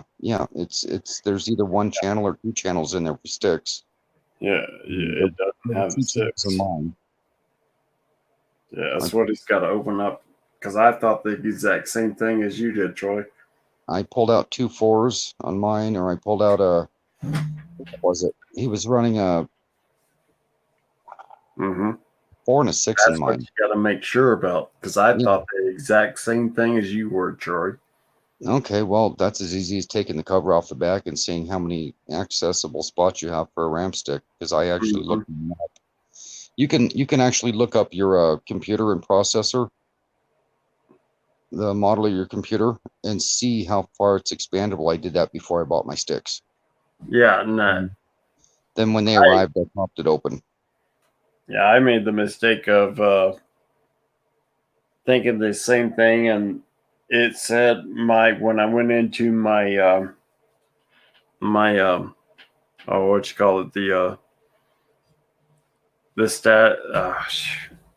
But anyway, it says mine has the 2 channels. It didn't. That's I weird. got mine from Walmart. That's the reason why I found out that mine had a 4 gig RAM. Yeah. And you see, Michael said that it didn't. He didn't realize they made that. Well, it does. Yeah, I didn't. I assumed all the i5s that have 2 channels for RAM in them. Yeah, I got mine on Craigslist for $150 and upgraded it. How much, Christian? How much did I pay for those 2 RAM sticks? Wasn't it like $30-40? mm-hmm. Like and that. then I only had 1 channel, so the highest I can go is 8. Wow. Mm-hmm. I was disappointed. That's still, not bad, but I was having problems with Filmora on my video editor, and I had to upgrade my RAM. I can go clear to 32 with mine. Mm-hmm. Mm-hmm. Mm-hmm. But it was a good running, clean $150 laptop on Craigslist. It had the i5 processor. It was a 17-inch, and it was only 2 or 3 years old. So I Yeah. was really, really tickled to get it for that price. Yeah. And everybody else is wanting $250 and $300 for that same Yeah. computer. I would recommend opening up your computer first because my computer lied. I thought I could upgrade to 16. I There'll couldn't. be a cover on the back that you can open up. Mm-hmm. It'll actually the sticks are about 4 inches long, 3.5, 4 inches long. They're only about 3/4 of an inch tall, half inch, 3/4 of an inch tall, about 3/4. When he's saying sticks, he's saying what the actual size can plug into. Yeah, they're basically called memory sticks for random access memory. Yeah. And you got one channel or 2 channels in there. Mm-hmm. And if you have 2 channels, that i5 processor should be expandable up to 32 gigs of RAM. It should be. We put 2 8-gig sticks in ours and expanded it to 16 gigs of RAM, and we can double that still. Yeah. But even if you only have one channel, like Anthony's saying, you can still go from 4 to 8. Yeah. And expand it up that high. Mm-hmm. Which will double your random access memory, which is literally part of the CPU's processing speed. They're 2 separate devices on the motherboard, but the CPU uses the RAM for random access memory to pull stuff off the hard drive and deliver it to the CPU. And the more you have, the more memory you can hold on that stick, and the quicker it can go. Mm-hmm. Also, something I'm not sure if you saw in chat, do you have your disk defragmenter running in there? Do you know what that is? I'm not sure what that is. Okay, you can set your disk defragmenter to if you leave your laptop on, you can set it to defragment once a week. And that will actually clean up your computer, make it respond faster on Google searches, live streams, everything. If you actually don't have a scheduled time to have your hard drive defragmented, it will slow it down and make it search longer and harder for information. It'll take it it'll process live stream slower. It is a big deal after owning a laptop about a year or so. If you haven't defragmented it, it starts to get lethargic and slow. Mm-hmm. What that does you got stuff backed up though. That's not formatting or anything. It's just defragmenting. You should always have a backup. Mm-hmm. I've been lazy and never did it because I just know so much about computers. I'd crash and burn it and start over again. Which I've done to many of my laptops and other people's. Getting their information out is another thing before you do that. Mm-hmm. Yep. My glass is not all it's being seen, but yes, I will. So Give me a second. Cold? I'm going to grab me a shirt. Yeah, you want to make sure you have stuff backed up first. It's like what Aaron was talking about, Aaron Jemison.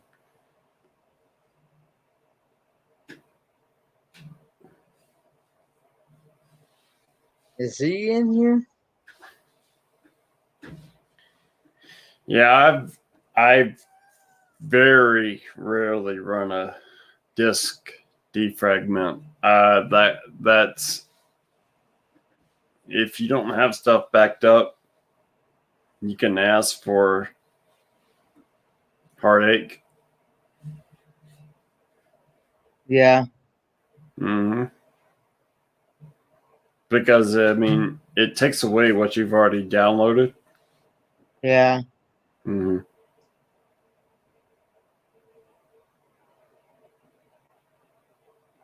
Well, I did a cleanup the other day on it. Yeah, that's good. I cleared out the cache and the cookies and all that. Yeah. My question is that if you clear out your data, does that wipe out everything? Mm-mm. Clear out your what? Data. Data on what? Yeah, that's a good question. Files, or I mean, there's all kinds of data in there, so that's sort of a loaded question. Are you talking about cleaning out your temporary files or what? Whether it's on the phone or PC, either one. If What'd you do it on? the other day, I was doing it with my phone. It asked me if I wanted to, gave me the option to clear out the cache and clear out the data as well. But I was afraid if I cleared out the data, that I'd lose everything I got connected on the phone. Mm-hmm. I don't know what you're actually referring to by data, but it sounds like with the phone, it was doing a cleanup and getting rid of files you don't use and stuff like that. Yeah. With the computer, I think, Anthony, you're referring to the system restore, because with the system restore, it takes you back to a prior point in your computer and you lose anything that was not in that computer after that point of the restore. So Yeah, it'll take you back a week or 3 days or a month and restore your computer. The disk defragmenter is a totally different thing in there, and all it does is it cleans up. When you pull a piece out of your hard drive and it's sitting here, say let's break the hard drive up and from 1 to 100, which is not really fair because there's so many more spaces in it. But if you pull something out of the third slot and you bring it into the RAM, it returns it to the 100th slot. And then next time you need it, it has to look from 1 through, or it might even return it into that file, but it might not return the entire file to it in the third spot and put part of it in the 100th spot. And the disk defragmenter actually brings all the files back together in the program so they're all complete. So it doesn't have to search in multiple places for parts of a program if multiple things were using it. And it organizes your programs to the front for the searching pattern to access the more frequently searched programs first before it goes through the other stuff, and it just speeds the computer up and makes it much faster, less glitchy. And that's all the disk defragmenter does. It doesn't actually wipe anything out. Okay, that makes a lot of sense. It just reorganizes the hard drive correctly, so it's a much faster running system. Most people should do this on a weekly or monthly basis and don't even know what it is a lot of times. I have mine do it every week. Troy, my computers always scream. Yeah.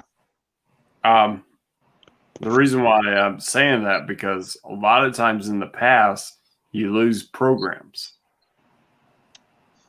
I've never done that on a disk defragment, only on a system restore. Defragment, and I've lost programs. I don't know if I'm doing it wrong. Okay, because it's something you can have it do manually, or you can actually set a schedule up for it. It's actually one of the cleanup tools in the computer that actually allow it to run faster. Okay, so and a lot of people don't even know it exists. All right, yeah, I know it exists. Yeah, and I've always been scared because I've lost programs and files. Have you done a system restore around the same time? Because that's how you lose programs and files. That's what I was about to ask.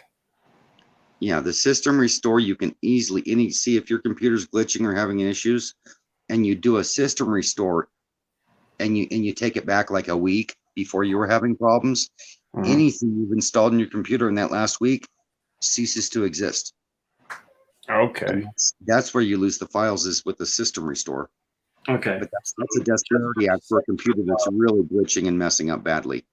Okay, so just for sake of Kenneth's, don't do any restores on it. Just set up a schedule once a week when you're not using the laptop, but it's on, to do a disk defragment. So we're going to the question mark on the HP laptop. Mm-hmm. Now you see your lower right corner, Kenneth? Yeah, it would actually be in System Tools, I believe. Yeah, but it's got a quick access. Do you see your question mark in the lower right on your HP? He's got a quick access. Okay. See that question mark on your toolbar on your lower right? Says HP support and system. Yeah.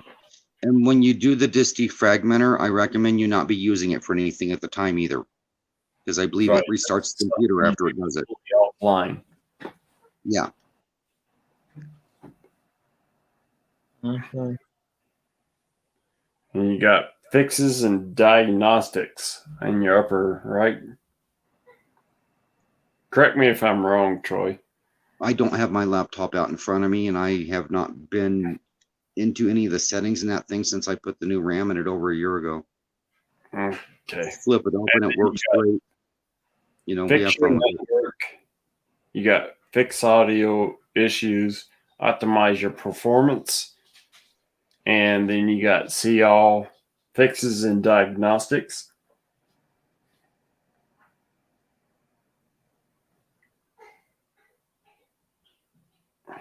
Do you see that, Kenneth?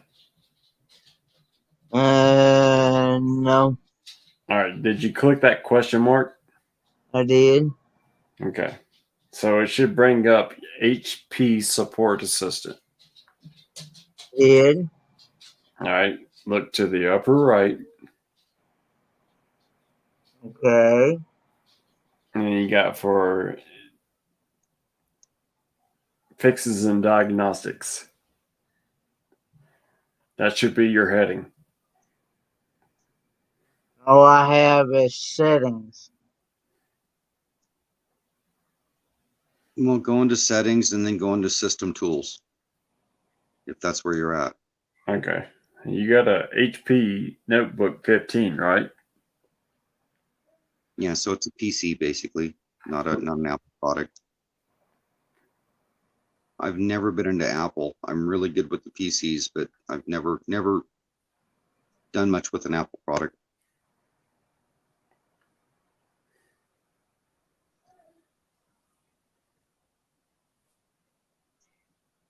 I'll be right back. My little man's up.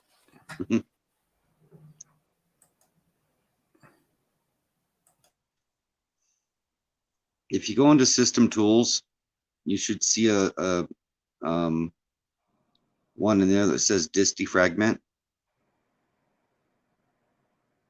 You can click on it and it won't start it. And you can see how, you know, you can go into it, but don't start it. And you can actually see that you can set up a schedule for it to do it once a week or once a month at a certain time. Have you gotten that far? I'm looking for something like that.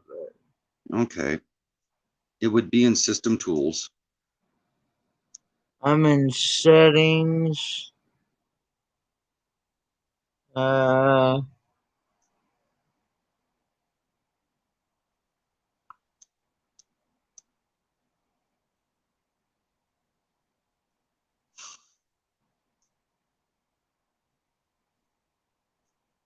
You can go down to that little search bar in the bottom left and actually just in the search below all the stuff you use on a regular basis when you bring up the bar on the left on the face. Okay. You can just put defragment in there and it should bring it up. It says you using disk management and using disk cleanup. Is that the one I want? No, disk cleanup is different than the defragmenter. I think it is. How old is your computer? It's I got it back in August of 2020? 2020. Yeah. Okay, yeah, for school. Give me a second. I'll fire up my laptop. It'll take me a second because this is the big one we bought. Oh, where's the power button on this thing? There it is. I'll just run through mine real quick. I haven't been on this thing but to download pictures out of my phone in a year. That's about all I do with it, is collect pictures and a little bit of video for when I start doing channels again, or doing content again, because my phone will get fallen off to dump it in the computer.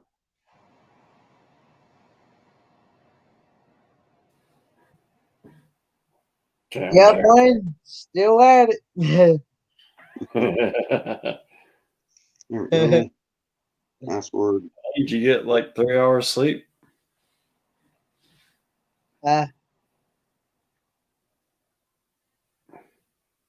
So skip now. Okay, I go down to here. Now I've got Windows 10, so I'm still getting used to the Windows 10 thing. So if I go down here, type here to search, and I put defragment, DEFR, defragmenter and optimized drives. See, I went down to my my hourglass, or not hourglass, but my little magnifying glass for the search, and I started typing defragment. I put in DEFR, and it brought up my defragment option. If I touch on it, it opens it up. Analyze.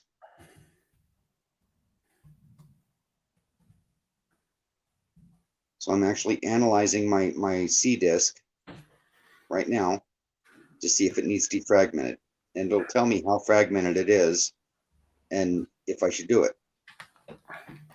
Because I run it on a regular basis, I have 0 fragmented files that have been taken apart and stored in other places.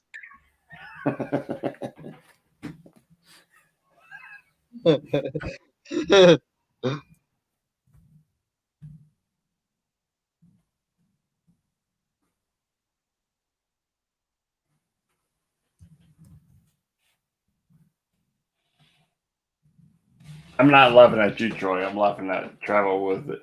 Adventure with Derek. Oh, there's a bunch of chat popping up. Hey, Yeah. William.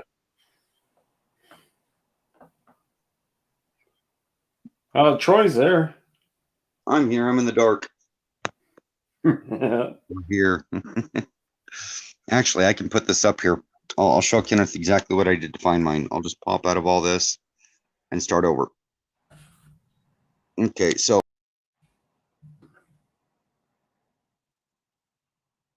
Whoop. Well, There you are.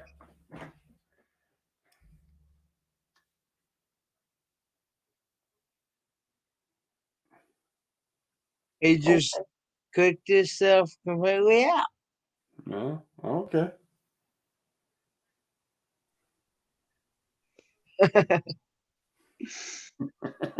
No, you can't blame. can you see that down there with my search? Where it says Yes. type in the search. Yes. Okay, I start to write. Let me get my cursor in there, and I start DE, and all I put in was DE, and it brought up defragment and optimized drives. I'm running Windows 10, so I go and click on that right up here, DE. and it popped up just by I didn't even hit enter. I just put in DE in my search bar, and it brings up defragment and optimized drives. Okay. Okay, now I'm going to click on that, and it's going to open this screen for me. What screen is that? This is the it says optimized drives. Now I'm optimizing them right now. I started this, but over here beside the stop, there would have been an analyze button.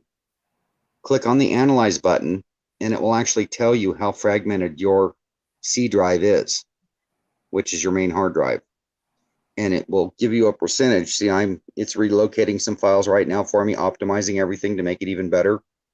But it actually showed me that I have 0 fragmented files in my C drive when I hit optimize, or not optimize, I hit analyze, which was right here a bit ago, but I clicked it, and and where it says stop, it said optimize before. I don't know if you can see all that on here or not. But so what you do is you can even do that while you're running it, but you want to analyze it and see how fragmented your hard drive is at that point. Okay. Well, it says that I last analyzed it on the 31st of January of 2021. Okay, so right down here, what I have is a schedule where it popped up. I run my optimization schedule is done weekly. on my computer. I'm used to a different program. The last time I was setting one of these up that I recall, it actually gave me, I could choose every 7 days, at what times, the whole 9 yards. Yeah. But I think this is the disk defragmenter that I was talking about.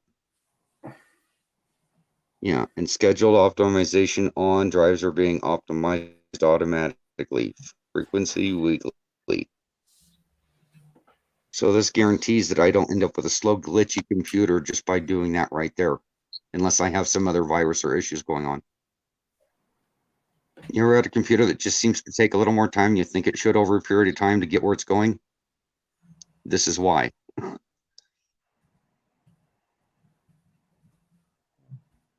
Well, it's already automatically set on weekly. Okay, you don't have to worry about it then. It's all taken care of. And the schedule is on. Schedule's on, yeah. Okay, your computer's already taken care of itself then. And a weekly is what I recommend for people to do if they're using their computer on a regular basis. Even if you're not, weekly doesn't hurt. 15 years ago when I moved up here and bought a new desktop, I was doing it monthly. And the more I learned about computers, the more I learned this should be more of a weekly thing. Because I did back then, I used my computers a lot. So that was one of my concerns. If you're slow and glitchy, that would be one of the main reasons a computer gets lethargic, is not having your C drive defragmented on a regular basis.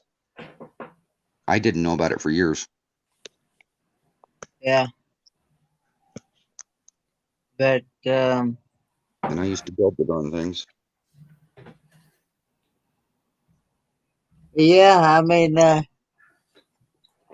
so yeah, I would say it's your RAM causing your issues or your internet. And I'd lead towards the RAM because 4 gigs of RAM is barely enough to run a stream. He's got 8. Oh, he's got 8. Okay. Well, that's, I don't know. There's that sweet spot where it's enough to do most anything you want it to do, but once in a while, not quite. That's right.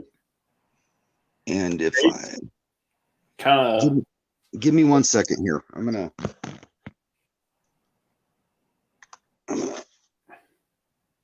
get up for a second. I had to upgrade to 8. That was me. I had 4. I had to upgrade to 8. Yeah. Did you say that I can actually Google search to see how far I can actually upgrade to?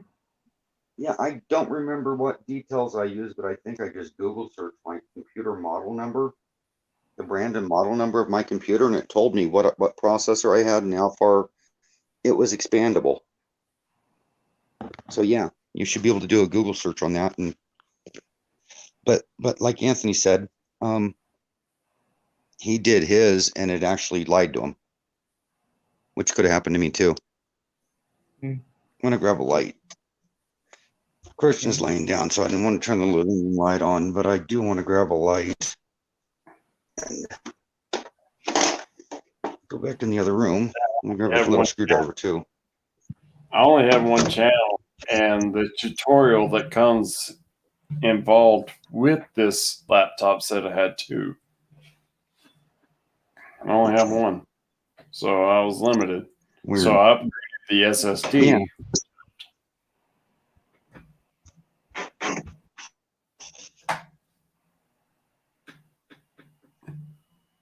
Is that the super slippery drive? Yep. So if I turn this light on here. Okay. Yeah, this cover right here. I think I have to take the battery out of mine to do it. Hey, 44 mag guy fishing more. Yep, I gotta shut Anybody this thing off. want to learn about fishing? There's another good fishing channel. I like that channel name. He's a great person. He's really good with him and Griffin Fishing Room. They're both great channels. Okay. We're going to go over here and set this down.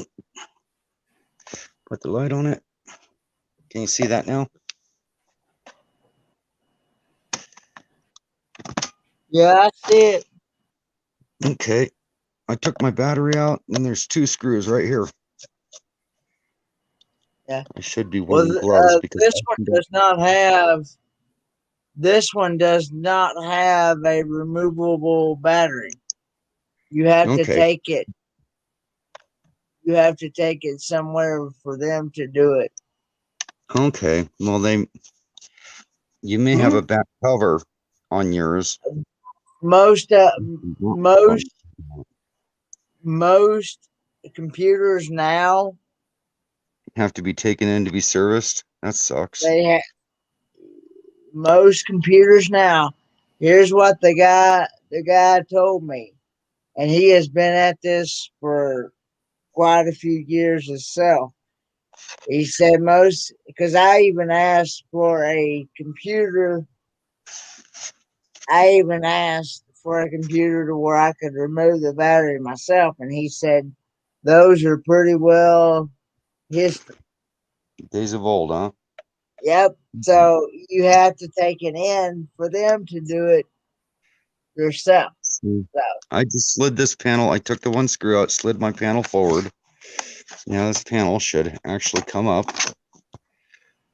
And there is my RAM right there. Really open this thing up, clean it out. There's two cards, one over the other. Oh, you're And welcome. it's running. I'm talking 44 meg guy. Oh. That's what my computer looks like. See what Troy's doing? See right here? I see it, but like I said, Here, you pull these mine's sideways not. right here. Yeah, mine's not removable though. And I have just removed. I'm It's that pretty simple. positive because Do you have a cover on the back that comes off anywhere? Do you got screws in the bottom of your computer? I'm going to put this down to get this back in right. I don't want to put it in the wrong slot. Yeah, that looks like a RAM. Yep, that's the RAM right there. Mm-hmm. I just dropped Yeah, meshes it's got 2 channels. Yeah, I have 2 channels in mine, and I've got 2 8 gig sticks in here, which gets me up to 16. Yeah, I don't have that. Lucky. But I paid only $200 for my computer. Yeah. Here we go. And my RAM is back in. Now I gotta flip it over and get these ashes I just dropped out of it. Bad Troy. Okay. And putting the cover back on. That's the hard drive right there, by the way. yeah. So these computers are serviceable that way, except for apparently the new ones that Kenneth bought. Yeah, I got a bunch of those from I bought mine right straight from Office Depot. Yeah, you should be able to get into that thing. You would think. Yeah, he should be able to. That computer repairman just wants to jump up business. And slip my battery back in, and I'm in business. Mm-hmm. And that's all it took. I mean, literally, if I'd just taken a few more minutes and I had the bigger sticks, I could have upgraded that to 32 gigs of RAM. Right. He's got 2 channels. He's got long channels. I'll be right back. Give me a second, guys. Hey, Blaine. Huh? See what my son is wearing in that picture? Who's got 2 channels? Oh, he's got 2 channels to run his 32 gigs if he wants to upgrade. It's where the RAM sticks fit into. That's what we're saying. You can upgrade. It's like putting a turbo on a Ford. Yeah, it's pulling those out and pulling your regular air cleaner off. It's like giving a small turbo to a Ford when you pull the two sticks out and you upgrade them to double. You see what we're saying? Up and lets the CPU think faster. Mm-hmm. Is only as good as the RAM, literally, because that's the how can I explain this in car terms? I don't care how big your motor is, you can only carry 2 people in a 2-seater. But if you install 6 seats, you can carry 6 people in a, you can still have that same 460, but you're able to carry 6 people now because you upgraded your seating. And that's what that does basically. Yep. Not the best analogy, but Yeah, best analogy is adding turbos to your computer. Yeah. Just upgrading your computer. What you got is putting more into the engine with what you got. What's sad is in most computers, even with the twin channels, unless they've changed it, and I hear some have changed now, but it used to be that you only run at your lowest stick. You can put a 4 in. Some of the mother or desktops used to be have 3 channels in them, and if you put a 4 and 2 8s in it, you only ran at 4 4 and 4, not 4 8 and 8. So I would have been literally quicker to leave the 2 8s in and take the 4 out because I would have had 16, not 12. And a lot of newbies with computers didn't get that either. That it's sort of like solar. You only run at your lowest panel. You only run at your smallest stick. Because so you never intermix your RAM. You always put the same size stick in. So if you have 2 channels, it's always 2 8s. It's always 2 4s. When I popped that one open, somebody had put a 4 and an 8 in there, thinking that they were getting 12 RAMs, and they weren't. They were only getting 8. How about this, Kenneth? For you to get less confusion, I'll send you the link to the one that I started with. And you can see it actually being done. Because I know you got an HP. You got the same model that I got, except a little bit more expensive model. And you'll find out if you got 2 channels or not. Yep. But you also have to have you got fine screwdrivers. Once you can take apart sunglasses and eyeglasses with.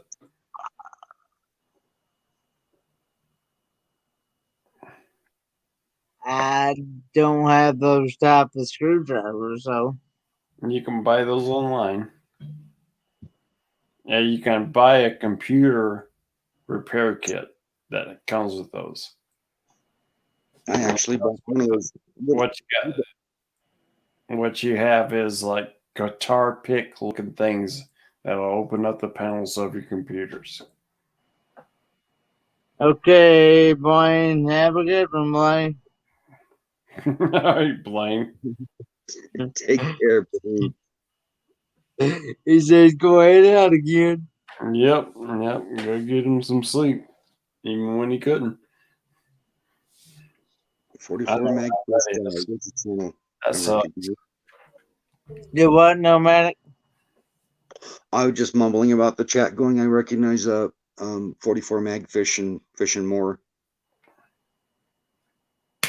Yeah, that's a great name. Yeah, like I said, he does a lot of fishing vlogs, and he talks about fish and things like that. He's got I don't know how many tanks, but he just been a great channel. I mean, if anybody does not know 44 Mag Guy, I highly recommend going over and checking out his channel if it's something that you're interested in. I believe we're subscribed to it. Please feel free to subscribe. and smash that red button, ring the notification bell. Tell them I sent you. Fish keeping. Yep. Him and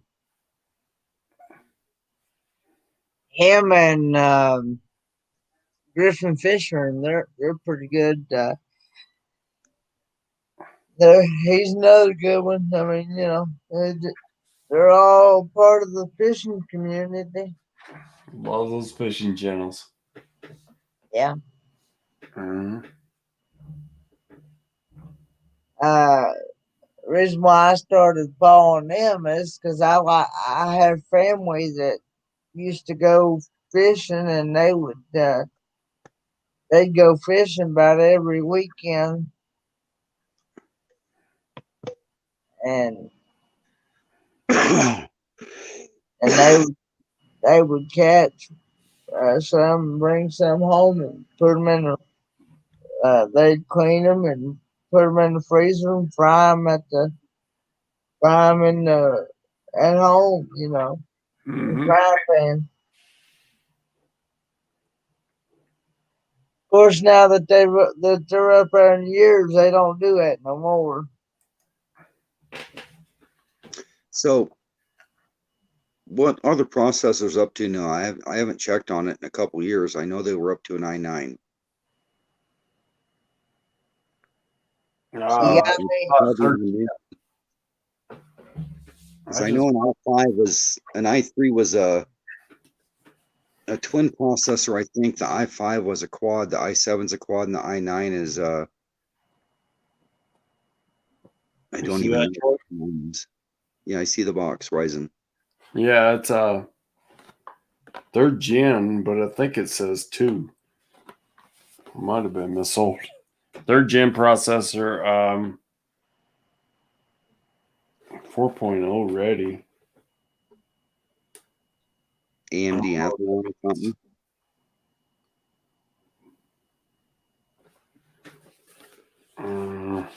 I just bought this one.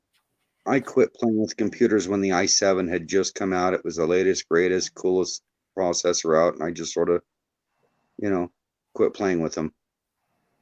Yeah, I'm just now getting into this computer building stuff. It's changed since I was doing it. They're putting memory on the video cards. They're putting caches all over the motherboards. It's amazing. Okay, would this help you out? 36 megabyte cache.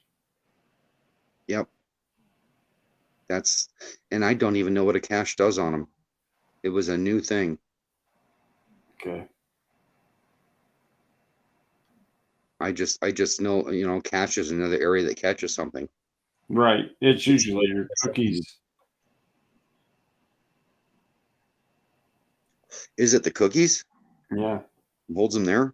Okay. Yeah. That's where your cache is like unwanted files. Well, the cookies your clean out. Slows down your computer.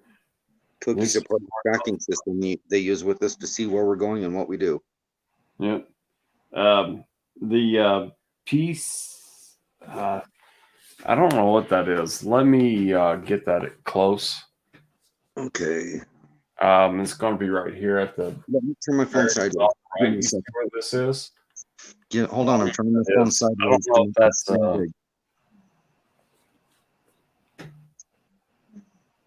I'm not in tilt. Hold on a second. I'm putting my phone in tilt mode so I can actually see it. Can you make that screen big, Kenneth?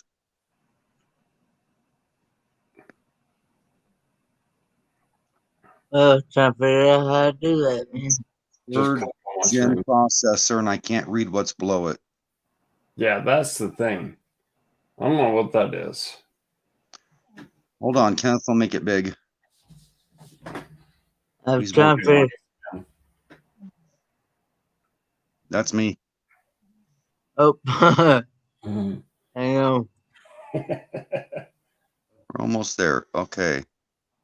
PCLE 4.0 ready. Well, I don't think that says C. I think they're talking about your USBs.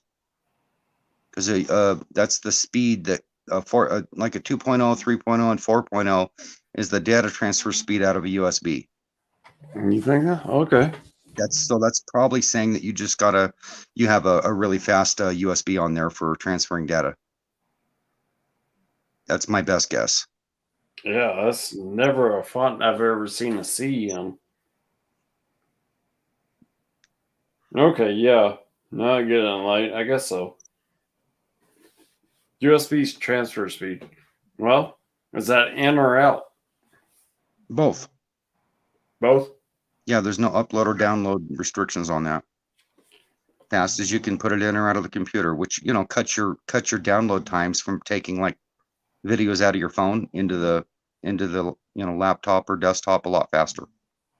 Okay. Sweet. You can take my full screen, Kenneth. Yeah. Okay. I could be wrong on that. That's just a guess because of how it was written. Yeah, I don't know whether they used 4.0 anywhere else in the computer except for the USBs, which started out at like 1, then went to 1.5, and 2.0 was all the rage, 10 years ago. Okay. It's like when I buy a charge port for my RV, I actually try to make sure it's a 3.0 or bigger, because that makes the difference of the power that you get into your phone. Also, the bigger the number on the USB, the faster it will charge your phone. So it's not just the speeds; it's also the power output. Say if I have a 2.0 with twin ports and a cigarette lighter, I can plug in an iPhone and plug in an Android to it, and all of a sudden the iPhone won't charge. But if I unplug my Android, it'll charge now, because it's just not powerful enough to do both. Is that the reason why I've got my 2012 Ford F-150 USB and my wife's generic phone? I can't tell you the name of it, but it won't charge. If you're both plugged into it and you unplug yours, hers will charge all of a sudden. Yes. Just one USB port. One USB port. It's not putting out enough power for her phone to charge them, probably. Apple products take a lot more power to charge, and a lot of USB ports will not work on charging their systems. Hers is an Android. All the same, I was just comparing it to an Apple product for the same glitch. Okay. It could be her cord. Are your cords the same? No, she's got the what is it? A USB C. C, I think the original. I have on mine. It could be your cord. I would try a different cord before I think it's the charger itself, because I think it's if a it's port. charging at all, it's probably the cord. Try the cord in the house also. Different devices. I think it's a port. Yeah, it'll probably be the cord, because hers should charge, especially being an Android. It should charge, but if it's gonna have issues, it'll charge slow. I think it's a port. I think it's on her phone. It's probably the cord. No, I think it's on her phone, because we did it in the house, and we did 2 different cords in the house, and then 1 cord in the truck, and it won't charge. Huh? Weird. I think it's a port. Okay. I've had phones like that. If you shoot on the cord, you can actually pinch the end of the cords, and they will actually grab the prongs in the phone a little better by slightly pinching the end of the cord where they plug in. Yeah, I tried the metal part, that is. Yeah, I tried 2 different cords, and one I know is really screwed up because they won't charge up my son's Kindle Fire, Kids Fire. So take the end of the cord. Where's the camera? There it is. Take the end of the cord. In fact, I can show you on mine if I can get it up here. You learn a lot of technology today, Kenneth. Yeah, we're cramming them. There it is. If you take the end of these and you actually pinch them right there. Hey, Kenneth, how are you? Just been learning about a lot of technology tonight. Cool. Let's see, where's the? I'm doing all right. Just woke up. again, so I figured I'd come on. How you doing, Brian? You've been on like 9 hours. Yep. I've been at it since. Whoa, I gotta X out this.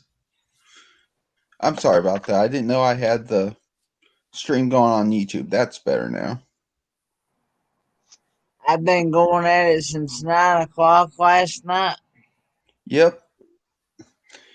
And it's 5:03 my time, Central Time. Well, good morning. Yep. We need to Yep. get on panel And instead of it's chat. It's 6:04 my time. Mm-hmm. 3:04 here. It's 4:04 here. Yeah, it says on the top corner screen you've been on 9 hours and 2 minutes.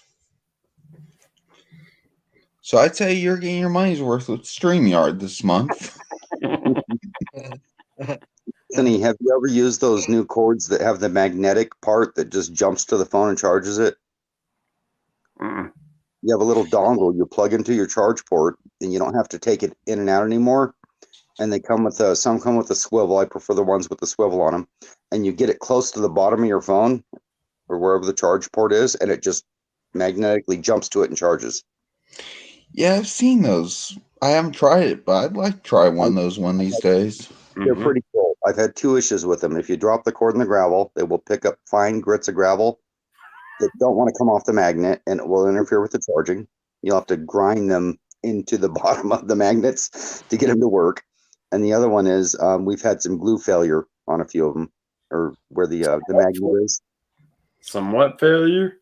Glue failure. They literally glue a magnet on the cord part that jumps to the part that you plug into the phone, so you don't have to keep plugging anything in and out of your phone.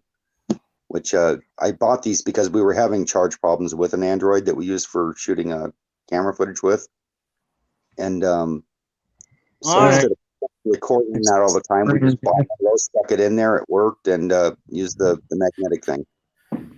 I tried to come up. My internet was acting up. I had to end the stream earlier, but it seems to be Morning, working. Derek.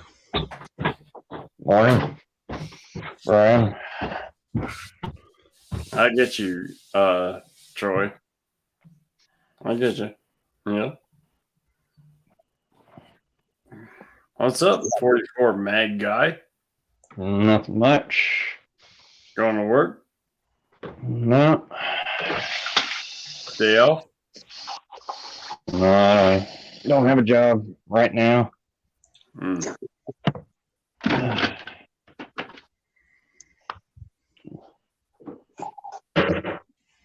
You don't have a job right now? No, I'm working on it. Hey, I hate to hear that for you.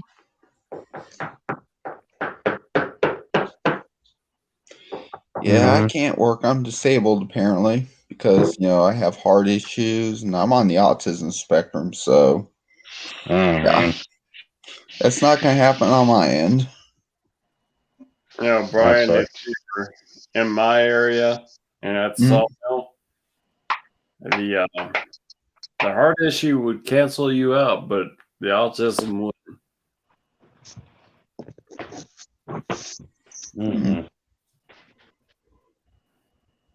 I don't mind, man. I'm just making a cup of coffee. Good stuff. I would love to have some good workers and good people at my job. I've been wanting to try. Speaking of coffee, I've been wanting to try that German coffee that Darian from Magnificent Germany with Darian has been drinking. What's that? German coffee. German coffee. Sounds good. Yeah. I don't drink coffee. I just hate it. It's bitter. You try to put cream or sugar in there, I just don't like it. Because then it'll just be too hot. Oh, I wonder if I what the fire got. Let's see. I'm kind of interested. 44 Mango, what are you doing? Hmm? What are you doing, bud? What? What are you doing? I'm checking on the fire. Oh, yeah? Cold? Live in an old house, so we heat it by a wood fire in the winter. Where you at? Mississippi. Oh. Okay. What part How of cold is Mississippi? It's a little bit chilly tonight. It's like 40. I think it's supposed to be like 43, and it's raining a little bit. Not terribly cold. Okay. We've got a sheet of ice in my yard. Fire. Where are you at, Troy? Again? Oh, Central Oregon, high mountain desert. Uh-huh. We're in the mountains. Over. Yeah. Did you get cold up there? We're in my neck of the woods. 4,500 foot elevation. Yeah. Wow. That's why I've got a yard full of ice and snow. I'm at 54, roughly. Mm-hmm. So, Bama, where are you? South Dakota. Okay. South Dakota. Wow. Yeah. Mount Rushmore is.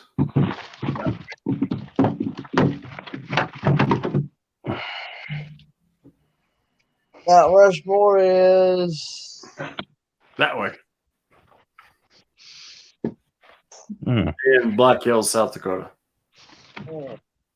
I don't know why I always thought you were from Alabama. Well, I am from Alabama. Oh, cool. I just live in South Dakota. Mm-hmm. Hey, Brian, did you ever check out that 41? I'm 42. No, that number 41 by Dave Matthews Band. Oh. Did you ever figure that one out? It's a hard piece. I know it is. I never heard that song, I don't think. Okay. You should check it out. It's a good one. 41. For some reason, I was thinking you were younger. You know, it's hard yeah. to believe. Everybody thinks I'm younger than 42. I'm sorry, Brian. I get that. It's okay. I mean, my youngest sister turned 29 yesterday, and some people think I look younger than her. I just turned 29 back in December. I'm sorry. Cool. I'm asking the wrong person. I am so sorry. And my other sister, she's going to be turning 33 later this month. She's thinking next year she's going to be 34, which is almost halfway to 40, and almost halfway from 30 to 40. Then I told her, well, think of it this way: life begins at 40. That's what they say. Yeah, the arthritis kicks in then too. Yep, that's what I've heard. Back from my doctor's appointment in Bend, where they said my neck problems are not operable. There's nothing serious. I have squished and protruding discs. I have bone spurs growing into my what's the esophagus? Yeah, that's a good kitty. I have calcium buildup. All kinds of problems with the neck, and there's no operable spots. I'm just getting old, and I've worked too hard. Nothing they can do for me. I'm just like, really? I wake up every other morning like I've been in a car wreck with whiplash. I'm having major memory issues from this. Nothing they can do. Ouch. Just get in an RV and start driving it, and I'll remember the next day where I'm going.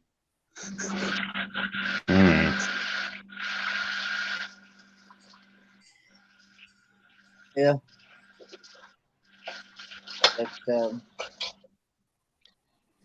That's the reason why a lot of people tell me they enjoy being young. I wish I traveled more when I was young. I'd have less, but I'd be happier.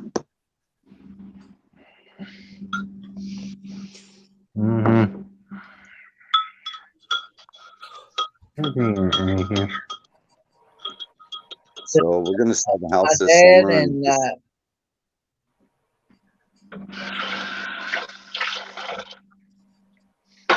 my dad Sorry and about my aides that I had that used to work with me in school and stuff.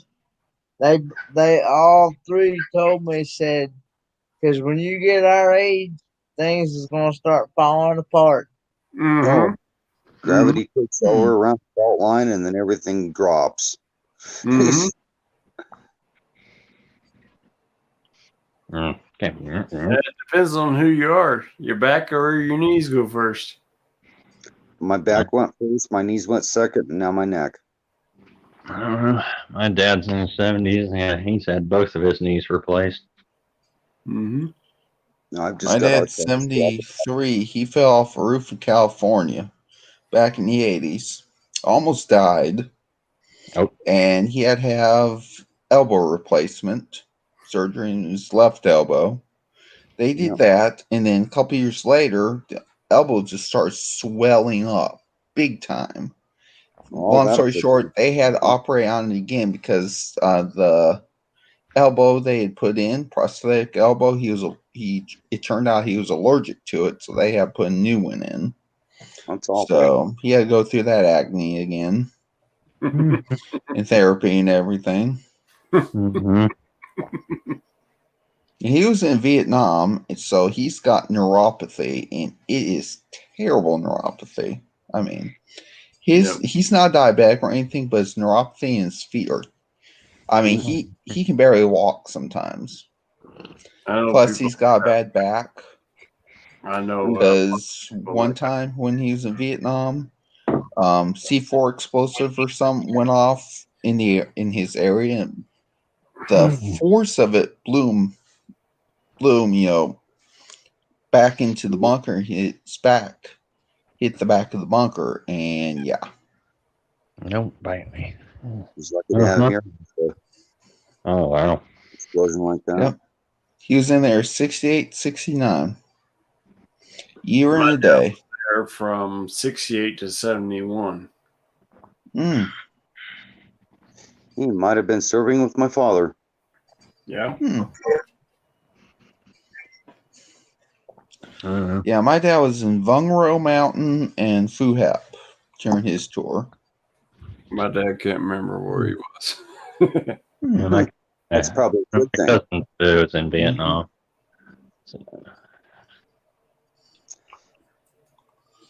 He says, "You don't know hell on earth till you've been to Vietnam in the middle of a war." Tell you what. Well, we still have somebody in chat. We do. Yeah, but Bernie, Bernie's back. Looks like Bernie Ferry does Pena come back. Welcome back, Bernie Ferry does Pena. Well, there's 6 watching, so that would be the. I don't believe it counts Kenneth. So we got 2 people in chat, and 4 of us on screen. Oh, it's a cat.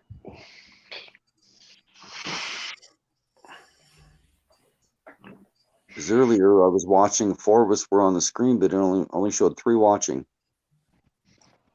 So count Kenneth.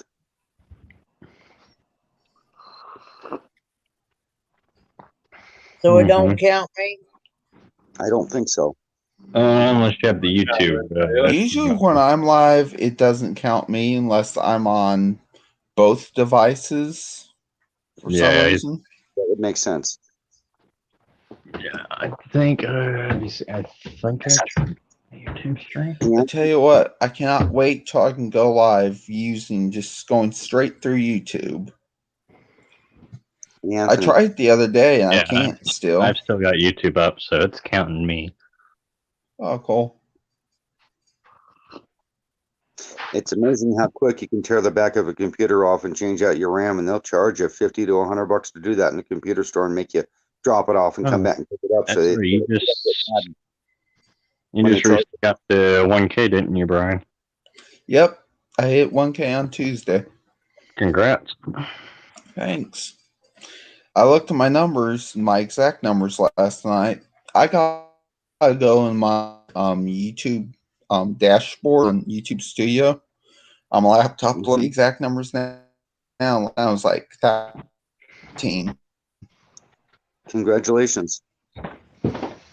Congratulations Right. on reaching your Thank you. 1,000. You got your hours yet? Or Now I can't wait for my community tab because I'm going to be sharing people out like crazy. oh, cool. Anthony, did you hear what I said earlier? Do what now? I'm sorry. About what? No, Bama Rush. What's that? But sorry, I'm right in the middle of someone's Okay. messaging me. Oh, I tore the back off my laptop earlier and showed the RAM in it.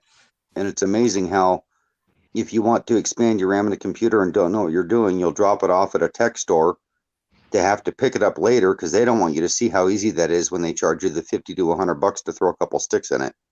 Right. It is that easy. Yeah, I mean, if I had a desk and light, I could literally take care of that in what, minute and a half? Yeah. Mm-hmm. Yeah, and they're going to charge you $50 to $100 to, plus the cost of the sticks to upgrade it. Right. Yeah. Laptop. Yeah. It was saying, Kenneth, where the RAM is in a laptop and how easy it is to access to upgrade it. So I Well, told you my got to have the right tools, first of all. But it is easy. Very easy. Mm-hmm. I mean, it took me a little bit to figure out how to slide that cover back because it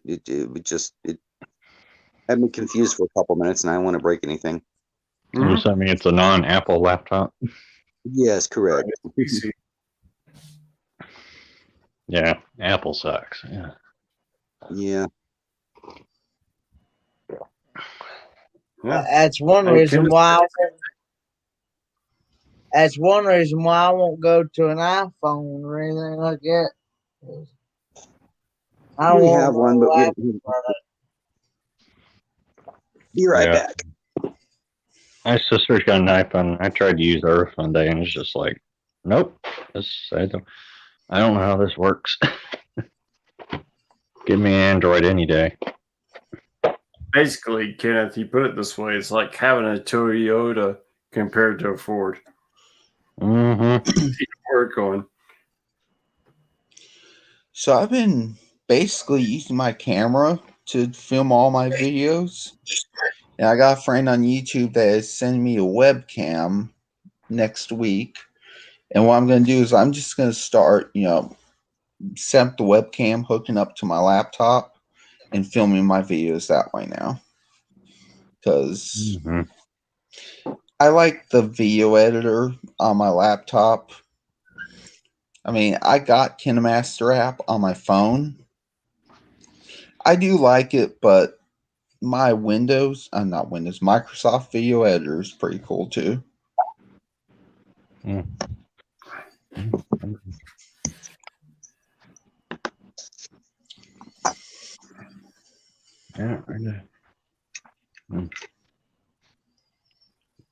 Oh, there it is. What? I forgot briefly where I put my coffee.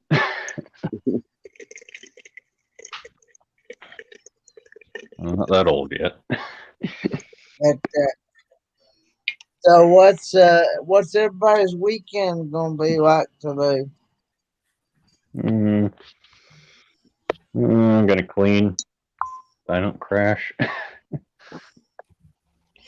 I gotta do some cleaning too, and gotta write up a blog post this morning because I got a card that I'm featuring on a challenge blog starting Monday. I'm like their guest design team member. This challenge blog, it's like, you make cards, you put them on their challenge. Their first challenge was last week. They started brand new challenge, and I was their first winner. So I got to do that today. Got to clean up some. I was a good boy and filmed my collaboration for Sunday yesterday morning. So I just got to edit that a little bit and then put that together and have it upload for tomorrow. And I'll probably upload that maybe as a premiere at about probably 11 a.m. Central tomorrow, before the Cool. Super Bowl. Well, Mhm. I'm going to rest. I about blew my back out today. I'm having problems walking, so I'm going to take the weekend and the next 5 days off. Mm. Hope you feel better. Yeah. Oh, I always do after a good rest. Oh, that's good. It's a bone disease in my spine. It's the way of life. If I push it too hard, I know when it's on the edge of the out, and I just have to stop until it gets better.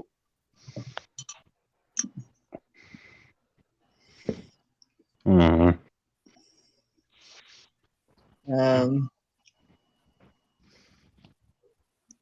Yeah, I mean, I know there's a lot of people that injured their backs and all that stuff. Well, it really sucks working on the RVs because I get about a day's worth of work done in a week. If I'm lucky and don't blow it out. And I've got the Class A I'm working on is the biggest project I ever took on. Mm-hmm. I thought, oh, no big deal. I'm picking up a $40,000 motorhome. That caught on fire for less than $1,000. I can fix it. It's not every day you run across a Class A that's 35 foot long with 3 slide outs for less than $1,000 that'll drive home. Yeah, it's a 2004 Bounder gas model. Had 4 tabs open. I don't know why. It's got a kitchen slide out, living room slide out, and a bedroom slide out. So when it expands, it's over 300 square feet. Oh, yeah. There we go.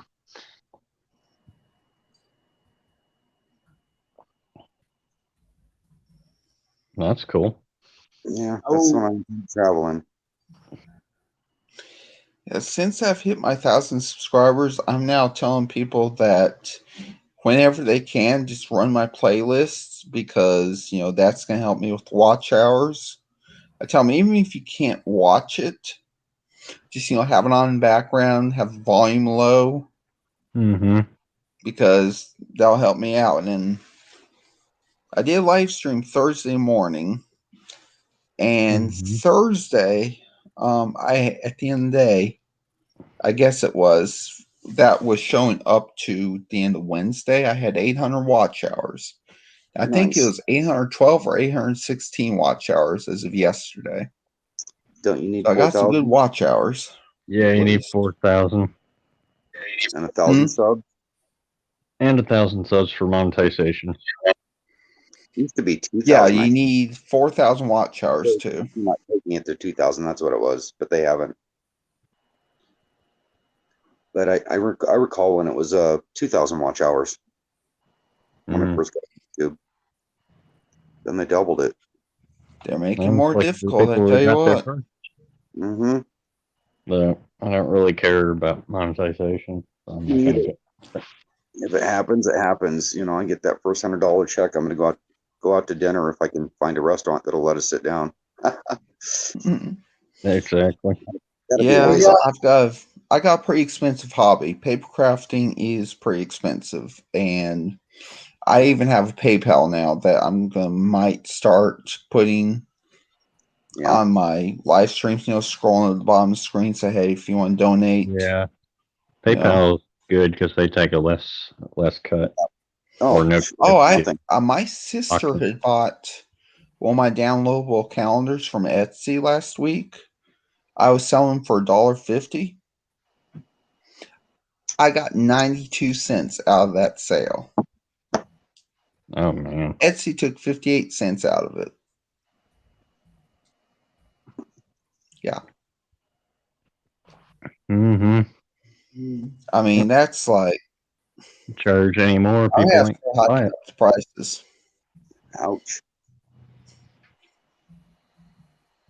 We could only hope that's a minimum 50 cents plus a percentage. That's a percentage straight across the board that'd hurt. Mm-hmm.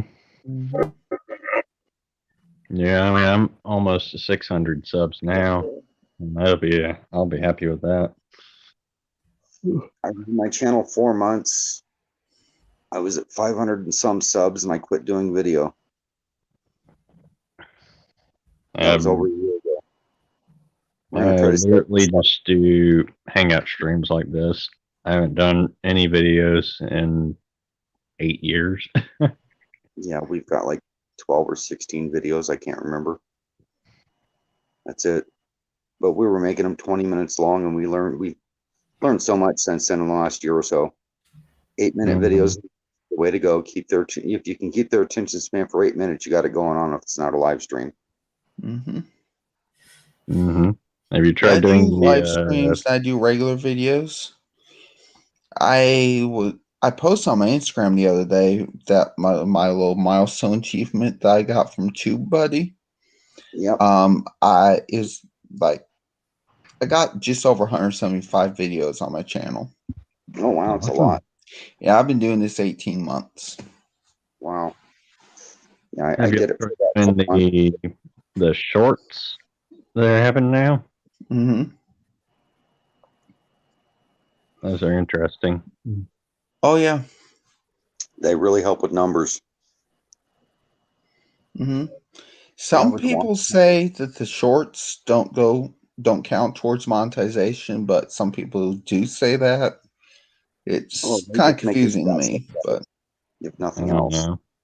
I mean, my short videos haven't really gotten a lot of views, but I mean, when it was snowing here in Mississippi about a month or so ago, I went out there, took pictures. Took video of the horses. It's gotten about 50 views so far. Yeah, some of them, they'll go viral and some won't. Yep. Yeah, it's amazing on how many of those shorts will take off. It's counting towards monetization. I don't know. I don't know anything about all that. I mean, YouTube doesn't tell us anything. I mean, true. They may count, or they may be too short for them to put ads on. Yeah, I'm not sure. They do. I heard they help your number with your stats for average watch time and stuff like that at a minimum. So, I mean, that alone helps.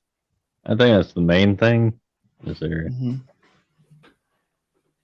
the watch hours over monetization?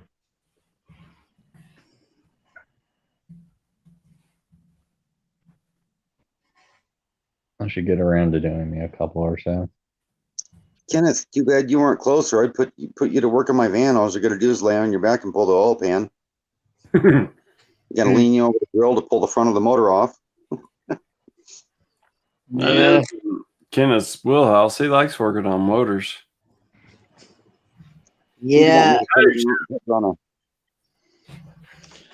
Hey, Kenneth. Yeah. I'd seen you post on Facebook the other day that you need help with the PowerPoint presentation. Did you get that fixed? No. Tell you what, you need to put a title on the slide or something like that. Yeah. Tell you what, I'm going to message you a video this morning. Messenger. I actually started doing some of my videos as some of my PowerPoint presentations as videos recently. I've done that a couple times, so I think I can help you with that. I think here at the top of the hour, I am going to shut it down. You're fading. Look at the comment from Bama. Or no, it's What now? This is my wheelhouse. Morning burritos. All right. Cool. Yep. I thought it was on till this hour. I thought I'm gonna make it a 10-hour live stream. Mm-hmm. Yep, you marathon man, bud. Oh, I forgot to give a thumbs up. Thank you, Bernie. Bernie. Is it Bernie or Bernie? It's female. It's Bernie. Oops.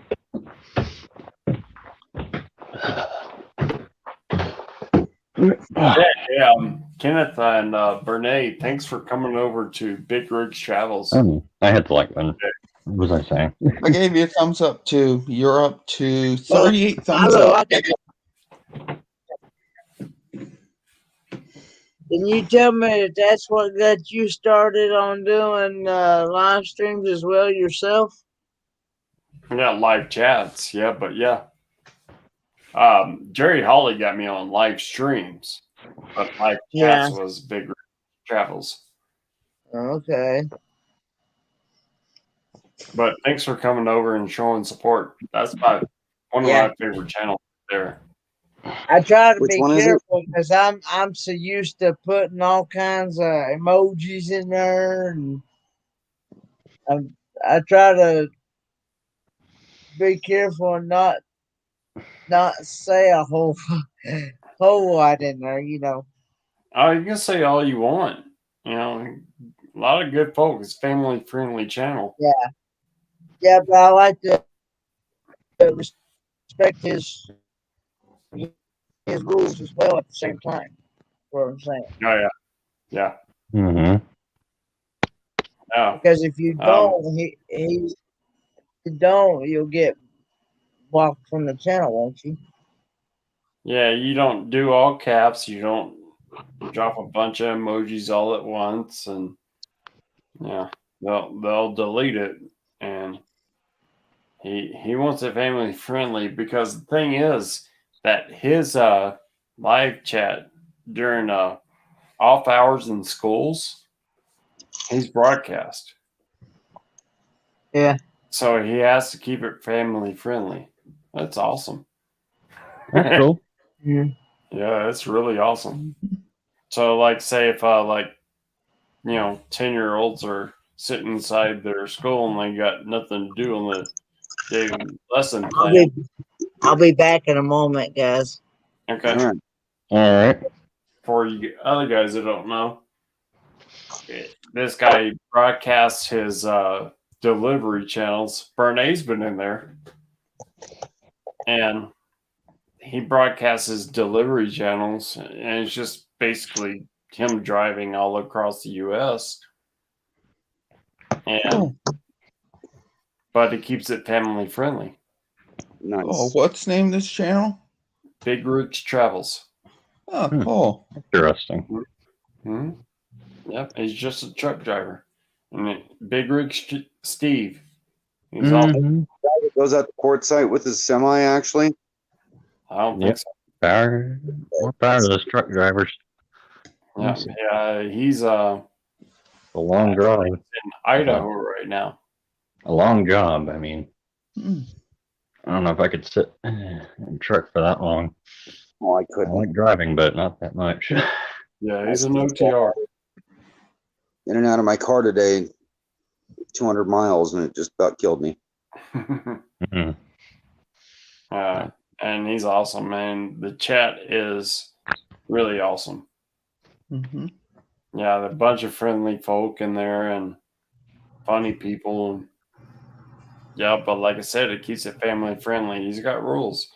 You know, I mean, they're not gonna. That's what he does with Griswold Family Vacay. You go in there, it's his kid be sitting there watching the screen with him. It's PG. Yep. Mm-hmm. Yep. Sometimes. Here, I'll drop the link. Let's see here.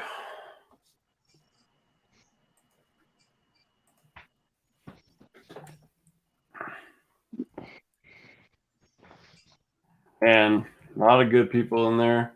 One of the moderators in that channel is a moderator for my lives. I've known her for quite a bit, and she is a sweetheart. Let's see here.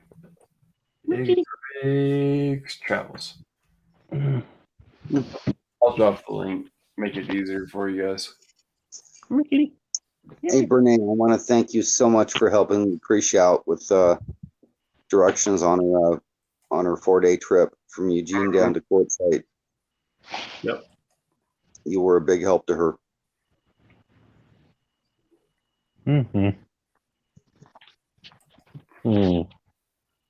I had to actually call her up and remind her that she's got all these tools in a toolbox. All she has to do is pull over, collect herself, pull an app up. There's an app for that.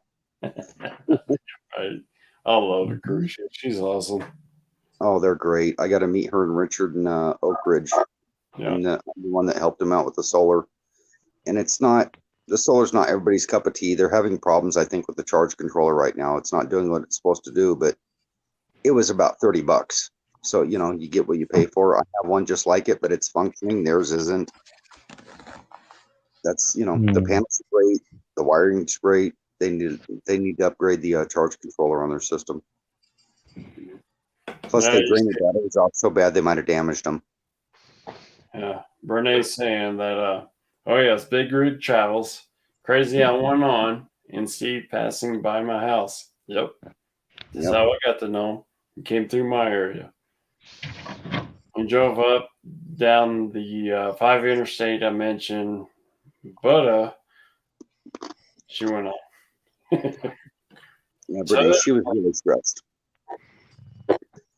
Lucretia was trying to make it to that right Bob. there. He's got the best link. It's just so easy. Which one? The one I just dropped. Okay. Is Lucretia doing well these days? I heard she had fallen at Quartzsite. She's using some oils on her shoulder, and it's helping. She thinks it's muscular more than anything. Yeah. She's hating the fact she can't take a shower. Yeah. I was picturing them going down there. The generator didn't work in the RV. They're not going to have a plug-in. The batteries would die in a day or two, and there they'd sit. I'm like, this can't, this can't happen. You got to have something. I told her she's roughing it. That's what I told her. Yeah, she's doing really good though. I mean, for her, this is her first rodeo. She didn't know what to expect. She just jumped into it. It's not the fairy tale life. It's there's a lot of chores, lot to do to maintain an RV. Luckily, she has a lot of people that care about her. That woman is incredible. Yeah.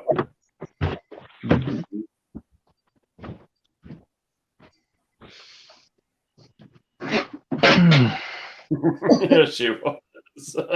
Not a bad trip, but she was just stressed. Yep, her first one. Welcome back, Kenneth. Yes. Oh, thank you. You're getting tired, bud? Huh? You tired? I got 20 more minutes. Yeah.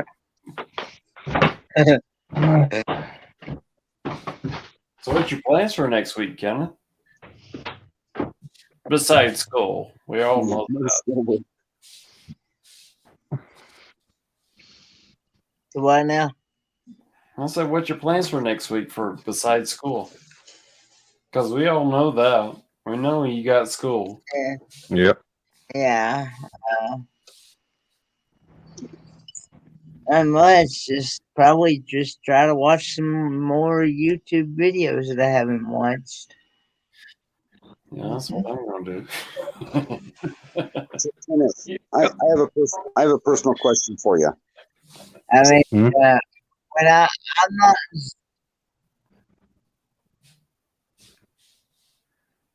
Go ahead, Troy. Okay. I see you have crutches around you, but I've seen you get mobile out doing, some of your taste tests, like the one at Burger King and stuff. How mobility impaired are you?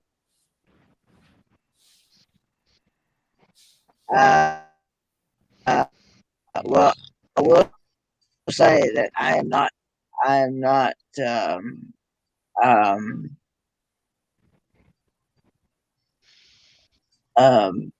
like fully paralyzed or anything. Like I can move my legs and arms and stuff like that. Mm-hmm.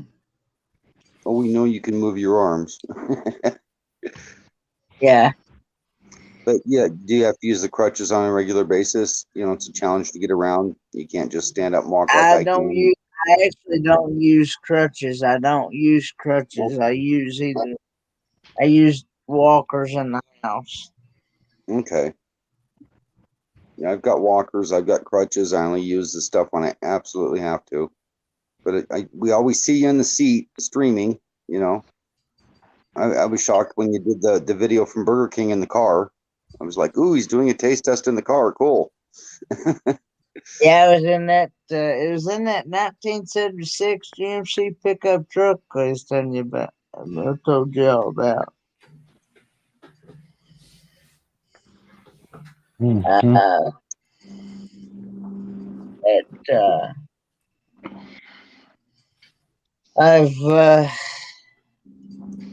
been wanting to. Well, Bernie, I just read your comment, and I would love to go cross country one of these days, but my heart condition that I have a mechanical valve in my heart, and I'm on Coumadin or warfarin the rest of my life because of that. And because of that, I can't go, like cross country because, I gotta get up, every so often and walk around because if you sit too long, you're driving, or if you're in the car for days at a time or whatever, you can develop blood clots, and that is major bad news, especially if you take Coumadin. And especially if you have a mechanical valve. And you probably have to go in weekly for blood checks, being that you're on warfarin. Yes, I gotta go in weekly, actually. Yeah, you can't get out of your area. I know people on it. I actually did caregiving for a while. That was my last ditch attempt at a job because I was a contractor and a mechanic, and I did providing for people as my last thing I tried to do as a job before I had to go on disability. I know it's a bummer I can't leave the area, but that's why, when I started watching RV and travel channels, that was like my way of seeing the world and all that, I call it because my y'all are armchair. traveling and all that. I really like watching that kind of stuff. Yeah, I call it my armchair vacation. I was paralyzed in bed for a while, and YouTube probably, between a dog that I adopted and YouTube, it kept me from putting a bullet in my head at that point in my life. And so now that I'm able to get around a little bit, and I literally want to sell my house and go live in a motorhome. I want to return that for the people that helped me out at that time. People like you that can watch our videos and stuff. Yeah. Again, we're not doing video at the moment, but we're going to start doing it again this summer.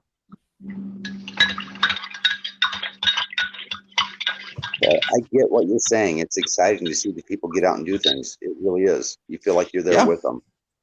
A lot of these channels, you feel like you're part of their family. You're a friend. You're doing things with them. And and I'm a disabled person that has a severe bone disease that keeps me very limited on what I can do. So me getting in an RV and traveling is going to be quite a challenge, but I'm going to do it. Yeah. And the way I started getting into the RVing travel community was I saw a crafter that does some RVing. She was mentioning Nomadic Hippie in one of her videos, or live streams, actually. And I went to watch him, and I saw Bob from Blue Wave Odyssey on, and then I had watched his video. I think that night was his 2,000 subscriber celebration or something like that. It was last March. And I'd seen Roy and Becky's Travel shortly thereafter. And then you remember Nathan from Sand Creek Aquatics, Derek? Yeah. That's how I got into the fishing and all that community, because I found Nathan on Roy and Becky's Travels. That's how I found Catfish Terry and all them. And I got into the fishing community because of Roy and Becky also. Good old. They lost a very good part of their fishing community, a very decent fellow. Good old man. He's good. He's a good guy. Yeah, incredible guy. Wasn't he the one that had his house on the front porch waiting for vinyl to happen when the COVID hit? Mm-hmm. Yeah, I know. I remember we chatting with him. He was a great Yeah, guy. he had to, yeah. He wasn't doing well. He was laying in bed, and the next thing you know, people are like, he's not with us. And I'm like, what? I was talking Yeah, with him 2 days ago. You know, right Oh, up to yeah. the He's end. about ready to go to sleep. He Great did have guy. liver problems, so. Do what now? You about ready to go to sleep? You look a lot like me up there. Look like you. Mm-hmm. Look I like you're guess sleeping I on the job. Anthony's was holding his head up. listening to y'all. His Nathan's wife at Sand Creek Aquatics too. She's kind of followed in his footsteps, and she has her own channel now. And it recently got over 1,000 subs from one of the shorts. Wow. Mm-hmm. Yeah, I want to say she got like 2,000 over subs. 100,000 views on that one short video. Yeah, she got like 300,000 views. Mm-hmm. It was just like a short video of her dog, which is pretty cool. Mm-hmm. We just find out that Bernays is also physically impaired. Sorry to hear that. Yeah. It's too long for surgery because I am a Wonder Woman. Yeah, different. Oh, it just went away. Mm-hmm. Well, it's about 10 till 6 on my end. Kenneth, Yep. can you put Bernays' Kenneth, you comment? got 10 more minutes in you, bud? Do what? You got 10 more minutes in you? Yeah. Yeah, you look like you were falling asleep there for a second. He does that often. I know. He's good at it. Yeah. He may look like he's falling asleep, but he's not. Yeah, I'm sorry, Bernays. Hey, Kenneth, were you putting Sorry to hear Bernays' that, comment Bernays. up? I only got part of it read and it disappeared off my screen on the TV. There we go. I did too long. But a different surgeon said, if I don't get surgery, I may never walk again. I said, what? I didn't. No, you're Wow. talking to my cat. Yeah, go back up, Kenneth, to 2 more above that.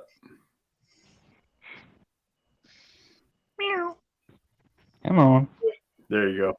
Having fun with you. Oh, kitty. Yep. He doesn't like being on camera. Yeah, I've got an ongoing thing with boondocking with Boomer Lance. If we show up and watch together and go on panel, I got to bring the rats up and show him because he doesn't like rats and he'll go away. Not leave, but just turn his camera off till I'm done showing the rats off. Yeah, I had a dog for about 13 years. We found him on the side of the road back in 2007. It was going to be first killer freeze of the year that night. And, my dad, our whole family actually, we're like those kind of people that we can't let a dog or anything suffer. So we went, rescued him, took him home, and tell you what, his name was Lucky. We spelled his name Luckey because our last name was Dickey, Dickey. So Dad thought that was a cool thing. Spell his name Luckey. Put that Tell one you back what, up, Ken. that dog got to me so quick, and What? I'm sorry. that The dog last was one with you me almost took off, by the 13 way. years.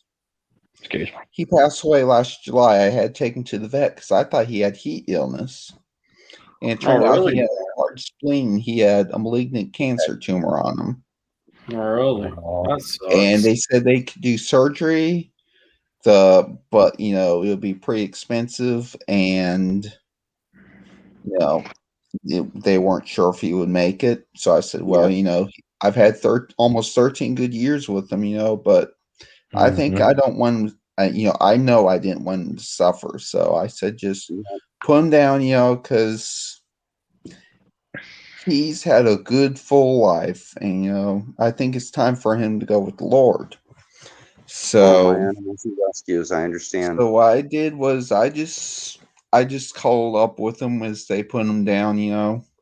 They did the euthanization and all that. I just cuddled with him and everything because he liked to cuddle with me all the time. This dog was always in bed with me. That dog loved the bed, and he is a pit bull German Shepherd mix, but he loved everybody. When my brother-in-law, both my brothers-in-law first met him, they're like, "This dog looks mean. I mean, he looks like he's big. He's kind of scrawny, but because he's very muscular." And they're like, "This dog looks really muscular and just intimidating." And then you go walk up to him, he's like big old goofball, lovable goofball. That's the They're German. like, "Wow." If I didn't come up to him, I would have never known this dog's just a big old friendly fur baby, basically. Yeah. But he loved to cuddle, I tell you what. I'm glad you had I him. miss him. Yeah. Let's see. It's been almost 7 months since I had put him down. All right. And we're thinking Dave's about saying. moving at some point. We were thinking back then we might move at some point soon. So my sister offered to let us bury him in her front yard by a light post. Yeah. Where they buried my brother-in-law's dog earlier that year. And his dog, his name was Oscar. He was a dachshund. And I think he had him like almost 20 years. I think Oscar was like 18 years old or something like that. Yeah. Wow. Yeah. Those dogs, they last a long my time. issues are that I cannot carry more than 3.5 pounds, so I want to travel. So I'm learning how to travel and able to get things done on an RV. That is the challenge. Yeah. As my body was giving up its last little bit to me, I was trying to remodel that Class A, and it's going to require the help of friends to get it finished. We've rebuilt the slide-out room. We reframed the roof from the inside, put new plywood on the roof. Now I have to put new decor and new vents and stuff in it. Then I have to go inside and put a knotty pine tongue and groove on the ceiling, front to rear, and fix up the walls and put floor covering in it. Rebuild the kitchen to my liking, and it'll be ready then. But that's a lot of work. Yeah. So, Bernay, do you have an RV? Who? What? Does Bernay have an RV? Oh yeah, I'm curious. Yeah, that's pretty cool. She's been researching it. Last I heard, she was looking at different vehicles, and I told her, a commuter van, the wide body fiberglass body commuter vans that a lot of people buy, probably the way to go. I recently bought one of those and it has a wheelchair lift in the back. I intend to use it for all the lifting because I'm basically down to 3 to 5 pounds also. So I blew my back out while I was carrying a cooler to the car. I tell you what, if you don't watch Van Life Voyages already, you should. Yes. Derek, he's got disabilities. He's confined to a wheelchair, and he's traveling. I think they went to Quartzsite too. And they got a Donnie's got special van where we got the wheelchair lift and all that. And I tell you what, Derek, he is awesome.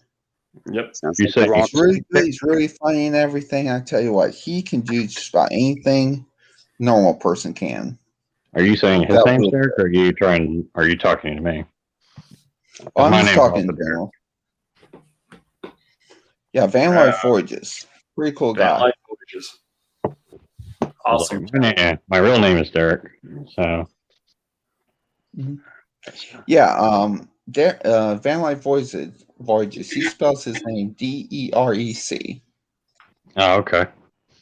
Yeah. Yeah, I spell it His wife's DER. name's Tanya. I watch them, and they're pretty cool. They recently made 500 subscribers.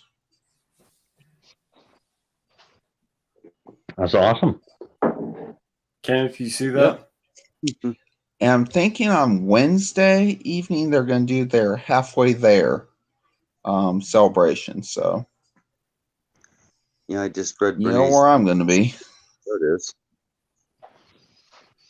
Mm-hmm. Yeah, Brene, if you can afford to keep the house, get the RV, and become a weekend warrior, just go out and do the things you want to do when the budget allows. Exactly. Yeah. Yeah. Sorry, I got confused with that. There's another person I know. His name's also Derek, so we get names confused. Yeah. Or we get confused when people are talking to us.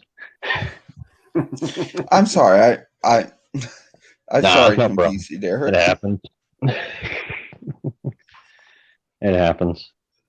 Well, I better get going and get my day started. 6 o'clock. All right. Good to see you, Brian. Thanks for coming Yep. up, Brian. Y'all have You're a good welcome. one. You're welcome here anytime, Brian. Yeah, have a good See one. you, Brian. Huh? I was saying Yeah, you're I'm gonna message you later, Kenneth. welcome. All right, bye. All right. I might be Captain Reeves by that time, but I'm sure I'll Yeah. get it. I'll wait know. Mm-hmm. Well, that was my first time meeting B&D Crafts. Cool. He kind of reminds me a